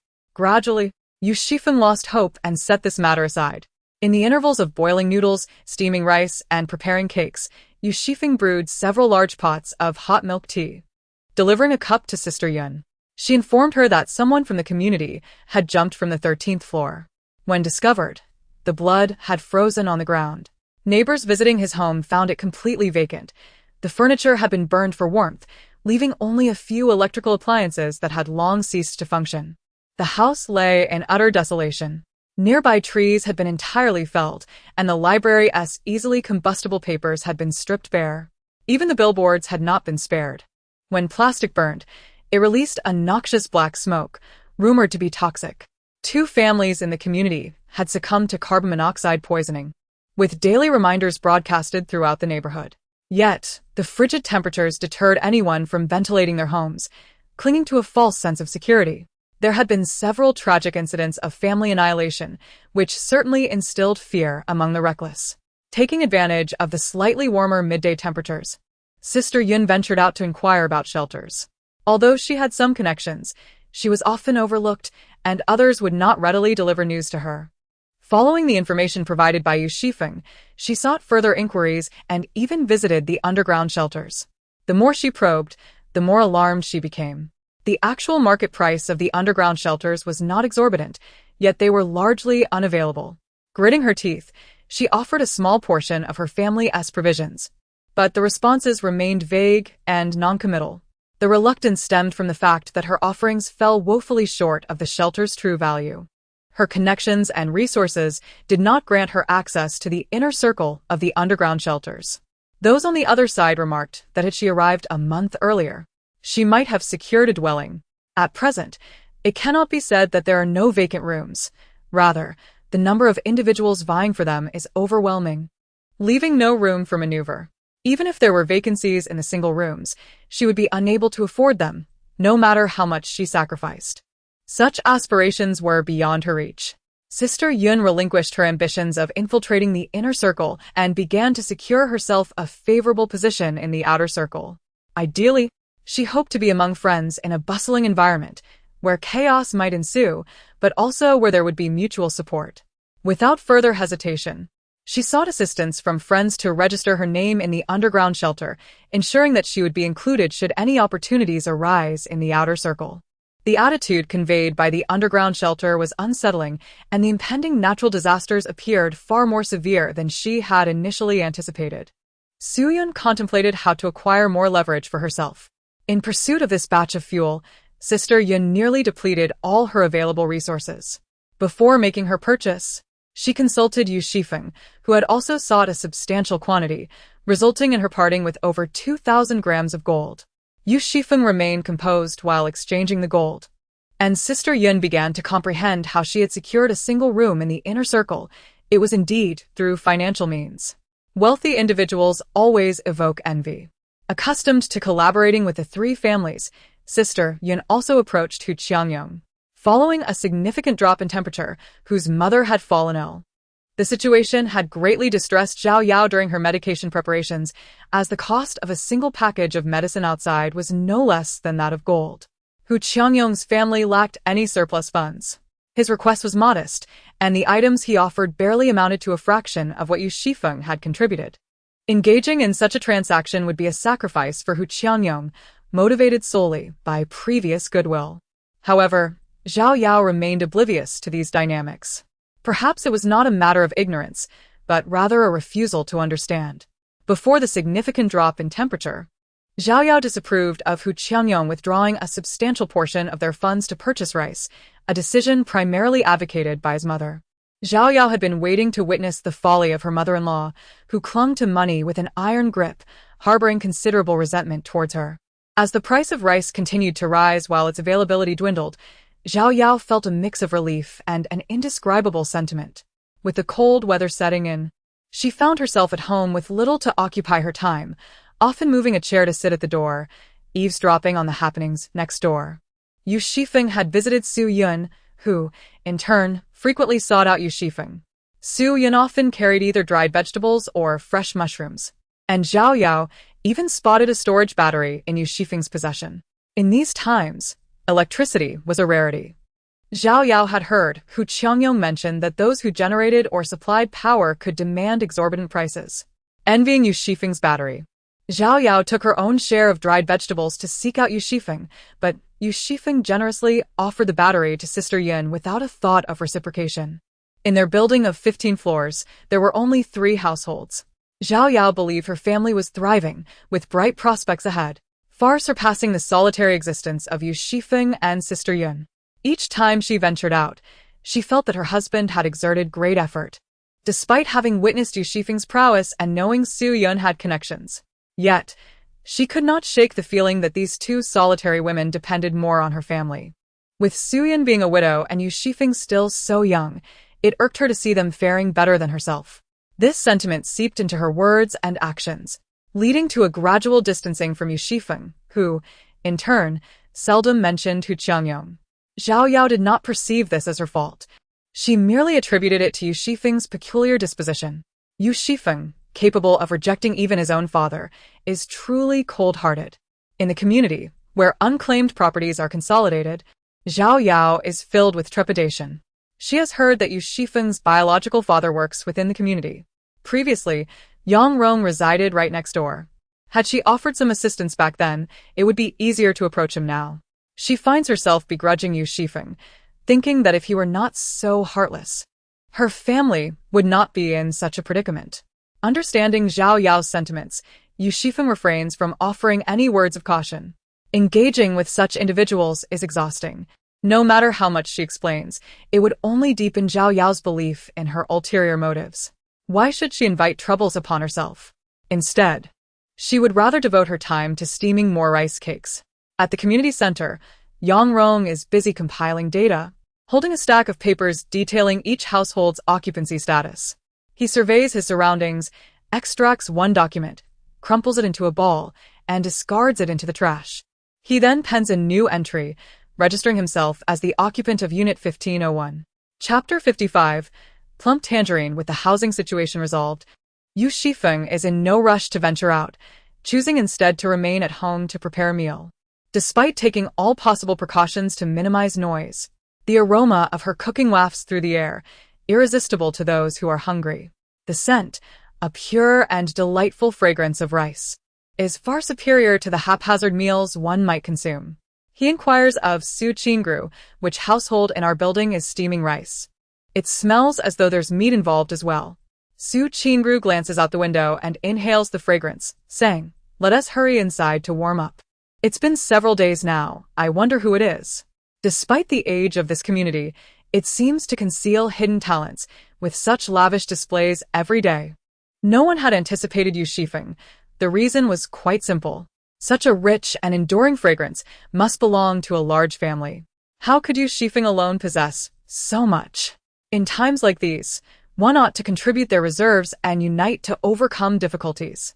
This individual, preoccupied with their own small household, would never amount to anything significant, Yang Rong remarked. As the two entered the master bedroom, Yang Rong said to Su Qingru, "The community needs to establish another task force. Do you have anything left? It must be the best. I will deliver it to the leadership. If it reaches their heart and everything goes smoothly, I could become an official supervisor." Su Qingru prepared a cup of tea for him. The hot water was still from the Yi family. A look of hesitation crossed Su Qingru's face. She truly had little left. The items she had brought were scant, and after all the upheavals, hardly anything remained. Even if there were, she was reluctant to part with it. Yet, as Yang Rong mentioned, this was indeed a splendid opportunity. If Yang Rong could advance, her own life would improve significantly. After a moment of contemplation, Su Qingru replied, "You can see the few items we managed to bring from home. If there were truly valuable things, how could I bear to see you suffer? You work in the community without any connections. All you rely on is your own abilities. Little Yu has remained in her house, and hasn't he endured much hardship? She might still have inherited some valuable items from her mother. I heard from Zhuer that little Yu took a box from you, which contained not only the property deed, but a few other things as well." Yang Rong sat down, feeling buoyed by Su Qingru's words. The mere thought of the items within that box causes a pang in Yang Rong's heart. Those were indeed genuine antiques, not merely trinkets to be sold off. Even if stripped of their gemstones and gifted away, their quality and luster would still command respect. Yet, he finds himself unable to enter Yu Xifeng's abode. Presently, he is merely a temporary team leader, not yet an official supervisor. While he might engage in minor schemes, the prospect of seizing that room fills him with trepidation, especially in the presence of Yu Xifeng. However, having severed ties with her just last week and removed her from their household registration, he wonders if she would be inclined to acquiesce to his request. Regret washes over him. Had he known, he would have delayed the household transfer procedures. The dissolution of their relationship? Su Qingru remains oblivious to this development. Nevertheless, Yang Rong did not consult her before making a final decision, leaving Su Qingru to ponder for a moment before setting the matter aside. Transferring a household registration is trivial. After all, she is your daughter, a fact as solid as iron. The two deliberated until Yu Xifeng arrived to invite them for dinner. The meal consisted of boiled compressed biscuits, accompanied by scant pickled vegetables for flavor. Although the compressed biscuits are filling, excessive consumption leads to heartburn. Su Qingru frowned slightly as Yu Xifeng, eager to please, distributed pickles into the bowls of Yang Xilong and Yang Xiju. The Yi family-esque grain supply dwindles, relying on Yang Rong to secure a position for them. While the community's salary appears modest, there are ample under-the-table opportunities. After finishing her meal, Su Qingru set down her chopsticks with a sigh. Sister-in-law, if there is anything lacking in the household, please do not hesitate to let me know, Yu Xifeng promptly offered. Su Qingru dabbed her lips with a piece of tissue, cast a glance at Yang Rong, and softly remarked, "Above us resides the daughter of my husband's ex-wife." On this particular day, Yu Xifeng's breakfast consisted of century egg and lean pork congee, accompanied by a savory pancake. Recently, she had developed a preference for warm, soupy dishes, starting her mornings with congee, enjoying lamb palma for dinner, and often pairing her midday rice with hot broth. Occasionally, when she felt too lazy to prepare a separate dish for dinner, she would simply add boiled noodles to the fish soup. The noodles, delicate and tender, were a delight, providing both convenience and satisfaction. Any leftover fish bones would be shared with little Ju. Since the temperature had dropped, little Ju had become increasingly lethargic, choosing to lie down rather than stand, or even sit up. Its coat gleamed with a sheen, exuding warmth that made Yu Xifeng envious. With a diet solely consisting of food and no exercise, little Ju's belly had grown rounder, its fur unable to contain the bulk, bursting forth in soft, fluffy layers. Yu Xifeng felt it was no longer appropriate to call it little Ju. Perhaps fat Ju would be more fitting. Timing her meals meticulously, Yu Xifeng prepared 2 pots of meat dishes, one of braised pork ribs and another of braised pork with vermicelli, along with a pot of tomato and egg soup. It was during this time that the internet had ceased functioning, and the cold outside discouraged unnecessary outings, resulting in a lack of communication among people. This was precisely why Yu Xifeng's culinary endeavors had gone unnoticed for so long. She had anticipated this situation, allowing herself to indulge in the preparation of cooked dishes. In the interim, Yang Rong had knocked on her door once, drawn by the enticing aromas wafting through the air. He wandered around the 15th floor, suspecting that the family of Hu Qiangyong was responsible for the daily rice and meat cooking. However, Yu Xifeng, having checked the surveillance, chose not to open the door for him. As Yu Xifeng finished washing her hands in the kitchen and stepped out, she absent-mindedly wiped them on the small orange beside her. She first checked the thermometer. There were 3 in total within the house, 1 on the balcony, 1 in the living room, and 1 in the bedroom. Currently, the thermometer on the balcony indicated an outside temperature of -41 degrees. The temperature continued to drop gradually. Chapter 56. An abundance of water resources, though it was night. The snow outside cast a soft glow, resembling the faint light of dawn, yet devoid of the vibrant neon lights and bustling traffic of the past. The heavy snowfall had enveloped the city, leaving behind an eerie silence. Yu Xifeng wrapped herself in a coat, scarf, and gloves, fully equipped, before removing the cloth that blocked the balcony's gap and opening the door slightly. A chill pierced through the layers of clothing enveloping her, and it felt as if what she inhaled was not air, but shards of ice. A sudden inspiration struck her, and she scooped up a handful of snow from the balcony. Swiftly, she closed the sliding door back into place. She exhaled a long breath. The night was indeed excruciatingly cold. The snow she held was placed in a dish for a water quality test. The capacitance pen indicated that the water was remarkably pure and potable. This snow, descending from the heavens, represented an inexhaustible resource of water. Presently, the water usage outside was primarily sourced directly as needed, and she had consumed her fair share in her previous life.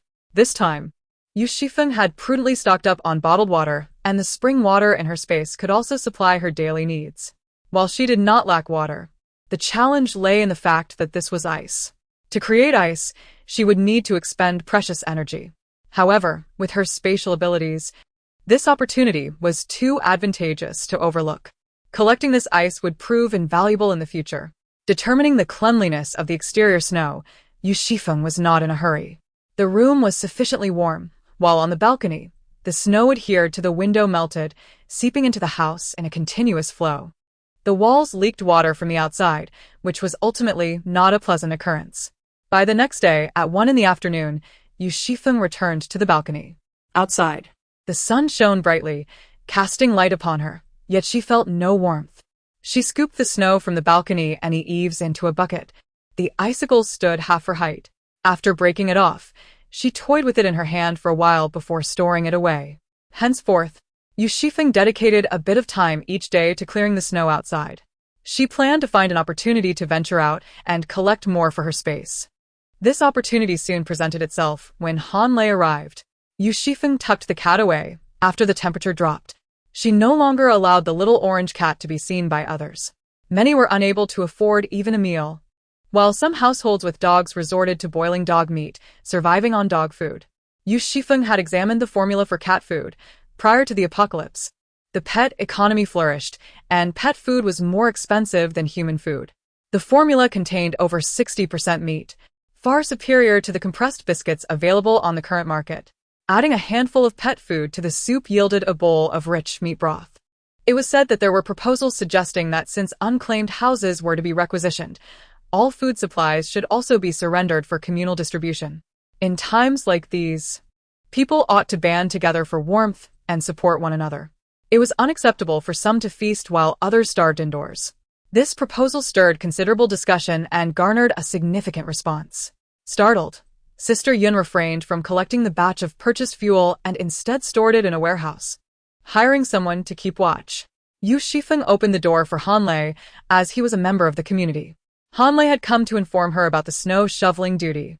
The community organized personnel to clear the snow from the rooftop and the neighborhood daily.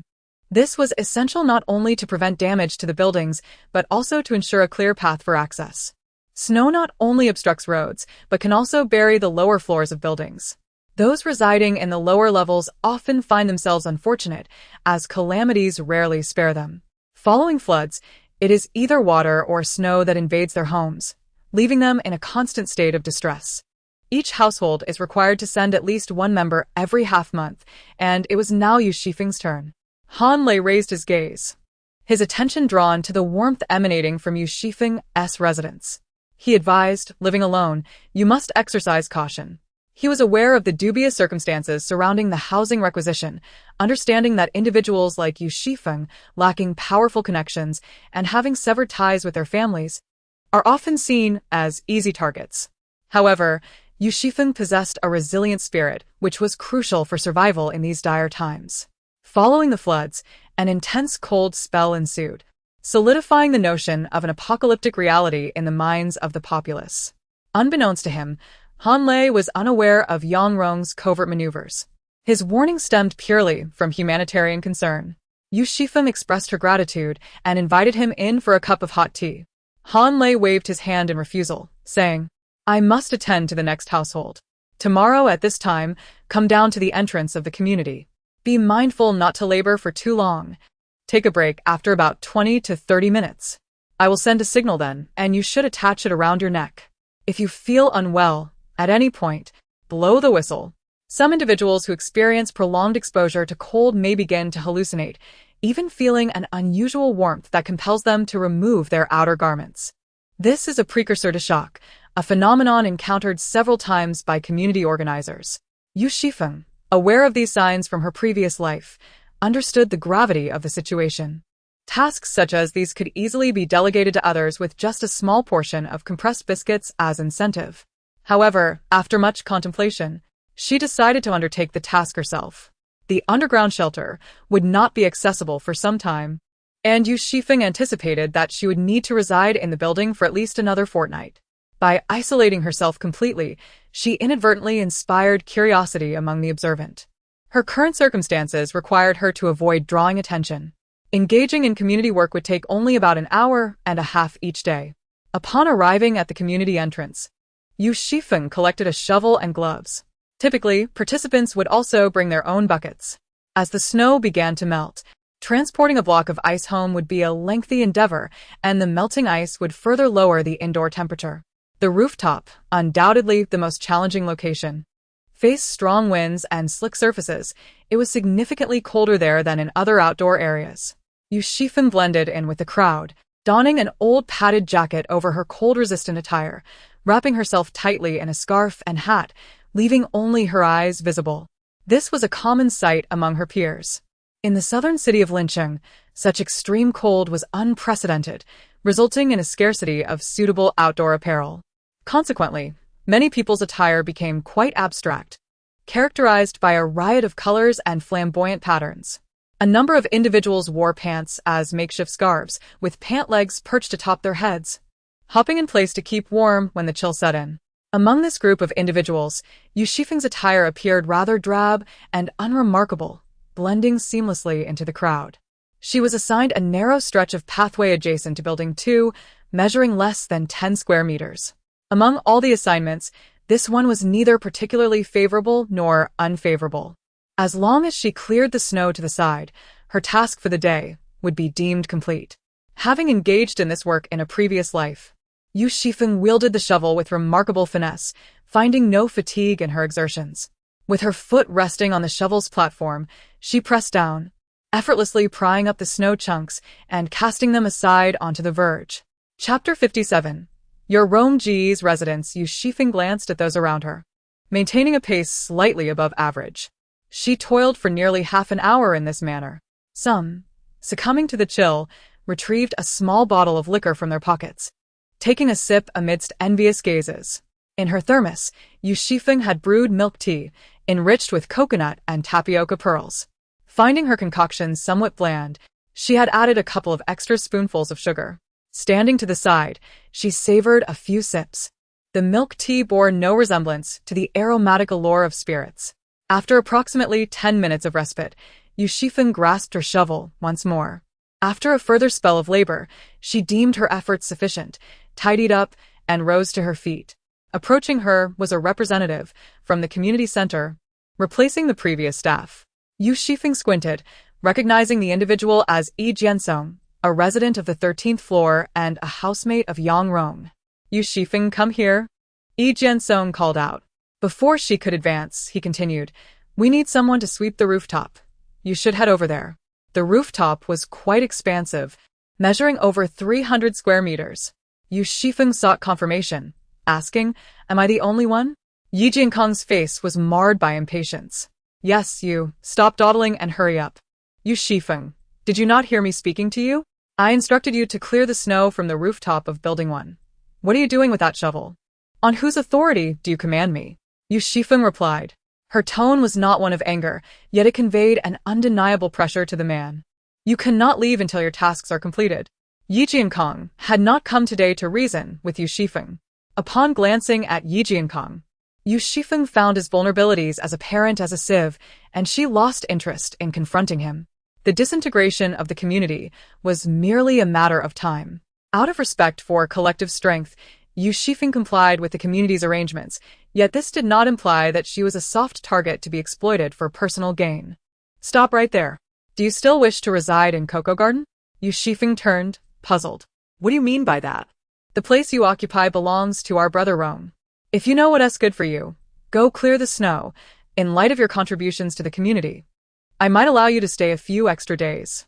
Yi Jiankong, having received subtle hints from Su Qingru and Yang Rong, had deliberately arranged to take over today, seeking to teach Yu Xifeng a lesson.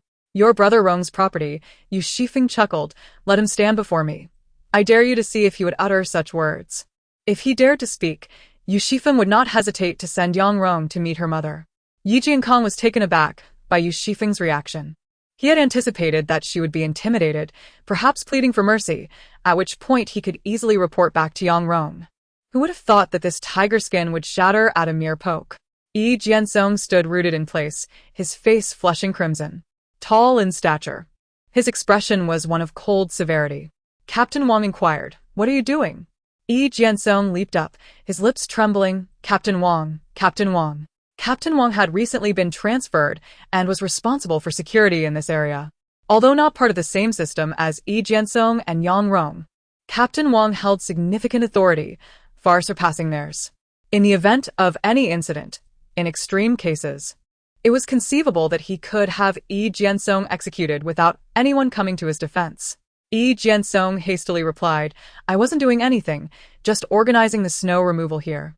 Yu Xifeng stood quietly to the side. Is it you? Captain Wang strode towards Yu Xifeng, his steps measured as if calculated with a ruler, each stride impeccably aligned. It was quite remarkable that Yu Xifeng, with her eyes wide open, had managed to be recognized by him. Yu Xifeng curved her eyes in a semblance of greeting. Yi Jiansong regretted his actions, wishing he could slap himself in the face. If it weren't for knowing that Yu Xifeng was vulnerable, he would not have sought her out. He had never heard of her acquaintance with Captain Wang before. Yu Xifeng glanced at Yi Jiansong, shook her head, and refrained from leveraging Captain Wang's authority to deal with him. As long as Yang Rong gained prominence, not only would he seek to assert his presence, but his underlings would also eagerly vie for his favor. She was merely a convenient pawn. Without Yi Jiansong, there would be Li Jiansong or Wang Jiansong. It was all rather bothersome. She needed to ensure that the surname Yang was firmly kept in check. Reflecting on this, Yu Xifeng recalled Han Lei. He had left a favorable impression on her and was, after all, Yang Rong's superior. After 2 encounters, it became evident that he possessed a certain shrewdness. Yet he was also capable of focusing on practical matters. The community center was rife with factions, a chaotic spectacle of constant shifting allegiances. Rather than allowing an unknown individual to take charge of the community, it would be more prudent to support Han Lei. At least with Han Lei in a position of influence, Yang Rong would be less able to ascend further. Various thoughts swirled in her mind. Yu Xifeng turned to Team Leader Wang. We meet again. This snow was cleared by you? Team Leader Wang inquired. Yu Xifeng nodded. I feel rather guilty. It seems I trouble you every time we meet. It's no trouble at all. What brings you here? Yu Xifeng was genuinely curious, recalling that in her previous life, the community center had official representatives stationed there, yet she was certain Team Leader Wang was not among them. Why had he come to Kikia district? Was it due to her rebirth? The flutter of a butterfly's wings. How much could it truly alter the course of events? Would the future unfold as it had in her past life? Her experiences from her previous existence served as her greatest support. Many of her preparations were founded upon them. But what if the events that had transpired before would not recur? Would her choices still be deemed correct? Doubt began to creep into Yu Xifeng's mind. She quickly resolved her thoughts as she heard Team Leader Wang say, I have transferred here. How have you been lately? I have been quite well-fed and well-rested, she replied. I still do not know your name. A hint of a smile broke through Team Leader Wang's typically stern demeanor. I am Wang Anmin, the head of security for this community. Should you have any concerns, feel free to approach me. Yu Xifeng pondered what sacrifices she would need to make in order to assist Han Lei in gaining prominence within the community. The resources she was reluctant to part with were scarce. All she could offer were mere tidings. On this occasion, Wang Anmin merely escorted Yu Xifeng to the ground floor, for he was on duty and could not abandon his post. As Yu Xifeng expressed her gratitude and bid farewell, her gaze inadvertently fell upon the holster at Wang Anmin's waist. In comparison to Han Lei, Wang Anmin undoubtedly seemed a more suitable individual. His background was reliable, his heart noble, he harbored no selfish motives. Chapter 58. Truly frightening, however. When juxtaposed with Han Lei, Wang Anmin exhibited a sharper acuity, making him less susceptible to deception. Yu Xifeng was a person of secrets herself, and she wished to remain beneath the radar of someone like Wang Anmin. The document lay concealed in the compartment. Yu Xifeng refrained from touching it. Sitting in contemplation, she found herself at an impasse, unable to reach a decision. As the night passed, Yu Xifeng ultimately chose Wang Anmin, both in admiration of his character and in gratitude for his thoughtful concern. From her vantage point above, she meticulously observed Wang Anmin's movements over several days.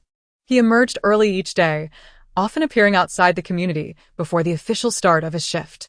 On this particular day, Yu Xifeng rose early, braving the biting cold to position herself along Wang Anmin's usual route. The chill was unbearable, and regret washed over her.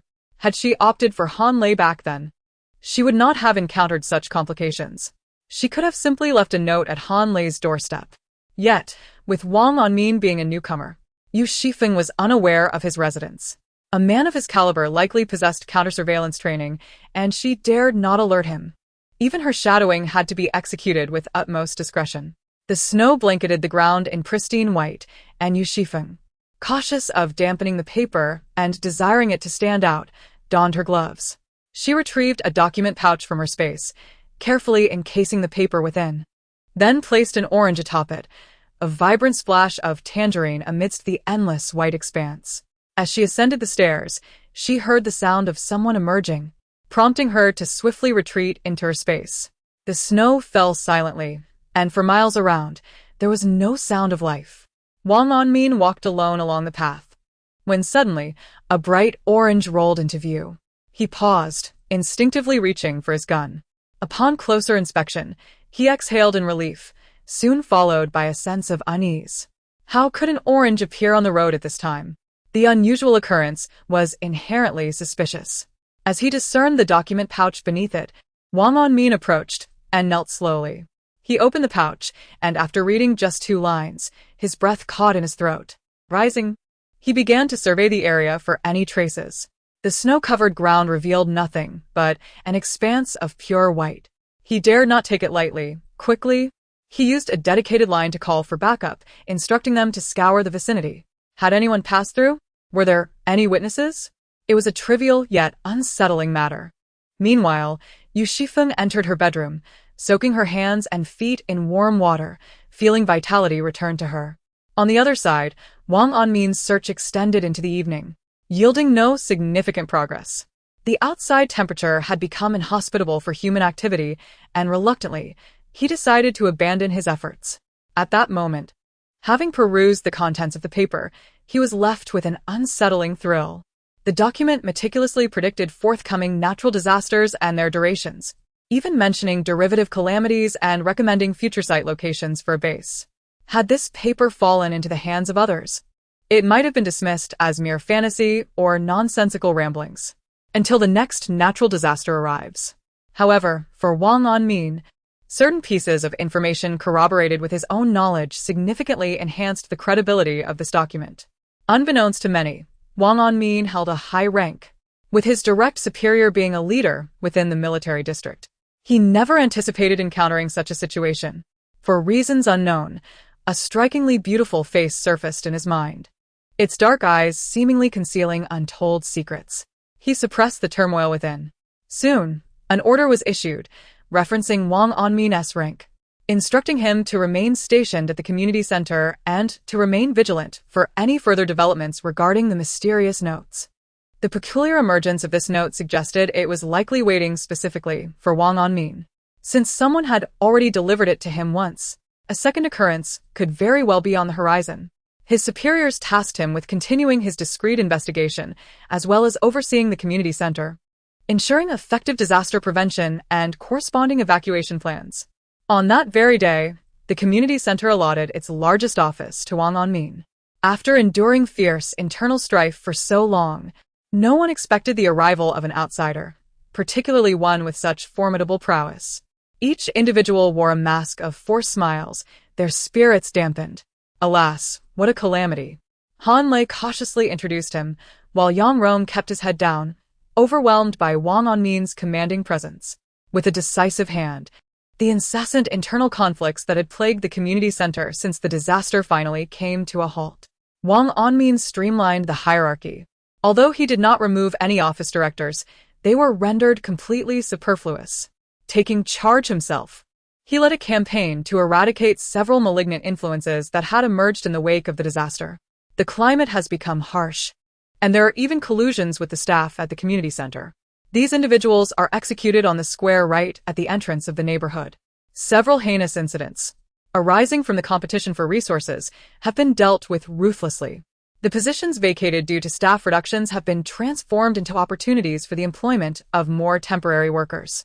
The roles include, but are not limited to, snow clearing, resource collection, site construction, cafeteria assistance, and the organization of the establishment of production greenhouses for cultivation.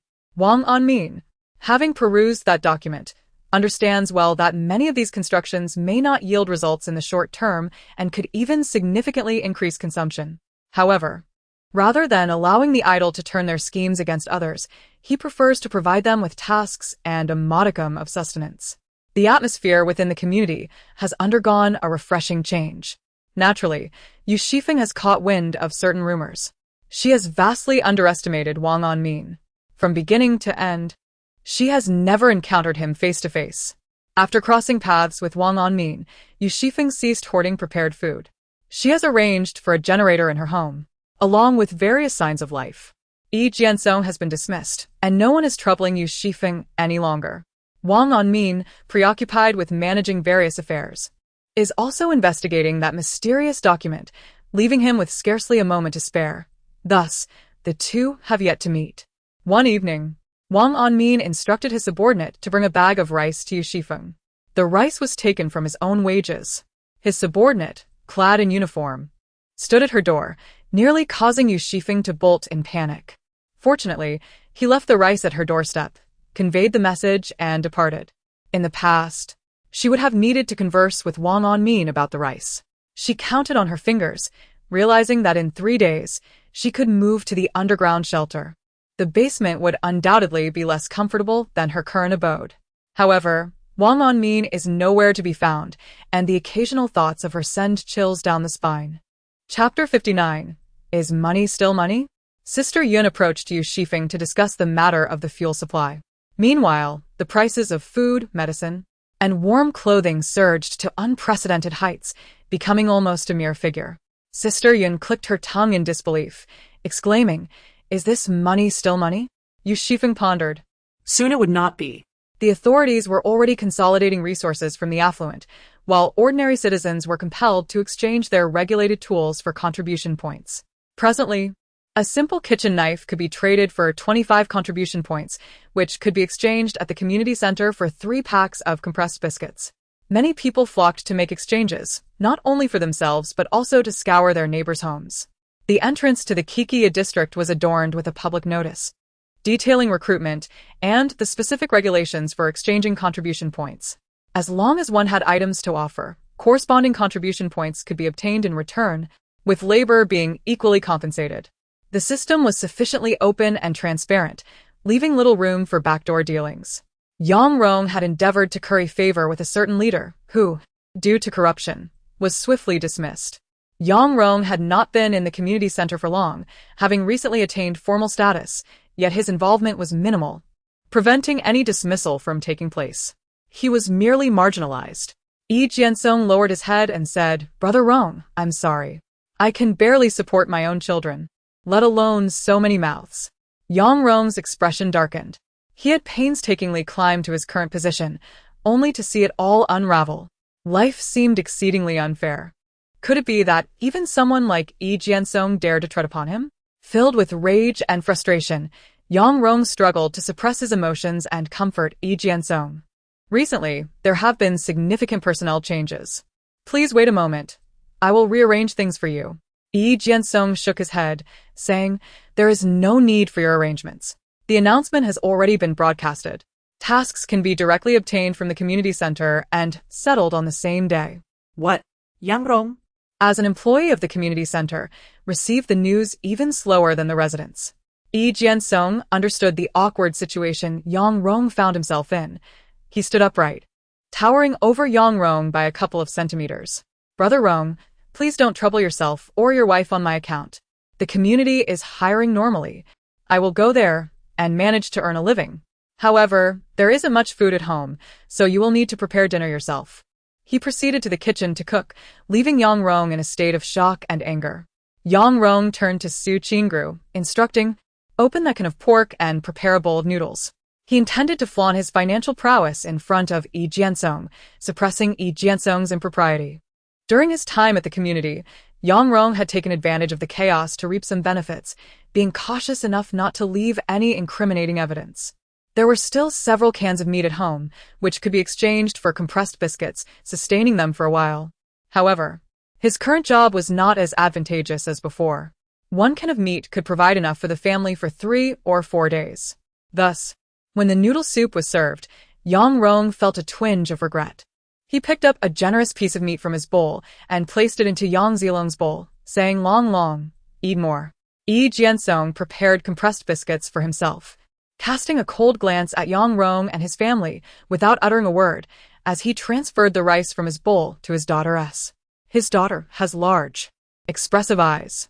At merely 7 years of age, she is remarkably well-behaved, adept at braiding her hair and tying it up herself. During the day, she stays home alone, neither crying nor making a fuss. Yang Siju, clutching her bowl, devours her noodles with great speed. Every morsel counts, such precious food, accompanied by meat broth. Although the flavors are delightful, she finds herself feeling aggrieved, fighting back tears as she shoves the food into her mouth. After Yu Xifeng finishes his meal with his daughter, he wipes her mouth clean and sends her to the bedroom, where the warmth of the coal fire provides a comforting embrace. Romye. You have spent quite a number of days at my place. I shan't ask for rent. Just be careful when you leave, and don't forget anything. Yang Silong comprehended the implication, his mouth smeared with grease as he wiped it with the back of his hand. Do you think we covet your shabby house? Yu Xifeng chuckled. You, a young man in your 20s, eating at home every day while your sister is busy washing clothes and knitting sweaters. How do you have the audacity? He shook his head, such a family, utterly oblivious. Su Qingru gripped the back of her chair, her fingers turning pale from the pressure. Where would they go after moving out? They had already beseeched Yu Xifeng, but he merely regarded them as a source of amusement. Yang Siju sat in silence, her thoughts mirroring those of Su Qingru.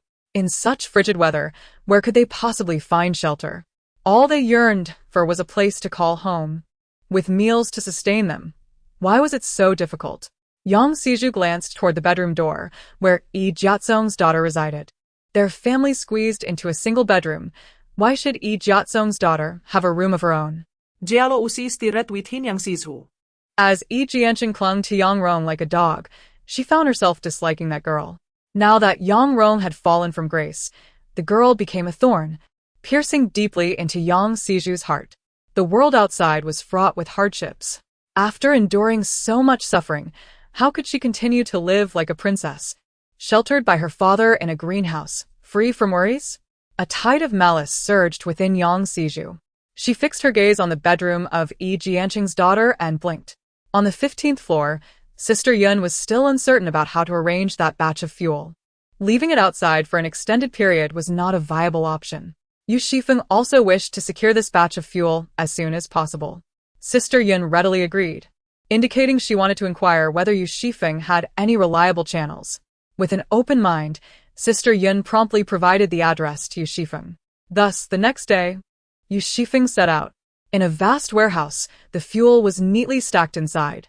The guard assigned by Sister Yun was indeed absent.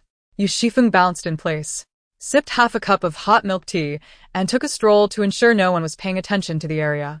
Only then did she begin to store the items in her space. Seizing the opportunity of this outing, Yu Xifeng quietly collected a considerable amount of ice, Constructing a small ice mountain. In snowy weather, it was common for a block to collapse.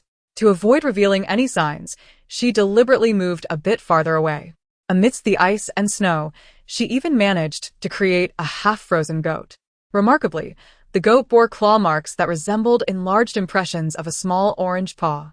Yu Xifeng speculated that this might be a prey captured by some fierce beast, buried in the ground after failing to consume it all. And now it had fallen into her hands. After walking quite a distance, the resounding roar of a tiger echoed from the direction she had come. Chapter 60. The Fate of Our Family. This was once an urban area, yet such a fierce beast could be found here. Yu Xifeng shivered, uncertain whether it was due to the cold or fear. Even with a firearm, it was difficult to ensure effectiveness against a creature of that size. Therefore, she hastened her pace. By the time Yu Xifeng arrived home, daylight had completely faded, and she felt as though she might freeze to death. After a brief struggle to reach home, she unhesitatingly chose to rest in her space, rather than linger outside. Yu Xifeng treated herself to a warm bath. Inside the space, she could gaze out at the desolate mountains, where small icebergs lay scattered. She contemplated creating a hot spring in her little abode. The half-dead goat rested in the yard, estimated to weigh around 50 or 60 pounds. In good spirits, she savored a hearty bowl of mutton vermicelli soup accompanied by a cup of hot milk tea. After tending to the chickens and ducks, she was pleasantly surprised to notice some movement from the incubator set aside for hatching goose eggs. The shells displayed patterns resembling brickwork. Yu Xifeng circled it a few times, hesitant to touch it. Before leaving the space, she added cat food to Little Orange's bowl. As for Yun Jia's portion, She had temporarily set it aside, saying it could stay with Yu Xifeng for now. The fuel for Hu Qiangyong's family would be delivered the following day. Whose mother had recently recovered from an illness. Her age was evident in her frail demeanor, and though she had gotten out of bed, she was surrounded by a faint aura of decay. Yu Xifeng was taken aback upon seeing her and sighed softly. Whose mother struggled to rise, pressing a packet of compressed biscuits into Yu Xifeng's hands. Upon witnessing the scene outside, Zhao Yao exclaimed, "Mother, have you lost your senses? We can hardly fill our stomachs. And yet you continue to give away our possessions. Do you not care for your son and grandson?" Whose mother's lips quivered as she cast a pleading glance towards Yu Xifeng. She was aging, struggling to survive, yet her grandson was still so young. She knew her son all too well, weak-willed and easily swayed by others, lacking the resolve to support their family in these dire times. The world was exceedingly harsh.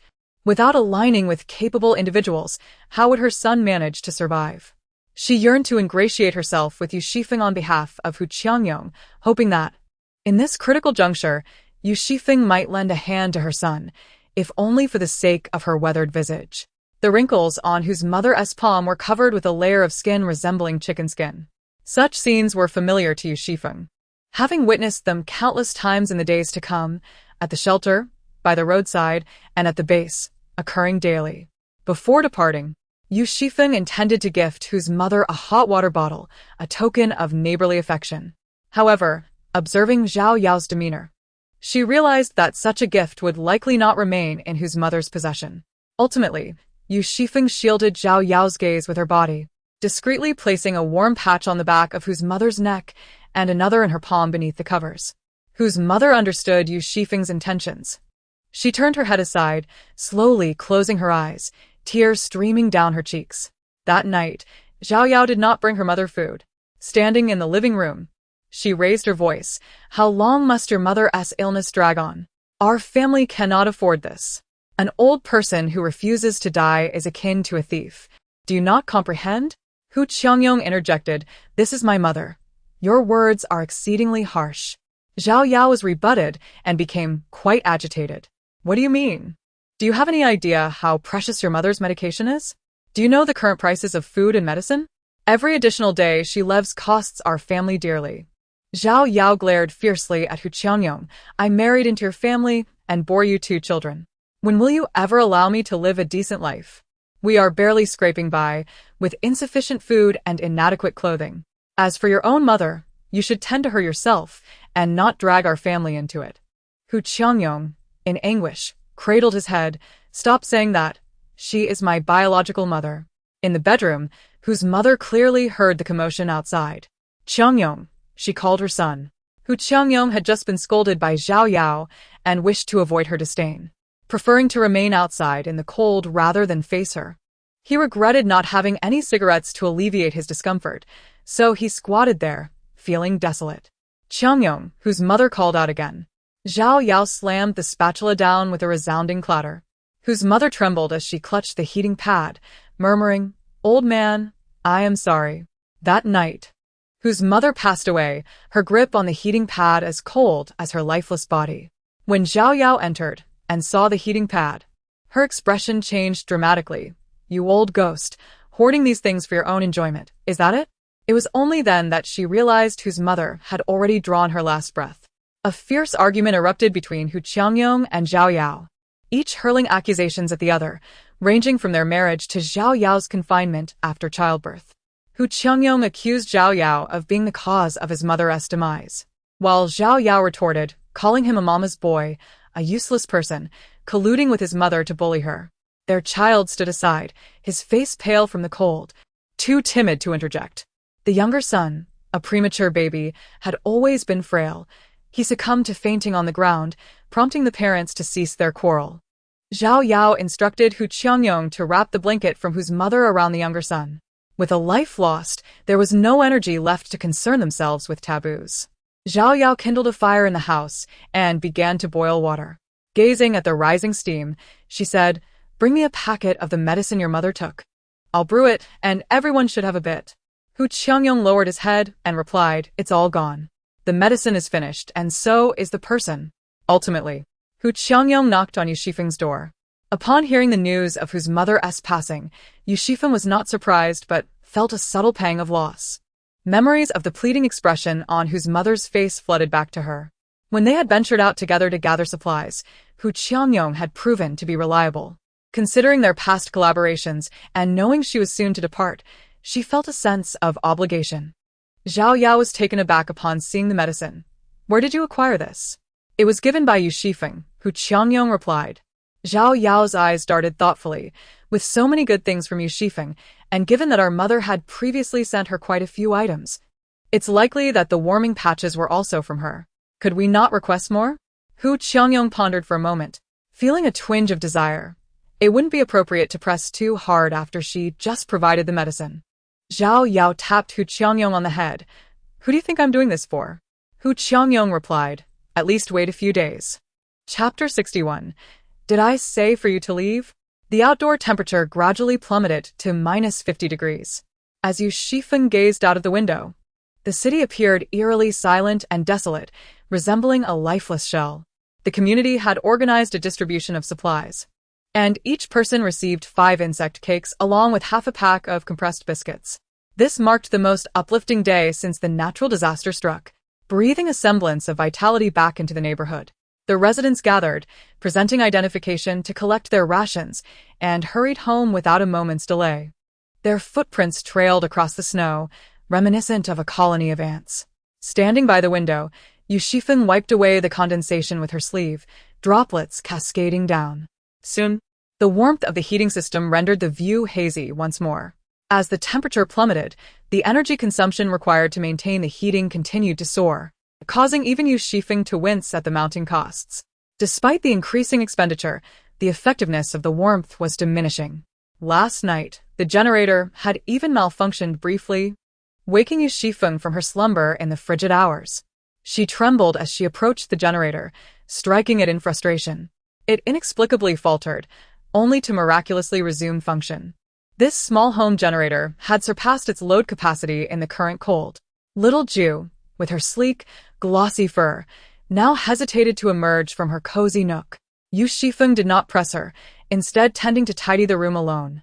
According to Mother Hu's vision, maintaining a close connection with Yu Xifeng and Sister Yun would serve as a reminder of their bond, a lifeline in critical times. In such trying circumstances, such camaraderie could indeed be life-saving. Yet, upon her departure, Zhao Yao and Hu Qiangyong eagerly capitalized on this friendship. Zhao Yao's youngest son had caught a chill. He nestled under the covers by the stove and felt better by the next day. Zhao Yao gazed at the box of medicine, ultimately refraining from opening it. After all, once opened, it would no longer be a complete set. The price for a whole box far exceeded that of individual doses. The two entrusted Humu's body to the community for a unified burial and subsequently sold the box of medicine meant for treating colds. In the market, paper money was rapidly inflating, and the introduction of contribution points was further encroaching upon the already limited space for paper currency. Survivors grew increasingly distrustful of paper money, with the foresight quickly divesting themselves of it. The prices of goods were soaring. Even an ordinary lighter now commanded 1 to 2,000 yuan.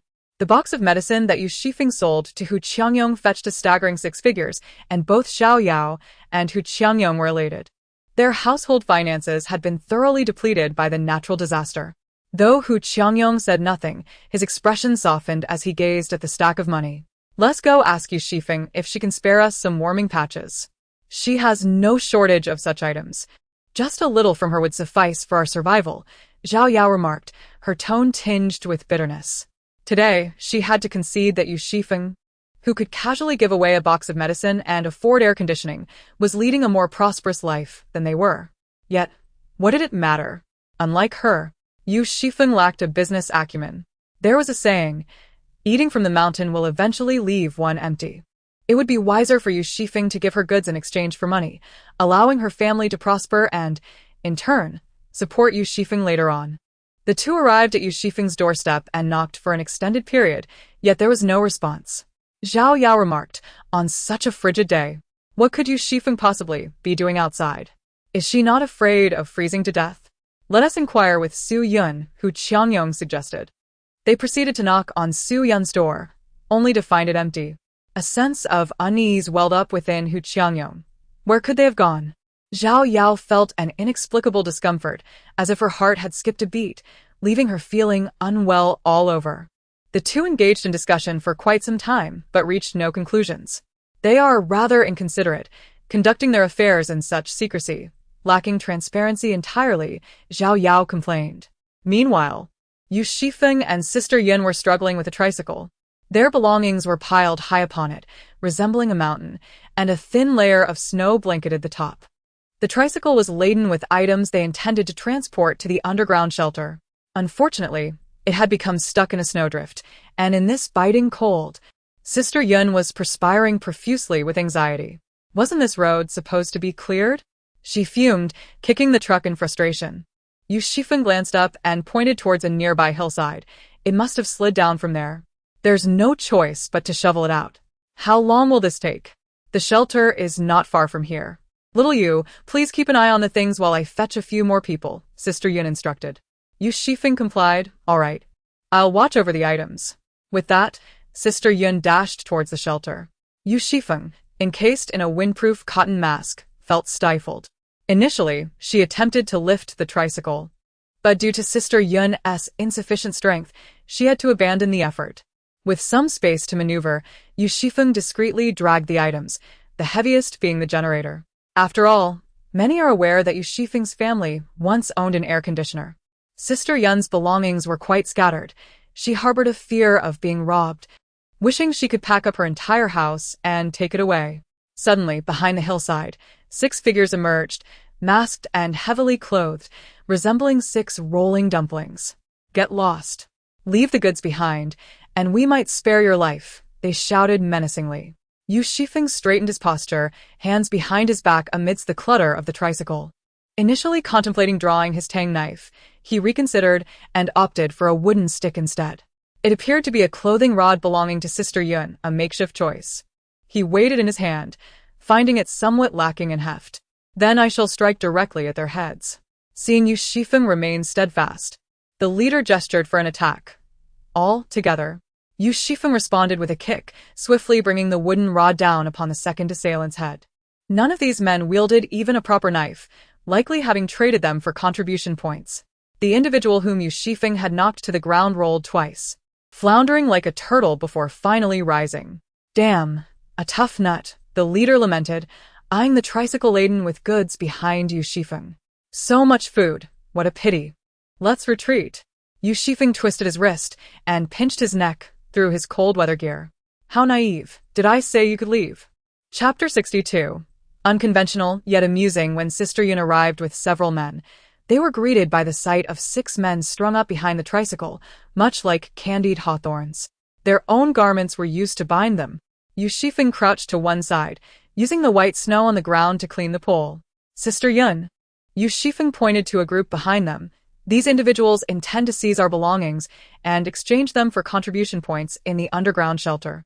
The people brought by Sister Yun exchanged glances, and one particularly plump man stood a bit closer to her, exclaiming, "Is this the neighbor girl you mentioned?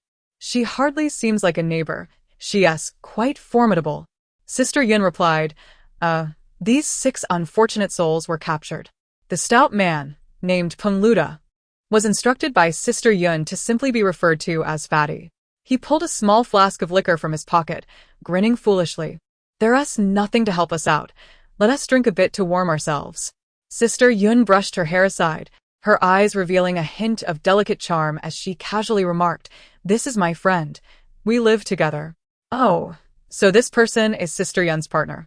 In the underground shelter, having a trustworthy companion to look out for each other and take turns resting is indeed a boon. Compared to Peng Luda, Sister Yun appeared remarkably slender, resembling a delicate bird. Yu Xifeng nodded in agreement. The underground shelter seemed quite empty, lacking any real decor, as though it had been carved out of concrete. The bright fluorescent lights cast deep gray shadows on the walls. Yu Xifeng had been here in her previous life. Back then, her spot was at the very edge, next to the restroom, so cramped that she couldn't see her feet. She had visited once while purchasing a home, and quickly found her own small room in the inner circle, complete with a door and a lock, electricity and water, a bunk bed, and a set of wooden furniture. all within over 20 square meters, featuring a private restroom. Compared to her previous life, it was nothing short of paradise. However, the single room she resides in requires an additional payment for electricity, which can be deemed a subtle augmentation of the rental cost. The water fees here are also more exorbitant than those in the outskirts. She now finds herself in a more prosperous situation, able to endure the kind of exploitation she could not have withstood during her previous impoverished state. Yu Xifeng first examined the door and proceeded to set up a camera at the entrance. She utilized adhesive patches and a water bottle to construct a small mechanism above the door. Should anyone attempt to stealthily enter, the water bottle would promptly fall, ensuring a painful blow to the head. Unable to procure a mattress, Yu Xifeng inflated an air mattress instead. Once unfurled, it measures 1.2 meters in width and 1.8 meters in length, perfectly fitting the iron bed frame. She added an extra layer of blanket atop it. This time, Yu Xifeng arrived at the shelter early not only to secure her spot, but also for another purpose. In her past life, her skills were honed under the tutelage of a man surnamed Kai, commonly referred to as Old Man Kai. At that time, in her desperate effort to protect a rare mushroom she had found, she fought fiercely, sustaining grievous injuries. Those who sought to seize it from her met with dire consequences. One even left incapacitated, ultimately collapsing to the ground. Bloodied and battered, Yu Xifeng managed to rise, only to see Old Man Kai standing nearby, smiling. By then, she had already endured the calamities of nature for over 6 months. Yu Xifeng's adversaries were often more ruthless, typically men who resorted to violence in attempts to rob her. Whether through sheer intellect, skill, or her naturally beguiling appearance, she seldom faced defeat beyond the initial 2 months of the apocalypse. Over time, she formulated her own strategy, precise, decisive, and quick to flee from the fray. Old Man Kai often remarked that her methods were akin to wandering down dark alleys, fraught with hostility that could harm both others and herself. However, those who struggled to make ends meet hold little authority to discuss the art of wellness. Observing her disinterest, the elderly master shifted his approach, elucidating the nuances of technique and power application. It was only then that Yu Xifeng began to engage earnestly. Whether in one-on-one duels or in skirmishes, she gradually became adept at combat. Without having verified her capabilities, she roughly estimated that, in the absence of firearms, she could manage to subdue 7 or 8 ordinary men, with an upper limit of around 10. The elder had mentioned in passing that he once had a young grandson. The deepest regret of his life was his reluctance to let the boy endure hardship during his formative years, thus denying him the opportunity to learn martial arts under his guidance. A moment's carelessness led to the boy's demise at the hands of others. Yu Xifeng later heard from others that the elderly master's grandson perished in a refuge. In this lifetime, Yu Xifeng arrived at the refuge early, hoping to find the elder and, if possible, rescue that young boy. In her previous life, she had endured great difficulties and remained unaware of the elder's fate thereafter. He had successfully imparted his knowledge to Yu Xifeng, indicating that his own skills were undoubtedly commendable, albeit age had taken its toll. When he departed, he disclosed nothing to anyone. In the subsequent years, Yu Xifeng did not encounter him again. For dinner, she consumed a rice ball and a bowl of meatball soup, the latter of which she had crafted herself, imperfectly shaped, with some parts bulging and others slightly sunken. Nevertheless, the meat had been marinated with a generous array of spices, rendering it quite flavorful. After arranging her dwelling, Yu Xifeng commenced a series of warm-up exercises to awaken her body, followed by several workout routines that required no equipment. Around midnight, Yu Xifeng lay down on the bed and closed his eyes to sleep. When he awoke, it was already past 7. The room remained shrouded in darkness, as the underground city knew neither day nor night, rendering the act of checking the time rather meaningless. After an hour of exercise, Yu Xifeng savored 2 flatbreads accompanied by hot milk tea before stepping outside. Sister Yun's position was on the periphery, yet conveniently close to the inner circle, flanked by walls on 2 sides, a significant improvement compared to Yu Xifeng's previous life. It was evident that Sister Yun had conducted thorough research. Her space occupied approximately 5 to 6 square meters and included a small fire safety equipment area, making it a remarkably cost-effective location. Yu Xifeng meandered through the underground shelter all morning without encountering Old Man Kai, likely because he had not yet arrived. Yu Xifeng remained unperturbed. There was ample time ahead, and they would surely cross paths again. At noon, he dined with Sister Yun and the plump fellow, presenting a canned fruit as a small token. In the lightless refuge, supplementing with vitamins was indeed beneficial. Sister Yun had somehow procured a folding bed, which could be stowed away during the day to serve as a sofa.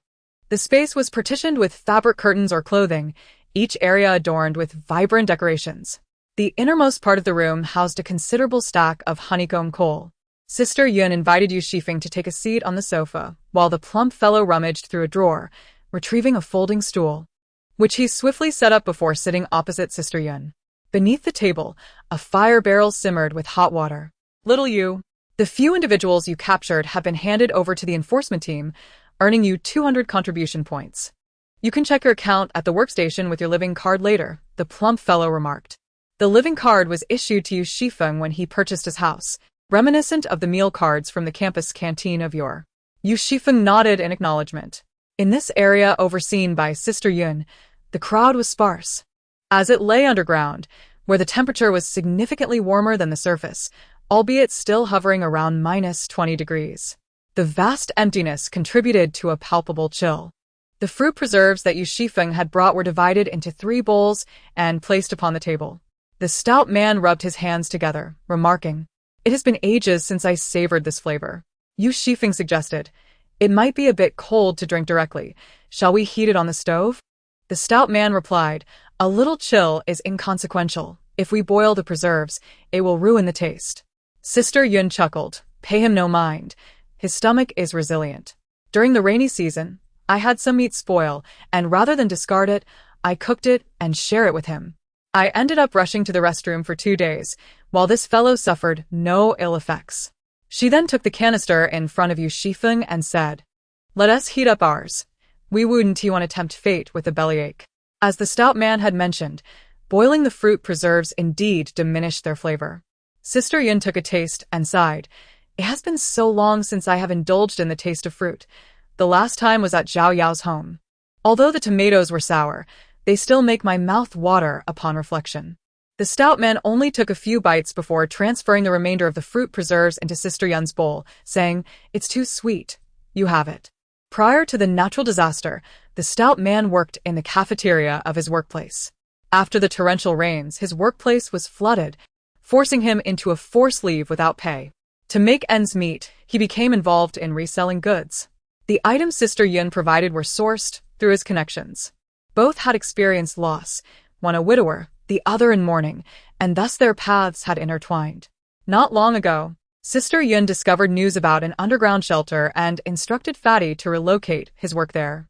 He is now transferred to this unit, remaining in his old profession, albeit without securing the position of head chef, and is currently assisting in the kitchen. Glancing around, Fatty retrieved a small bag of tripe from a drawer on his right and added it to the instant noodle broth, salvaging the last remnants of ingredients in the kitchen. He squinted, realizing why it is said that a drought lasting 3 years will not starve a chef. Yu Xifeng chuckled softly. In addition to instant noodles as the staple, Fatty had also prepared 2 dishes, one featuring shredded pork with mushrooms and the other a rustic dish, known as a bowl of fragrance. "I have a connection to procure some pork. Would you like some, little Yu?" he asked, addressing her in a manner that made Yu Xifeng feel somewhat irked. He followed Sister Yun's lead in calling her little Yu, but given her age, he insisted on addressing her as sister in an exaggeratedly respectful tone. Yu Xifeng felt as though she were digging her toes into a 3-bedroom apartment. She attempted to correct him once, but Fatty persisted in his familiarity, so she chose to ignore it and focused on her food. To her surprise, Fatty's culinary skills were quite commendable, although the seasonings were somewhat lacking. The essence of the ingredients was maximized in his hands. Particularly noteworthy was the rustic dish, where the egg crepe was crispy and golden, the green peppers devoid of any bitterness, and the slices of meat remarkably thin, presenting an ample appearance. Both flavorful and visually appealing. It was clear that his skills surpassed her own. Fortunately, she could occasionally indulge her cravings with takeout saved from previous calamities. Fatty lowered his voice, his tone tinged with regret. "This is from a breeding farm. They don't want money, only gold." In the breeding farm, Yu Xifeng felt a sudden stir. Are there piglets available? The chubby man was taken aback. What do you need that for? Who can still afford to raise pigs these days? If the breeding farm weren't truly struggling, it wouldn't be releasing such a surplus of pork. Yu Xifeng vaguely replied, I'm just inquiring on behalf of a friend. The chubby man said, I'll ask around for you. That breeding farm belongs to a classmate of mine from childhood. They plan to cease operations after clearing this batch, but if there are any, I'll keep an eye out for you. Yu Xifeng pondered. Since the chubby man worked at the underground shelter, he undoubtedly had more connections than she did. There was also another matter. Yu Xifeng asked the chubby man to help her look into whether there was an elderly man with the surname Kai around the shelter recently. Now that people are being admitted to the shelter by district, knowing which district this Mr. Kai is from would help narrow down the search. The chubby man replied. Yu Xifeng fell silent and shook her head. She only knew his surname was Kai and was unaware of his full name. She described the attire the old man commonly wore in her previous life, emphasizing that he practiced martial arts. Every morning and evening, he would practice Tai Chi. The chubby man remarked, among those who practice martial arts, it's not unusual to find 3 or 4 out of 10, but it could still be difficult to locate him. Mr. Kai was unwavering in his practice, and it was evident he was a skilled practitioner. Yu Xifeng symbolically rummaged through her pocket, producing a box of calcium tablets and a box of vitamin D. In these times, relying on fruit for vitamin supplementation felt indulgent. If it weren't for her garden capable of growing plants, those hoarded fruits would dwindle rapidly. The rotund man's eyes sparkled with intrigue as he rubbed his nose and glanced at Sister Yun, torn between desire and a hint of shyness. It's no trouble at all. After all, we are merely seeking an elderly gentleman. Leave it to me, he proclaimed, thumping his chest confidently. If you ever find yourself in need of my assistance, do not hesitate to ask. Yet, he continued, I must trouble you to inquire about the piglets. He shook his head, acknowledging the difficulties of raising livestock in this day and age. I heard from Sister Yun that you once had a cat, but it could not accompany you. I once had a dog, a creature remarkably perceptive, capable of sitting, shaking hands, and understanding human speech. At times, it seemed even more clever than a person. Before I took him to the outskirts of the city, I prepared a large bowl of food for him, but he seemed to sense my intention to release him and refused to eat, barking at me in protest. Alas, I could no longer afford to keep him. During the torrential rains, there were always people pleading with me for a morsel of dog meat, and when they were denied, they would curse me, even resorting to stealthily placing rat poison outside my door. Yu Xifeng refrained from elaborating on the whereabouts of the little orange cat, choosing instead to listen silently. My dog was an expert at catching rats.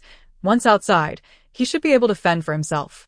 I only hope that in the future, he will keep his distance from humans, the rotund man lamented. Their meal extended until 2 in the afternoon, after which the trio engaged in a game of cards. A single sheet of paper was torn into dozens of strips, with the loser receiving a piece plastered onto their face. After more than a dozen rounds, Sister Yun's face remained unblemished while the rotund man and Yu Xifeng battled fiercely over second place.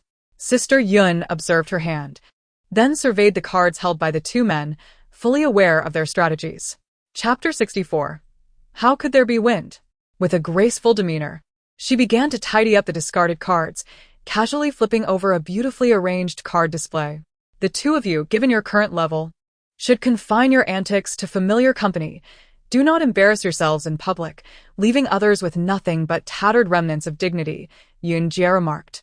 Yu Xifeng exhaled deeply, successfully playing his final pair of 9s. The paper strips adorning his head fluttered like a door curtain, rising and falling. The plump fellow benefited from his round visage, with a paper strip affixed to his temple, dangling down like 2 white braids. He discarded his hand, a pair of 8s he had been unable to release. Yun Jie rose to affix a new strip to the hefty man, who promptly stood up, declaring, let us switch it up. I'm done with Do Diju. Yu Xifeng concurred. After a brief discussion, they concluded that the strategic nature of Do Diju was too complex, which was why they struggled against Yun Jie, who had honed her skills over many years. Instead, they opted for a simpler game, purely measuring the strength of their hands. Yun Jie, with a faint smile, replied nonchalantly, as you wish. Cards were dealt, and the game commenced, concluding swiftly. Both Yu Xifeng and the plump man found themselves with an increasing number of strips affixed to their faces, accumulating over a dozen between them, while Yun Jie managed to attach just one. Frustrated, the plump fellow exclaimed, "Su Yun, you're cheating." Yu Xifeng glanced at his own cards, choosing to remain silent. Yun Jie revealed her hand, a straight flush, undoubtedly one of the highest possible combinations. She shook her head. "You speak without decorum, plump fellow, without evidence of wrongdoing. How can you accuse me of cheating?" Noticing their incredulous expressions, she gathered the cards together, asking, "So, what card do you desire?" Yu Xifeng fixed his gaze on Yun Jie as she shuffled, unwavering in his focus. The 6 of spades. Sister Yun tilted her head slightly, lingering over a pile of cards before extracting one. It was the 6 of spades. The portly man rose with a roundness, declaring, "I shall prepare the meal." Sister Yun smiled, brushing away non-existent dust from her sleeves. He appeared somewhat familiar, yet Yu Xifeng was certain she had never encountered him before. The man was dressed impeccably, an ensemble of elegance that Yu Xifeng had not seen in years. Upon noticing Yu Xifeng, the man beamed warmly. "Greetings. You must be the resident here. That makes us neighbors. I brought you a small token of our acquaintance. Here is my business card." The gift was a delicately wrapped macaron. Yu Xifeng glanced at the card and recognized the name, Zheng Weiyang. The realization struck her. This individual owned a factory, and Yang Rong had orchestrated a matchmaking endeavor with his son, who had been quite peculiar in demeanor. Although his son was an oddity, one could hardly fault a man for extending a friendly hand. Yu Xifeng accepted the card, but declined the macaron. "Thank you, but there is no need for gifts. Food is precious, and Mr. Zheng should keep it for himself." Zheng Weiyang chuckled heartily. "It is but a trifling gift. No need for concern. We shall be neighbors. After all, they say distant relatives are not as good as close neighbors. I will host a gathering next week. If you are free, I would be delighted if you could attend." Having moved into a single room in the underground shelter, Yu Xifeng felt completely detached from her former life. Familiarizing herself with her neighbors would be beneficial. She accepted the macaron, offering a faint smile in return. Zheng Weiyang politely took his leave, and Yu Xifeng washed her hands before resuming her exercises for the day. Although she was somewhat reluctant to admit it, her frequency of exercise had noticeably increased after arriving at the underground shelter. In her past life, she had often been ridiculed by the old man Kai, who rendered her proud skills utterly worthless, leaving her with a lingering sense of indignation. In this life, she was determined to show the old man Kai her true abilities. While she couldn't claim she could bring him down, she was confident she could hold her own for a few rounds. With a hint of competitiveness in her heart, Yu Xifeng exerted herself even more diligently in her training. Meanwhile, in the Kokoya district, Yi Jiansong's daughter erupted in a severe coughing fit. Yi Xiaoyi's face burned bright red, visibly weakened. The girl sniffled and said, "Daddy, I feel so unwell." Yang Shizu glanced up, her eyes quickly darting to Yi Xiaoyi before she hastily lowered her head again. The innocence in Yi Xiaoyi's gaze was striking as she asked, "Daddy, am I going to die?" Yi Jiansong held his daughter tightly, his voice choked with emotion. "No, my dear. Daddy will not let you die." A few days prior, Yi Xiaoyi had suddenly caught a chill for reasons unknown. Yang Rong had given the only pack of medicine in their home to Yi Jiansong, who was overwhelmed with gratitude, nearly kneeling before Yang Rong's family in thanks. After taking the medicine, Xiaoyi had a peaceful night's sleep. However, upon waking, her fever had not subsided. "Daddy, I'm hot," Yi Xiaoyi complained. Since yesterday, Yi Jiansong's eyelids had been twitching incessantly as he kept vigil by Xiaoyi's bedside, hardly moving an inch. He had heard that the underground shelter had opened, equipped with heating. His daughter's illness had arisen from the cold, and all he desired was to take her to the shelter. "Daddy, there's wind. It's so cold," Xiaoyi murmured. She alternately complained of heat and cold, having lost her accurate perception of temperature.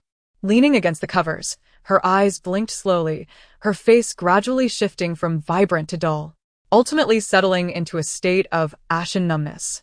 Yi Xiaoyi's hand slipped from the edge of the quilt as she closed her eyes. Yi Jiansong removed his coat and draped it over her. All the clothing and blankets in the house belonged to Yi Xiaoyi, and as usual, Yi Jiansong tucked in the corners of her quilt. "Rest well, dear. Your father will wake you tomorrow." As Yi Jiansong stood up. He was unsure whether it was the chill or the prolonged sitting that hindered his circulation. Darkness clouded his vision, and he felt himself about to collapse to the floor. Jiansong. Yang Rong stood at the door, refraining from entering. Yi Jiansong followed his daughter into unconsciousness, which, in a peculiar way, was not so bad. At least he would no longer face the risk of being expelled. Ever since Yang Rong had administered the medication, Yi Jiansong had ceased to mention the possibility of them moving out. Yet, the previous discord had left a thorn lodged within Yang Rong. Yi Jiansong, like a dog, would align himself with him for personal gain, but would also bite back when greater interests were at stake. Regrettably, while Yang Rong harbored such thoughts, he lacked the resolve to act upon them. He merely allowed Yi Jiansong to fall to the ground, indifferent to his plight. Is there a breeze? Yi Jianzhong murmuret, Shaohu. How could there be wind? He awoke to find himself curled on the floor, erupting into a fit of coughing, his head heavy and unsteady as he rose. Shall we? Let me close the window for you. He had not once glanced at Yi Shaohui's pale face as he stood before the window. The crevice by the window inevitably allows the cold air to seep in. In the bedroom, an air conditioning duct leads to the kitchen for ventilation, and Yi Jianchao often leaves a small gap in the bedroom door during the day. Concerned about his daughter freezing, he had long ago used old cloth to seal the window's crevice. However, the fabric on the window has now been disturbed. His daughter, fearful of the cold, never approaches the window. Yi Jianchao feels a throbbing headache, his nerves taut, his heart pounding like a drum. Who has tampered with the window? Yang Xizhu feels as though she is on the brink of madness. Since Yi Shaohui's death, Yi Jianchao has descended into a state of frenzy, forsaking work to remain at home, his eyes shadowy and foreboding. Yang Xizhu has witnessed Yi Jianchao standing by the window, expressionless, more than once. She dares not confront the sight of his madness. That night, she awoke, chilled to the bone, and inexplicably pushed open the slight gap in Yi Shaohui's bedroom door. Initially, she merely wished to take a glance. Yi Shaohui's bed was covered with 3 blankets. Yang Xizhu knew that not only did Yi Shaohui have 3 blankets, but also 2 comforters beneath. Yi Shaohui, delicate and finicky, found 1 blanket insufficiently soft or warm. Yet, she desired to sleep beside Yi Shaohui, who was unwilling. Why should she not share her warmth? Yang Xizhu stood in the shadows, her eyes glimmering with a spectral light. This was Shaohui's own doing. Why could she not be a little kinder, a little more generous? Stealthily, Yang Xizhu approached and pushed open the window. The bed rustled, and fearing to awaken Yi Shaohui, she dared not linger in the bedroom, hastily exiting. She merely wished for Shaohui to experience the same biting cold that tormented her. Shaohui could not endure any longer. This was her fate. With her demise, the numerous quilts became futile, naturally falling into the hands of the Yang family. Yang Xizhu initially felt a sense of joy, yet Yi Jiansong had succumbed to madness. It was not a kitchen knife or a fruit knife. When Yi Shaohui fell ill, Yi Jiansong had taken the knife to exchange for contribution points. The object he wielded was a thin steel shard, crafted from disassembled parts within the cabinet. Yang Xizhu, already feeling guilty, was further terrified upon witnessing this scene. "Father, shall we relocate?" she implored, seeking out Yang Rong. Yang Rong glared at her. "Where do you suggest we go?" Yang Xizhu contemplated mentioning Yu Xifeng, his daughter, who was soft and pliable. Surely, a more forceful approach could subdue her. Since harboring suspicions that Yu Xifeng, like her, had experienced prophetic dreams, Yang Xizhu felt a surge of bitterness within her. She had longed for an opportunity to probe into Yu Xifeng's true nature. Yang Xilong was a coward, shaking his head like a rattledrum whenever the subject arose. Yang Rong, too, allowed Yu Xifeng to trample over him while she lived a comfortable life above him, never taking action. Such behavior was hardly befitting of a father. Yang Xizhu placed her hopes in her mother. Hesitantly, she confided in Su Qingru about her dreams. Su Qingru urged her to recount every detail of each dream meticulously. "You mentioned it was snowing outside and we were sharing a watermelon," she said. Su Qingru, patient as ever, responded, "But it began snowing at the end of February. How could there be a watermelon at that time?" Yang Xizhu was taken aback, realizing the absurdity of her statement. Indeed, how could there be a watermelon then? Not only watermelons, but also fresh sugar tangerines and vibrant, crisp peaches. The more Yang Xizhu pondered, the more she felt a profound emptiness within her. In your dreams, do we also reside in Yi Jianzong's home? Su Qingru inquired. Yang Xizhu affirmed, no. In the dream, we dwelled in Yu Xifeng's apartment, living far better than we do now, but it seems we eventually moved away to a concrete square, bustling with people and filled with unpleasant odors. Su Qingru questioned, if we were living so well, why did we relocate? She did not take Yang Xizhu's absurd dream to heart, deeming it far too ludicrous. Dreams are not always lucid. Often, they manifest as hazy, indistinct feelings. What appeared normal in the dream seemed strange upon waking. Why did that peach inexplicably materialize in her hand? As Yang Xizhu contemplated this, she looked up to find Yi Jianzong gazing at her, causing her to flinch slightly. Yang Xizhu felt on the verge of madness. Yu Xifeng spent 3 seconds deliberating on what attire to wear for Zheng Weiyang's banquet. Aside from her winter gear and protective suits, her other garments were rather unremarkable, all of simple design. Considering Zheng Weiyang's suit from the previous day, she opted for a slightly patterned white jacket. The banquet was not held at the Zheng residence, as their homes were rather cramped without any particularly spacious venues. Zheng Weiyang had borrowed several conference rooms for the occasion. Upon entering, a plethora of food greeted the guests, congee made from white rice, delicately arranged pastries on small plates, and each arriving guest was presented with a stick of maltose. Before the calamity, such gatherings were rather conventional. After the disaster, they became a rarity. Many people congregated around the food truck, vociferously extolling Zheng Weiyang's wealth and generosity. Zheng Weiyang beamed with a smile, treating each guest, regardless of their appearance or circumstances, with utmost courtesy. Yu Xifeng meticulously observed the attendees. Those fortunate enough to be invited by Zheng Weiyang exhibited far superior demeanor and attire compared to the survivors outside. Yu Xifeng melded into the crowd, indulging in the festivities, thinking to herself that since she was present, she might as well partake. Their appearances were scarcely distinguishable from swine. She glanced up and overheard a strikingly beautiful young woman, clad in a warm yellow chiffon dress, modestly linking arms with a gentleman. The man was Zheng Weiyang's son, Zheng Qingfan. A throng of admirers trailed behind them, showering attention upon the couple, their laughter echoing around. Yu Xifeng, unfazed, consumed a pastry and then took a sip of tea. The drink was concocted from inferior powder, its flavor far from delightful. After a sip, she felt a twinge of disdain. Her own blend of tea and milk was infinitely richer. Yet, Yu Xifeng held no inclination to waste food. Her demeanor exuded calmness and poise, and though her attire was unremarkable, amidst the array of angry or awkward expressions, she attracted attention. That woman is rather appealing, someone remarked behind Zheng Qingfan, who, upon fixing his gaze upon Yu Xifeng, immediately darkened his expression. Chapter 65. Everyone is a person of decorum. Having become neighbors with the Zheng family, an encounter was inevitable. Since Yu Xifeng was present, she steeled herself for the eventuality and nodded at Zheng Qingfan, signaling a greeting. Zheng Qingfan's countenance grew increasingly grim. He had endured countless blind dates, meeting both affluent young heiresses and gentle, unassuming women. The memory of being pinned to the ground by Yu Xifeng, pleading for mercy, flashed before him, causing his face to oscillate between shades of green and pale. He harbored a deep-seated apprehension regarding the ruthlessness Yu Xifeng had previously displayed, prompting him to say little before turning on his heel to depart. He yearned for this oblivious woman to pay a price, wishing to see her kneel before him, weeping and begging for him to take her.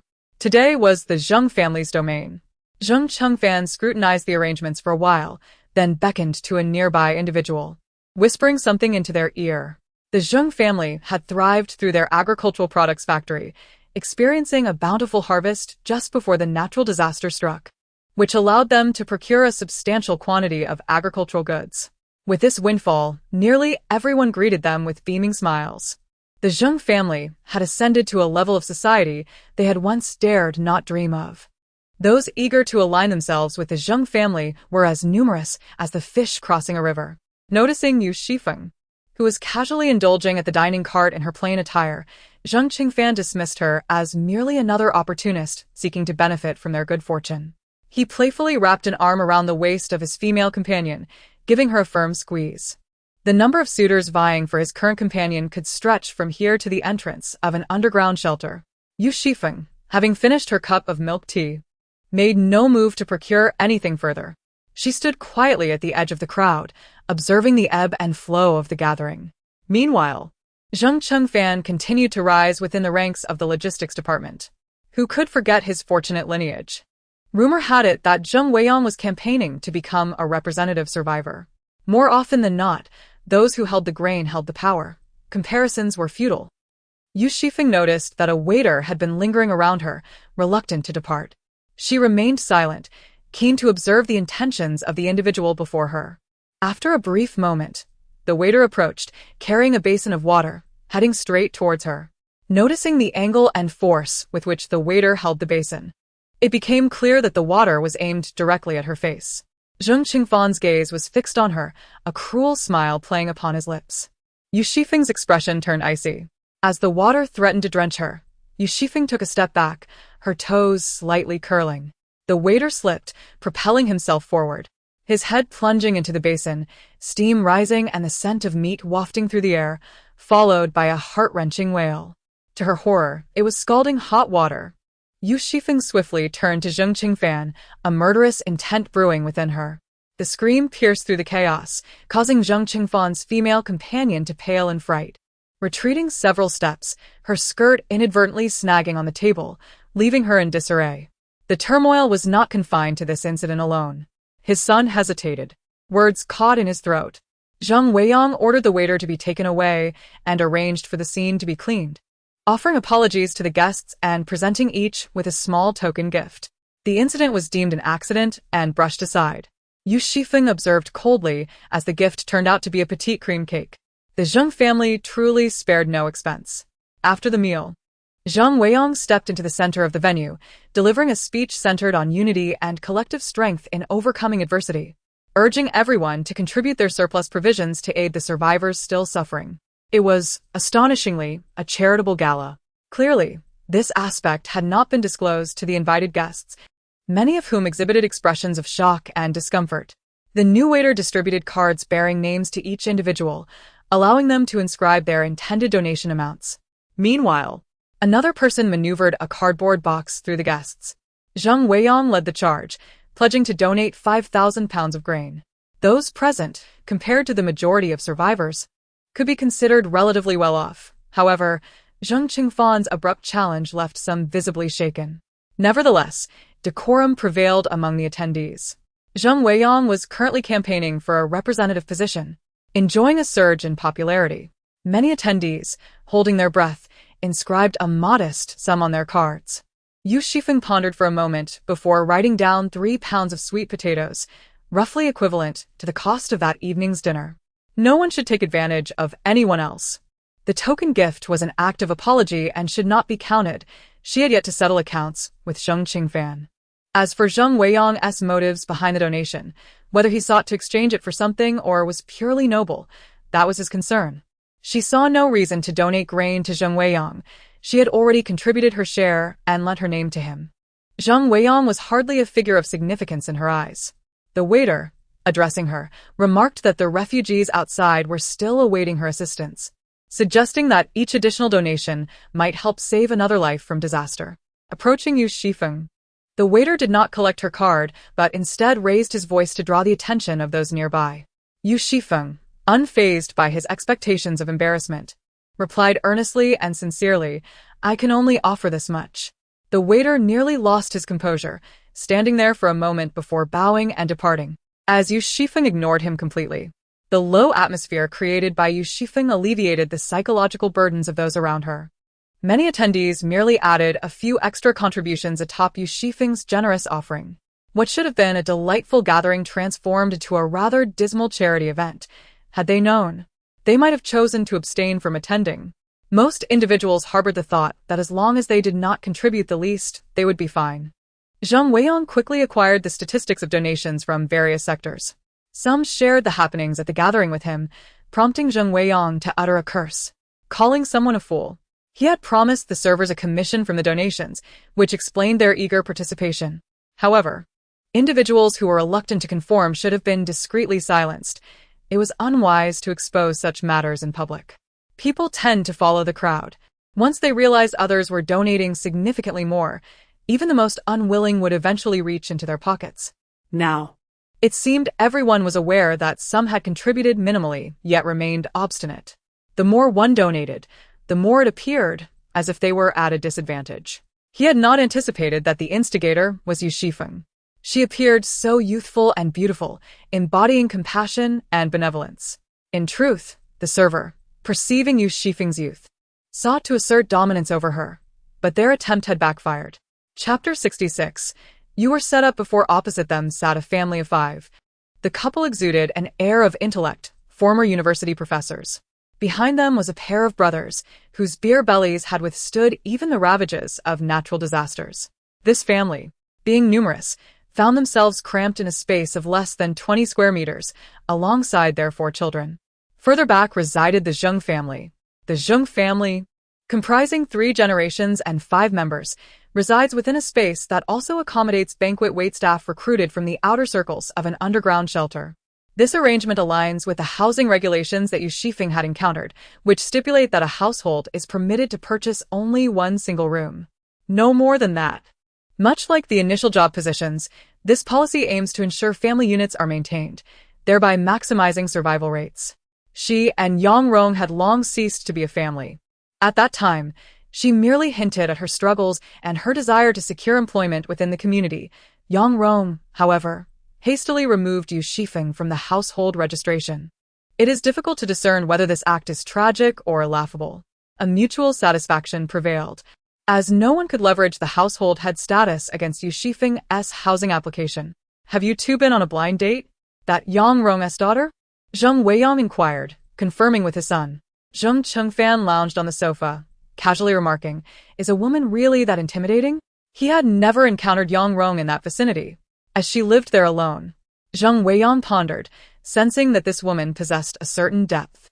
To overlook her ability to single-handedly purchase and occupy such a room warrants caution. Initially, Zheng Weiyang had intended to acquire the very room that Yu Xifeng now inhabited. Upon delivering supplies, he discovered that it had already been purchased in advance. At that moment, he wondered who possessed such keen insight and acted with such swiftness. How could you offend someone without even investigating their background? What have I taught you? Zheng Weiyang lamented, exasperated, as he pointed an accusatory finger at his son. I will surely be driven to my demise by your antics. Zheng Qingfan wore a wounded expression, responding, Dad, I didn't mean any harm. I just wanted to frighten her a little. Zheng Weiyang softened his tone, saying, if you have feelings for her, pursue her earnestly. You might win her over. Why must it come to this? To pursue her well, she ought to be the one to beg on her knees. He pressed his fingers against his forehead, adding, You have already offended her. You must decisively suppress any chance of retaliation. Enough is enough. She is merely a solitary woman. Yang Rong, a small boss whom he had never regarded highly even before the natural calamity. The only reason Zheng Weiyang would arrange for his son to meet her is due to her decent appearance and respectable education. He hopes that she might bear beautiful and intelligent children. There is no need to jeopardize his own and his son's feelings over such a person. Zheng Weiyang stated, We are at a critical juncture in the election for the representative committee.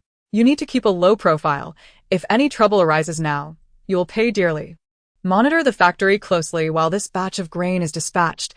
Do not let yourself become a source of chaos. He knew he could not safeguard this batch of grain entirely. It could not be given away completely, nor could it be withheld entirely. He was leveraging the momentum of the representative committee election to raise funds, thereby mitigating his losses. This batch of funds would also enhance his leverage for advancement. The tangible assets in hand are the true leverage. The underground shelter is about to open officially. When that happens, survivors will flood in, and the demand for food in the shelter will only escalate. Zheng Weiyang intends to stoke the flames further. At the most critical moment, distributing this batch of grain will win him the greatest number of hearts and demonstrate his significance. The balance within this situation resembled a tightrope walk, requiring immense effort. Zheng Weiyang found himself devoid of any surplus energy to spare for the insignificant Yu Xifeng. If his son desired a woman, he would simply provide one. After all, she would not be the first. Soon, the underground shelter was officially opened. As the news spread, spots were fervently snatched up. To maintain order, an allocation of 5,000 individuals per day was instituted, with entries processed in batches and registered by family units. As the numbers swelled, each individual was assigned a designated area upon entry. In theory, this area was allocated randomly. Those with connections, capable of facilitating the delivery of goods, often found themselves fortunate enough to secure more advantageous positions. Conversely, the truly randomly assigned survivors were far from content.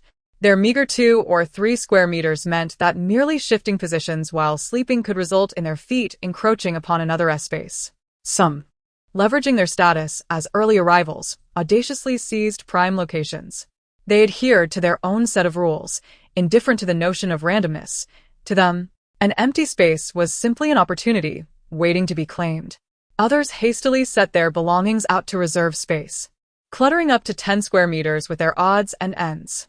Such brazen individuals were not easily deterred. Reasoning proved ineffective, and staff could not monitor the situation around the clock. The vast underground shelter, spanning dozens of acres, already bore a heavy settlement burden, leaving little room to address every trivial dispute. On this particular day, the staff arrived, reprimanding those who disregarded the rules and imposing fines. The offenders begrudgingly relinquished their encroached spaces. Yet, once the officials departed, they quickly reverted to their old ways. And it was not uncommon for the original complainants to be met with hostility. The ensuing chaos was nothing short of pandemonium. Everyone feels a sense of injustice, believing that their allotted territory is minuscule compared to others, and the rations provided are woefully inadequate. The meager portions of bug flour and flatbreads are nothing more than mockery. Why is it that some reside in the inner circle, enjoying their own abodes, while others are relegated to crowded communal dormitories? Why does the cafeteria not cater to their needs? Clearly, food is available. Why is it not distributed to them?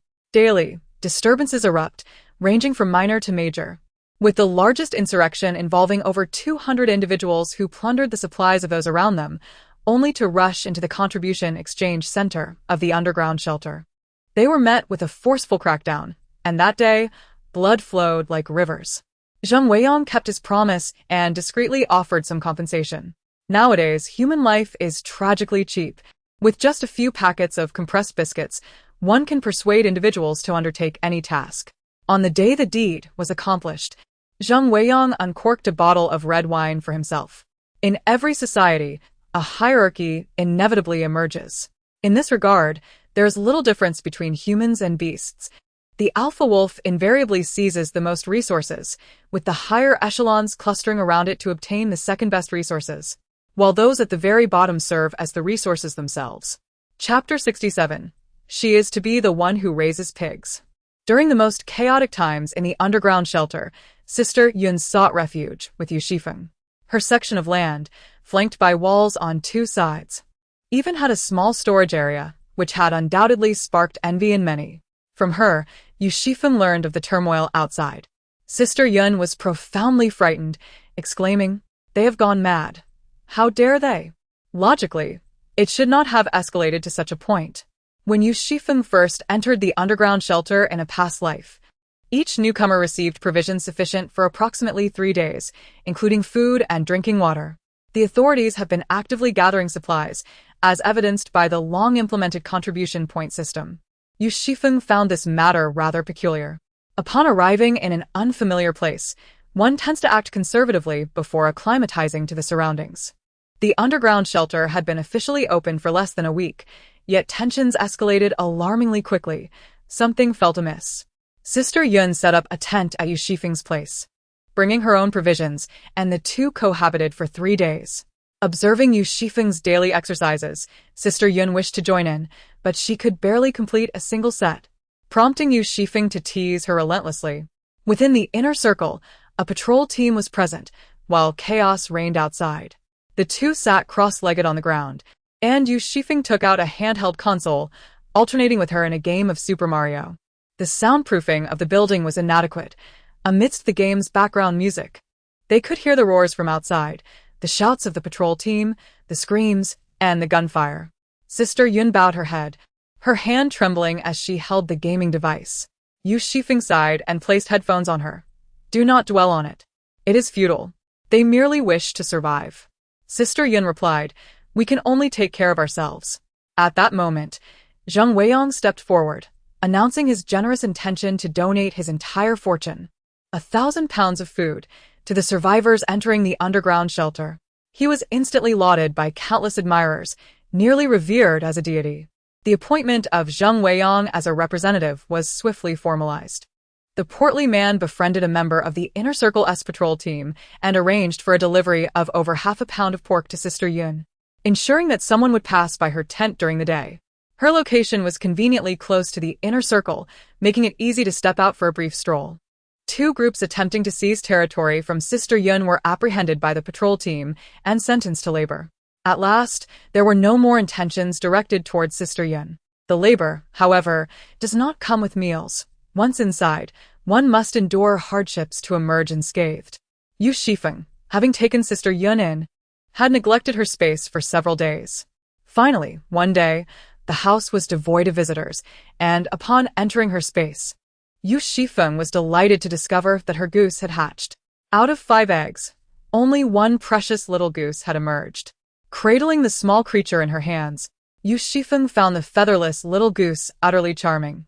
This goose grew rapidly, slightly larger than the chickens that had hatched before it. With a slender neck and a resounding honk, she noticed that this goose was quite possessive of its food. Whenever it approached the grain, it would chase the other chickens and ducks away, monopolizing the metal bowl. Yu Xifeng witnessed this little goose pecking at a large hen, sending it scurrying around the coop in a panic, nearly causing it to fly out in fright.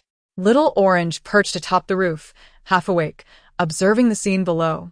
The coop was too high for the chickens to reach, leaving Yu Xifeng puzzled as to how Little Orange managed to climb up. The hen, cowering in a corner, looked quite pitiful. It was no wonder it had been laying fewer eggs lately. Yu Xifeng's maternal affection for the newly hatched goose quickly dissipated, and she tossed a handful of grain towards it, warning, if you dare to bully the hen again, I shall stew you. The little goose glanced between her and the hen, then covered the metal bowl with its wings. Yu Xifeng had no choice but to provide a separate basin for this goose.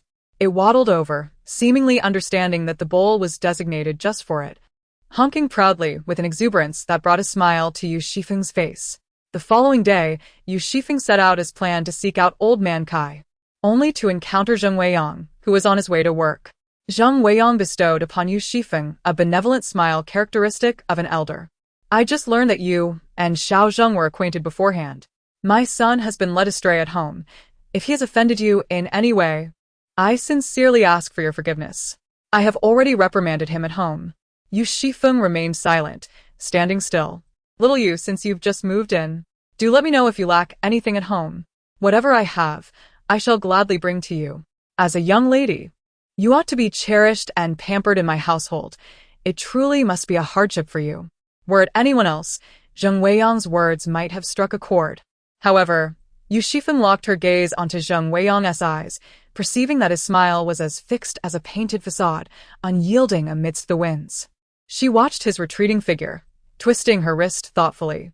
She had changed her mind. Initially, her priority in seeking Old Man Kai surpassed that of addressing Zheng Qingfan. Yet, this man was different. His thoughts were profound, and his methods ruthless. Yu Xifeng could almost ascertain that the uprising in the underground refuge bore the marks of Zheng Qingfan's involvement. He had ascended to his representative position atop the corpses of the survivors. First, he had reaped a bounty of fruits. She had previously placed a grand armchair beneath the fruit tree in the villa garden, intending to enjoy freshly picked fruits by the flower bed during her leisure. Little did she anticipate that it would now serve as a cat's nest. Yu Xifeng pointed at Xiao Ju, saying, "Look at you, soon to be plump beyond recognition. I ought to let you experience the treacherous nature of the world outside." She was unwilling to admit it, but she felt a pang of jealousy. Little Orange leisurely lay on the armchair, exposing her belly. She was dealing with Zheng Weiyang, who was as shrewd as a coal briquette.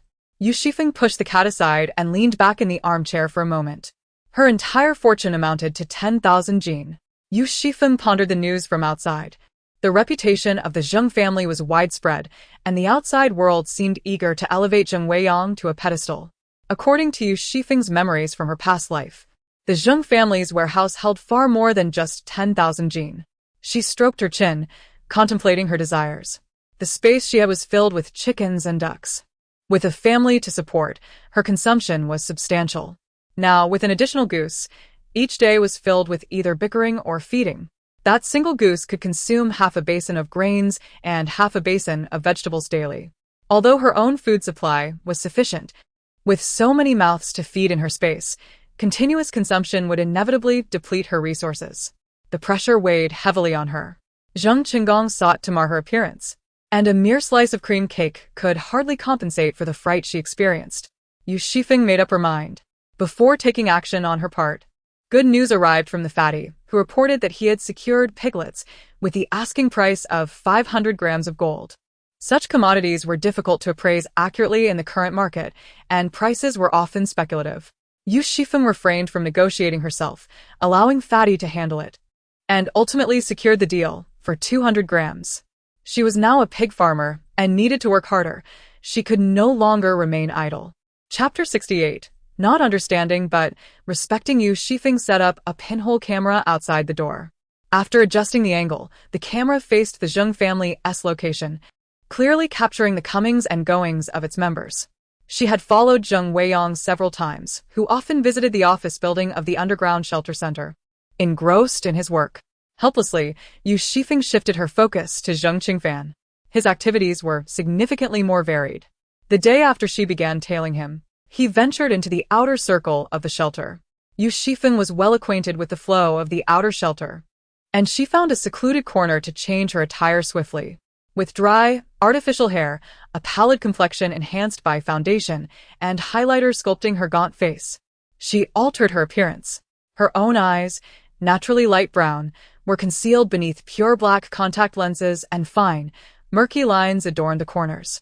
Makeup can visually transform one's bone structure, and coupled with a deliberately unwashed set of clothes, garments she had worn during a rainstorm at the museum, she emerged from her hiding place, blending seamlessly with the other survivors in the outer circle.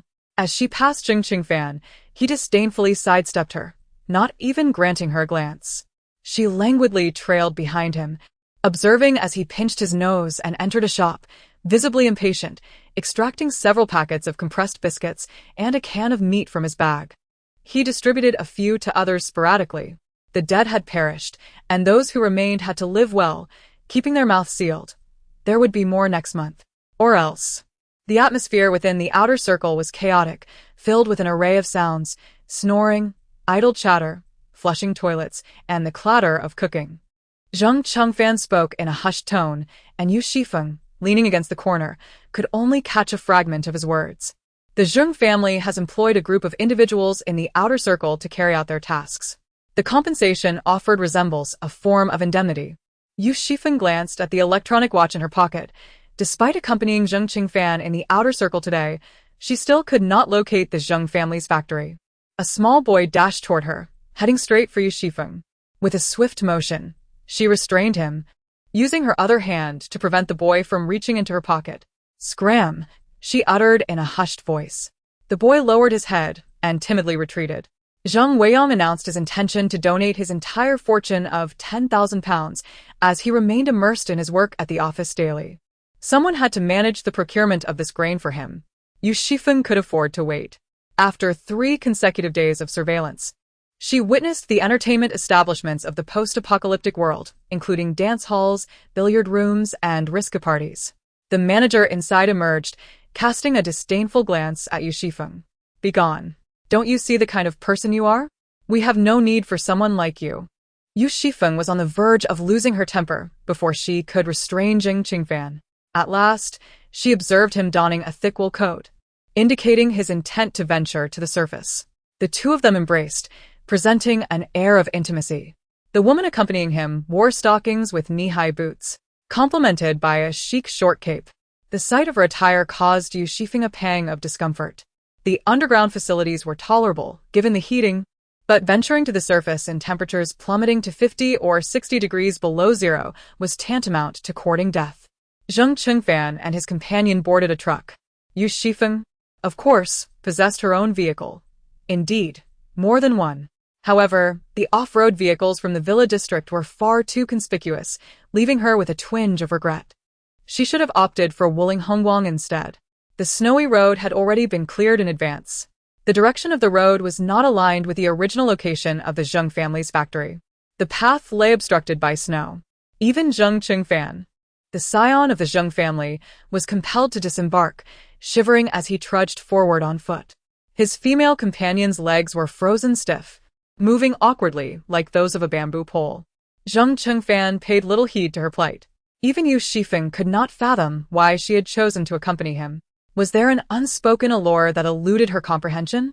While she did not grasp it, she chose to respect it.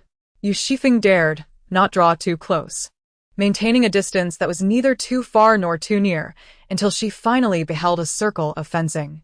A sign affixed to the gate indicated that this was a medical equipment factory, hidden quite deeply. It was understandable, as the underground refuge was maintained daily, causing quite the commotion.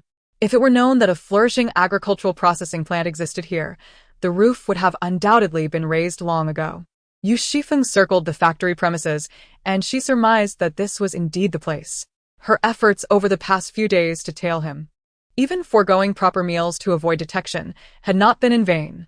The day was still young, and Yu Xifeng casually selected a nearby building.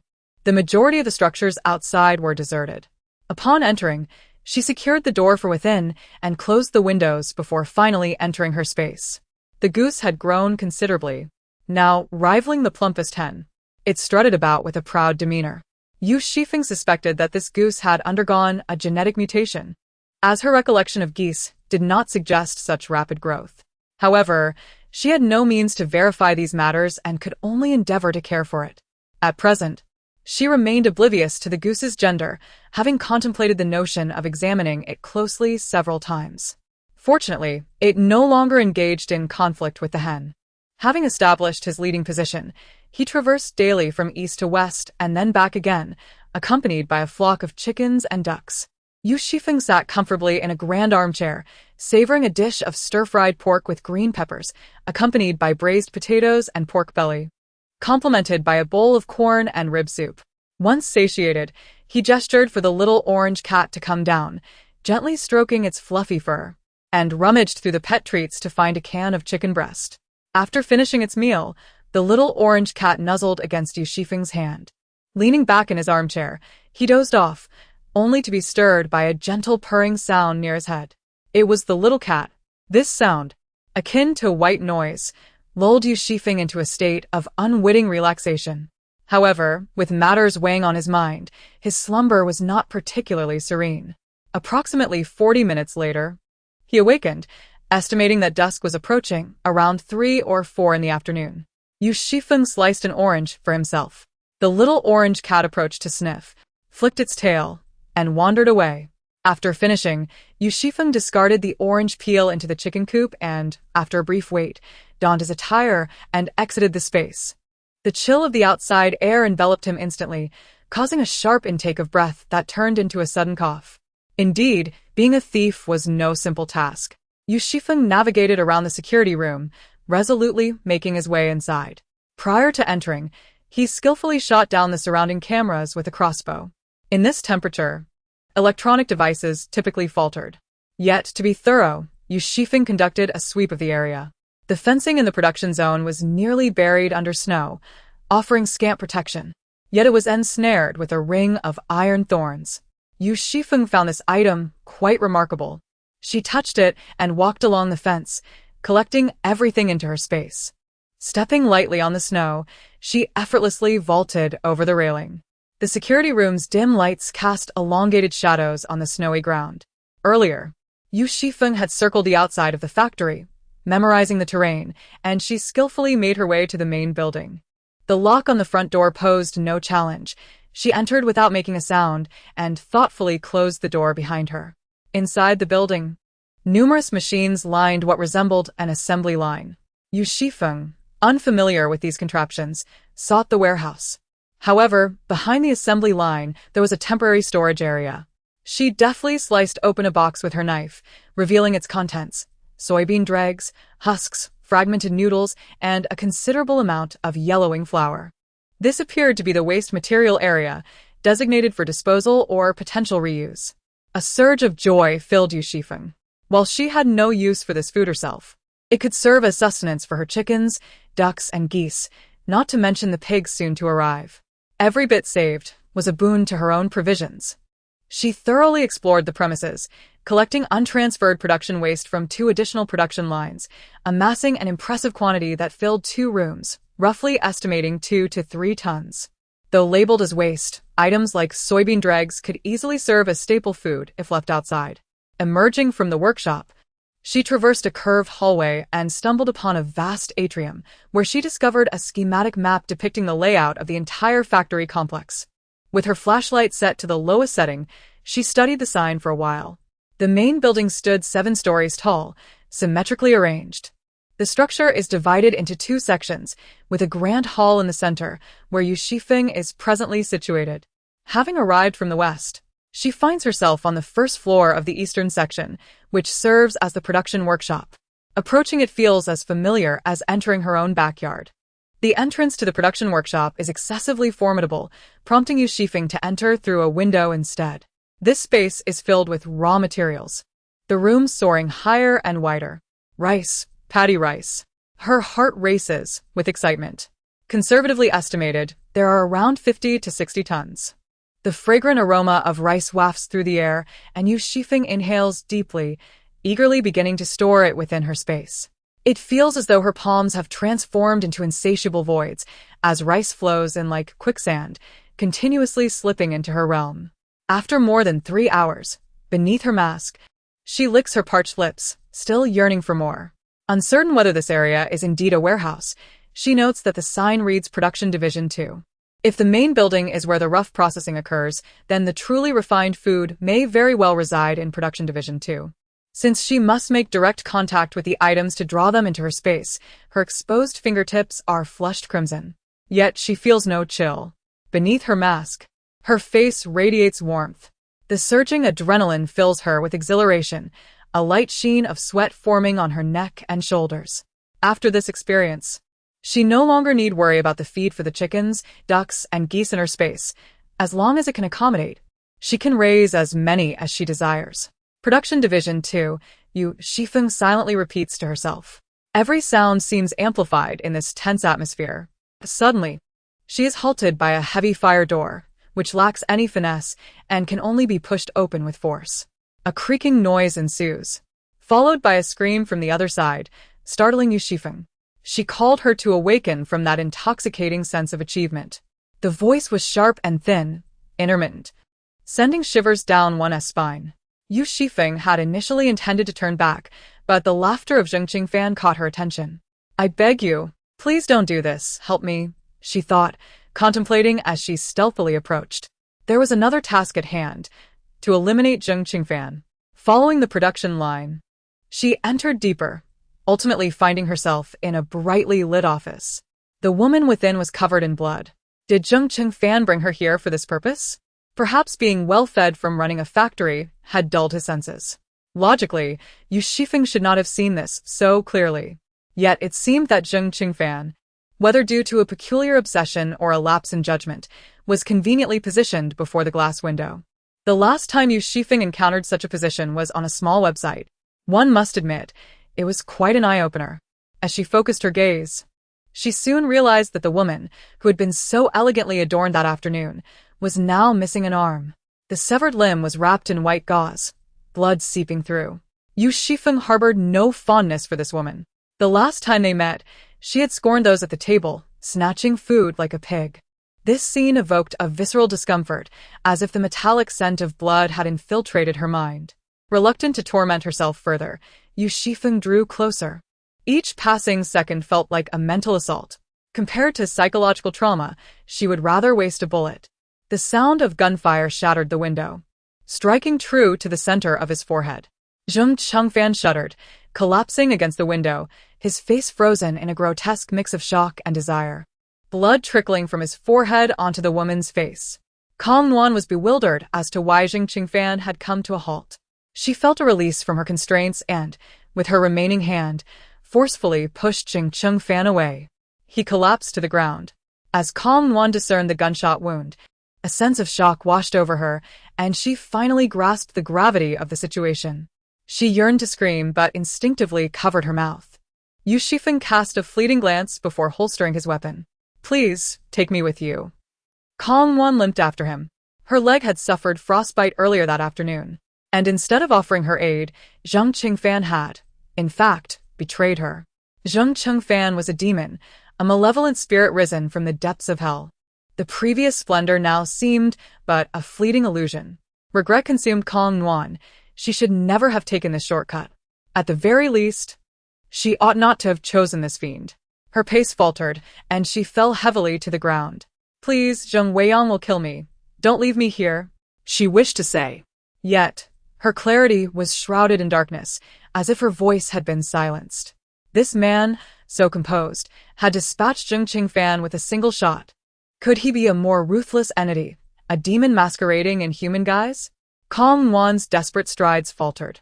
In that fleeting moment of hesitation, Yu Xifeng had already turned to depart. He mused upon the eerie silence surrounding him. The path had been remarkably unobstructed, revealing that Zheng Qingfan had been preoccupied within. What a stroke of ill fortune! He needed to reach the warehouse of production department 2 without delay. Chapter 70. Never enough. Absolutely never enough. Emerging from Zheng Qingfan's domain, Yu Xifeng quickened his pace. The earlier commotion had been considerable. He was uncertain when others might arrive, and time was of the essence. With the prior experiences in mind, the gains from this outing have been considerable. However, after much effort, Yu Xifeng finally reached the doorstep of Zheng Qingfan's residence, where genuine and processed agricultural products were surely stored. Such warehouses, designed for the convenience of manual transport, typically feature an exceptionally large door to accommodate delivery trucks. At last, Yu Xifeng discovered a descending iron shutter. The metallic door produced a resounding clamor as she unlocked it and cautiously raised it. Nevertheless, the noise was still intolerably loud in the stillness of the night. Since the sound could not be suppressed, she endeavored to minimize its duration. Gritting her teeth, Yu Xifeng swiftly pulled upwards, creating a gap sufficient for her to slip through. Inside, a truck was parked, adorned with a banner that bore several gleaming golden characters, proclaiming it as a donation from Mr. Zheng Weiyang. This truck contained 5,000 pounds of grain from the Zheng family, contributions gathered during the charity gala, and perhaps even the 3 pounds of sweet potatoes donated by Yu Xifeng herself. This batch of grain represented the entirety of Zheng Weiyang's fortune. Yu Xifeng paid no mind to the truck. Since Zheng Weiyang had made his pronouncement, he could not retract it. This grain would undoubtedly reach those in greater need. The truck was locked, and it was not her target. As she maneuvered around the vehicle, Yu Xifeng beheld the true warehouse. Upon entering, she was astounded by the sheer scale of the establishment. Boxes of rice, noodles, flour, glutinous rice, cornmeal, rice flour, and bean powder stretched endlessly before her. Tears welled in her eyes. With just a glance, one could estimate that there were no less than 50 tons in sight. 10,000 jin, which equates to merely 5 tons, represented his entire fortune. Yu Xifeng swallowed hard, carefully closed the door, and removed his gloves. The lights outside flickered on. This command had not been strictly enforced, unless Zheng Weiyang was personally present. The weather was frigid, and during the handover, the security guard had dozed off against the table after making a brief round, intending to wake up and continue his patrol, deeming his shift nearly over. Suddenly, he jolted awake. During his previous service, he had handled firearms. Besides the 4 guards stationed at the gates, there was also a security team comprising 25 members, who typically slept on site. He hurriedly donned his clothes, but halfway through, he remembered that Zheng Qingfan had brought a woman along today. Zheng Qingfan was ruthless. Any woman he dragged from his quarters would be left battered, if not worse. Perhaps today would unveil yet another twisted spectacle. Given his connection as Zheng Qingfan's father, acquiring a firearm would not pose a challenge. If Zheng Qingfan were to indulge in some debauchery or engage in target practice, summoning all the guards to bear witness would cost him his job. In that fleeting moment of hesitation, the guard refrained from sounding the alarm. He resolved to investigate on his own. He first made his way to the main building, where he found external windows and doors intact, alleviating his concerns. Tightening his cotton coat, he ambled towards the second section of the factory, deciding to conduct a round before settling in the security room until the end of his shift. He split his focus, listening intently to the sounds outside. Meanwhile, Yu Xifeng was wholly absorbed in gathering provisions into the space around him. Were it not for the constraints of circumstance, Yu Xifeng would have gladly shed her garments and immersed herself within. Every second, countless boxes of provisions flooded into the space. Yu Xifeng no longer bothered to check the labels. She simply transported entire shelves into the void. Her heartbeat raced, feeling as though her blood might boil over. An abundance of food, far too much to collect, indeed insurmountable. If the provisions she had previously stored could sustain her for a decade, then this factory had secured her sustenance for the remainder of her life, coupled with the assortment of poultry already within the space and the promise of future pigs. In that moment, Yu Xifeng felt a profound gratitude towards Zheng Weiyang. More than any other survivor, he had become the benefactor of her existence, granting her a second chance at life. Once she had cleared one room, she pressed on further into the depths. Each warehouse was secured with locks, and unlocking them demanded time. Although Yu Xifeng worked with remarkable speed, when the footsteps outside drew nearer, at least a third of the connected warehouses still awaited her attention. The footsteps paused at the entrance, and Yu Xifeng halted her movements, pressing herself against the wall, holding her breath. There was but one set of footsteps. Merely one individual. She was certainly capable of dealing with this threat. Incapacitating him would suffice. The thought of leaving behind these provisions today felt more unbearable than death itself. Fortunately, the individual remained at the threshold, making no move to enter. His trajectory indicated he was heading towards the second production unit, where Zheng Qingfan's corpse lay alongside a half-conscious woman. With a swift motion, Yu Xifeng's hands moved with such speed they seemed to blur.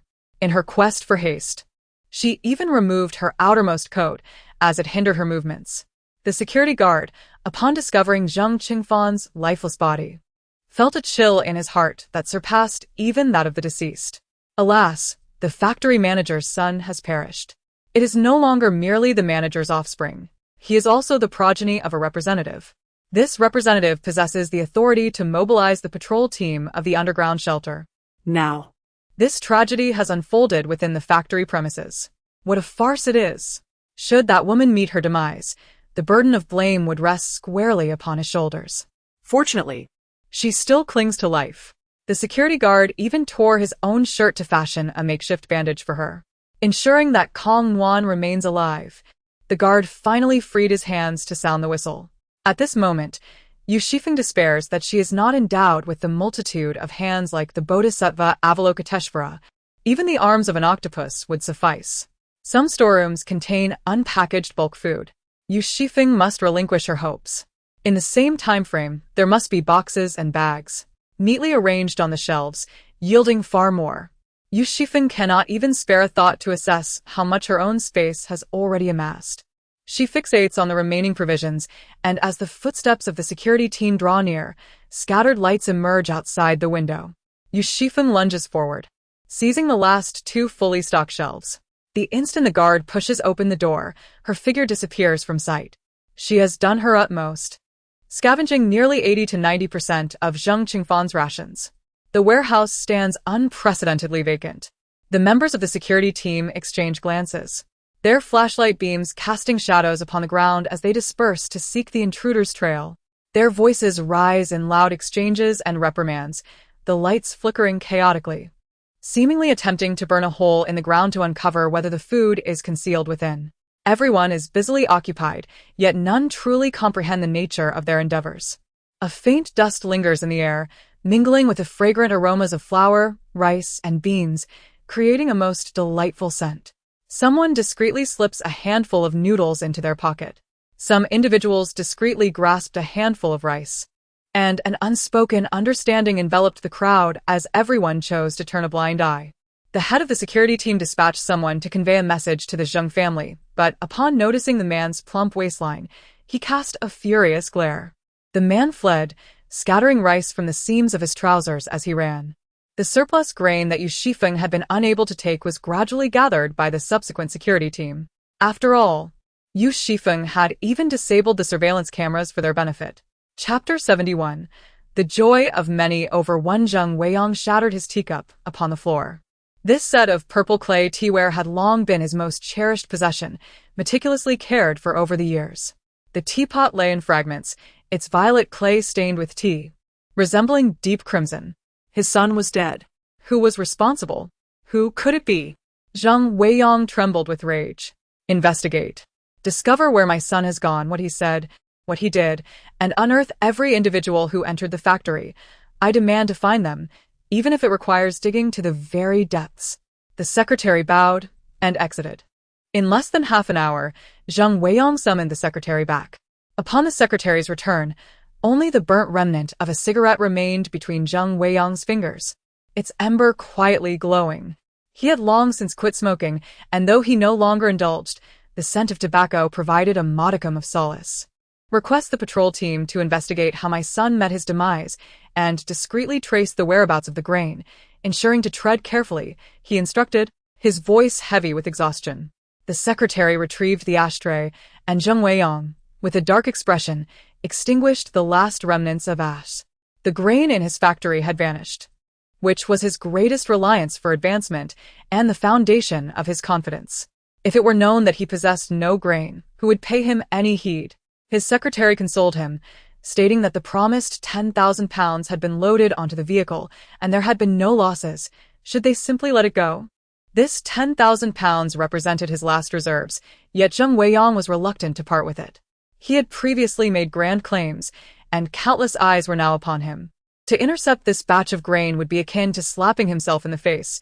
Zheng Weiyang's reputation would plummet to the depths. Surely, he could no longer serve as a representative. It truly felt surreal. How on earth had nearly 1,000 tons of grain been transported?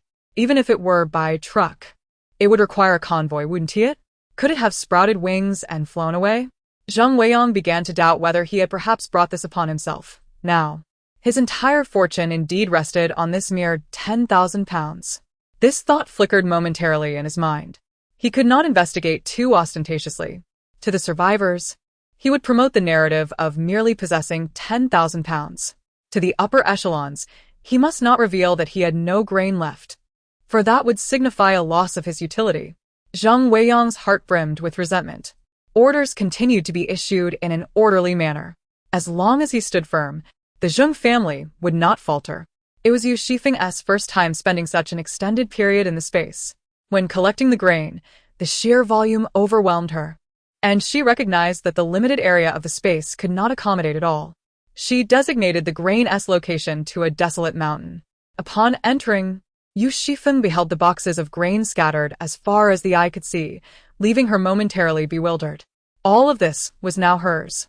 In this moment, Yu Xifeng felt an immense sense of relief, the insatiable hunger of her past etched into her very soul. She had gnawed on tree bark, consumed deceased rodents, and swallowed dust. She had stolen and robbed. For 7 years, she had tread upon countless corpses. Often, she forgot her own humanity. For so long had she refrained from speaking, her words emerging as mere gibberish. She believed she had become indistinguishable from the beasts, driven solely by the will to survive. Yu Xifeng tore open a bag of rice and plunged her hand into the grains. Suddenly, a wave of warmth washed over her face, and she found herself in tears. How had she grown so sentimental? Little Orange nuzzled against her, but she gently pushed its head away, wiping her face with the back of her hand. Yu Xifeng struggled to accurately assess the quantity of food before her. The rice was the most abundant, estimated at over 500 tons. The noodles and rice flour were approximately 100 tons, and the corn felt like 200 tons. Other items such as cornmeal, glutinous rice, assorted grains, and flour certainly added up to 100 tons as well. She connected the induction cooker to the generator and prepared a large bag of snail rice noodles as a reward for herself, accompanied by spicy beef, a roasted goose leg, and marinated skewers. Durian was also laid upon the table, sending Little Orange scurrying far away. Yu Xifeng sat at the table, laughing heartily. She had a penchant for strong flavors. When dining outside, She often had to restrain herself. After the natural disaster, everyone had experienced some degree of hunger. And when one is famished, their senses become acutely attuned to the aroma of food. Yu Xifeng indulged her cravings only occasionally, never consuming excessively. She added some vermicelli to the broth of her snail rice noodles, believing that joy shared is joy multiplied. She poured 2 large basins of grain into the chicken coop and plucked some vegetables from the flower bed, chopping them finely to mix in. The hen pecked rhythmically at the basin, while the goose occupied a separate bowl, covering it with its wings as it buried its face within, contentedly devouring its meal. From the chicken coop, 2 eggs were procured, boiled to perfection, with the egg whites briefly immersed in brine. Yu Xifeng relished the whites, while the yolks were generously shared with little Ju. The principle of equitable sharing was upheld. After the meal, Yu Xifeng released the chickens, ducks, and geese, undertaking a thorough cleaning of the coop. The accumulated droppings were piled on the far side of a barren hill, perhaps to enrich the soil one day. With the goose leading the charge, the flock embarked on a leisurely exploration of the mountainside while Yu Xifeng busied herself with sanitation, unperturbed by their absence. The food left on the desolate hill was securely packed, requiring effort to access, which alleviated her concerns of pilferage. With playful intent, Yu Xifeng closed the door, denying entry to the birds. The chickens and ducks flapped around the coop in a frenzy, scattering in all directions, eliciting peals of laughter from Yu Xifeng. Meanwhile, the goose stealthily circled behind her, fixating on her posterior before lunging with a sharp nip. Startled, Yu Xifeng exclaimed, "I might just do you in a cast-iron pot today." The goose honked defiantly. Flushed with indignation, Yu Xifeng grasped the goose by its neck and plucked the smoothest, whitest feather from its body, which she then inserted into a flowering fruit tree in the garden. Sensing her triumph, she swung open the coop's door, prompting a mad rush as the flock surged inside to feast. The goose glanced between Yu Xifeng and the coop before ultimately deciding to guard its own bowl of food. After 3 leisurely days, Yu Xifeng felt an overwhelming sense of belonging, convinced she could remain in this idyllic existence until the end of her days. Such a life, undoubtedly, surpassed the experiences of a staggering 99.99% of Earth's inhabitants. Alas, space was a limiting factor. In the span of these 3 days, Yu Xifeng had inadvertently diminished the time she had accumulated by half. The hourglass in the front hall served as a constant reminder. It was time for her to depart. Chapter 72. Little girl, do you recognize me once again? Yu Xifeng found herself in the warehouse, a place now rendered utterly desolate, reduced to mere ashes. Prior to retreating into her space, all the scattered grains had vanished, leaving behind an expansive granary devoid of even a single grain of rice. Tension coursed through her as she swiftly assessed her surroundings. There was nothing, no one, no newly installed surveillance. Yu Xifeng concluded that this locale had been forsaken. An empty building, unguarded and lacking in value for visitation, aligned perfectly with her expectations. The main entrance was secured from the outside, preventing Yu Xifeng from discerning the situation beyond. She sought an alternative route through a fire exit, which proved to be more manageable than the metal door, at least in terms of noise. After exerting some effort, she was poised to push the door open when she suddenly heard footsteps outside. The rhythmic pattern of the footsteps evoked a singular figure in her mind, Wang Anmin. He had met a swift demise, a bullet piercing his brow. Witnesses had failed to catch a glimpse of the assailant's face.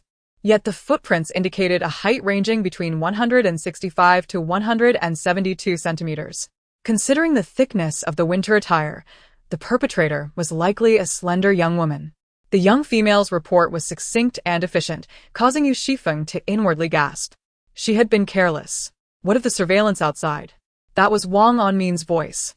It has been in disrepair for quite some time, this temperature. The external cameras are essentially mere ornaments, with only 2 barely capable of recording images, now rendered useless, presumably by steel crossbows.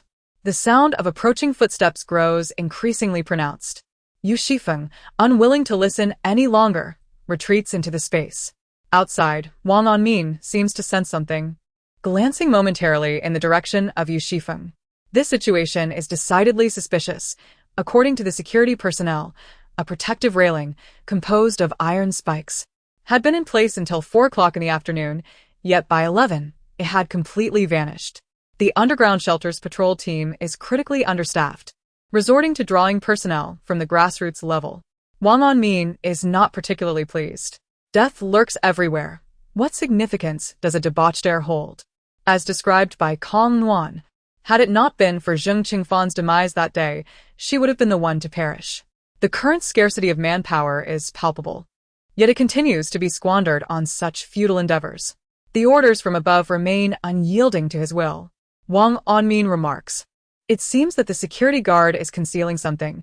We must inquire further." Within the confines of the space, Yu Xifeng lowers her gaze to her shoes, size 37.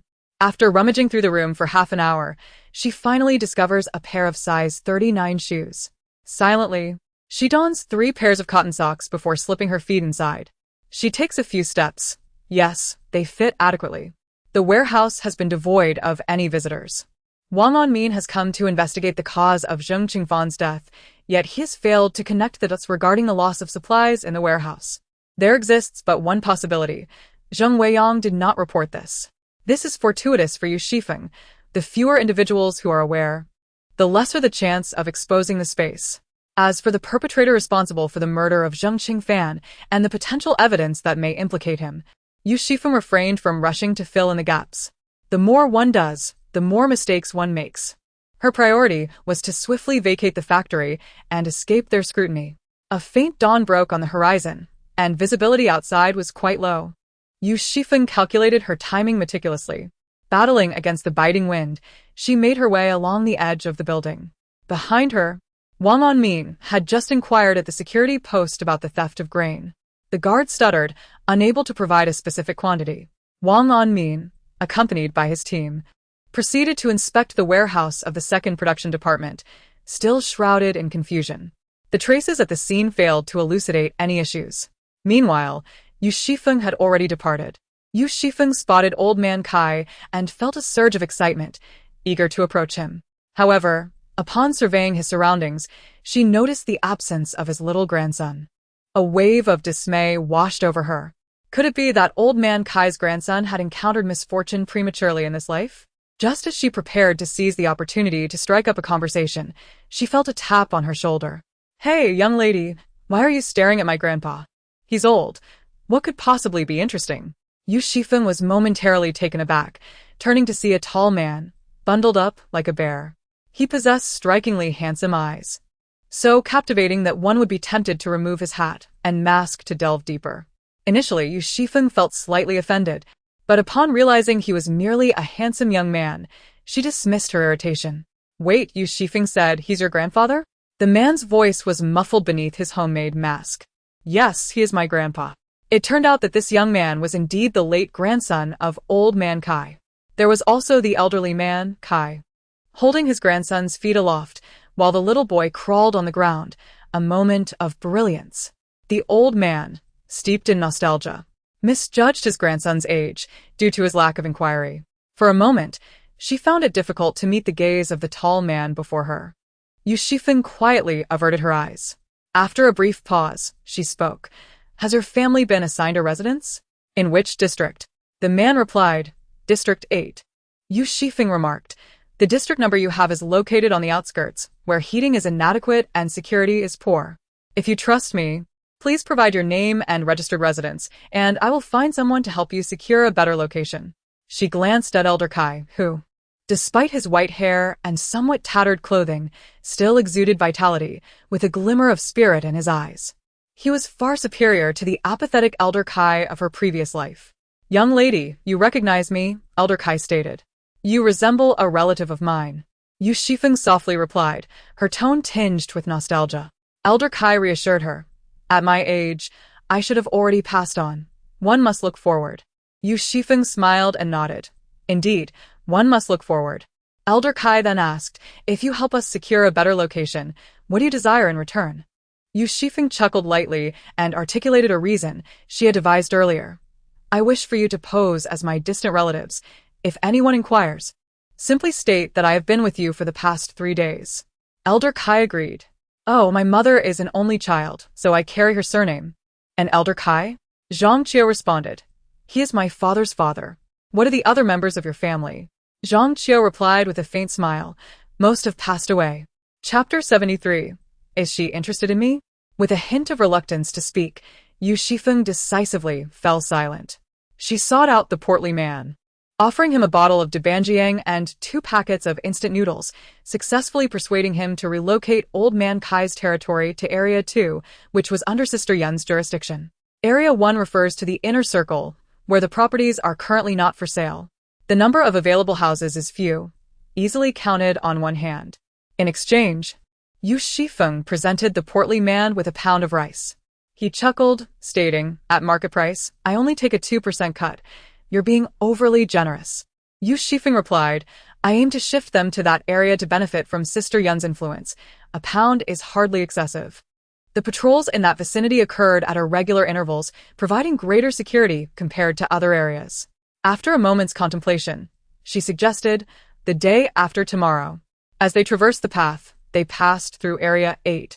A woman knelt, cradling her child, beseeching them, "Please have mercy. Grant us a morsel of food." Old Man Kai, maintaining a stern demeanor, retorted, "Scram." A young man, his gaze averted, hurried on his way. As he brushed past, Old Man Kai's gnarled hand seized the young man's wrist. "Hey, trying to sneak something onto me?" The number of individuals attempting to cling to Yu Xifeng would only increase. Unsurprisingly, no favors were bestowed upon them. Shaking his head, Old Man Kai remarked, "It's quite lively here." Zhang Qiu was left in awe. He was aware of his grandfather's character, yet he had not anticipated the young woman's remarkable agility. As they approached the inner circle, it became evident that the residents there were in a relatively better condition, as demonstrated by the quantity of their possessions. Yu Xifeng guided them to their new location, refraining from further commentary. She had already accomplished quite enough for the day. "Grandfather, why do you think she treats us with such kindness?" Old Kai unfurled the cotton blanket, giving it a light shake to dislodge the dust. He cast a sidelong glance at his grandson, remarking, "I'm not exaggerating. She is leagues ahead of you." He continued, "While she may be decent-looking, she certainly pales in comparison to my own charm." His confidence in this assertion was palpable. Zhang Qiu possessed striking features. Her large eyes and pronounced nose formed a captivating visage, each individual trait stunning in its own right, coalescing to create an ethereal beauty as if she had stepped out of a painting. Zhang Qiu gently touched her nose, expertly igniting the fire barrel to boil water. The steam from the kettle would serve to warm today's meal. "Then why is she helping us?" Old Kai scoffed. "Certainly not for the sake of your vain countenance." The atmosphere remained tranquil, devoid of any unexpected occurrences. "You seem quite busy," Yu Xifeng noted with a hint of amusement. She encountered a middle-aged man, his face lined with wrinkles and stature diminutive. Recognizing him from the Zheng family charity gala, she vaguely recalled his surname, Chao. It was peculiar that, despite residing in the inner circle, he had ventured so far for a transaction. "Is it just you?" Chao Kai's voice betrayed his disappointment. Yu Xifeng felt a flicker of intrigue. "I'm here on behalf of my boss." Chao Kai's tone shifted to one of pessimism. "Ask your boss if he is interested. We have 2 piglets available at the same price. Perhaps your friend would like them." A surge of joy welled within Yu Xifeng. 3 would be splendid. "I hope they aren't all males or all females, as that would complicate matters." Yet, even if they were, she mused, her plans for roast suckling pig would be thwarted. Chao Kai perked up at her words. 1 male and 2 females. Thus, 3 together weighed 400 grams. On such a frigid day, no one wished to exert themselves unnecessarily. After a brief discussion, the price for the 3 immature piglets was set at 500 grams. Those were the only 3 juvenile pigs left in his possession. The others had succumbed to the cold. At the onset of the temperature drop, Chao Kai had hastily procured plastic sheeting, investing a significant sum of money. Yet it proved futile in preserving the pigs. He could no longer afford to feed them, as there was scarcely enough for his own sustenance, let alone for the pigs. Noticing the man's willingness to negotiate, he glanced around and lowered his voice. "I happen to have 2 mature pigs that were just slaughtered. I'm clearing out my stock. Tell me, what do you have to offer in exchange?" Unlike piglets, pork was never short on demand. "I want to hide it from you. I run a pig farm, but the pigs there have all been requisitioned by the authorities, counted as my contributions." "Damn it all. Contributions could indeed be exchanged for goods, yet each individual's redemption limit was capped. A person could redeem no more than 50 pounds of rice per month. Chao Kai's contributions could sustain his family in the underground shelter for 20 years. 20 years. He hardly believed the shelter could endure that long. It was utterly ridiculous. The common folk do not challenge the authorities. What Chao Kai could do was discreetly retain a few pigs. These were being cared for by his hired hand, accounted for privately, yet to be received by the farm. The caretaker lived deep in the mountains, where the temperature was marginally milder than outside, allowing the pigs to survive until now. However, the caretaker's household was nearing its breaking point. The number of individuals contemplating theft, both openly and covertly, had become overwhelming. Just a few days prior, armed intruders had visited, instilling great fear in the caretaker. The farmer, engaged in the swine trade, harbored no desire to jeopardize his life over such matters. Chao Kai possessed 2 mature pigs, and his intentions were rather transparent. It was not difficult to surmise. At a banquet, Yu Xifeng observed his attempts to converse with Zheng Weiyang, yet he could not seize the opportunity. Consequently, Zheng Weiyang skillfully outmaneuvered him, leaving him to bear the expenses at the charity gala. He sought to barter for the grain held by Zheng Weiyang. Yu Xifeng smiled graciously. How fortuitous indeed. She was hardly lacking in provisions. On the market, 1 pound of meat could be exchanged for 5 pounds of rice. Following the calamity, the value of paper currency had plummeted, yet the primal logic of barter still prevailed. Yu Xifeng offered a substantial quantity of 1,500 pounds of rice. Chao Kai, brimming with flattery, extolled her virtues. Where does such an elegant young lady hail from? I must confess, I was rather inattentive earlier. His excitement was palpable as he rubbed his hands together. Yu Xifeng, maintaining her composure, replied with a modest smile, My employer holds a significant position. Once the pigs are delivered to the warehouse, you need not concern yourself further. Understood. Understood. I am well acquainted with the protocols. Chao Kai nodded vigorously. Chapter 74. Survival is sufficient. Chao Kai was taken aback to discover that Yu Xifeng could indeed produce such a considerable quantity of rice. He endeavored to mask his astonishment, yet his lips could not suppress the wide grin that stretched from ear to ear. That was rice, gleaming pristine rice. At that moment, even gold might not secure such a bounty of rice. The finest of his pigs weighed barely 140 pounds, and the piglets were even less noteworthy. After years of raising pigs, he had never encountered a situation where the animals seemed to grow thinner with time. It was truly unprecedented. The delivery point was established at an abandoned warehouse, where Yu Xifeng had already placed the requisite amount of rice in advance. Chao Kai's truck arrived, and inside, the little piglet was dressed in a riot of colors, wrapped in plastic film, presenting a rather comical sight. Despite all the layers, it likely weighed no more than 30 pounds. Upon seeing the warehouse filled with white rice, the piglet's eyes widened in astonishment. Yu Xifeng noted the expression on his face. Chao Kai appeared delighted, devoid of any hint of guilt or weakness, not even attempting to ascertain whether she was alone. A tinge of regret lingered in Yu Xifeng's conscience, just a slight pang. Had Chao Kai considered a clandestine deal, she could have indulged in a guilt-free acquisition. Yu Xifeng circled the truck, observing that the piglet seemed half dead. Chao Kai forced a smile, explaining, It's unavoidable. If heating is challenging on your end, you might as well keep it for a while. If it becomes unmanageable, then it's best to slaughter it promptly. He dragged a basin of lard from the truck, saying, Consider this a gift from me, along with less than 10 pounds of pig offal. Chao Kai feared the deal might fall through, as he would then have to search for another opportunity. Finding reliable and generous clients with sufficient resources was no easy task. He understood that if word got out about his possession of pork, he would have difficulty justifying it to those above him. Both parties were discreet about their dealings. Neither would speak of this matter publicly, as both Yu Xifeng's grain and Chao Kai's pigs were not meant for the light of day. They concluded their exchange amicably, each feeling quite satisfied. Chao Kai intended to withhold this batch of grain, preserving it for future use. Having grown up in the mountains, he knew that the nearby village had been abandoned for decades, and aside from himself, no one had navigated the paths within. As soon as the person departed, Yu Xifeng swiftly gathered the frail piglet into her space. The moment she held it, its lightness became even more apparent. To be honest, it was her first encounter with such a gaunt creature. She felt as though it might succumb at any moment. Yu Xifeng's pig pen was not yet fully constructed. Limited by the materials at hand, its structure was rather rudimentary. However, given the piglet's frail appearance, it would suffice for the time being.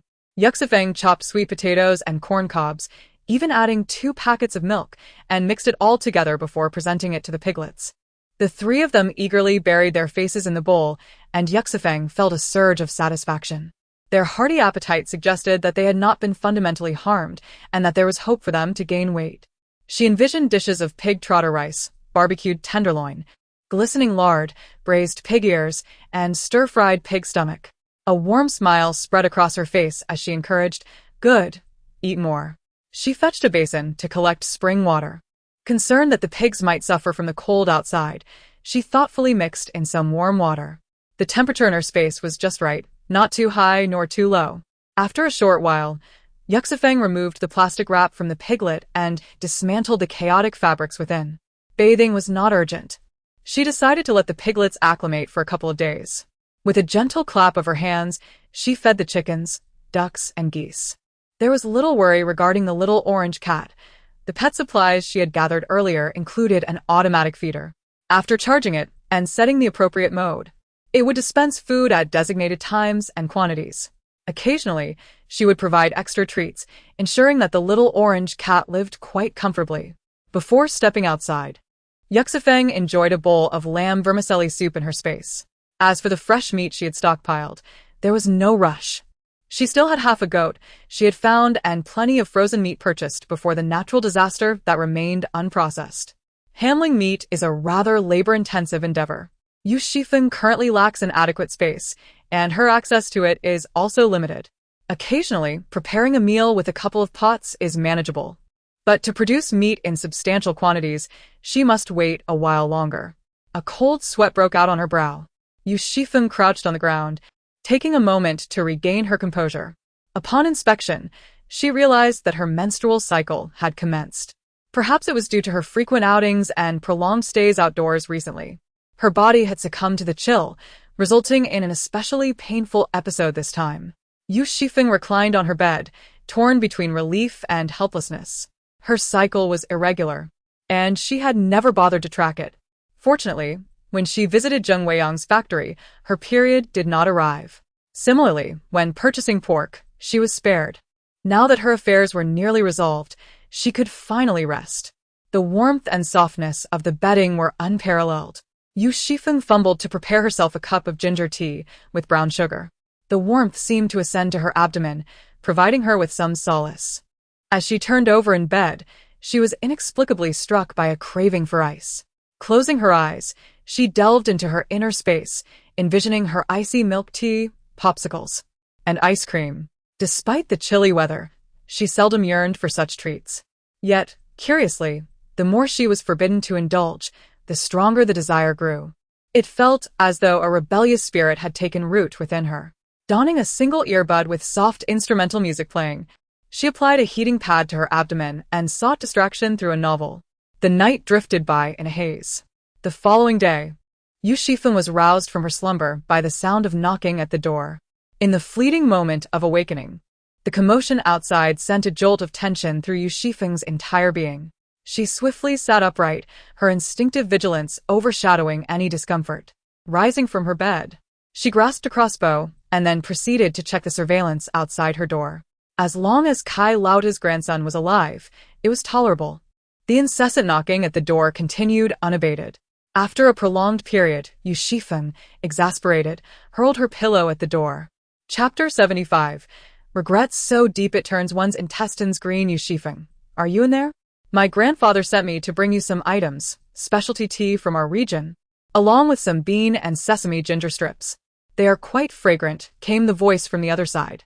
Suddenly, the door swung open with force, startling Zhang Qiao at the sight of Yu Xifeng's ghostly pallor. Is there something you need? Yu Xifeng inquired. This is a specialty from my family, just to let you taste it. Thank you for your assistance. My grandfather is quite elderly and resting at home, so I brought this for you. I just encountered the patrol team at the entrance, he explained. Yu Xifeng cast a glance towards the Zheng family's direction, noting that no one emerged. "Come in," she beckoned. Once the door was closed, her expression turned icy. "Have you forgotten? We are relatives. Your tone could be a tad more familiar." Zhang Qiu appeared somewhat bewildered, but complied nonetheless. "I brought you some sauce that I made myself. A noodle shop once requested this recipe from me. You can pair it with your noodles. It's savory. If you have chili powder, you can adjust the flavor to your liking." This person certainly had a lot to say. Yu Xifeng pressed her fingers to her temples. The sauce was handed to Yu Xifeng, who relaxed slightly and said, "Thank you. I have a box of peach crisps. Could you please take it to Old Master Kai?" Zhang Qiu felt the chill in the room dissipate somewhat, and a radiant smile broke across his face. "Let me take your pulse." He examined her pulse, noting it was steady and her health appeared commendable. "Your stomach is weak. You haven't eaten anything this morning. Quickly brew a cup of hot water with these peach crisps. There's a slight fire in your spleen. You consumed something stimulating yesterday, perhaps mutton. Cold has congealed within, leading to a painful contention." Zhang Qiu murmured, "Peach kernels for medicinal use, along with orange peel." Yu Xifeng inquired, "Do you have traditional Chinese medicine?" Fan Yu replied, "No." "Then name a Western medicine. Let me see if I can procure it." Zhang Qiu stated, "Given your pain, you should certainly take ibuprofen." Yu Xifeng's eyes widened in disbelief, nearly amused by his casualness. What was she anticipating? She had no desire to utter another word, feeling as if she might collapse from the pain. "You." She pointed towards the door. Zhang Qiu promptly stood up, saying, "Then please rest well." Though her lower abdomen still felt slightly bloated, the pain had significantly diminished. After sipping a bowl of mung bean porridge and nibbling on a flatbread, Yu Xifeng's gaze drifted to the jar of sauce on the table. It appeared quite appealing, glistening with oil. However, she did not touch the jar. Once she finished her meal, Yu Xifeng leaned back on the bed, playing a few rounds of a fruit-cutting game. The monitoring system indicated someone had visited. She clicked to view the footage. A figure carrying a pot hesitated at her door, contemplating whether to knock. After a moment, he set the pot down at the entrance before leaving. Wrapping herself in a blanket, Yu Xifeng rose to open the door. The kettle holds boiling hot water, now perfectly warm. Cocoa County. By the time Yang Rong's family learned of Yu Xifeng's departure, nearly half a month had passed. This revelation stirred memories of Yang Ziju's dream within Su Qingru. In her dream, their family resided in that very house, only to subsequently move away. The convergence of these two events left Su Qingru feeling profoundly unsettled. The temperature continued to drop, plummeting to a point where the future seemed bleak and uncertain. She urged Yang Rong to gather information, but since being marginalized by the community, Yang Rong's ability to acquire news had become severely limited. Each day, he attended roll call, engaging in trivial tasks devoid of significance. Su Qingru reassured him, "You are her father. Even if she does not acknowledge you, you should show her concern. In such weather, if she is not at home, what if something were to happen to her outside?" Yang Rong was unable to uncover any useful information. The sister, Yun, who had been close to Yu Xifeng, had also moved away. Zhao Yao, who enjoyed a jovial rapport with her, displayed discomfort when the conversation turned to Yu Xifeng. "How would I know where she went? This dreadful weather is wreaking havoc. I can't fathom what she is thinking," Zhao Yao remarked. From Zhao Yao, Su Qingru gleaned that Yu Xifeng had provided her family with medicine, which left her momentarily astonished. "Did she leave any instructions for you to keep an eye on her home?" Yet, the outcome was inevitably disappointing for Su Qingru as Zhao Yao opened up about her grievances. The medicine had been sold, yet its price continued to rise, multiplying exponentially. Zhao Yao lamented feeling cheated by the sale, only to discover that no one was accepting paper money. Those possessing goods were specific about what they wanted in exchange. The currency was no different from scrap paper. Zhao Yao regretted her decision deeply. At home now, she and Hu Qiangyong argued daily, never finding a moment of peace. The cold is biting, and the child is left hungry. Her heart feels as though it is steeped in the bitterness of gall, bubbling over with anguish. Su Qingru offered her comfort, but upon realizing that there was nothing of substance left to say, she offered a few perfunctory words and took her leave. Her little Long Long has fallen ill. For 3 days, he has been afflicted with fever, wrapped in blankets, alternating between intense heat and chills. Earlier, Yang Rong deceived Yi Jiansong, claiming that the package of medicine he provided was the last one available. This was far from the truth. His home was stocked with a medicine cabinet brimming with supplies, still containing ample doses. He sought Yi Jiansong's gratitude while withholding the full extent of his provisions. Fortunately, he had kept some in reserve. Otherwise, what would have become of Yang Xilong? Su Qingru diligently changed the towels for Yang Xilong each day, applying cool water to reduce his fever. Yang Rong, Gazing at his only son encouraged him. I have registered for the underground shelter. There are only a little over 2,000 spots left. Long, hold on a little longer. Once we arrive there, you won't have to endure the cold any longer. Yang Siju stood nearby, her eyes heavy with dark circles, resembling a panda. The blanket that once belonged to Yi Xiaohui now enveloped Yang Xilong. She harbored suspicions that Yang Xilong's illness was a result of Yi Jiansong's actions. For Yi Xiaohui had fallen ill in the same manner. She dared not voice her concerns. Recently, Yang Rong and Yi Jiansong had been inseparable, with Yi Jiansong seemingly integrating himself into the Yang household, sharing meals and living together without a hint of discomfort. The two men lamented their unfulfilled aspirations. Reflecting on their youth, first loves, and struggles in their 20s, their eyes brimming with tears. In moments of heartfelt connection, Yang Rong would rest his arm on Yi Jiansong's shoulder, appearing as if they were brothers separated by birth. Yang Rong glanced at Yi Jiansong beside him, revealing a broad, elder brother-like smile. Jiansong, I have submitted your name along with mine. Rest assured, you will not be overlooked. A peculiar smile graced Yi Jiansong's face. Thank you, Brother Rong. I appreciate your kindness. Yang Rong spoke earnestly. Take good care of your home. Regarding Xiaohui's matter, no one wishes for it. You are still young. Finding another woman to bear you a child would be ideal, especially since you are in need of a son. Chapter 76. You poisoned the corner of Yi Jiansong's eye twitched slightly. Just before their departure, Yang Xilong's health showed signs of improvement. Several individuals gathered to boil a pot of leftover grains. Yi Jiansong produced a bowl of sweet fermented rice from an unknown source. He intended to pour the entire jar into the pot. Su Qingru interjected. Wait a moment. Yi Jiansong halted his hand.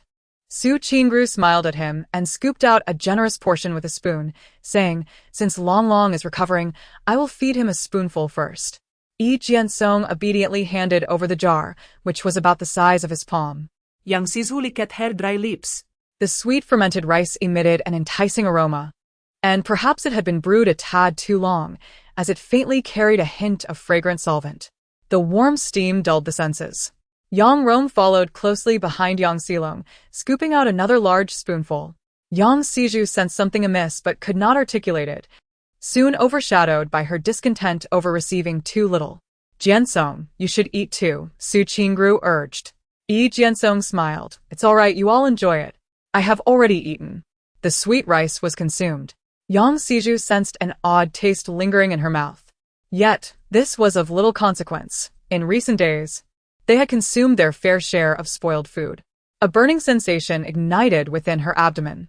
Initially, she attributed this warmth to the food, but the burning quickly transformed into sharp pangs. Long.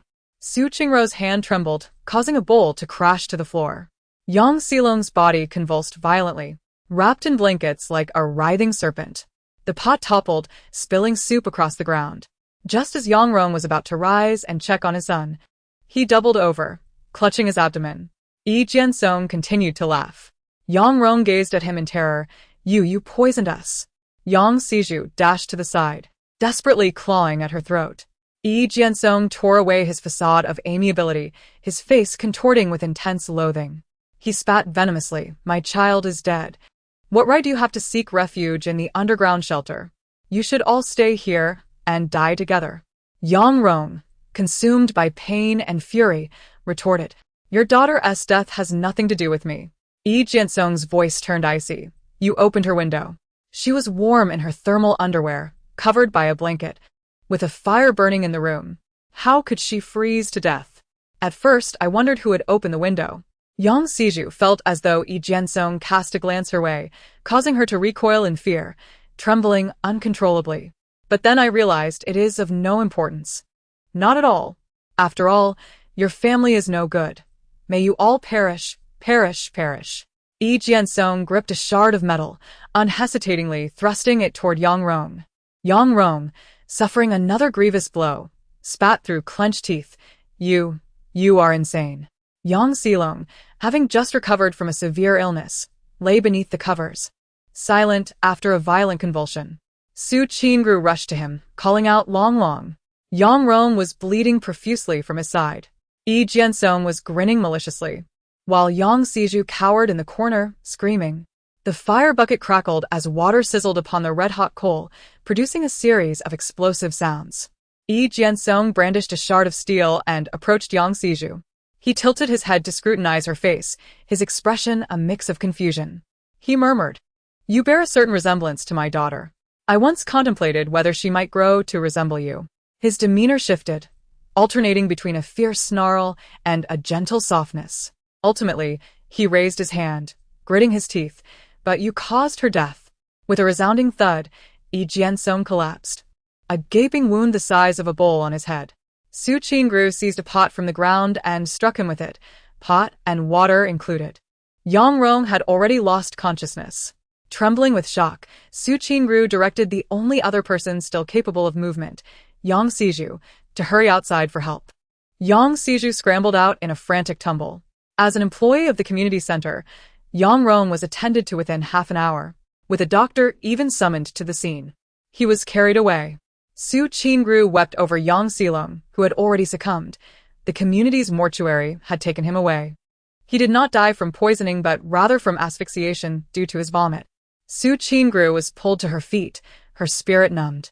Just 2 hours prior, everything had been perfectly well. She could never have anticipated that events would spiral into such chaos. Yang Xiju was taken away for questioning. She startled like a quail at the slightest provocation, uttering nothing of substance. Su Qingru was even more at a loss for words. The community staff were unfazed, their inquiries merely routine. In the aftermath of disasters, many have witnessed humanity's basest instincts, yet this particular incident, whether in its absurdity or its tragedy, scarcely ranked among them. The community's operations would soon cease. Once everyone had relocated, they too would seek new avenues. They lived by the day, much like a monk tolling the bell for each passing hour. As she stepped outside, passing by Tan Wanwan's residence, it had nearly transformed into a den of iniquity since her demise. 2 weary women leaned against the doorframe, cradling a bowl of warm water in their hands. The one on the left bore no trace of the once vibrant Chen Xili. Despite the staff's routine warnings, Chen Xili merely smiled, exuding an air of indifference. Yang Rong had spent 5 days at the community center, a final gesture of employee welfare. His lips were tinged with a bluish hue, his face devoid of any color. This was, after all, a special exception granted due to his circumstances. The community had largely emptied out, with even Chen Xili having already moved away. They had departed alongside the Zhao family. Su Qingru recalled Yu Xifeng providing medicine to the Zhao family. She and Zhao Yao had conferred about it. Yu Xifeng possessed a wealth of valuable supplies and had received word in advance, relocating to the underground shelter. Indeed, both families had confirmed their plans. Yu Xifeng and Sister Yun had made their way to their refuge ahead of time. Zhao Yao felt an indescribable mix of emotions. Initially, the 3 families had shared a close bond, even playing mahjong together during the new year. She harbored resentment toward Yu Xifeng and Sister Yun, perceiving them as scheming women. No good deed was performed without her. Su Qingru remarked, "The Yu family has been vacant for so long." She left in haste. And there might still be some belongings left behind. Times are tough, and any little supplement would be welcome. Had it not been for Su Qingru's inability to open that alloy door, she would not have sought Zhao Yao's assistance. Zhao Yao's eyes brightened. Indeed, how had she not thought of that? That very evening, Hu Qiangyong used an axe to breach the door, and not only did he not spare Yu Xifeng's home, but he also did not overlook Sister Yun's residence. Yu Xifeng's house was stark and barren, nearly devoid of anything but the hard installations. Yang Xiju rummaged through the bedroom for quite some time, yet found nothing of value. Zhao Yao conducted a thorough search, uncovering not even a single clothes hanger. The tables and chairs were all made of synthetic plastic, unsuitable for burning. In contrast, Sister Yun's home yielded several sets of bedding. By the following day, both families set off together towards the underground shelter. Yang Rong was carried there by Yang Xizhu and Su Qingru. Yi Jiansong's relentless vengeance inflicted catastrophic damage on Yang Rong, both physically and mentally. He had lost his son. Ironically, he had once consoled Yi Jiansong, suggesting that he could find another woman to bear him a child, much like Su Qingru, who had been his subsequent choice. Yu Xifeng's mother was resolute in her decision to have only one child. She had long since determined that regardless of whether Yu Xifeng was a boy or a girl, upon her birth, she would undergo sterilization. Meanwhile, he suffered severe kidney damage, ensuring that he would never have a biological son of his own. Consequently, he treated Yang Xizhu with newfound kindness, speaking with great courtesy and respect. Yang Xizhu was taken aback by this change. The two families arrived at the shelter. They arrived rather late, ultimately settling in Area 8. Zhao Yao stayed for 2 days, inquiring along the way until she located Sister Yun. Inside the house, Sister Yun was preparing a meal with a stout man. The stout man had already eaten at work, and this was a meal meant solely for Sister Yun. When Zhao Yao lifted the curtain, the fragrant aroma of rice wafted towards her, igniting a flicker of jealousy in her eyes. Sister Yun wiped her hands and stepped outside, greeting her. "You're here. It's been a while." Come, sit down. Zhao Yao glanced at the stout man and asked, "Who is this? Your new boyfriend?" Sister Yun smiled and handed her a glass of water, saying, "He's my man. We are building a life together." The stout man nodded in acknowledgement while continuing to busy himself at the stove. Zhao Yao observed him with an uncomfortable feeling. Her own partner, Hu Qiangyong, had been poorly influenced by her mother-in-law, often neglecting even the smallest tasks at home. Unlike Sister Yun's husband, who exhibited a keen awareness. From his stature and the girth of his belly, it was evident that he was one who enjoyed comfort even in the aftermath of calamity. Zhao Yao forced a smile, saying, "It seems you're living quite well, Sister Yun. I was worried about you for a long time, unable to find you. You should have let us old neighbors know about your good fortune. We could have celebrated with a toast." Sister Yun sensed the subtle grievance in her words, but chose not to respond. What a joke. Who could host a celebratory feast at a time like this? It was merely a fantasy. What about Xiaoyu? Zhao Yao inquired, scrutinizing the surroundings. Why, isn't Tishu with you? Sister Yun was momentarily unclear about Zhao Yao's intentions, as Yu Xifeng had instructed her to keep her affairs private, likely for this very reason. Sister Yun shook her head and replied, "I'm not certain. Perhaps she is taking refuge in an underground shelter? You might inquire in the surrounding districts. There may be some news." As Zhao Yao journeyed through, the finest area he encountered was District 2, where Sister Yun held a prominent position. Zhao Yao inquired, "What's the matter? Hasn't Xiaoyu contacted you? Did you not move out together?" Sister Yun retorted, "What you say implies that I live my life with Xiaoyu rather than with my husband." The plump man in the kitchen chuckled softly. Zhao Yao felt disheartened by her response. "It's merely that you seem quite close. If you ask me, Yu Xifeng is utterly heartless." Sister Yun fell silent, but Zhao Yao continued with fervor. "You have no idea how tragic her biological father's family is. The family they were staying with, Yi Jiansong, is deranged. He stabbed someone." "How could this happen?" Sister Yun was taken aback. "Who has to say? The Yi family has suffered greatly. His wife departed early, leaving him with just this daughter. With the daughter gone, it is no wonder he has gone mad." Sister Yun listened for a while. "I had never heard of her daughter's frail health. They were living together with 5 or 6 people. They couldn't have let her freeze alone. Yu Xifeng's brother also perished from the cold." "No, that's not quite right. They were nearly recovering when Yi Jiansong poisoned their family. It's sheer cruelty," Zhao Yao explained. Sister Yun felt a chill run down her spine. Yang Rong is her biological father, and her siblings are also blood relatives. Now that family is in disarray. You say Yu Xifeng was still able to enjoy the air conditioning back then. Sister Yun, if you come across any news about her, you must let me know. Yun Jia rolled her eyes inwardly. Of course. With so much coal, your area must be quite warm. Why would you need so much honeycomb coal? My home just arrived and that Area 8 is right by the entrance. It's freezing. We've been neighbors for quite some time. Yunjia, could you spare some for me? Zhao Yao replied, rest assured, I won't be asking for it for free. I'll pay for it. She pulled out a crisp bill. What? Money? Paper money? What's the difference? Even toilet paper is more useful, Yunjia thought. Not wanting to confront Zhao Yao directly, she shot a glance at the hefty man nearby. The man stepped forward eagerly. Zhao Jia. Here's the thing, this coal isn't ours. It belongs to the unit. You know how tight space is now with so many people in the underground shelter. It's already overburdened. We've cleared out all the space we could. So dividing this coal is merely a matter of borrowing a bit of space. We can't use public property recklessly. To Yunjia's surprise, this man still had a job. She wondered how such a man could be interested in her. After all, she was in her 30s, and her looks were merely average. Zhao Yao thought to herself, then how are you keeping your fire barrel so well stocked? Where's your coal? Yunjia responded, didn't we buy it together? What about the coal from your place? Zhao Yao became flustered. I thought I could trade it for some food and sold it instead. I exchanged it for money. Her face flushed slightly. Yunjia was momentarily at a loss for words. She had painstakingly found a way to manage the transport, while Zhao Yao was merely acting as a middleman. It seemed she was the only one with any sense. Yunjia had lost her patience in dealing with Zhao Yao. I need to feed my family. Do you wish to stay and partake?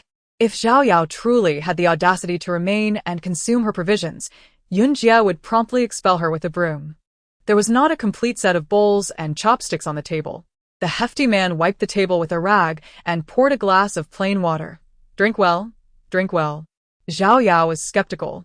Yunjia surely could locate Yu Xifeng but was simply unwilling to divulge. At this juncture, Yunjia ceased to hold back. What are your eyes for? Are you unaware of the relationship between Yu Xifeng and Yang Rong? Why indulge in such one-sided dreams? Chapter 78. She is not a bodhisattva. To put it plainly, had Yu Xifeng possessed even a modicum of compassion, Yang Rong would not have reached this predicament. To leverage familial ties with her father to plead for Yu Xifeng's favor is truly foolish. This person lacks even the slightest semblance of intelligence. When seeking assistance, one must adopt a humble attitude. To wish to stand tall while expecting others to willingly present their treasures is an absurdity. After being chastised by Yunjia, Zhao Yao left, her cheeks flushed with embarrassment. The hefty man inquired of Yunjia, how can there be such an obtuse individual? Yunjia shook her head. She graduated from middle school and began working in the south. After meeting Hu Qianyong, she ceased her employment. Her household was previously governed by her mother-in-law, focused solely on childbearing and rearing, her worldview limited to her small domain. Even to play cards, she must consider her husband's mood. Here, take a potato. It's leftover from a cafeteria. I managed to secure 2, said the hefty man. Yu Xifeng's abdominal pain subsided on the 3rd day, leaving her feeling reborn. She increasingly recognized the significance of warm soup and hot water. Each day, at mealtime, I prepare a large pot of soup for myself, consuming a portion while preserving the majority for later. Sister Yun arrives only after the dining hour, and Yu Xifeng offers her a bowl of red date and white fungus soup. Wow, you even added sugar. I must say, I feel like I'm taking advantage of your generosity. Sister Yun chuckles. Well, that could be arranged. Leave the plump fellow and join me, and I guarantee you'll suffer hunger pangs for 3 days, Yu Xifeng retorts. Sister Yun laughs heartily. You ungrateful little rascal. It seems I must be kinder to the plump one after all. After exchanging playful banter, Sister Yun shares news regarding the Yang family with Yu Xifeng. With Yi Jiazong's death, the debts have certainly piled up, Sister Yun remarks. Given Yu Xifeng's understanding of the Yang family, she is certain they must have done something to drive Yi Jiazong to such a desperate end, much like the predicament of Tan Wanwan, who invited disaster into her life. As Sister Yun savors her red dates, a moment of inspiration strikes her. You must be the one who has arrived, right? Yu Xifeng replies, it's nearly time. Sister Yun gasps in shock. Is that so? The underground shelter cannot accommodate all survivors. Each one entering undergoes scrutiny of their criminal records, specifically pertaining to heinous offenses. Ma Tian is accounted for, while Chun Sili is not. Yu Xifeng herself falls into this category, though she remains undiscovered. During such tumultuous times, discussions of human rights, morality, and justice are difficult to navigate. In extraordinary circumstances, extraordinary measures must be taken. This reflects a justice where the minority yields to the majority. It is also the root of Yu Xifeng's efforts to maintain a faade of compliance before Wang Anmin. Despite her numerous transgressions, she outwardly presents herself as a model citizen, perhaps merely fortunate and well-informed. Those who failed to enter the underground shelter were left amidst the ruins of the city. Naturally, they would not resign themselves to despair. Many would perish, yet they would exhaust every effort to seek out resources to sustain their existence. Few houses remained unscathed. Setting aside the savage wolves that thrived in this struggle for survival, there were surely individuals with malicious intent even within the small community of Kokaya County. Yang Rong and Zhao Yao had likely already taken action. Yu Xifeng had at most sacrificed a door. Her belongings were contained within her space and accompanied her wherever she went. Sister Yun managed to bring along everything she could, leaving behind only items that had been carefully selected and deemed less essential. Yu Xifeng inquired, "Do you still have enough fuel? You had stored a batch with me previously. Feel free to come and collect it any time you need. I periodically bring back some from outside." The house was limited in size, and those honeycomb coals were immediately visible to Sister Yun upon her arrival. "I suspect Zhao Yao will inevitably seek you out. She borrowed honeycomb coal from me, and I managed to deceive her. If she approaches you, simply state that all the coal belongs to my family." Ever since her mother-in-law's passing, her demeanor has changed drastically, and she has become quite brazen. Yu Xifeng chuckled. "All right, I shall heed your advice." When Mother Hu departed, she had already provided a box of medicine. The bond only extended this far. What they could make of their lives was entirely up to them. She was no saint, incapable of saving others. Sister Yun expressed her frustration, recalling how she had once looked upon Hu's entire family with compassion, even going so far as to supply them with some coal, only to have it sold off shortly thereafter. At that time, Hu Qiangyong had been the one in charge, and Sister Yun even found herself blaming him. Yu Xifeng never anticipated that Hu Qiangyong and Zhao Yao would engage in such actions. Reflecting on the medicine she had dispensed, she found herself at a loss for words. How could one possibly think to squander what was securely in hand? After conversing with Sister Yun for a while longer, Yu Xifeng offered her 2 large packages of sanitary pads as Sister Yun was about to leave. The physiological characteristics of women dictate that, amidst dire natural disasters, their survival challenges surpass those faced by men. Yu Xifeng had endured considerable hardships in this regard in her previous life. While she could not concern herself with others, she sincerely wished for Sister Yun to fare better on her journey. Sister Yun accepted the gesture, expressing, "I owe you far too much. I shall refrain from thanking you explicitly. Should you require anything, do not hesitate to call upon me. I stand ready to assist without hesitation." After bidding farewell to Sister Yun, Yu Xifeng remained indoors, indulging in video games that afternoon. Her exercise regimen had also resumed to 50% of its intensity. Engaging in physical training is a matter where stagnation equates to regression. Having taken a rare 2-day respite, she found herself distanced from the Yang family, not by choice, but rather by expulsion. Initially, she roamed the city as a vagabond, until she learned of a sanctuary from other survivors and managed to enter, albeit in a state of utter destitution.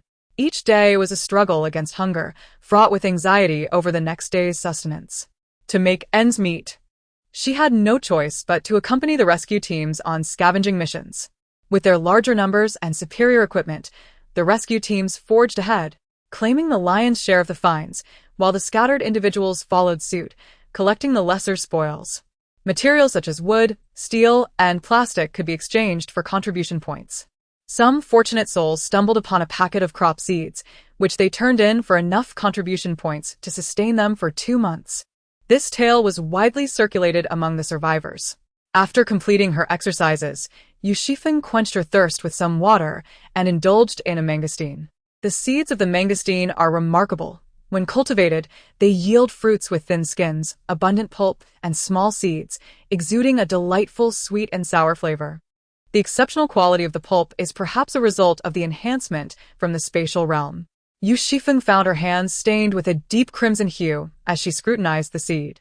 Perhaps this could be exchanged for some contribution points.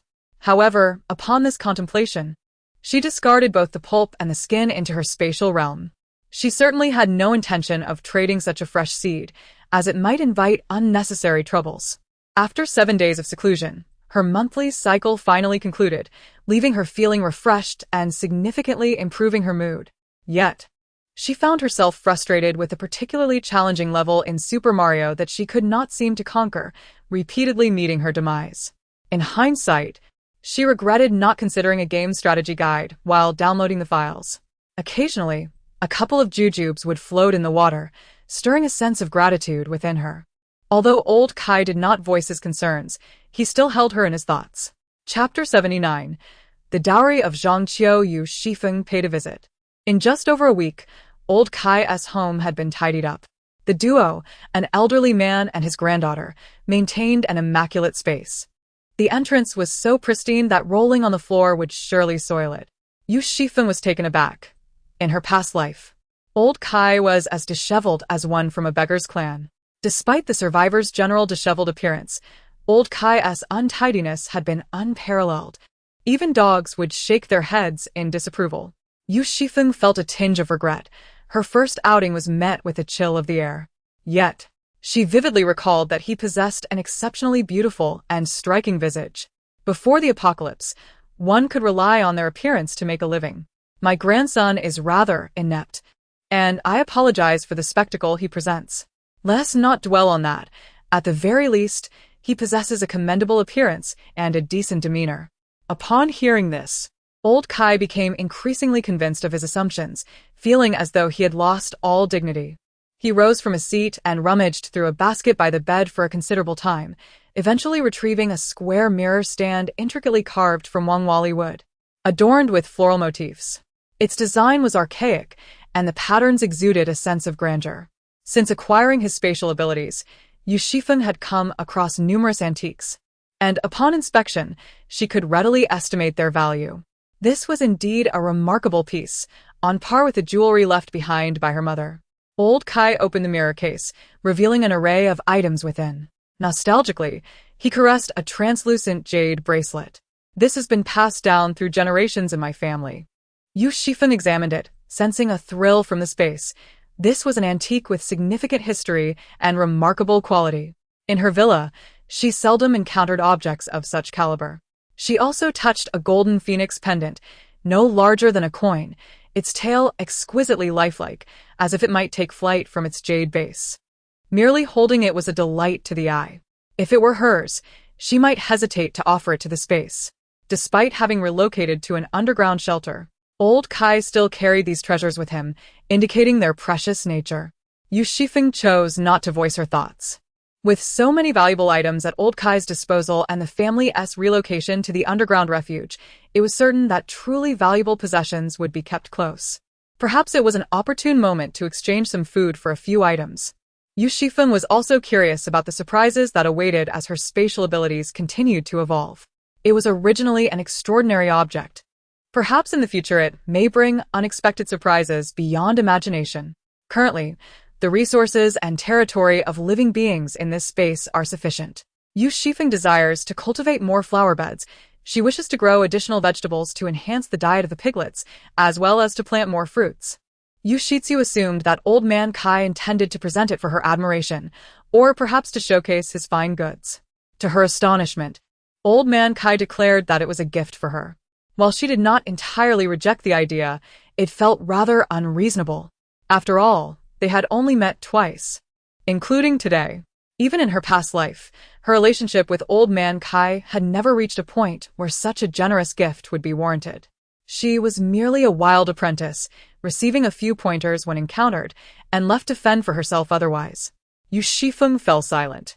She desired the gift but sought a reasonable justification to accept it or to negotiate in return. To speak unabashedly, she possessed quite a few valuable items herself. Aside from that gun, there was little she could not part with. The seriousness in old man Kai's expression made Yu Xifeng's scalp tingle. The tea base was made from yellow beans, topped with a layer of sesame. Drinking tea was delightful, warming her body. Suddenly, Yu Xifeng spat out a mouthful of tea. Choking in a dramatic fashion. Coughing, she turned aside, her cheeks flushed.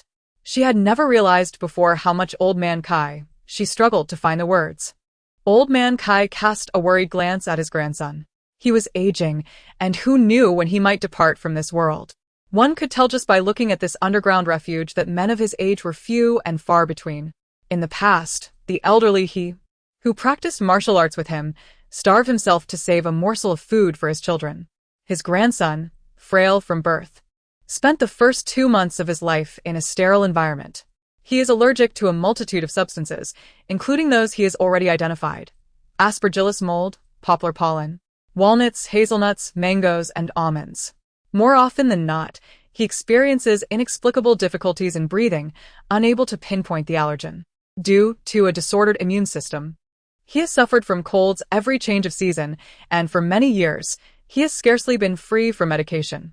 When a torrential downpour occurs, the elderly Kai, like most, believes that the rain will eventually cease and life will return to normal. Yet, a sense of unease grips him. As the cost of medicine rises, so does his anxiety. Once the storm subsides, Kai spends all his savings on medication, a decision he deems most prudent. He brings back 4 suitcases, 2 of which are filled with medicine, while the rest are carefully packed away and buried in a hidden location. Kai has worried excessively about his grandson throughout the years.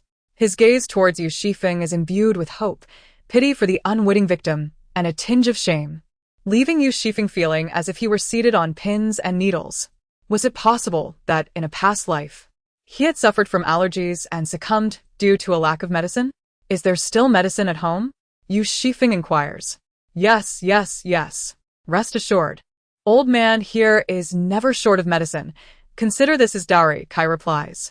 Please just stop talking, Yu Xifeng implores, her toes feeling as if they might burst from the pressure. The old man has accumulated such a vast quantity of medicine, which, in the present day, could be seen as a scarce resource, potentially worthy of seeking protection from higher authorities. Zhang Qiu possesses remarkable beauty, and her dowry is nothing short of astonishing. The crux of the matter is the frailty of the body. Should one meet their demise, all possessions become one's own. Indeed, Yu Xifeng straightened her posture, incredulous at the absurdity of it all. Chapter 80. The struggle between life and death. I cannot match your strength. Old Kai, whether relieved or disappointed, rummaged through the cabinet and unearthed an antiquated smoking pipe. Where is my tobacco? He muttered as he turned the box upside down. Zhang Qiu remained seated, unperturbed. Old man, what are you thinking? When did we ever bring such a thing along? It merely takes up space. Yu Xifeng had some tobacco as well, gathered from the commercial district, not too much, yet not too little. She cast a glance at Old Kai, displaying her discernment, pretending not to notice. Old Kai, gripping the pipe, struck it against the table with a resounding clatter. Yu Xifeng fished a mint from her pocket and tossed it to him. Forget it. Old Kai, reluctantly licking the candy, turned his gaze towards Yu Xifeng. Your physique is lacking. Though you possess strength, your foundation is insufficient. After a prolonged contemplation, Old Kai proposed. How about this? Come to me tomorrow morning to learn some boxing. Yu Xifeng remained unmoved. She had witnessed Old Kai's boxing prowess before. The elderly men in the park, wielding watermelons, slicing them in half. What strength was there in that? She sat in silence. Old Kai tilted his head to observe her. Hey, you little girl, do not be ungrateful. Come out and spar a bit. At his words, Yu Xifeng sprang to her feet, her face alight with eagerness. She had longed to spar with Old Kai. Today was different from the past. Zhang Qiu rose as well. Just a light spar. Mind you, just a light spar. Upon arriving at the venue, Yu Xifeng did not engage in pleasantries with the old man Kai. Instead, she struck first, her fists clenched, aiming directly for his face. Kai evaded the blow, the force of her punch ruffling the silver strands of hair framing his face. He stepped back, adopting a standard initial stance, and after a feint, delivered a swift sweeping kick. Zhang Qiu observed, this old man is no pushover. The two exchanged blows for a dozen rounds. Yu Xifeng's breath began to quicken, a sense of urgency setting in. She was acutely aware that stamina was her Achilles heel. She typically favored swift resolutions in close combat. Unfortunately, her efforts faltered against the old man. Her attacks felt ensnared, as though trapped in an impenetrable web. Yet, in her eyes, Kai was rife with vulnerabilities, each flaw cleverly disguised as a trap. He moved with a seamless grace, and her intense focus led her to momentarily forget that this was merely a contest. In that instant, Kai seized her palm, and seizing the opportunity, she unleashed an elbow strike towards his temple. Kai quickly released his grip and retreated a couple of steps. That last strike, had it misfired, could have dislocated her arm. Nevertheless, Yu Xifeng acted without hesitation. Zhang Qiu, masked and seated cross-legged on a bench, was nearly ready to applaud. Kai sighed. I am old, and of little use now. Yu Xifeng felt a twinge of embarrassment. It was merely a spar. And having landed such a blow, she felt she had already lost. Child, in a life-and-death struggle, I may not be your match, but would you still be willing to learn from me? Kai's prowess was formidable, a blend of softness and strength, and she had just experienced the full weight of his skill.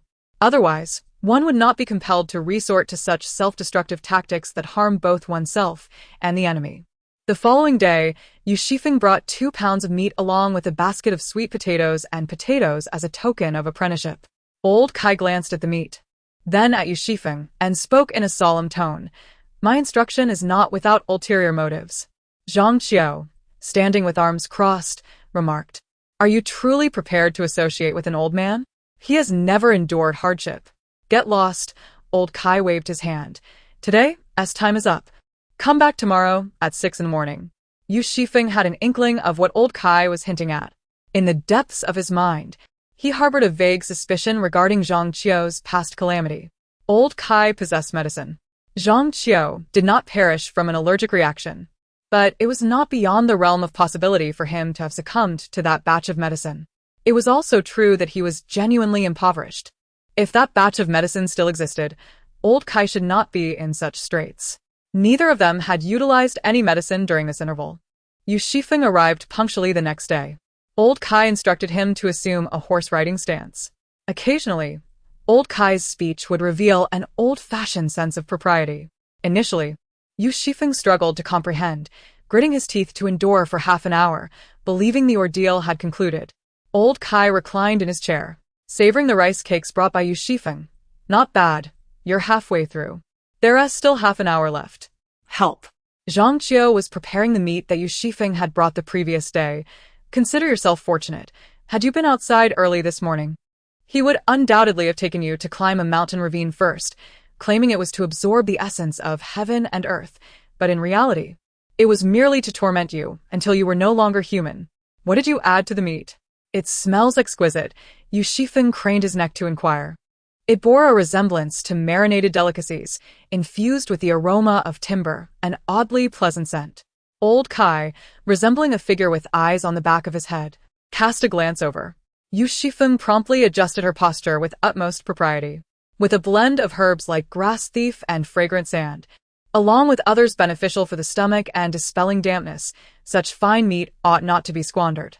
The fragrance wafted outward, drawing the attention of several passers-by towards old Kai, yet all they beheld was a young, beautiful girl, perspiring profusely as she half-squatted in place.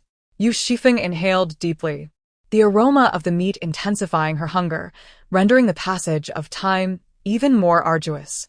She estimated the time roughly by the hourglass in her space. A pot of meat simmered to near perfection, resting atop a fire barrel. Old Kai cast a disdainful glance.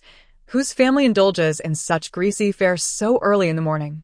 Zhang Qiu cheerfully arranged the bowls, but refrained from retrieving chopsticks.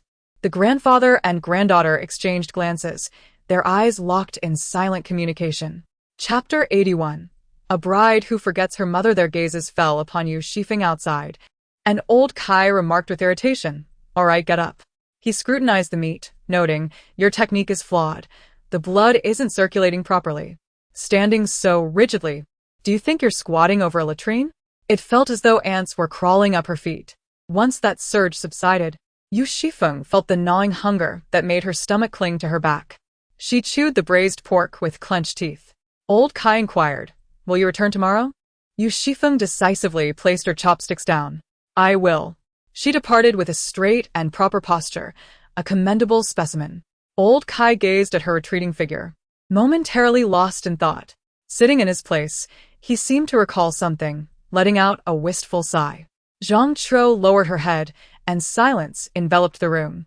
She lifted the remaining braised pork, saving it for dinner later. As soon as Yu Xifeng stepped out of the sight of the old man Kai, her waist suddenly bent, and her gait became lopsided. Little did she expect that this day was far from its conclusion. The following days were to be spent standing in place, driven by an urgent desire for quick results and a restless spirit, as the old man Kai had advised. Yu Xifeng harbored suspicions of his intentions, believing he was exacting revenge for her refusal to marry his grandson. Each day, she stood until her body was drenched in sweat, adding 10 minutes to her practice with each passing day. Occasionally, Zhang Qiu would assist her by wiping the sweat from the corners of her eyes. After a fortnight of steadfast practice, Yu Xifeng felt a remarkable lightness in her body, a sensation difficult to articulate, as if impurities had been purged, renewing her from within and without. Noticing these positive changes, she found her standing practice increasingly bearable. Once again, she engaged in a spar with the old man Kai. Although she still emerged victorious, she discerned that her foundation had solidified considerably and her breath had become more prolonged. This enhancement in strength was evenly distributed throughout her entire being, filling her with joy. After her initiation into the practice of standing, Yu Xifeng no longer visited the old man Kai in the early morning. Instead, she devoted an hour to her practice at home each morning before attending his lessons in martial arts in the afternoon. On one particular day, as she stepped outside, she encountered a woman standing at her door. The woman craned her neck to peer inside, inquiring, "Young lady, do you live here alone?" Yu Xifeng closed the door, neither confirming nor denying. "Is there something you need?" The woman continued, "Oh, my daughter lives just over there. My surname is Zhang. You may call me Sister Zhang." She gestured toward the house where the two brothers resided, suggesting that her daughter was likely the wife within. Yu Xifeng showed no inclination for pleasantries, as she was in a hurry to practice martial arts with the old man Kai. "Miss, how old are you?" inquired Sister Zhang. "Why, isn't anyone from your family accompanying you?" Yu Xifeng replied, "I have matters to attend to, so I must take my leave." Nearby stood a young man, whose resemblance suggested a mother-son relationship. Yu Xifeng frowned slightly. Upon seeing Yu Xifeng, Sister Zhang's eyes gleamed with a predatory glint, akin to a wolf spotting its prey, as she suddenly pulled her son closer. "This is my son. He may appear a bit simple-minded, but despite not being exceptionally handsome, he is quite earnest. You are all young. Why not befriend one another?" The unexpected surge of unwanted romantic interest bewildered Yu Xifeng. She cast a cursory glance at the young man behind Sister Zhang, finding little to commend in his height, appearance, or demeanor, all rather mediocre. In contrast, Zhang Qiu was a sight for sore eyes. "I'm afraid I do not wish to make friends," Yu Xifeng stated firmly. Sister Zhang, poised to utter further sentiments, reconsidered. Recognizing the importance of patience, she subtly signaled her son to extend a gesture of goodwill towards the young lady. Yu Xifeng was disinterested in the trivialities of this mother-son dynamic. She had been standing in place that morning and would endure further training in the afternoon, as the crafty old man Kai bound her limbs with sandbags. Each strike she endured was delivered with precision, leaving her devoid of any ire.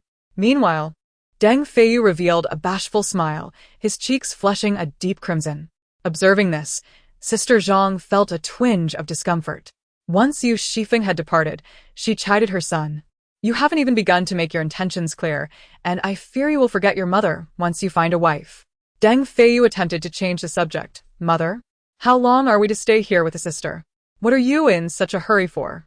Your sister's circumstances here are no better than those in the 5th district. Today, she steamed some buns, and I left one for you in the room. Make sure to save it for later tonight."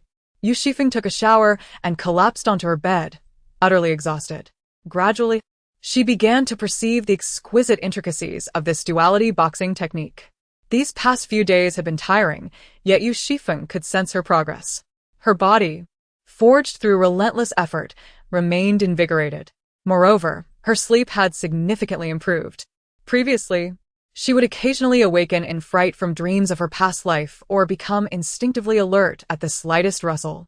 Yu Xifeng recognized that her spirit had been overly taut, but she found it difficult to relax, perpetually fearing that danger might arise from unforeseen corners. Although worries about the future still lingered, they no longer plagued her with restless tossing and turning. Such opportunities are rare. Yu Xifeng wished to seize them to advance further. With her increased physical exertion, her appetite grew as well. That afternoon, as usual, Yu Xifeng set out to find old Kai.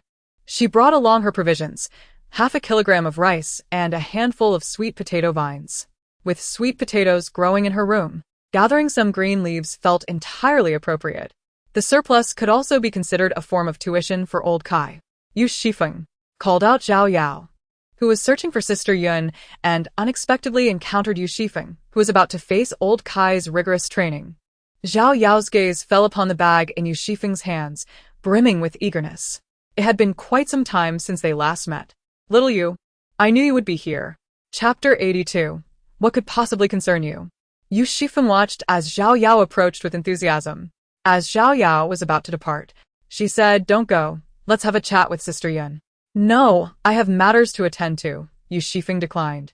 She had conversed with Sister Yun just the day prior, entrusting her and Fatty to keep an eye out for anyone willing to exchange antiques for food. As long as the antiques were authentic, she could offer a satisfactory price. For the provisions dispensed, Sister Yun and Fatty would take a 10% cut. Sister Yun refused. Fatty was contemplating taking a leave from work to explore previous avenues. After all, he merely assisted at his job. He was not the head chef, and the kitchen did not rely solely on him. Ultimately, they agreed on a 5% commission. Without a moment's thought, Zhao Yao blurted out, What matters could you possibly have? Her face flushed crimson as she retorted, I didn't mean anything by it.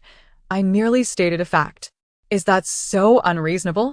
Yu Xifeng scrutinized her for a moment before casually remarking, Are you unaware of your own actions? This could be interpreted as suggesting that Zhao Yao was clandestinely dealing fuel with Sister Yun or had sold the medicine she gifted her. The evident panic on Zhao Yao's face only deepened Yu Xifeng's suspicions. Narrowing her eyes, Yu Xifeng questioned, Is this how you treat Sister Yun? Well, it's all things she didn't want. I merely borrowed them, Zhao Yao replied. Indeed, this foolish girl. Recently, her rigorous training in martial arts had nearly stripped Yu Xifeng of her worldly desires. Even now, she remained calm and composed. With a serene demeanor, she delivered a slap to Zhao Yao's face, leaving a swift, crimson mark. Clearly, her recent practice had not been in vain. Zhao Yao, bewildered, exclaimed, On what grounds do you strike me? In response, Yu Xifeng delivered a second slap. On either side, they stood evenly and symmetrically. Sister Yun and I have been here, and while we cannot claim to have done much for your family, at the very least, we have never wished you harm. There is no need for gratitude. Yet you ought not to covet what belongs to Sister Yun and me. If you find it unbearable to continue living, so be it. Zhao Yao, do you truly find life unlivable, or do you harbor resentment towards us? Deep down, you know the answer. Yu Xifeng spoke softly. For the sake of Mother, who? I shall only give you 2 slaps. In the future, if you see me, keep your distance. Just the 2 outings they took with Hu Qiangyong had been sufficient for the Hu family to sustain themselves until now. With that box of medicine, the Zhao family may not lead a life of luxury, but at the very least, they can live in relative peace. Zhao Yao was seething with resentment. Why did Yu Xifeng have the audacity to speak to her like that? She and Sister Yun had sought refuge in safety long before, never once concerning themselves with the fate of the Hu family. The environment in District 2 was splendid, with ample heating and spaciousness, devoid of petty thieves. Had Yu Xifeng communicated with her family sooner, how could her entire clan have been forced to squeeze into the filthy chaos of District 8? Zhao Yao covered her face, unable to lift her gaze. Hu Qiangyong had claimed that Yu Xifeng had taken a life. Until now, Yu Xifeng had never shown Zhao Yao her fierce side, leading her to mistakenly believe she could be easily manipulated. Behind her back, a cricket, someone out of reach, filled Zhao Yao with a sense of superiority. She felt both fear and regret. Had she known better, she would not have offended Yu Xifeng and would have heeded her mother-in-law's advice, fostering good relations with others in order to secure support in times of need. Yu Xifeng paused momentarily. It was she who remarked that your family possessed many fine items, including Sister Yun's quilt, which she also took. If you do not believe it, you may verify, She is indeed in District 8. Soaking blue. It seems her life remains exceedingly pleasant. According to the original plan, Yu Xifeng first sought out Old Man Kai. At the entrance of Old Man Kai's home, a peculiar pattern had appeared. It was a rather crude sand painting, resembling a hexagram, angular and sharply defined, imbued with a mystifying aura. Yu Xifeng merely cast a glance before stepping onto it, causing the sand painting to dissolve into an indistinct mound of sand. Yu Xifeng lifted the curtain and inquired, "Has someone come to preach?" The underground refuge had given rise to numerous congregations, venerating deities that encompassed, but were not limited to, the grains, the sun, light, pork, and the seasons. The doctrines were as diverse as the cosmos, catering to every belief imaginable. Each congregation proclaimed their deity as the true one, with the sun god being the most lauded. They asserted that whether in tempestuous rains or frigid cold, these were manifestations of the sun god's wrath. The overwhelming population of humanity had wrought ecological destruction, monopolized resources, and proliferated chaotically, thereby incurring the ire of the sun god, which had led to their current plight. Humanity was in need of atonement. Destruction would herald a new beginning. The Ark of Noah would ferry their souls to paradise at the brink of death.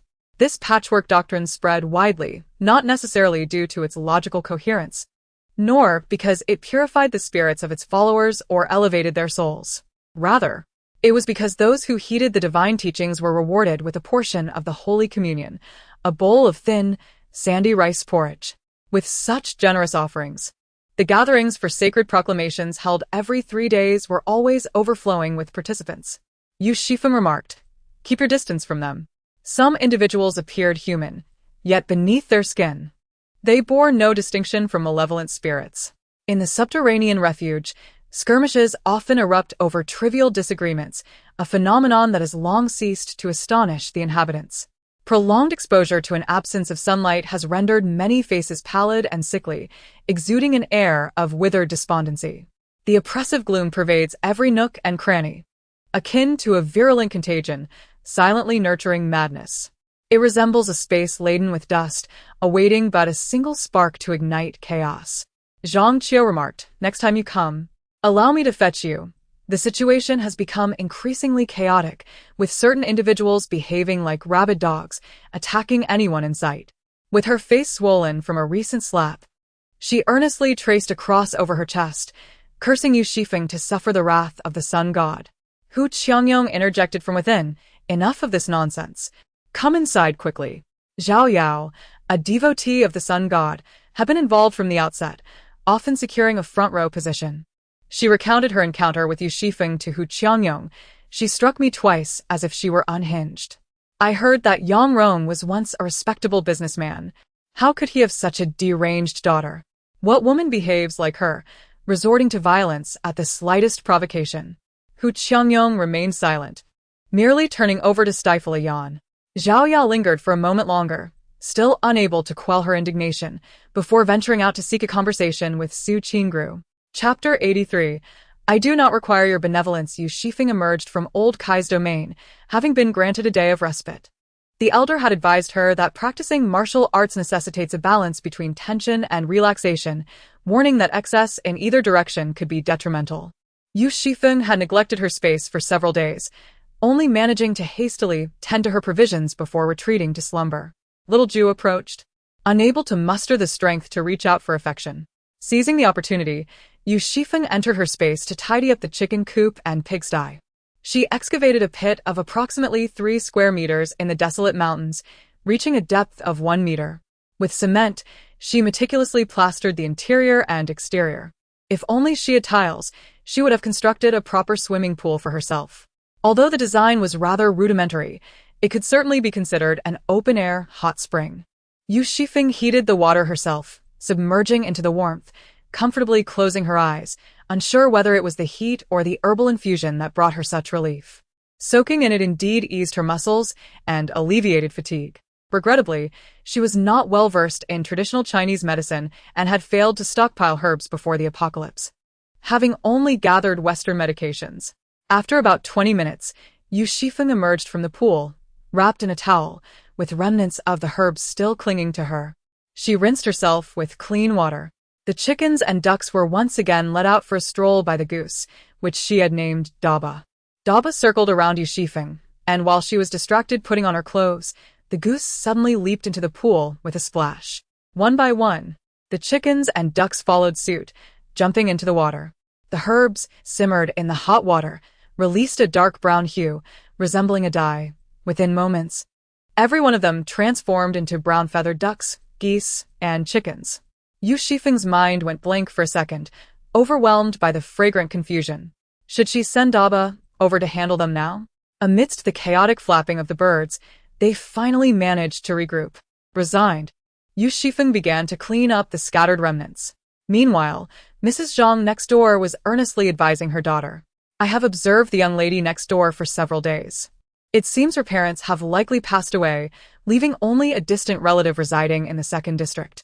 This girl, managing to secure a residence here, must either possess strong connections or considerable assets.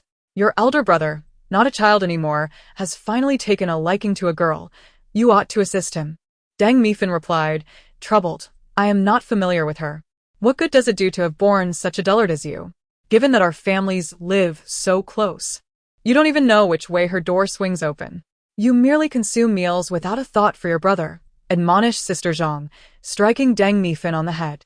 Quickly, bring forth something presentable. I shall deliver a gift to that young lady, lest she look down upon our family. Deng Mifan hesitated. All the items are locked away, and the key is with Jun Chao. You truly exasperate me, she lamented. Ultimately, Sister Zhang managed to extract a packet of biscuits and half a box of cheese sticks from Deng Mifan, belongings of Xiaowei. Deng Mifan attempted to intervene, but Sister Zhang pushed her daughter aside. Xiaowei does not require this morsel. His uncle's marriage has yet to be settled. Meanwhile, Deng Mifan wept for her children. Sister Zhang, triumphantly carrying the items, exited with her son, thrusting the offerings into Deng Feiyu's hands. Be clever and eat this. But do not let your two greedy cousins catch sight of it. Deng Feiyu felt somewhat embarrassed. Indeed, his meals at his sister's were rather monotonous, lacking flavor. However, refusing the food thrust upon him by his mother would only complicate matters. Reluctantly, he began to eat. Sister Zhang smiled with satisfaction. Deng Feiyu inquired of her, shall I send the remaining items to her? Sister Zhang shot him a disapproving glare, exclaiming, for what purpose? When she marries in, if she craves something, rest assured, Mother will ensure she has it all arranged. Just then, a knock echoed at the door, coinciding perfectly with Yu Xifeng's emergence from the inner space. To her surprise, it was Wang Onmin standing outside. Instantly, Yu Xifeng felt a tension grip her, compelling herself to maintain a facade of composure. Wang Onmin, still clad in his uniform, caught her eye, and she noted his promotion reflected in the insignia on his chest. His gaze held a scrutinizing quality, yet lacked any hint of suspicion. Neither the dispatched letter nor Zheng Weiyang's factory had traced back to her. Yu Xifeng assessed the situation, allowing her muscles to relax. A martial artist instinctively maintains a poised posture. While they can relax, they cannot afford to be negligent, a distinction only the discerning could perceive. The practice of air-e-quan emphasizes fluidity, devoid of rigidity or constancy. The likes of old Kai, with his skills, appeared merely as a cantankerous old man, lacking the ethereal grace of a true master, which allowed Yu Xifeng to better uphold her disguise. She needed to project an aura of harmlessness before Wang Onmin. Yu Xifeng had no intention of positioning herself antagonistically against him. She queried, what brings you here? Am I no longer to address you as Captain Wang?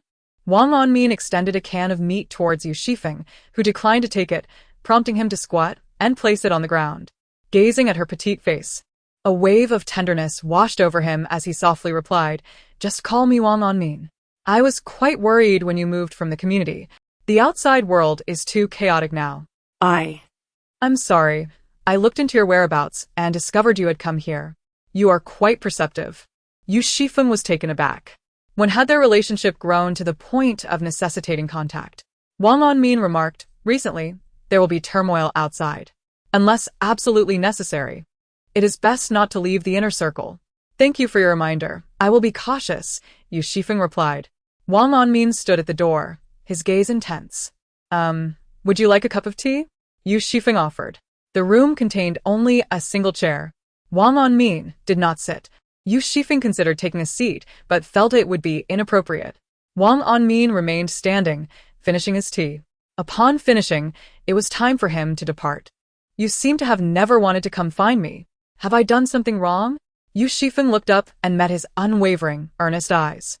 It appeared to be the first time Wang Onmin truly noticed the depth of Yu Xifeng's gaze. It was so bright, as if encasing a flame that burned ceaselessly. Such an unassuming exterior, yet possessing such an extraordinary gaze.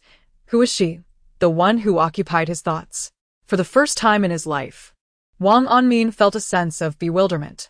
You are a good person, but I do not require your goodness, Wang Onmin. There is no need for you to seek me out again. Take the canned food with you, treat yourself to a meal, Yu Xifeng stated. Wang Onmin nodded, refraining from further entanglement, and turned to leave. This was the first instance of Yu Xifeng uttering his name, yet it was in the context of rejection. Wang Onmin departed, leaving the canned meat behind. Yu Xifeng glanced at the tin can on the floor and sighed. A knock echoed once more. Today was indeed lively.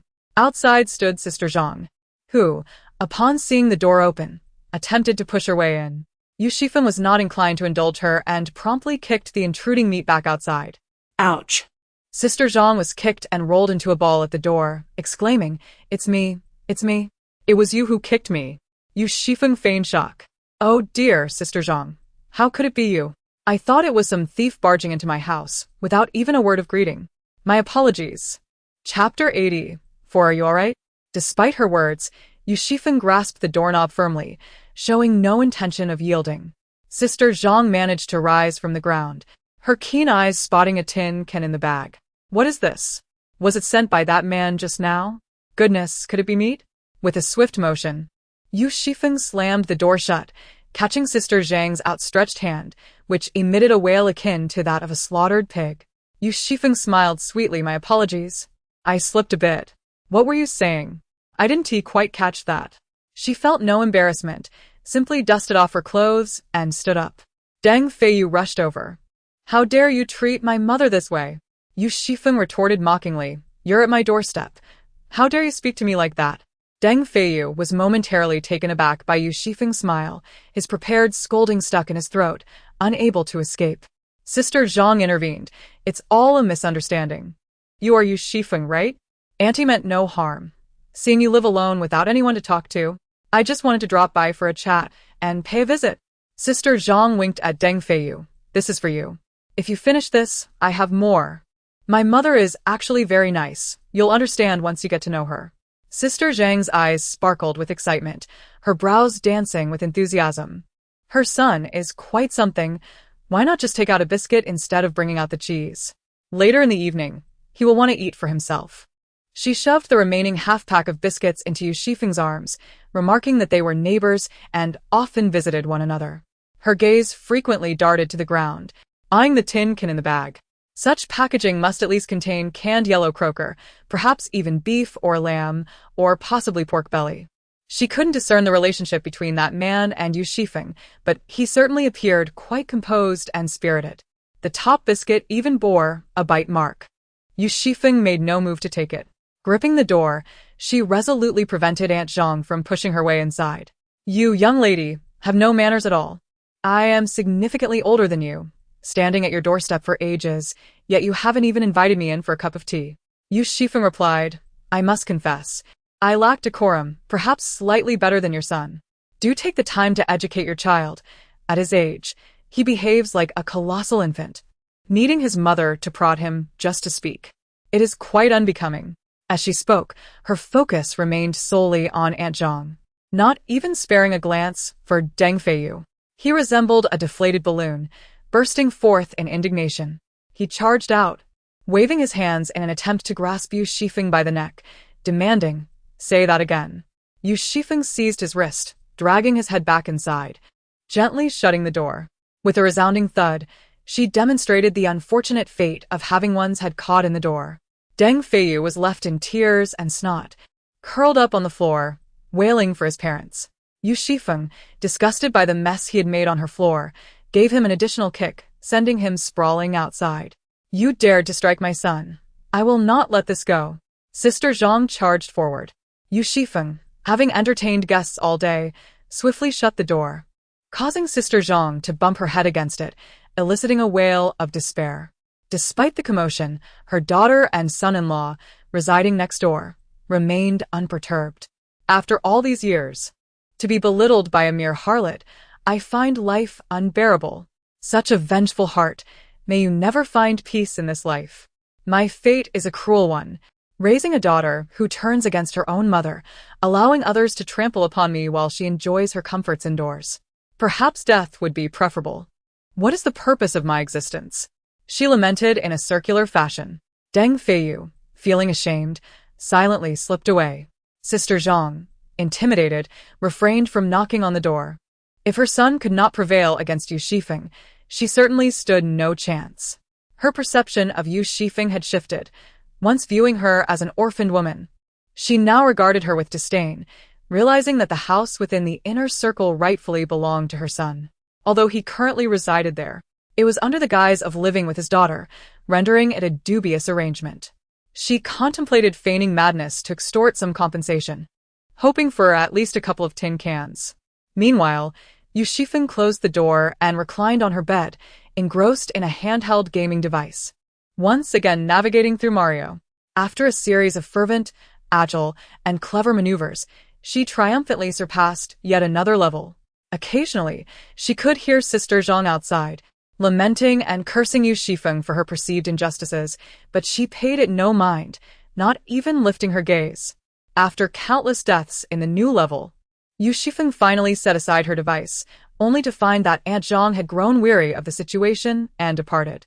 For dinner, I simply had some braised noodles accompanied by a serving of cold kelp. After a day of rest, aside from Wang Onmin, I did not consider Sister Zhang. In a life free from punishment, even the air carries a delightful fragrance. The following morning, Yu Xifeng awoke early, rigorously adjusting her biological clock to 6 o'clock. She stood in place for 2 hours. Sister Zhang had knocked on her door once in the morning, but Yu Xifeng chose to ignore it. He wore a mask, revealing only his tousled hair and a pair of eyes. His hair had been cut by old Kai, trimmed only at the front, as the strands swayed before his eyes, bringing dust mites that irritated them, causing itchiness and redness. Old Kai's skill, while not exceptional, was certainly lacking. With such unruly hair, his eyes still sparkled like stars. Yu Xifeng felt a sudden jolt.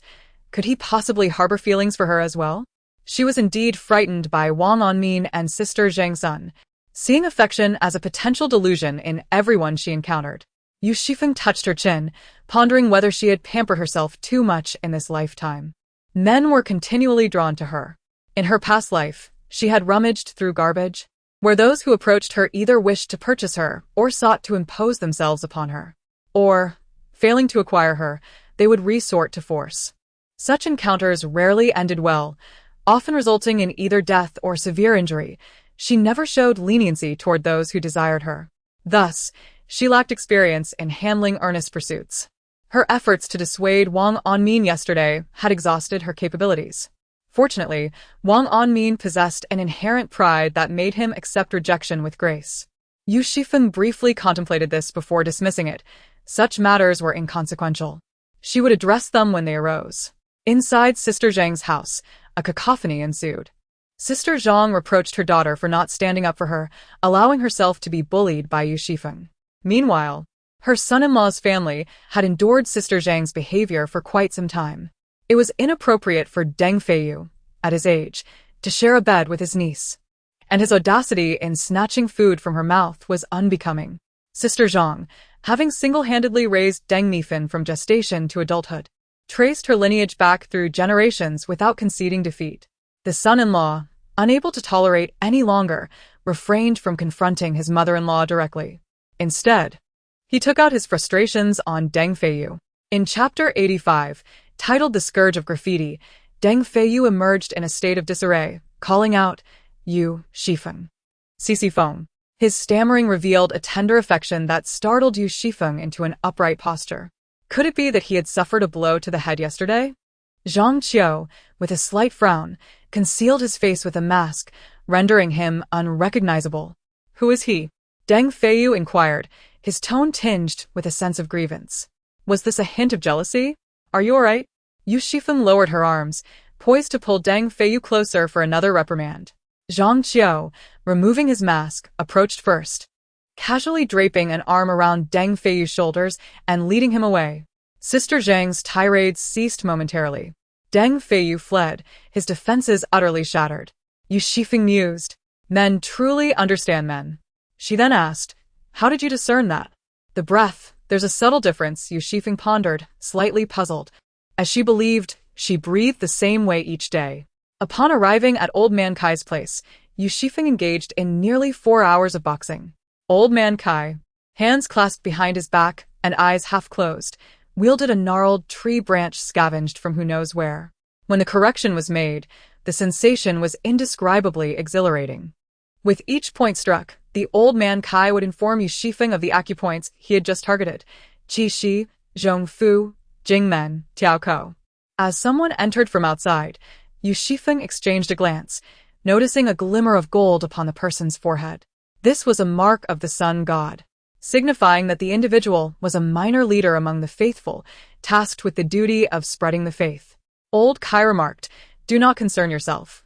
There are still 2 more rounds. Inside the room, discussions about the glory of the Lord and his miracles ensued. Zhang Qiu was engaged in an animated conversation with the missionary, traversing topics from the origins of the Bible to the 10 Commandments, from divine punishment to the land flowing with milk and honey. The missionary entered with an air of reverence, but left in a state of bewilderment. Yu Xifeng observed, I never realized your grandson possessed a talent for multi-level marketing. Indeed, all this training was for moments like these. After each bout, once fatigue set in, the sandbags seemed to grow heavier by the day. Yu Xifeng gritted her teeth and secured her stance. Taking a deep breath, she restrained her power by 1/3 within her palm. The more she fought, the more she retreated. Just as Kai's palm strike was about to land on her forehead, Yu Xifeng abruptly turned her head. A hint of a smile graced her lips, and then, in a swift motion, she transformed her palm into a fist, grounding her stance. The sandbag forced her to calculate every ounce of excess strength, and in that fleeting moment, she unleashed it. Kai's reaction was equally swift. Unable to complete his move, he redirected his strike toward her center. Their wrists collided, and both combatants withdrew simultaneously. Yu Xifeng's hands were numbed from the tremors. She grasped at the air and smiled broadly. Zhang Qiu emerged, clutching a pair of chopsticks, and exclaimed, stop the commotion. It's time to eat.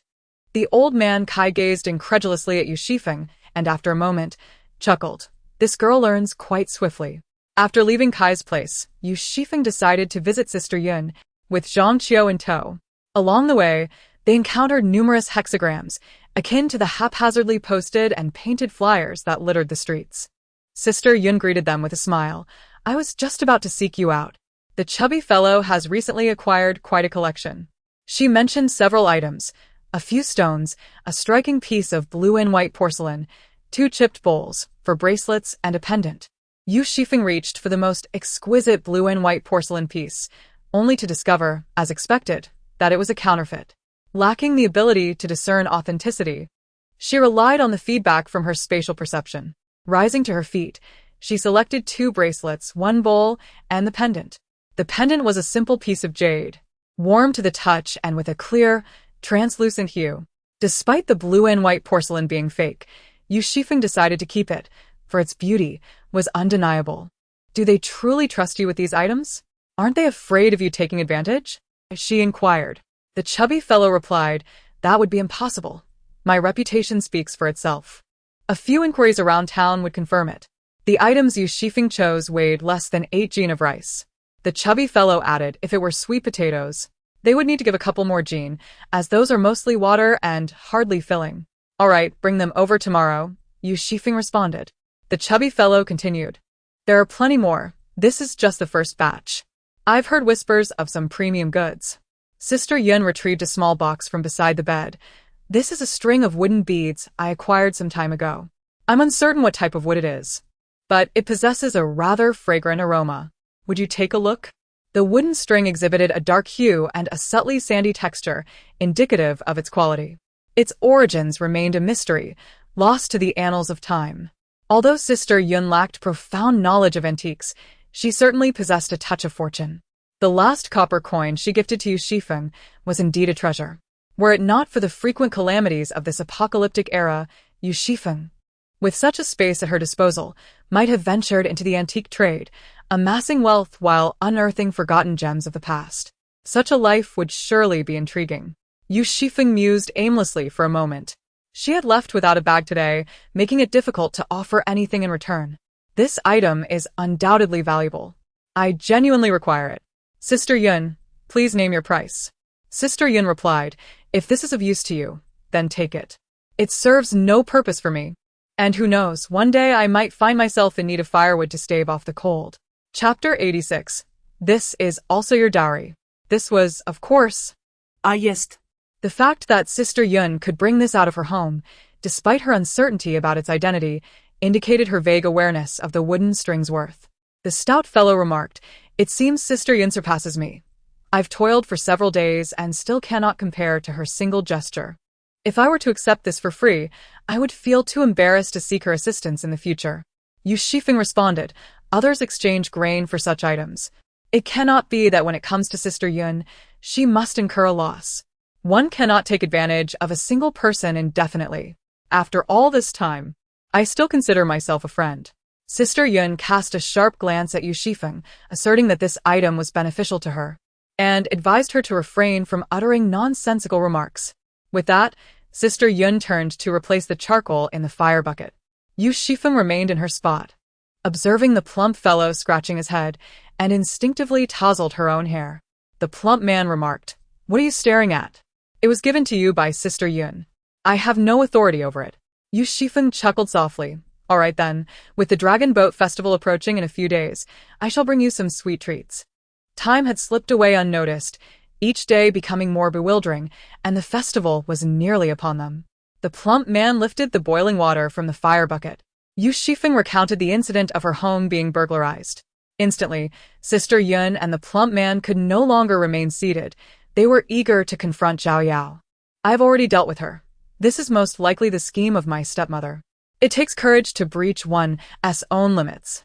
Zhao Yao had hardly ventured out before arriving at the underground shelter, and Sister Yun, you are suffering the consequences of my entanglement. Sister Yun shook her head. Even if it weren't her, it would be someone else. Our previous interactions were tolerable, but I never anticipated it would culminate in such a disgraceful manner. After a moment of contemplation, Yu Xifeng replied, leave this matter to me. I will ensure they face repercussions. Glutinous rice. She had dozens of tons stored away, acquired from Zheng Weiyang's factory. Although excessive consumption of glutinous rice is not advisable, it can be expertly prepared by steaming, enhanced with honey dates and brown sugar, making it perfect for crafting rice cakes. An idea sparked within Yu Xifeng. It had been a while since she had prepared any delicacies. With the favorable winds of the Dragon Boat Festival, it was the ideal opportunity to create a batch. Zhang Qiu escorted Yu Xifeng to her doorstep, where she discovered sand art adorning her entrance. Had the preaching already reached the inner circle? Those within the inner circle may venture out, while individuals from other districts must seek entry, duly registering with the patrol team. From the insights gleaned from Wang Anmin, it appears that the patrol's regulations are becoming increasingly stringent. This sand painting likely originates from the residents of the inner circle or those closely associated with them. Yu Xifeng paused to ponder. In the underground shelter, adherents of the sun god cult are not necessarily devout or impoverished, yet they undoubtedly relish any opportunity for gain. Zhang Qiu removed a piece of jade from around her neck and handed it to Yu Xifeng, whose thoughts remained occupied with the sand painting. The sun god cult is growing ever more robust. The sand painting at the threshold reveals a wealth of information. The presence of such a painting indicates that the church is interested in courting certain individuals. A complete and meticulously preserved sand painting, even shielded by a screen, signifies a follower. To destroy it is to convey a distinct message. Yu Xifeng stepped on the intricate sand painting, then turned her gaze to the jade pendant depicting the benevolent Guanyin, a thought striking her. Is this also part of your dowry? Zhang Qiu's face was obscured by her mask, a warmth escaping from her ears. That piece belonged to an elder. This one is mine. Isn't it of use to you? You may keep it. The space around Yu Xifeng resonated with her thoughts. She inquired, "What do you desire?" Zhang Qiu contemplated briefly. "Could you share a zongzi with me during the Dragon Boat Festival? I prefer it sweet." Nearby, Sister Zhang from the adjacent room peered through a crack in the door, letting out a wistful sigh. That individual had promised that for every person from the inner circle she could persuade to join the sacred prayer, she would receive 2 packs of compressed biscuits. Sister Zhang had approached Yu Xifeng twice, once empty-handed and the second time with a bowl of congee and a flatbread, only to find the door unanswered. Through the narrow crack of the door wafted the steam of glutinous rice, the sweet fragrance of honey dates, and the savory aroma of meat. That extravagant woman. How dare she indulge in such fine delicacies? Sister Zhang took a deep breath. If only Yu Xifeng were obedient and married her son, they would be the ones reveling in comfort within these walls. As the Dragon Boat Festival approached, a rare scent of food floated in the air. In a world so devastated, the notion of a festival was destined to remain a luxury. Outside, the harmonious strains of a hymn drifted in. The priest stood atop a rickety platform, while below, pale and gaunt faces gazed up, their eyes fixated on the priest's moving lips. Wang Anmin, clad in full gear, stood alongside his patrol team, watching as the rampant church went unchecked. Life in the underground refuge was far from easy. Survivors sought a spiritual solace. The hymn, which should have been ethereal, resonated instead with a hoarse and clamorous chorus of hundreds, perhaps thousands. Wang Anmin momentarily lost his focus. Each day, lives perished within the confines of the refuge. Many had squandered their fortunes and endured countless hardships to reach this place, while even more had succumbed on the treacherous journey, freezing, starving, murdered, or dying from illness. If a deity truly existed above, could it bear witness to these tragedies? The priest, with a detached demeanor, surveyed the survivors and cast a fleeting glance at Wang Anmin. An ominous shadow flickered in Wang Anmin's heart as he recalled the letter whose origins he had never been able to trace. If the low temperatures were not the end, would this calamity ever cease? Could humanity truly endure? As the hymn reached its conclusion, each person was served a bowl of white rice. A bowl of soft, fragrant white rice that satisfies hunger rests heavily in one's hand. The atmosphere reaches a fever pitch as the devotees fervently chant the revered name of the sun god, extolling his immense power, and one by one, they kiss the tips of the sacrificial shoes. Then a small incision is made on a fingertip, with blood applied to the forehead. This revelry exacerbates the already precarious mental state of the survivors. Yu Xifeng carefully wraps the sweet date sticky rice cake in lettuce leaves, binding it with a string. The sweet rice dumplings requested by Zhang Qiu are now ready. Yu Xifeng also brings 2 salted egg yolks with meat, intending to share them with Old Kai and Sister Yun. She has already planned her meals, lunch with Old Kai and dinner with Sister Yun. Suddenly, a sharp crack signals a power outage. The underground shelter relies solely on manual power, devoid of any external light source. In an instant, darkness envelopes the surroundings, where one cannot see their own hand in front of their face. Yu Xifeng pauses, then rises. A flashlight seemingly materializes in her hand. Chapter 87. A lack of respect. Yu Xifeng does not hastily switch it on. Instead, she holds it tightly, relying on her memory to navigate to the door. She listens intently to the sounds outside, her heart sinking with each passing moment. The chaos within the underground shelter has never ceased. With insufficient living space and dwindling resources, conflict remains in a delicate balance. In the aftermath of natural disasters, no place is entirely safe. Yu Xifeng is convinced that turmoil has erupted outside. The sound of vigorous knocking reverberates from beyond the door. Yu Xifeng remains still. As silence prevails within, the assailants grow more frantic, violently pressing on the doorknob. Observing coldly for a moment, Yu Xifeng seizes the opportunity and suddenly yanks the door open. As the person gripping the doorknob was unexpectedly pulled forward by inertia, Yu Xifeng suddenly switched on her flashlight. The beam illuminated Deng Feiyu's panicked face. Outside stood 5 or 6 individuals, their foreheads adorned with crimson marks resembling the totems of malevolent spirits. The door creaked open, just in time to venture inside and take a look. There was only one woman present. To her surprise, the room seemed to be infused with a fragrant aroma. Deng Feiyu steadied himself, and a glimmer of ferocity flickered across his otherwise unremarkable face. This was his sole opportunity to win Yu Xifeng's favor. If those two men could enter her abode, why could he not? He had nothing to lack. After today, Yu Xifeng would witness his capabilities, his fervent spirit, and his passionate affection. Only by winning her over could he absolve the humiliation inflicted upon him and his mother by her. Deng Feiyu's heart surged with fervent thoughts. Yu Xifeng seized the moment, hurling the flashlight in her hand, striking down Sister Zhang's flashlight in the process. The light flickered and danced erratically. In the darkness, Yu Xifeng could discern the heartbeat of each individual, pulsing in tandem with their blood, their avarice and breaths intertwined, mingling with a viscous desire, which, in Yu Xifeng's eyes, resembled nothing short of the deceased. She did not even take the time to select an appropriate weapon within the space. Her limbs felt lighter and stronger than ever before. In that moment, she believed in her strength as never before, and she acted upon that belief. The first was Deng Feiyu, a familiar face after all. It was only right to extend him some consideration. Yu Xifeng pressed down on his head, driving it against her knee. Deng Feiyu crumpled to the ground, utterly defeated. The second assailant felt the sharp crack of his wrist as Yu Xifeng twisted it, stepping onto his chest as she deftly closed the door behind her. Sister Zhang yearned to flee, yet found herself unable to abandon her son. She knelt upon the ground, knocking her head against the doorframe with a series of fervent blows. Yu Xifeng had already positioned herself behind Sister Zhang. The third, the fourth, the fifth, Yu Xifeng exhaled, experiencing an unprecedented sense of liberation. It was no wonder that old Kai often remarked upon her volatile spirit. Having long been deprived of sunlight, she indeed felt a void, a disquietude that demanded an outlet. The survivors outside were in need, as was Yu Xifeng herself.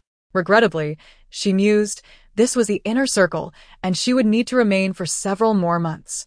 These individuals could not be eliminated just yet. Since she had arrived, she ought to leave behind something of herself. Just one hand would suffice. She was, after all, a benevolent soul. The first to test her resolve was Deng Feiyu, for no other reason than their familiarity. She grasped his hand and attempted to pull it away, but he howled as if mourning a dearly departed mother, creating an unbearable uproar. She felt a sense of satisfaction. Yu Xifeng adjusted her angle. Realizing that brute strength was unnecessary, she had other matters to attend to and needed to conserve her energy. Sister Zhang was horrified by the sound of bones scraping together. She wished to rise but found herself trembling uncontrollably. Regret washed over her. She should not have sought to use this opportunity to teach Yu Xifeng a lesson. Her son was fond of this Yu Xifeng. She did not wish for her son to marry a woman who consorted with other men. A brief dalliance would suffice. This woman was remarkably capable. She had spoken extensively, claiming that Yu Xifeng's household was not only abundant in rice and flour, but also in meat, thus luring them to this place. Sister Zhang listened to her son's anguished cries, her heart wrenched with sorrow. This was all of her own making. Yu Xifeng discarded one after another, and once Sister Zhang was cast out, she clapped her hands together. She intended to venture out and assess the situation concerning old Kai and Sister Yun. If time permitted, she would seize the opportunity to confront Yang Rong and Su Qingru. Indeed, there was little of value in her room that could be stolen. However, this did not imply that Su Qingru's instigation of Zhao Yao would be overlooked. Her door might have sustained damage, a door she had purchased with her own funds, albeit with a few spare spaces remaining. The chaos she encountered along the way was palpable, with some individuals anxiously guarding their possessions, trembling in fear, while others sought to exploit the confusion. And yet others brazenly engaged in theft. As Yu Xifeng progressed, there were frequent attempts to ambush her, but she deftly retaliated, leaving her assailants with bruised heads. Gradually, people began to steer clear of her path, even parting to create a passage as she approached. Sister Yun was with the portly fellow, and upon Yu Xifeng's entrance, she nearly faced a spray of pepper spray. "Little Yu, is that you? What brings you here at such a time? Come in quickly." Yu Xifeng shook her head. "I have some matters to attend to, and shall not enter." "Here, take this and keep it safe." The pepper spray might not always be effective in a crowd and could potentially incite further aggression from malefactors. What she provided was a small electric baton. a commodity she had procured in bulk prior to the apocalypse. I recognized your footsteps, old Kai remarked, sitting upright with an air of vigilance, clearly aware of the turmoil outside and on high alert. I trust one need not instruct you, Yu Xifeng said. Old Kai hesitated, his words caught in his throat, ultimately choosing silence. His age rendered him somewhat perplexed by the thoughts of the younger generation. Upon her return, Yu Xifeng witnessed members of the church vandalizing the heating apparatus of the underground shelter. Their methods of destruction were primitive and savage, constrained by rudimentary tools, and soon discovered. Yu Xifeng pondered their doctrine. No. Must they drag everyone down with them? It was incomprehensible, and she felt no respect for it at all. The patrol team hurriedly rushed in, causing the congregation to scatter like frightened birds. Those who were captured fought desperately, facing immediate execution. Blood flowed, dark as ink. Chapter 88. You cannot treat me this way. Yu Xifeng leaned against the corner, spotting Wang Onmin, caught in a predicament where advancing or retreating seemed equally troublesome. How vexing, she thought with a silent click of her tongue. Just as she prepared to navigate around, she caught sight of a familiar figure amidst the chaotic crowd.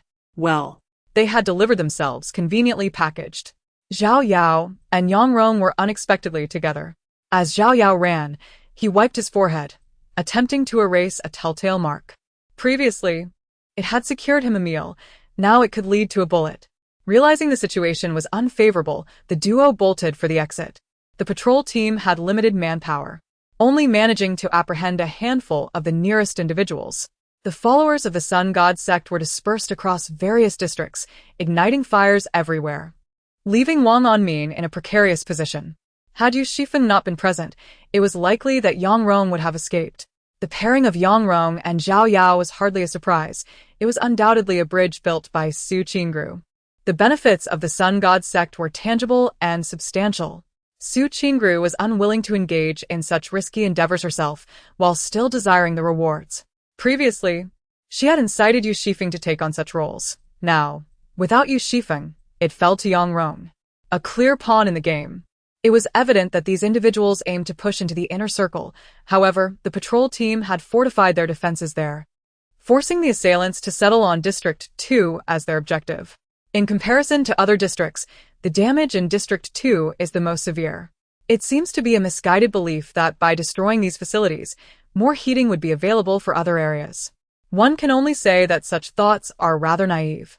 Yu Xifeng even suspects that the commotion caused by the Sun God sect is orchestrated from above. In this matter, he has sensed a familiar scent of intrigue. Resources are limited, and the conflict will inevitably resurface. It would be more prudent to establish a notorious scapegoat, with someone to bear the blame. Those in power can extricate themselves from the situation. Zhao Yao was frantically trying to escape, her sabotaged heating facilities alarmingly close to Sister Yun. She longed to seek refuge with Sister Yun, pleading for her not to let the patrol team capture her. Sister Yun would undoubtedly agree. They had shared moments playing mahjong, and her mother-in-law had even gifted her sweet potatoes. Yes, indeed. Yang Rong, in contrast, was in a state of utter panic, running blindly. He had no idea why he found himself in District 2, merely believing it was part of his work routine. After today, he would receive his meager salary, half a kilogram of rice. Ever since he was wounded by Yi Jiazong, he had been in a haze, his heart akin to ashes. He would never have his son again. He understood that it was not Su Qingru's fault. She had borne him a son, yet he had failed to protect him. He had failed not only his son but also himself. After this ordeal, they had become a couple forged in adversity, their bond deepened by genuine emotion. Yang Rong would heed Su Qingru's every word until he encountered the patrol team, at which point the tension within him snapped. It was only then he realized the gravity of his recent actions. He needed to flee, to escape this place and avoid capture. For a fleeting moment, clarity graced Yang Rong's mind, only to be abruptly interrupted as he collided with another person. The figure clutched his hand, and in the darkness, there seemed to be a hint of a smile. It was Yu Xifeng. At that moment, he had no inclination to inquire about his daughter's whereabouts or her recent well-being. Yang Rong's sole desire was for Yu Xifeng to step aside and not obstruct his path. She had not merely seized him. Every believer attempting to flee in her direction was subdued, without exception. Yet, Yang Rong remained the only one ensnared in her grasp. Zhao Yao had not fled this way. It mattered little, for Yu Xifeng possessed a voice. "I am your father," he uttered, longing to break free, yet the grip on his hand was excruciatingly painful. Yu Xifeng acknowledged him softly. "I know, dear. You cannot treat me this way." If he were dragged away and cast out of the underground refuge, it would mean his demise. He could not perish. He was the son of the Yang family. He simply could not die. Yu Xifeng did not pause, striking another individual on the head with her baton. This man had just vandalized the heating equipment with the same ferocity. Handcuffs were insufficient, and ropes were employed instead. She tossed Yang Rong aside and greeted Wang Anmin, whose jaw bore the marks of a brutal punch, swollen and bruised. The underground was in chaos. Yu Xifeng raised her hands in a gesture of harmlessness. "Just passing through, I thought I might lend a hand. I've taken care of those few for you. I shall take my leave now." Little Rong appeared quite youthful. In the urgency of the moment, she had not even managed to deliver the rice dumplings from her bag. Yu Xifeng handed her a glutinous rice dumpling, saying, "You are not yet of age, are you? You've worked hard. You can leave it here, as you have just witnessed." "Those individuals were no match for me," Xiao Rong declared. "This is an order. I cannot compromise." Yu Xifeng effortlessly intercepted two fleeing devotees, binding their hands together. Upon returning home, Xiao Rong was met with the sight of numerous individuals sprawled at the entrance, their mouths agape in astonishment. Goodness gracious! Xiao Rong arrived alone but departed with a long string of followers in tow, all of whom were handed over to Wang Anmin for documentation. That evening, an announcement was broadcast, officially branding the sun god cult as a sinister sect. Their extreme actions had directly necessitated urgent repairs for nearly half of the heating systems. All survivors were mandated to remain within their designated areas, prohibited from departing. Violators would be expelled to the underground shelters. That night, the temperature in the underground shelter plummeted. The thermometer in Yu Xifeng's room indicated that it had dipped below zero. Previously, the temperature in her home had hovered around 20 degrees Celsius. Sister Yun's space was a mild 15 or 16 degrees, while outside, it lingered around 5 or 6 degrees, never falling below zero. Now, the inner circle had succumbed to such a chill, a result of the heating systems working at full capacity. Conditions outside would undoubtedly be harsher. And there was no supply of hot water. Yu Xifeng changed into another outfit, donning an additional thick coat, and placed an extra blanket beneath her mattress. After a yawn, she lay down to sleep. Chapter 89. The fundamental awareness of being upon awakening. She glanced at the clock. It was precisely 6 o'clock. Her biological clock was quite remarkable. The inner circle was under strict lockdown, no entry or exit permitted, so Yu Xifeng remained within her abode, refraining from venturing out. To guard against any sudden visits from Wang Anmin or Xiao Rong, she refrained from producing large quantities of steamed glutinous rice cakes. After standing still for a while, she entered the bathroom, locked the door, and proceeded to tidy up the chicken coop and pig pen in her space. Once, those 3 piglets had grown quite plump. Yu Xifeng felt a deep sense of satisfaction.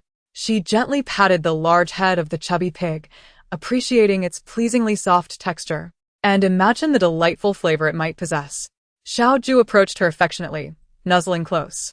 In the past, while lying in bed playing games, Yu Xifeng would occasionally bring Xiao Ju out to join her.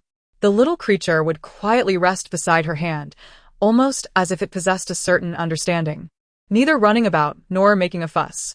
At times, when her palms became sweaty from gaming, she would use Xiao Ju to wipe her hands.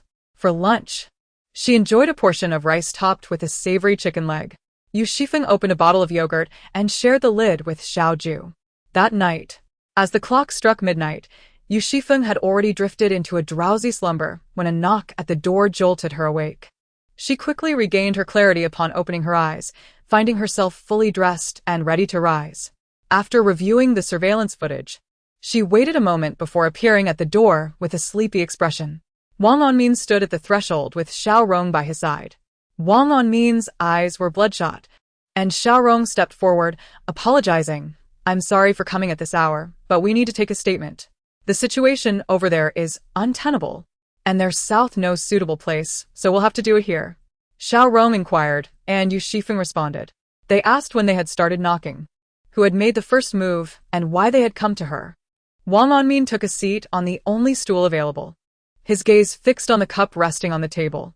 The room was simple, clean, and exuded a chill, much like Yu Xifeng herself. She spoke candidly, not forgetting to mention Zhao Yao, and made it abundantly clear that she and Yang Rong were aligned. As far as we know, Yang Rong is your biological father. Xiao Rong looked up. Yu Xifeng spoke with righteous indignation. He has committed unforgivable crimes, posing a grave threat to the lives of numerous survivors. Although I am his biological daughter, I possess a fundamental sense of morality. Xiao Rong. Here, take the pen. Would you mind drafting this quarter's ideological report? Once Xiao Rong concluded her part, their gazes shifted to Wang Anmin, who was slumped in his chair, already asleep. Xiao Rong lowered her voice. Our leader hasn't slept in 3 days. The Sun God sect has caused chaos everywhere. There are demands from above for reports, while below, there are needs for warmth and sustenance. There is no grain, and the number of people to be apprehended is overwhelming. Xiao Rong had become obsessed with capturing individuals these past few days. When she saw the higher-ups berating Wang Anmin, she nearly considered handcuffing them. Wang Anmin had countless pressing matters to attend to, each one more urgent than the last. It was perplexing why he had to come personally for a simple record. Wang Anmin, already precariously balanced on his chair, began to nod off as he heard the conversation, his head drooping lower. Yu Xifeng moved closer, expecting Xiao Rong to assist. Yu Xifeng was puzzled, wondering how a subordinate could lack such basic awareness. Your leader is about to hit the ground, and you just stand there watching? Just before Wang Anmin's face met the floor, he jolted awake, straightening up abruptly. He raised his hand halfway, then let it drop. Yu Xifeng. Were you about to salute her? I can't accept that. Wang Anmin took a deep breath, his gaze sweeping past Yu Xifeng as he inquired of Xiao Rong. Are we done? Xiao Rong nodded. Wang Anmin responded with a grunt. Then, let us proceed. Wang Anmin remained silent throughout, as if his sole purpose for this visit was merely to complete the record. Deng Mifan arrived, seeking Yu Xifeng's intervention, hoping she could persuade Wang Anmin to release her mother and brother. My brother simply adores you. He acted thoughtlessly in a moment of impulse. I have watched him grow up. He harbors no ill intentions. Tears streamed down Deng Mifan's face as she continued, My mother, she only cares deeply for my brother. She has a tendency to take advantage. Please do not hold it against her. Yu Xifeng found the family's behavior rather suffocating. Your brother held a knife to my throat. Yet you still believe he means no harm, as it is not your neck at stake. Your mother has caused you to run around aimlessly. Your family does not seem to suffer from her absence. Why does she not show you some compassion? Deng Mifan lowered her head, pleading, Please. My brother is in this predicament because of you. You cannot do this. He has never endured hardship, and this will ruin him. Yu Xifeng did not allow Deng Mifan to enter, stating, They should not set their sights on me, nor should you. As soon as the inner circle was unsealed, Sister Yun arrived that afternoon. She had previously stored a batch of fuel at Yu Xifeng's place, and was there to retrieve some. The heating supply was inadequate, and fuel consumption had surged. Her household was nearly depleted.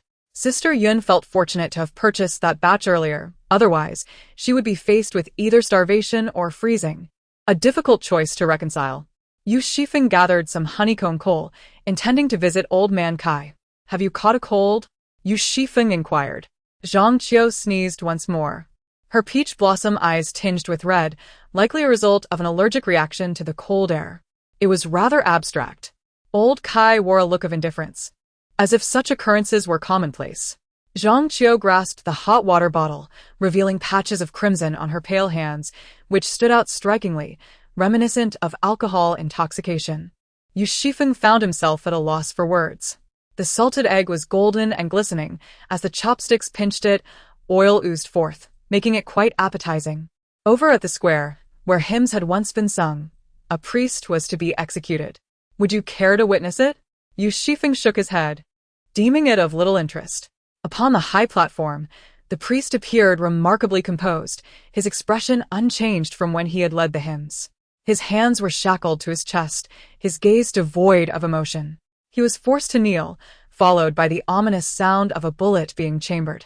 The number of individuals slated for execution far exceeded just the priest. The number of believers responsible for significant destruction was alarmingly high. In their frenzy, they claimed the rights purportedly bestowed upon them by the so-called sun god, invading the homes of innocents and seizing anything they deemed desirable. Executions occurred daily, yet today, the crowd gathered to witness was the largest ever. An unusual atmosphere hung in the air, a blend of piety and tragic significance that subtly permeated the scene. The crowd began to stir. The priest tilted his head back, fixating intently on the grayish-white ceiling above. Suddenly, he was overcome with fervor. His eyes ablaze with intense longing as though he were piercing through the ceiling to behold the sun beyond the surface of the earth. "The sun is with me," he cried out. The gunfire erupted. Chapter 90. Only sucking one's own blood, the priest collapsed. From an outward perspective, this farce seemed to have reached its conclusion. The underground shelter has temporarily instituted regulations that prohibit all religious gatherings. Sister Zhang was executed. She took full responsibility for the charges of organizing and inciting, extricating her son and others from culpability. Individuals like Yang Rong and Zhao Yao, mere lackeys, did not directly perpetrate heinous acts and thus escaped execution, instead being conscripted into search teams for labor. The prison within the underground shelter does not accommodate idleness. The most perilous tasks are undertaken by these search teams at the cost of their lives. The authorities regard these individuals as expendable, their utility is valued, and their demise is of little consequence. During their sentences, no provisions for food are made. Daily sustenance is contingent upon the bounty harvested that day, with luck permitting them a meager bug flour cake to stave off hunger. At night, they may return home, shackled by the mark of their sentence. But should they transgress again during this period, they face severe repercussions. Deng Feiyu is exhausted daily, akin to a lifeless dog. Whenever he encounters Yu Xifeng, he takes great care to avoid him. Hu Qiangyong has depleted his resources to secure Zhao Yao's release. By day, the family of four accompanies the rescue team. Whenever Zhao Yao faces perilous tasks that must be executed, it is Hu Qiangyong and his two sons who take turns to shield her. In most scenarios, these three strong men are deemed more effective than Zhao Yao herself. The female guard overseeing Zhao Yao turns a blind eye, occasionally granting leniency. Yang Rong, however, is not afforded such fortune. Su Qingru cannot procure the necessary provisions. Even if she could, she would not. When she sought to borrow from Hu Qiangyong, he cast her aside. Hu Qiangyong has not forgotten that it was Su Qingru who initially encouraged Zhao Yao to join that absurd sun god cult. What a travesty! That his wife is imprisoned while Su Qingru remains untouched outside. Only Su Qingru and Yang Xizhu remained. Su Qingru held her daughter tightly, overwhelmed by sorrow. The heating system had been compromised, and the 8th district, where Su Qingru resided, was among the first to be affected. Her location was already on the periphery, where the temperature was typically low and barely bearable. Now it had plummeted to -20 degrees. They lacked sufficient fuel. Yang Rong had joined the rescue team, hoping for some form of assistance from Su Qingru. He spent his nights in an underground shelter, mingling with other inmates. Among the inmates, one must also pay homage to the hierarchy. Without any means to contribute, he was relegated to the coldest and least desirable sleeping quarters, forced to endure the harshest labor. Yang Rong harbored a deep resentment towards Yu Xifeng, yet he could only clean the latrines daily and sleep near the door, subsisting on cold, moldy pancakes. Water was scarce. He had to venture to the surface, grab a handful of ice, and let it melt in his mouth gradually before swallowing. During visitation, Su Qingru offered dry comfort, her emotional support reaching its peak, yet she could provide no tangible help. Through the bars, Yang Rong hurled insults at her, calling her a fool and a worthless being, incapable of even the simplest tasks and merely draining her own vitality. Su Qingru had maintained her dignity throughout her life. She had never found herself in such a predicament. Gritting her teeth, she departed. Su Qingru rushed to the 2nd district in search of Yu Xifeng, having heard from Zhao Yao that Yu Xifeng had been spotted there. She was unaware that Yang Rong had been sent in by Yu Xifeng. Now, with heightened personnel control between districts, unauthorized movement was strictly prohibited. Yun Jie sought the patrol team for registration, and thereafter, Su Qingru could not even enter the 2nd district, let alone the inner circle. Meanwhile, Yu Xifeng had entered the space to gather a batch of eggs. Zhang Qiu believes that wrapping cooked glutinous rice in lettuce leaves does not merit the title of zongzi. The ingredients may be the same and the process flawless, yet the flavor falls short of expectation.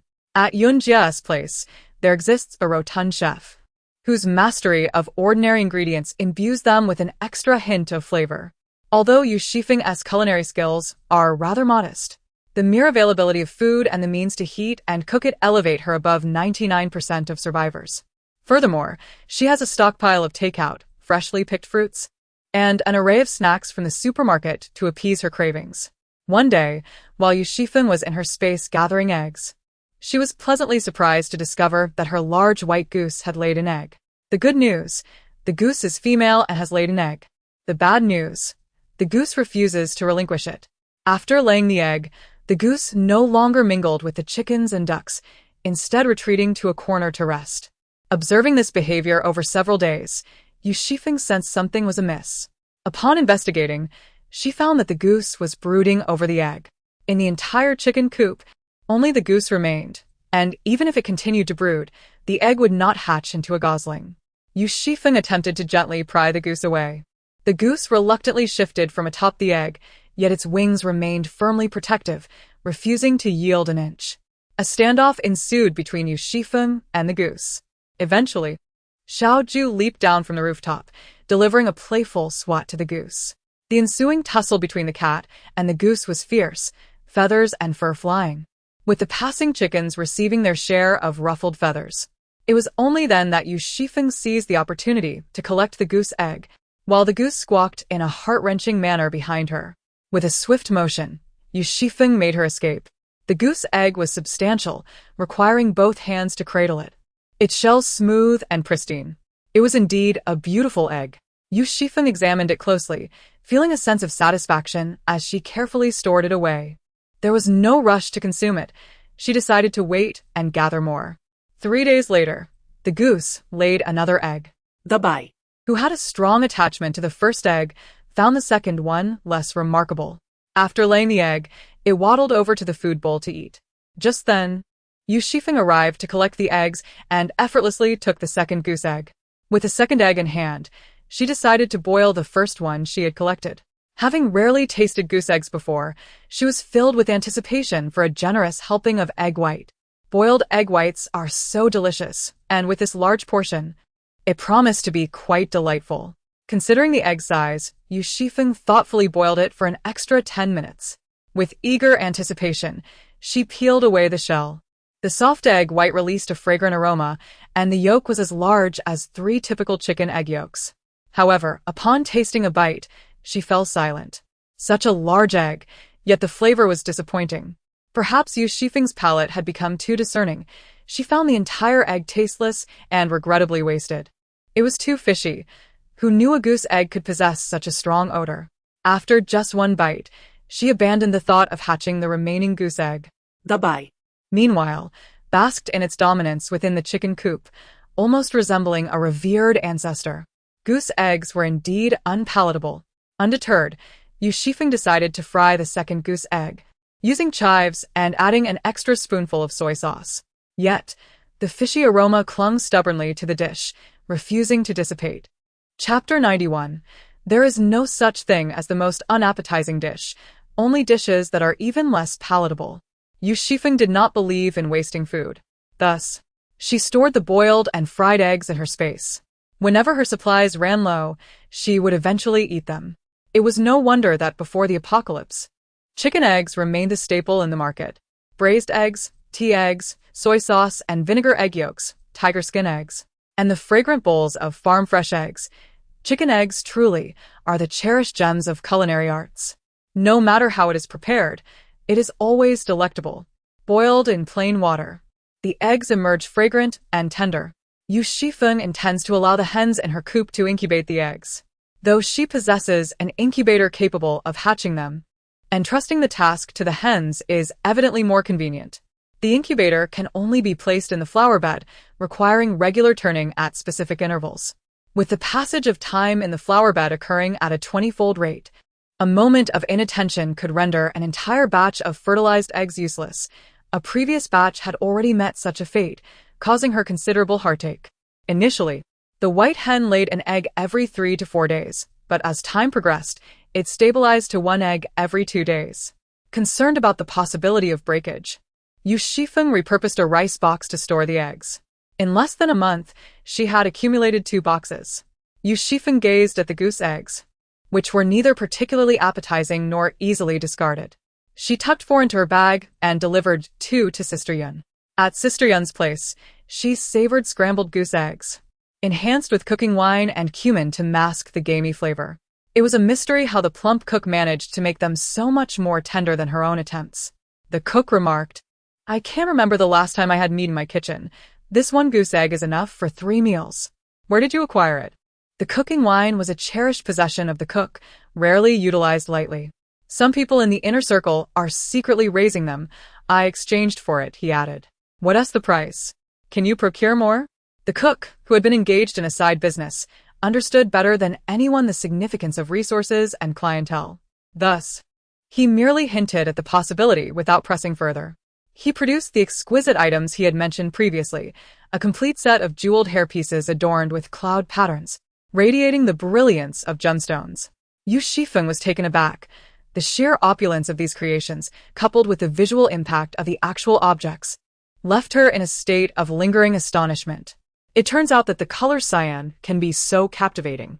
Such items, before the apocalypse, could truly be considered for personal collection. Sister Yun sat aside, unable to part with it. Were it not for her inability to afford the price, she might have purchased it herself, even if it were of no practical use. Merely placing it in her home and taking it out to admire each night would make her dreams fragrant. Before Yu Xifeng even touched it, she felt the fluctuations in the air. True beauty, regardless of the time, can pierce the heart. The portly man remarked, "The owner demands a hefty price. A minimum of 100 pounds of rice, and at least 15 pounds of meat." Yu Xifeng inquired, "Are there others besides myself interested in purchasing?" The man replied, "It's hard to say. The Contribution Point Center does not accept such items readily, and though some collectors may be inclined, their offers are not as generous." Yu Xifeng contemplated, "Please hold it for 2 days. I will gather some resources." "Will contribution points suffice?" The portly man responded. "You can use them to offset part of the cost, but it cannot be entirely paid with contribution points." While Yu Xifeng had the items the owner desired, she did not wish to leave too casual an impression. "Times have been tough lately. You might want to check the market. You never know what treasures you might find," the man advised Yu Xifeng. The underground shelter has trade demands, yet the variety of materials covered by contribution points is exceedingly limited. Hence, the market emerged, situated right next to the Contribution Point Center. In her past life, Yu Xifeng frequented it, yet she had not visited in this lifetime. The market primarily offered basic supplies, with compressed biscuits currently serving as the currency of exchange. These were the most inferior insect powder biscuits. Soon even those would be scarce, giving way to black bread made from ground grass seeds. There is no such thing as the most unpalatable dish, only those that are even less savory. Yu Xifeng brought the remaining 2 eggs to Old Kai, where he was served cold, mixed eggs. The sauce prepared by Zhang Qiu contained an unknown combination of ingredients, the subtle fragrance effectively masking the fishy odor. When the egg yolk was paired with the sauce, it became exquisitely rich. Yu Xifeng let out a satisfied burp and remarked, "Next time I shall bring 2 more." Zhang Qiu chuckled, "Don't waste such efforts." The process of removing the fishiness from goose eggs involves several steps. If you find it troublesome, simply boil them and mix them with that sauce I previously gave you. She recalled that she had contribution points in her account, acquired when she first arrived at the underground shelter by trading with those bandits. The next day, Yu Xifeng visited the contribution center and exchanged a token amount of goods. The variety of items displayed on the LCD screen, at least in terms of food, was not as abundant as what she possessed in her own space. Yet, something else caught Yu Xifeng's eye, a recreational vehicle. She could not deny her intrigue. However, the long list of contribution points required for the vehicle left her feeling somewhat disheartened. It was not that she could not afford it. Rather, it was the challenge of obtaining such a substantial amount of resources discreetly and without raising suspicion. This proved to be no easy task. The difficulty of executing such a plan was greater than simply sneaking in and stealing the vehicle outright. Yet one must be cautious. After all, A single instance of disappearance could lead to unwelcome comparisons with the grains that had mysteriously vanished from Zhang Weiyang's factory, resulting in far greater losses. Yu Xifeng then proceeded to the adjacent free market. The entry fee was 50 G of food. Any type would suffice. Most people offered items such as white radishes and sweet potatoes.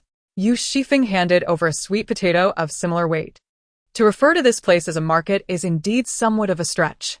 The stalls barely stretch along a single street, and as Yu Xifeng traverses from one end to the other, the predominant sight is that of tattered garments. The insect protein biscuits repulse her, and she refrains from purchasing them. At current prices, a single compressed biscuit could be exchanged for 6 or 7 insect protein biscuits. The herbal remedies are neatly packaged, yet the proprietor does not appear to be knowledgeable about medicinal herbs. It is likely that he has merely collected them alongside the search party from outside.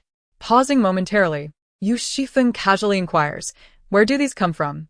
The owner, having perceived her as a delicate young lady and a potential big client, remains unguarded. He explains that there used to be a traditional Chinese medicine hospital on Qianqiu Street, adjacent to numerous establishments offering herbal baths and wellness treatments, from which these herbs were sourced. Yu Xifeng's gaze shifts to the side, landing on the red dates. "How much for these?" The owner responds, "The red dates are a bit pricier. For the compressed biscuits you just mentioned, I could offer half a pound for 2. Yu Xifeng nods slightly, neither confirming nor denying. She possesses red dates acquired from a supermarket in her storage space, rendering any purchase unnecessary. Chapter 92. The space prefers this tattered bowl. Noticing that Yu Xifeng shows no intention of buying further, the owner, recognizing her interest in the herbs, continues, "I want to hide it from you. These items are quite difficult to sell. Even if left on the ground, no one would bother to pick them up." Strangely enough, perhaps due to some restorative properties, the discomfort she typically experiences during her menstrual cycle has significantly diminished during her next cycle. Exiting is not a challenge. A simple registration allows one to leave.